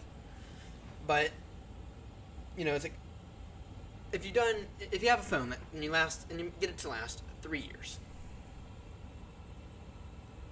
then you've done actually really good for yourself. You've done amazing for yourself, in fact. Right. And it's gonna get beaten up. But the point I'm trying to make though is there's a different point though. After about 3 years, you want to change. Okay, you go with the same brand of phone. All right, you get the same brand of phone. You're gonna be bored immediately. Okay, and it's gonna make you want to get rid of your phone faster, actually. Right, and so I had the option between either this or a Pixel, and I actually went this. I went the Samsung route, and it was because I knew that the OS would be different enough for me to live with for the next 3.5 to 4 years. Okay. Now in maybe 3.5 to 4 years, maybe I'll switch back over to a Pixel. In fact, I probably will. Right, but anyway, that's not the point though. Do you want to enter in destination data? It does not yet. But that's it. Though we have to do that here soon. ET821. So, but yeah, especially if you're with Android, right? After 2.5 years ish, or every time you switch out phones, go with don't just go with a different company, or don't just go with a different phone. Obviously, go with a different company because their version of Android is going to be different, and it's gonna make you not want to immediately get bored of it and throw it out, right? And so, when I switched away from the Pixel, back in July, I switched away from it, and yeah. Let me just verify that. 1, 2, right? Are we really that close? We might be. We are. Actually, we need to throw in our destination data here in a moment.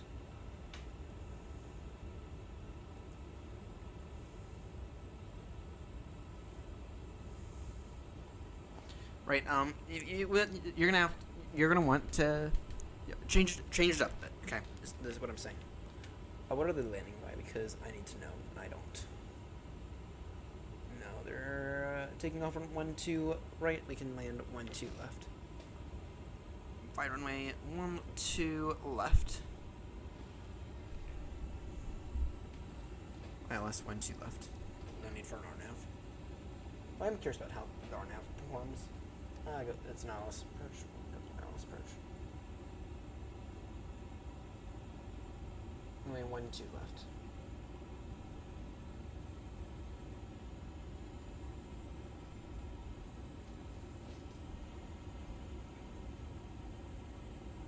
Arrivals, we are on the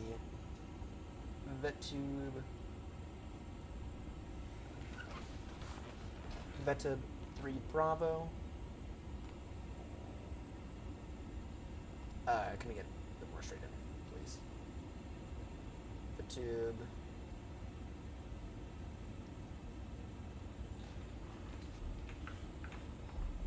I'm not thrilled about that arrival.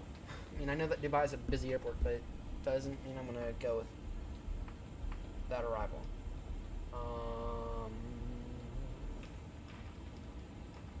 Go back to yeah, we'll go with that, and then we'll just go direct. And then IELTS, of course.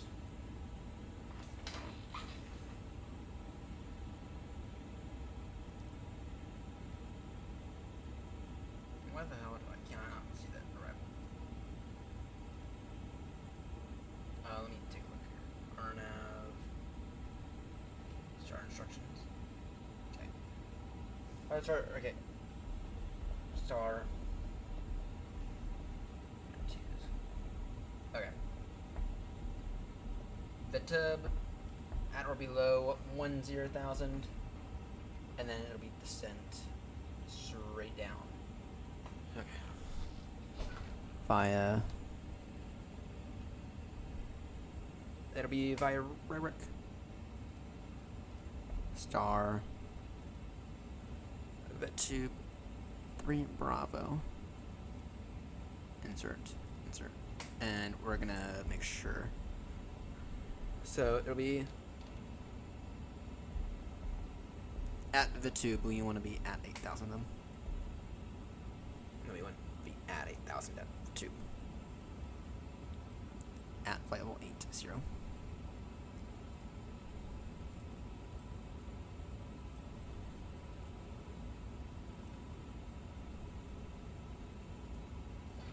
Okay, in that case, we're gonna be under descent in like 30 seconds then.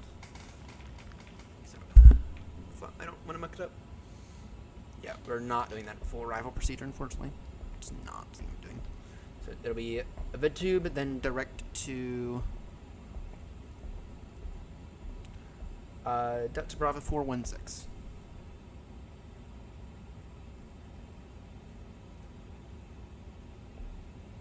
Okay. Okay. We will have to keep an eye out on this. So we can earn descent then in about 5 minutes.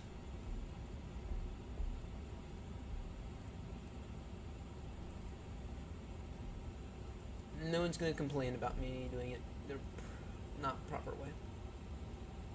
Sky Air is going to buy. Okay, that's fine.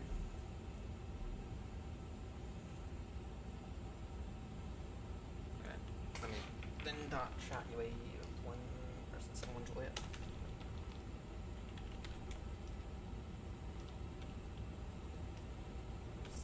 Juliet.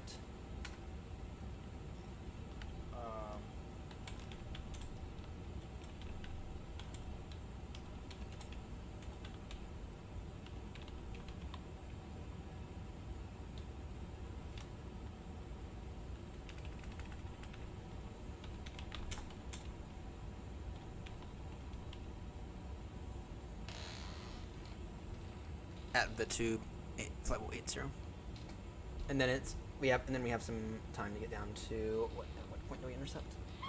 2,000. Yeah, Frederick.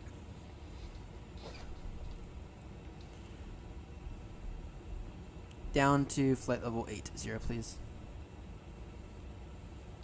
Dubai traffic, Speedbird 63 Golf Heavy, beginning descent now, flight level 80 to be leveled by the tube. That is the Victor Uniform Tango Echo Bravo waypoint for a modified approach, for a modified star arrival procedure, in which we'll go direct from the tube to Delta Bravo 413, Dubai traffic.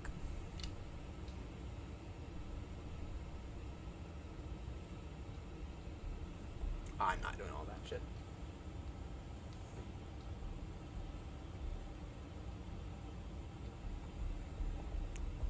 Most respectful way possible. I'm not doing that shit. I'm not doing that shit at all. Most respectful way possible.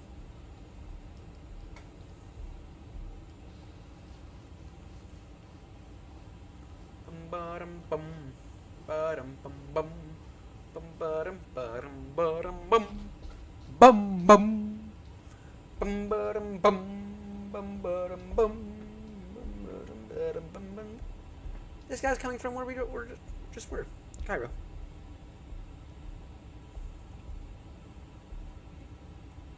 Modified.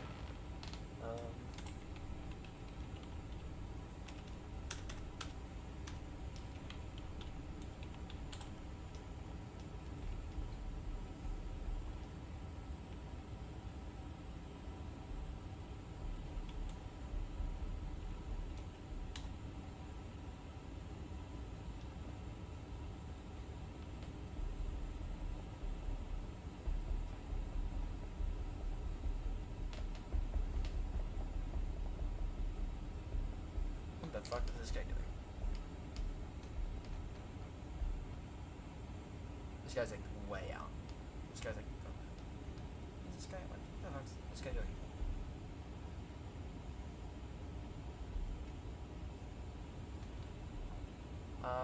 this guy, unless he's going to hold at soil. Unless this guy's going to hold at soil. We'll go direct to the tube now.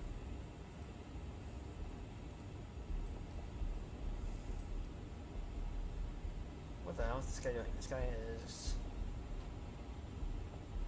Yeah, we are not doing all that. So it'll be direct from the tube to the Delta Bravo 414 waypoint.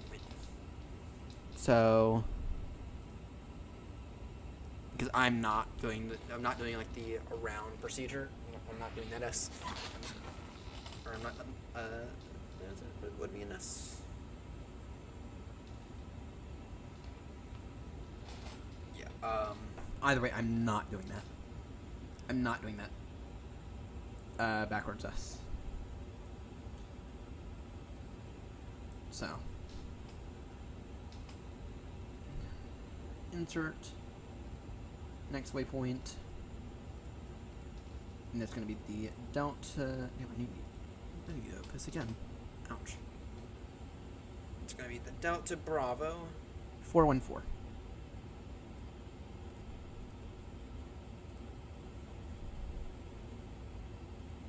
Then it's down to altitude 2000. That's right. And yeah, that seems quite reasonable. And essentially that's on the extended dial localizer. Not quite, but it's close enough. So if you were to tune our range up, that's the plan now. Instead of, because otherwise it would have us do like a weird S. And it's like, I don't want to do that. I'm sorry, I'm just not going to do that because there's no point in that. There's absolutely no point in that. Yeah. Anyway, I'll be right back after using this yet again. Too much steam.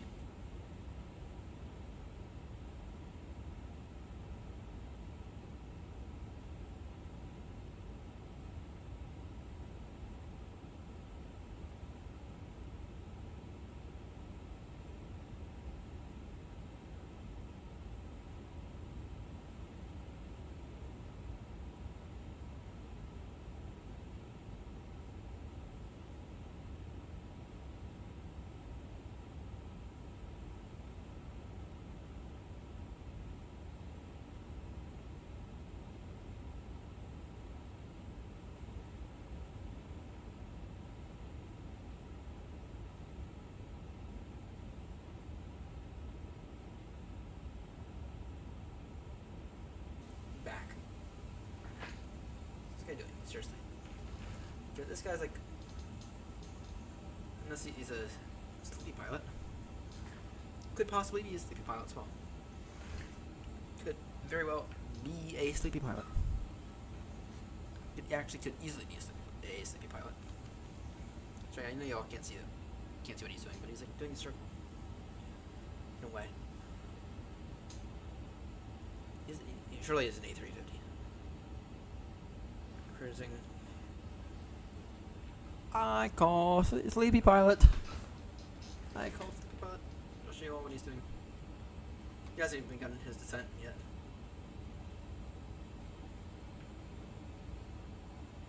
He is. Oh, now he has. Now he has, but he needs some extended vectors, unless he hasn't. Okay, maybe he has now. Maybe my thing didn't woke him up a little. But, yeah. Anyway, we're going to be passing way below him.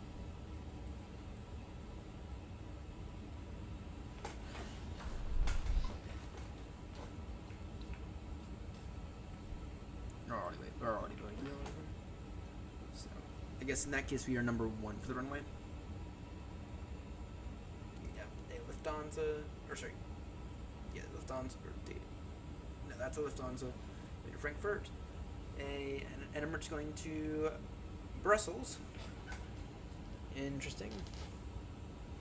This guy is in fact descending now. Probably give him a complete shit scare. Now, as long as we don't collide, that's what matters. As long as we don't collide.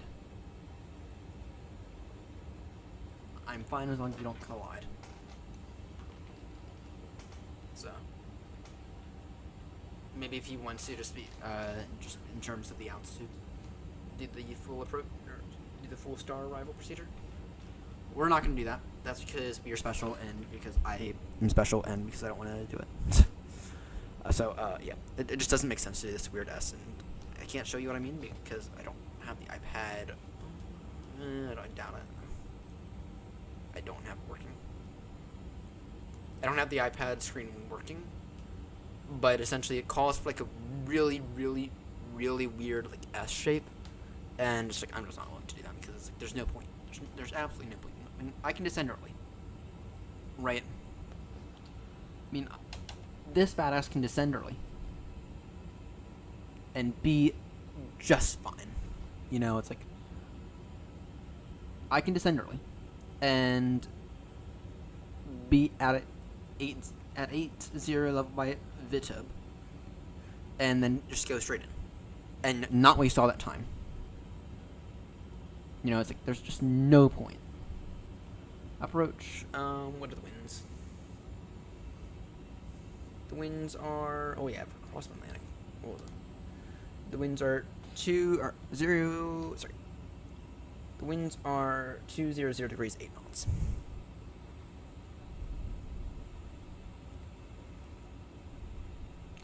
$2008. Temperature is 3.5. Holy hell, it's hot. QNH 1012. On the Barrow. Wonderful. Pass any. See if pass. See, no, I don't think I can see it in traffic. On the Barrow, it is 223.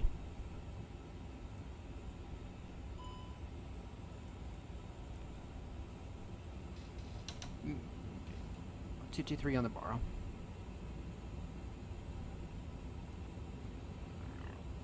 $140 on the speed. I agree with that. Transition altitude. It's fine.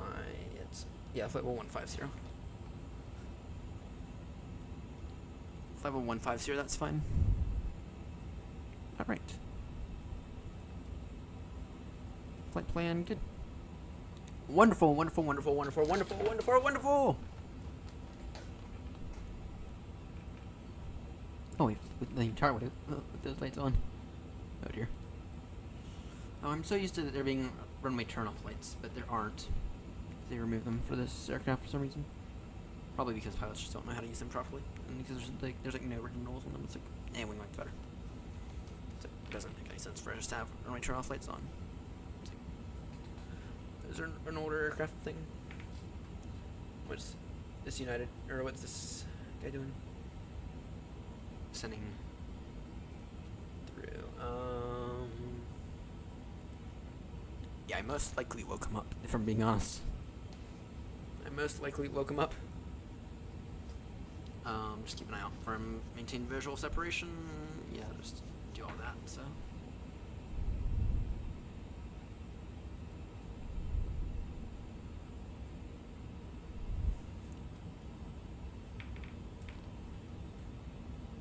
They don't see him yet, but we are approaching each other. It's probably not. What's the altitude? I'm monitoring his altitude. I call sleepy pilot. Dun dun dun dun dun dun dun dun dun dun. U.S. Charlie.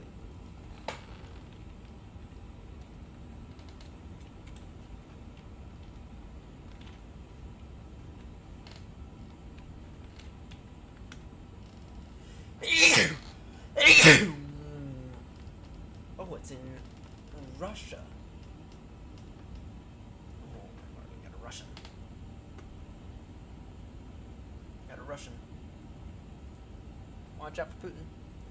No, I'm not. No, I'm joking. We have traffic there, and then we also should be approaching some traffic now. I'm keeping an eye out on him.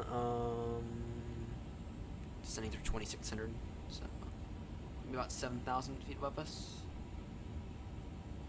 Just keep an eye out. But I think we're gonna be I think we're number one for the runway still, because he's so little too high. We're perfect. Auto brake. Then get that running now. And Dubai traffic. Speedbird 63 Golf Heavy. Still descending. Descending to be flight level 80 level by the tube. That is the Victor uniform. Tango Echo Bravo waypoint, and then we're going directly from that waypoint to the Delta Bravo 414, which is on the extended ILS 12 left localizer. Dubai traffic.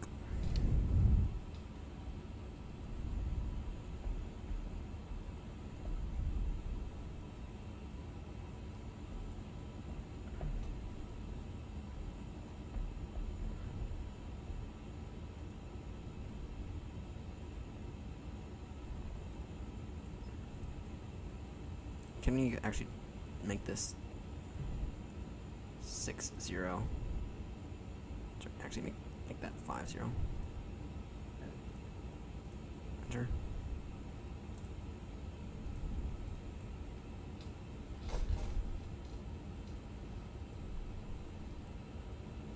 H 1012. All right. We need to slow our speed now.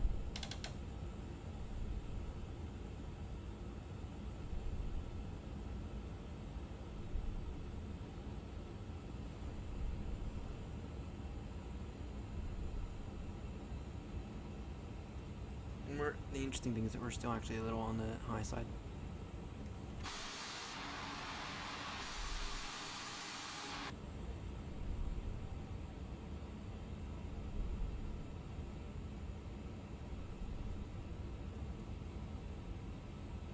I just announced now 3,000. Sorry, altitude 2,000.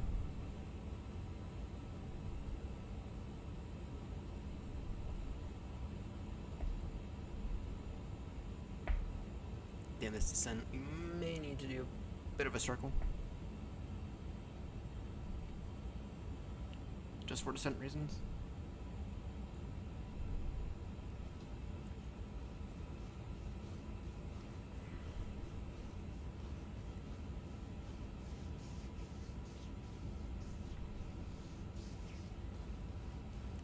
For now. Force that nose down. And Dubai traffic, Speedbird 63 Golf Heavy is slowing now, speed 240 knots. Dubai traffic.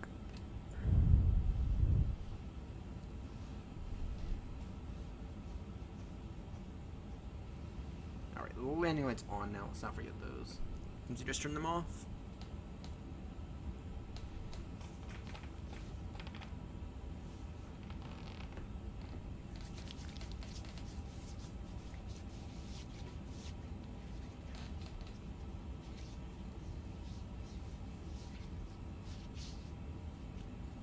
Still descending quite nicely though.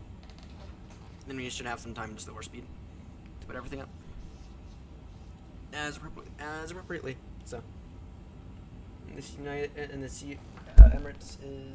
appears to be getting in behind us, but he is still a little on the high side. We're also a little on the high side, to be clear. But if he wants to get in behind us and do the full arrival procedure, then he'll be more than fine. So. Alright.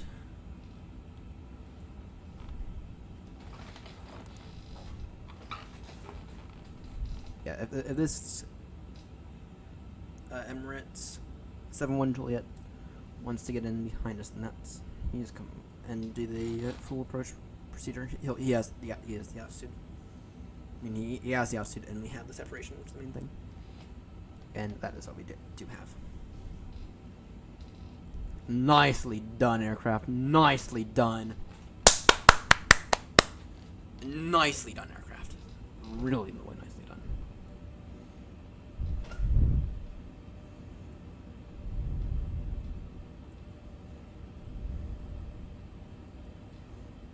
Nicely done aircraft. Absolutely beautiful. Tremendous.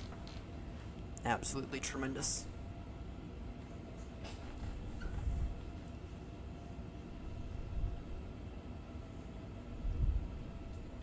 And then, yeah, we can keep our speed up.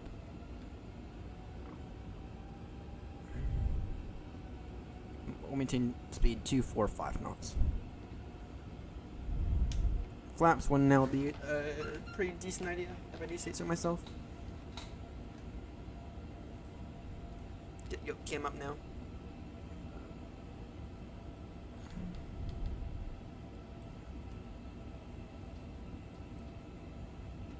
What's this guy's speed? Enter the aircraft behind me, for Speedbird 63 Golf to Emirates. 71 Juliet, we are maintaining speed 245 knots for now. And with a slower in a few moments. Dubai traffic.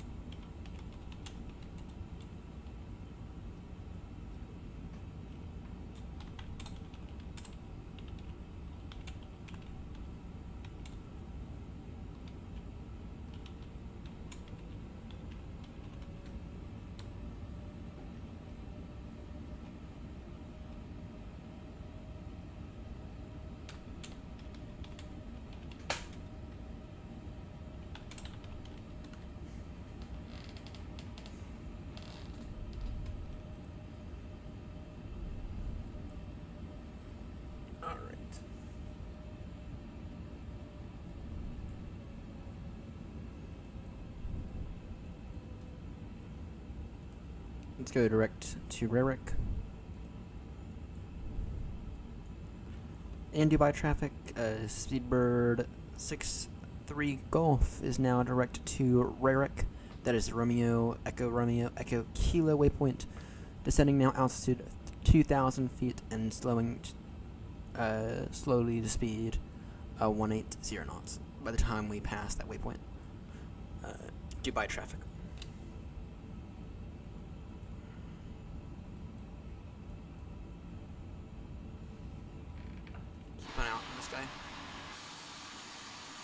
I don't see him yet in the sim.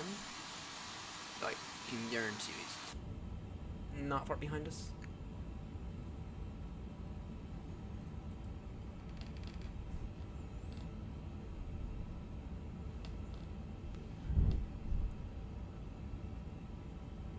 So, this guy is Russian, so speak it. Yep. Anyway.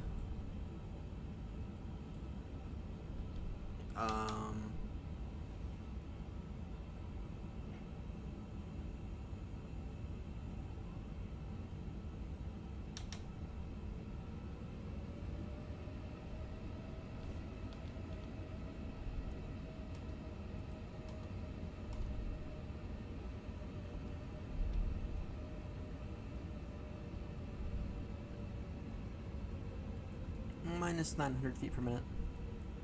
It's fine.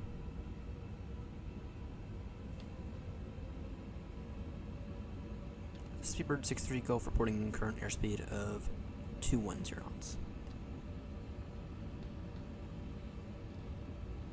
I think this guy's gonna probably go in for the full procedure.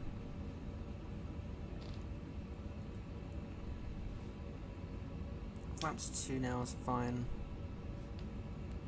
And actually we'll go expedite our descent on the tab.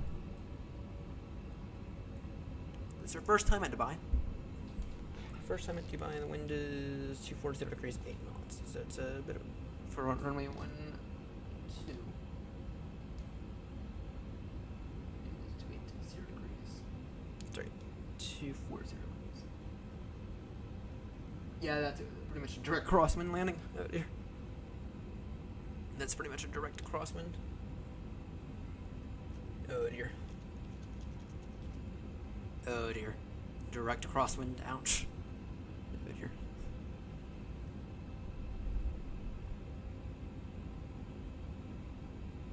We were a little, actually we were perfect on this descent. Now, right now we are a little on the early side. That's kind of the goal right now, just because we need, you know, I don't know if it's a 10-mile final, but maybe verify actually. 3 degree, team to 3 degree. No, it's not really. It's more of a 5-mile final. My elevation is 12 feet. Yeah, it's more of a 12-mile. Sorry, it's more of a 5-mile final. More like 6 actually. But anyway, it's important to have our speed slowed.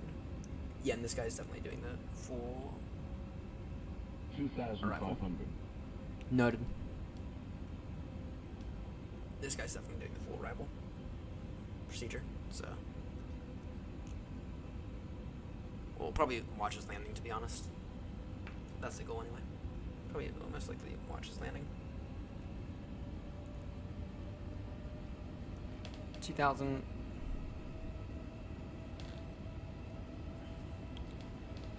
All right.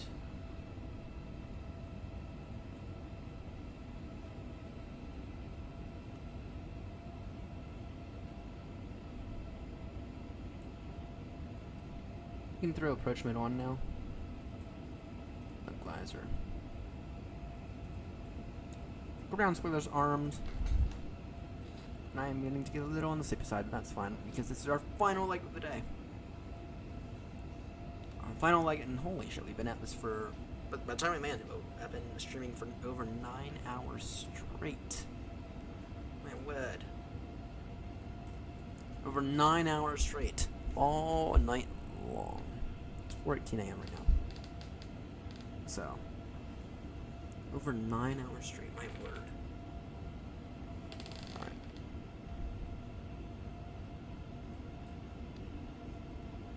Dubai traffic, Speedbird 63 Golf, establishing now localizer for ILS runway 12 left. And slowing our speed now to 180 knots until 4-mile final. Dubai traffic. Actually, Dubai traffic, make that 170 knots until 6-mile final. Dubai traffic. Flaps 3. Gear down. Flaps 4.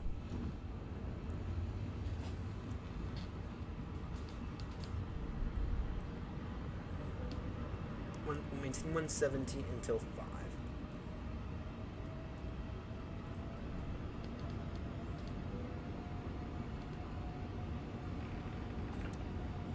And then just out of curiosity, what are the VA gates?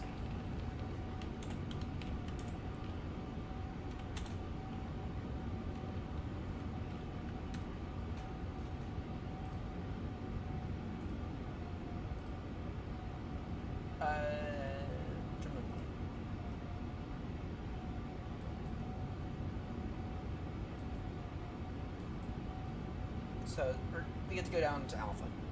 We get to go down to the Alpha gates. Yeah, so we do have a bit of a long taxi, but that's fine. That's fine. We got the airfield in sight now. I'm not the only one announcing on Unicom. Feels like I'm the only one announcing on Unicom for some reason.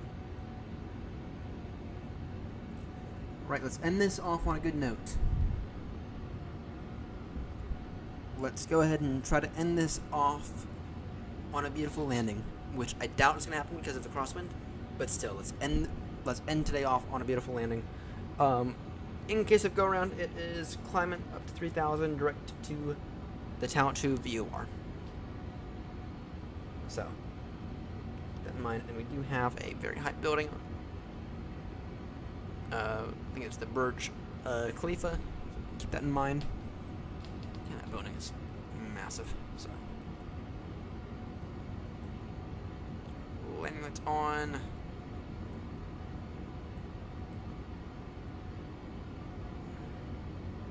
flaps full now.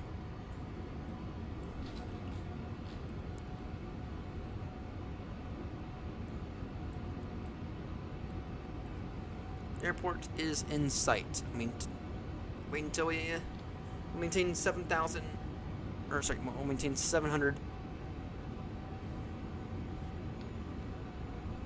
We can go ahead and slow to 160 knots.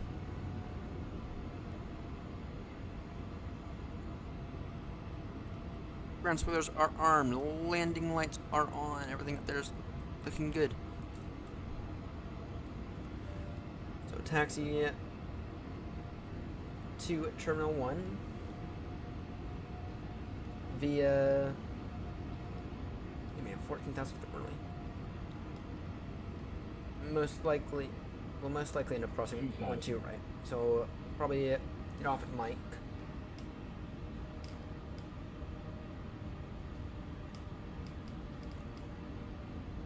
Thousand. The visor does not look very stylish at all. We'll figure that out in a moment. Gonna slow to our final approach speed now. 145. Yeah, I'll most likely get off at somewhere on Mike, and then we'll taxi via Mike. Could taxi around, or we could cross the runway. Yeah, I'll most likely join Zulu though. Most likely get off. We could go all the way down to the runway. So yeah, we'll most likely go all the way down to the runway. So anyway.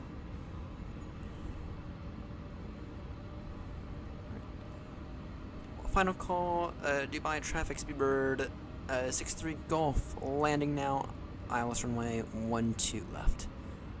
Final call, Dubai traffic. Gavin, please be ready. 1,000. Noted. Have everything on. Alright, 5, 4, 3, 2, 1. My controls.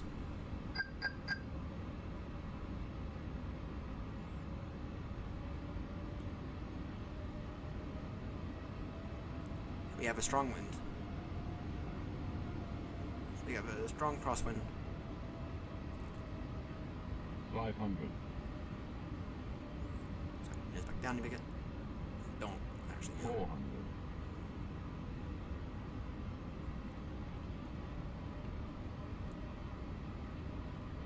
300.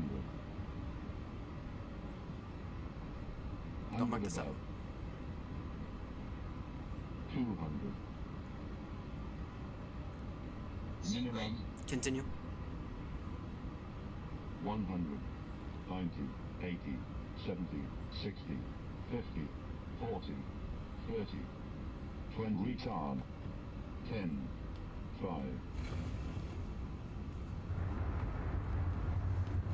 I don't know if there's anything quite like a butter crosswind landing. Welcome to Dubai.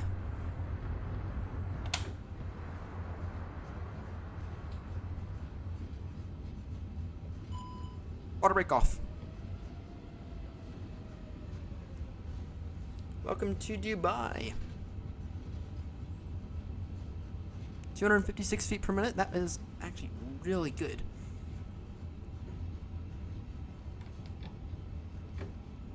High speed exit off.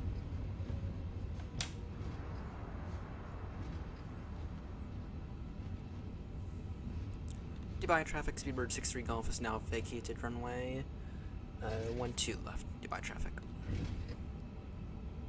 Alright, and we'll go ahead and taxi to Alpha 8 via Mike. Actually, we'll go straight ahead on Mike. We'll taxi via Mike 11.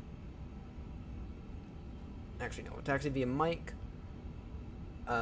Mike 13 Bravo to cross runway 12 right.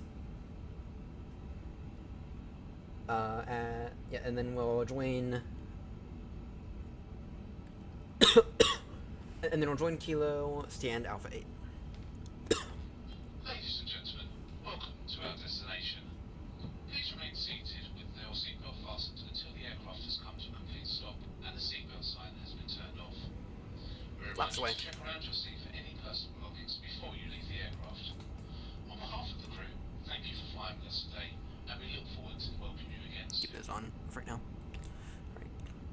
And Dubai traffic, Speedbird 63 Golf is going to be taxiing to stand Alpha 8 via Mike 13 Bravo to cross runway 12 right, and then we'll join Kilo and go into the stand via Zulu 17.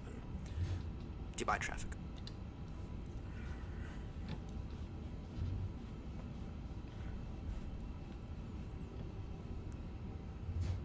Anyway, ladies and gents, welcome to Dubai. Kinda wanting to visit Dubai now. Not gonna lie. I mean, just look at this absolutely gorgeous airport. Granted, this is all default scenery because I'm not gonna pay any boats money.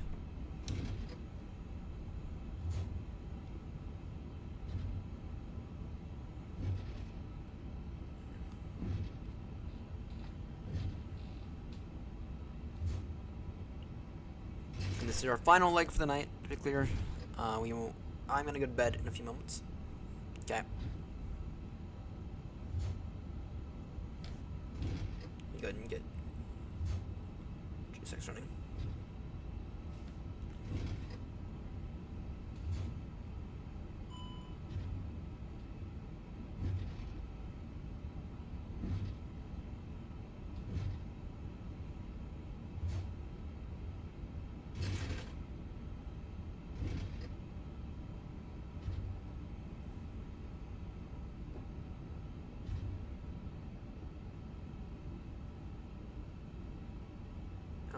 Okay, actually it'll be Alpha 7.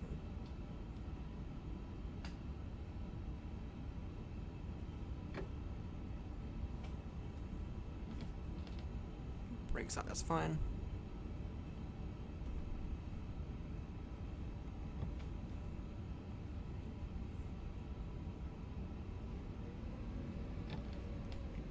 Is it showing it to us? Alright. Dubai traffic, Speedbird 63 Golf, crossing runway 12 right. Dubai traffic.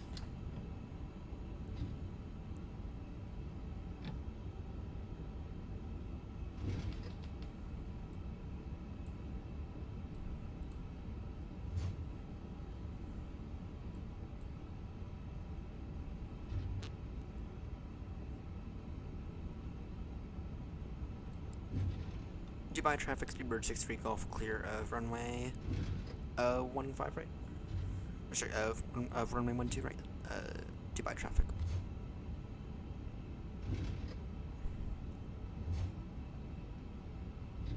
Oh dear. Okay, whatever. It's like the second that did that as well. Okay, landing lights off. Take off. Or there's a take off. There's a taxi. And these frames are stuttering. I guess that was the plane right there.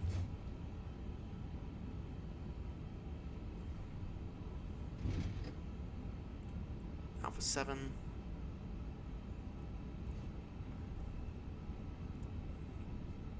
And supposedly the gate services have been activated.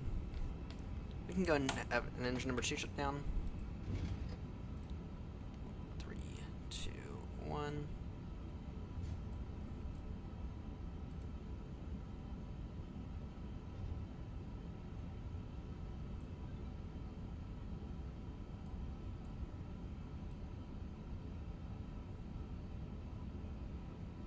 And I just love how GSX absolutely failed. Oh, no, it didn't. Forgot to hit something.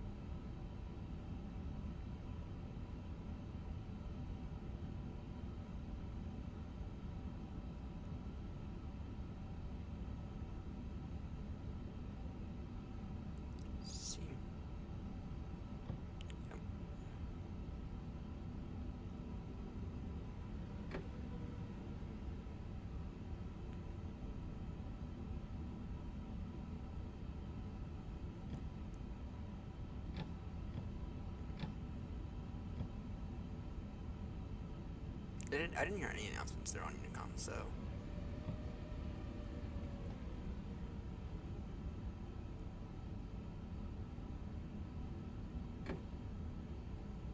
Come on then.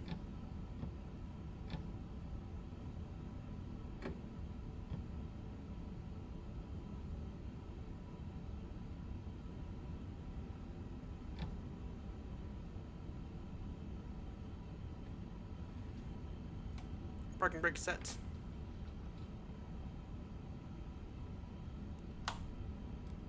Engine number. You can have engine number 1 off. There we go.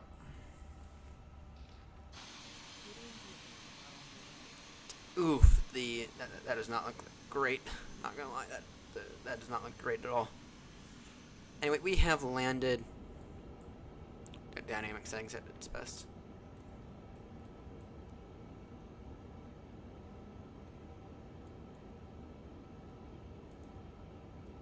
Alright. Well, let's go ahead and close out Newsky. Let's go ahead and get Newsky going. Let's go ahead and close out Newsky. Close. Flight's gotta be done. Almost. Off center line landing.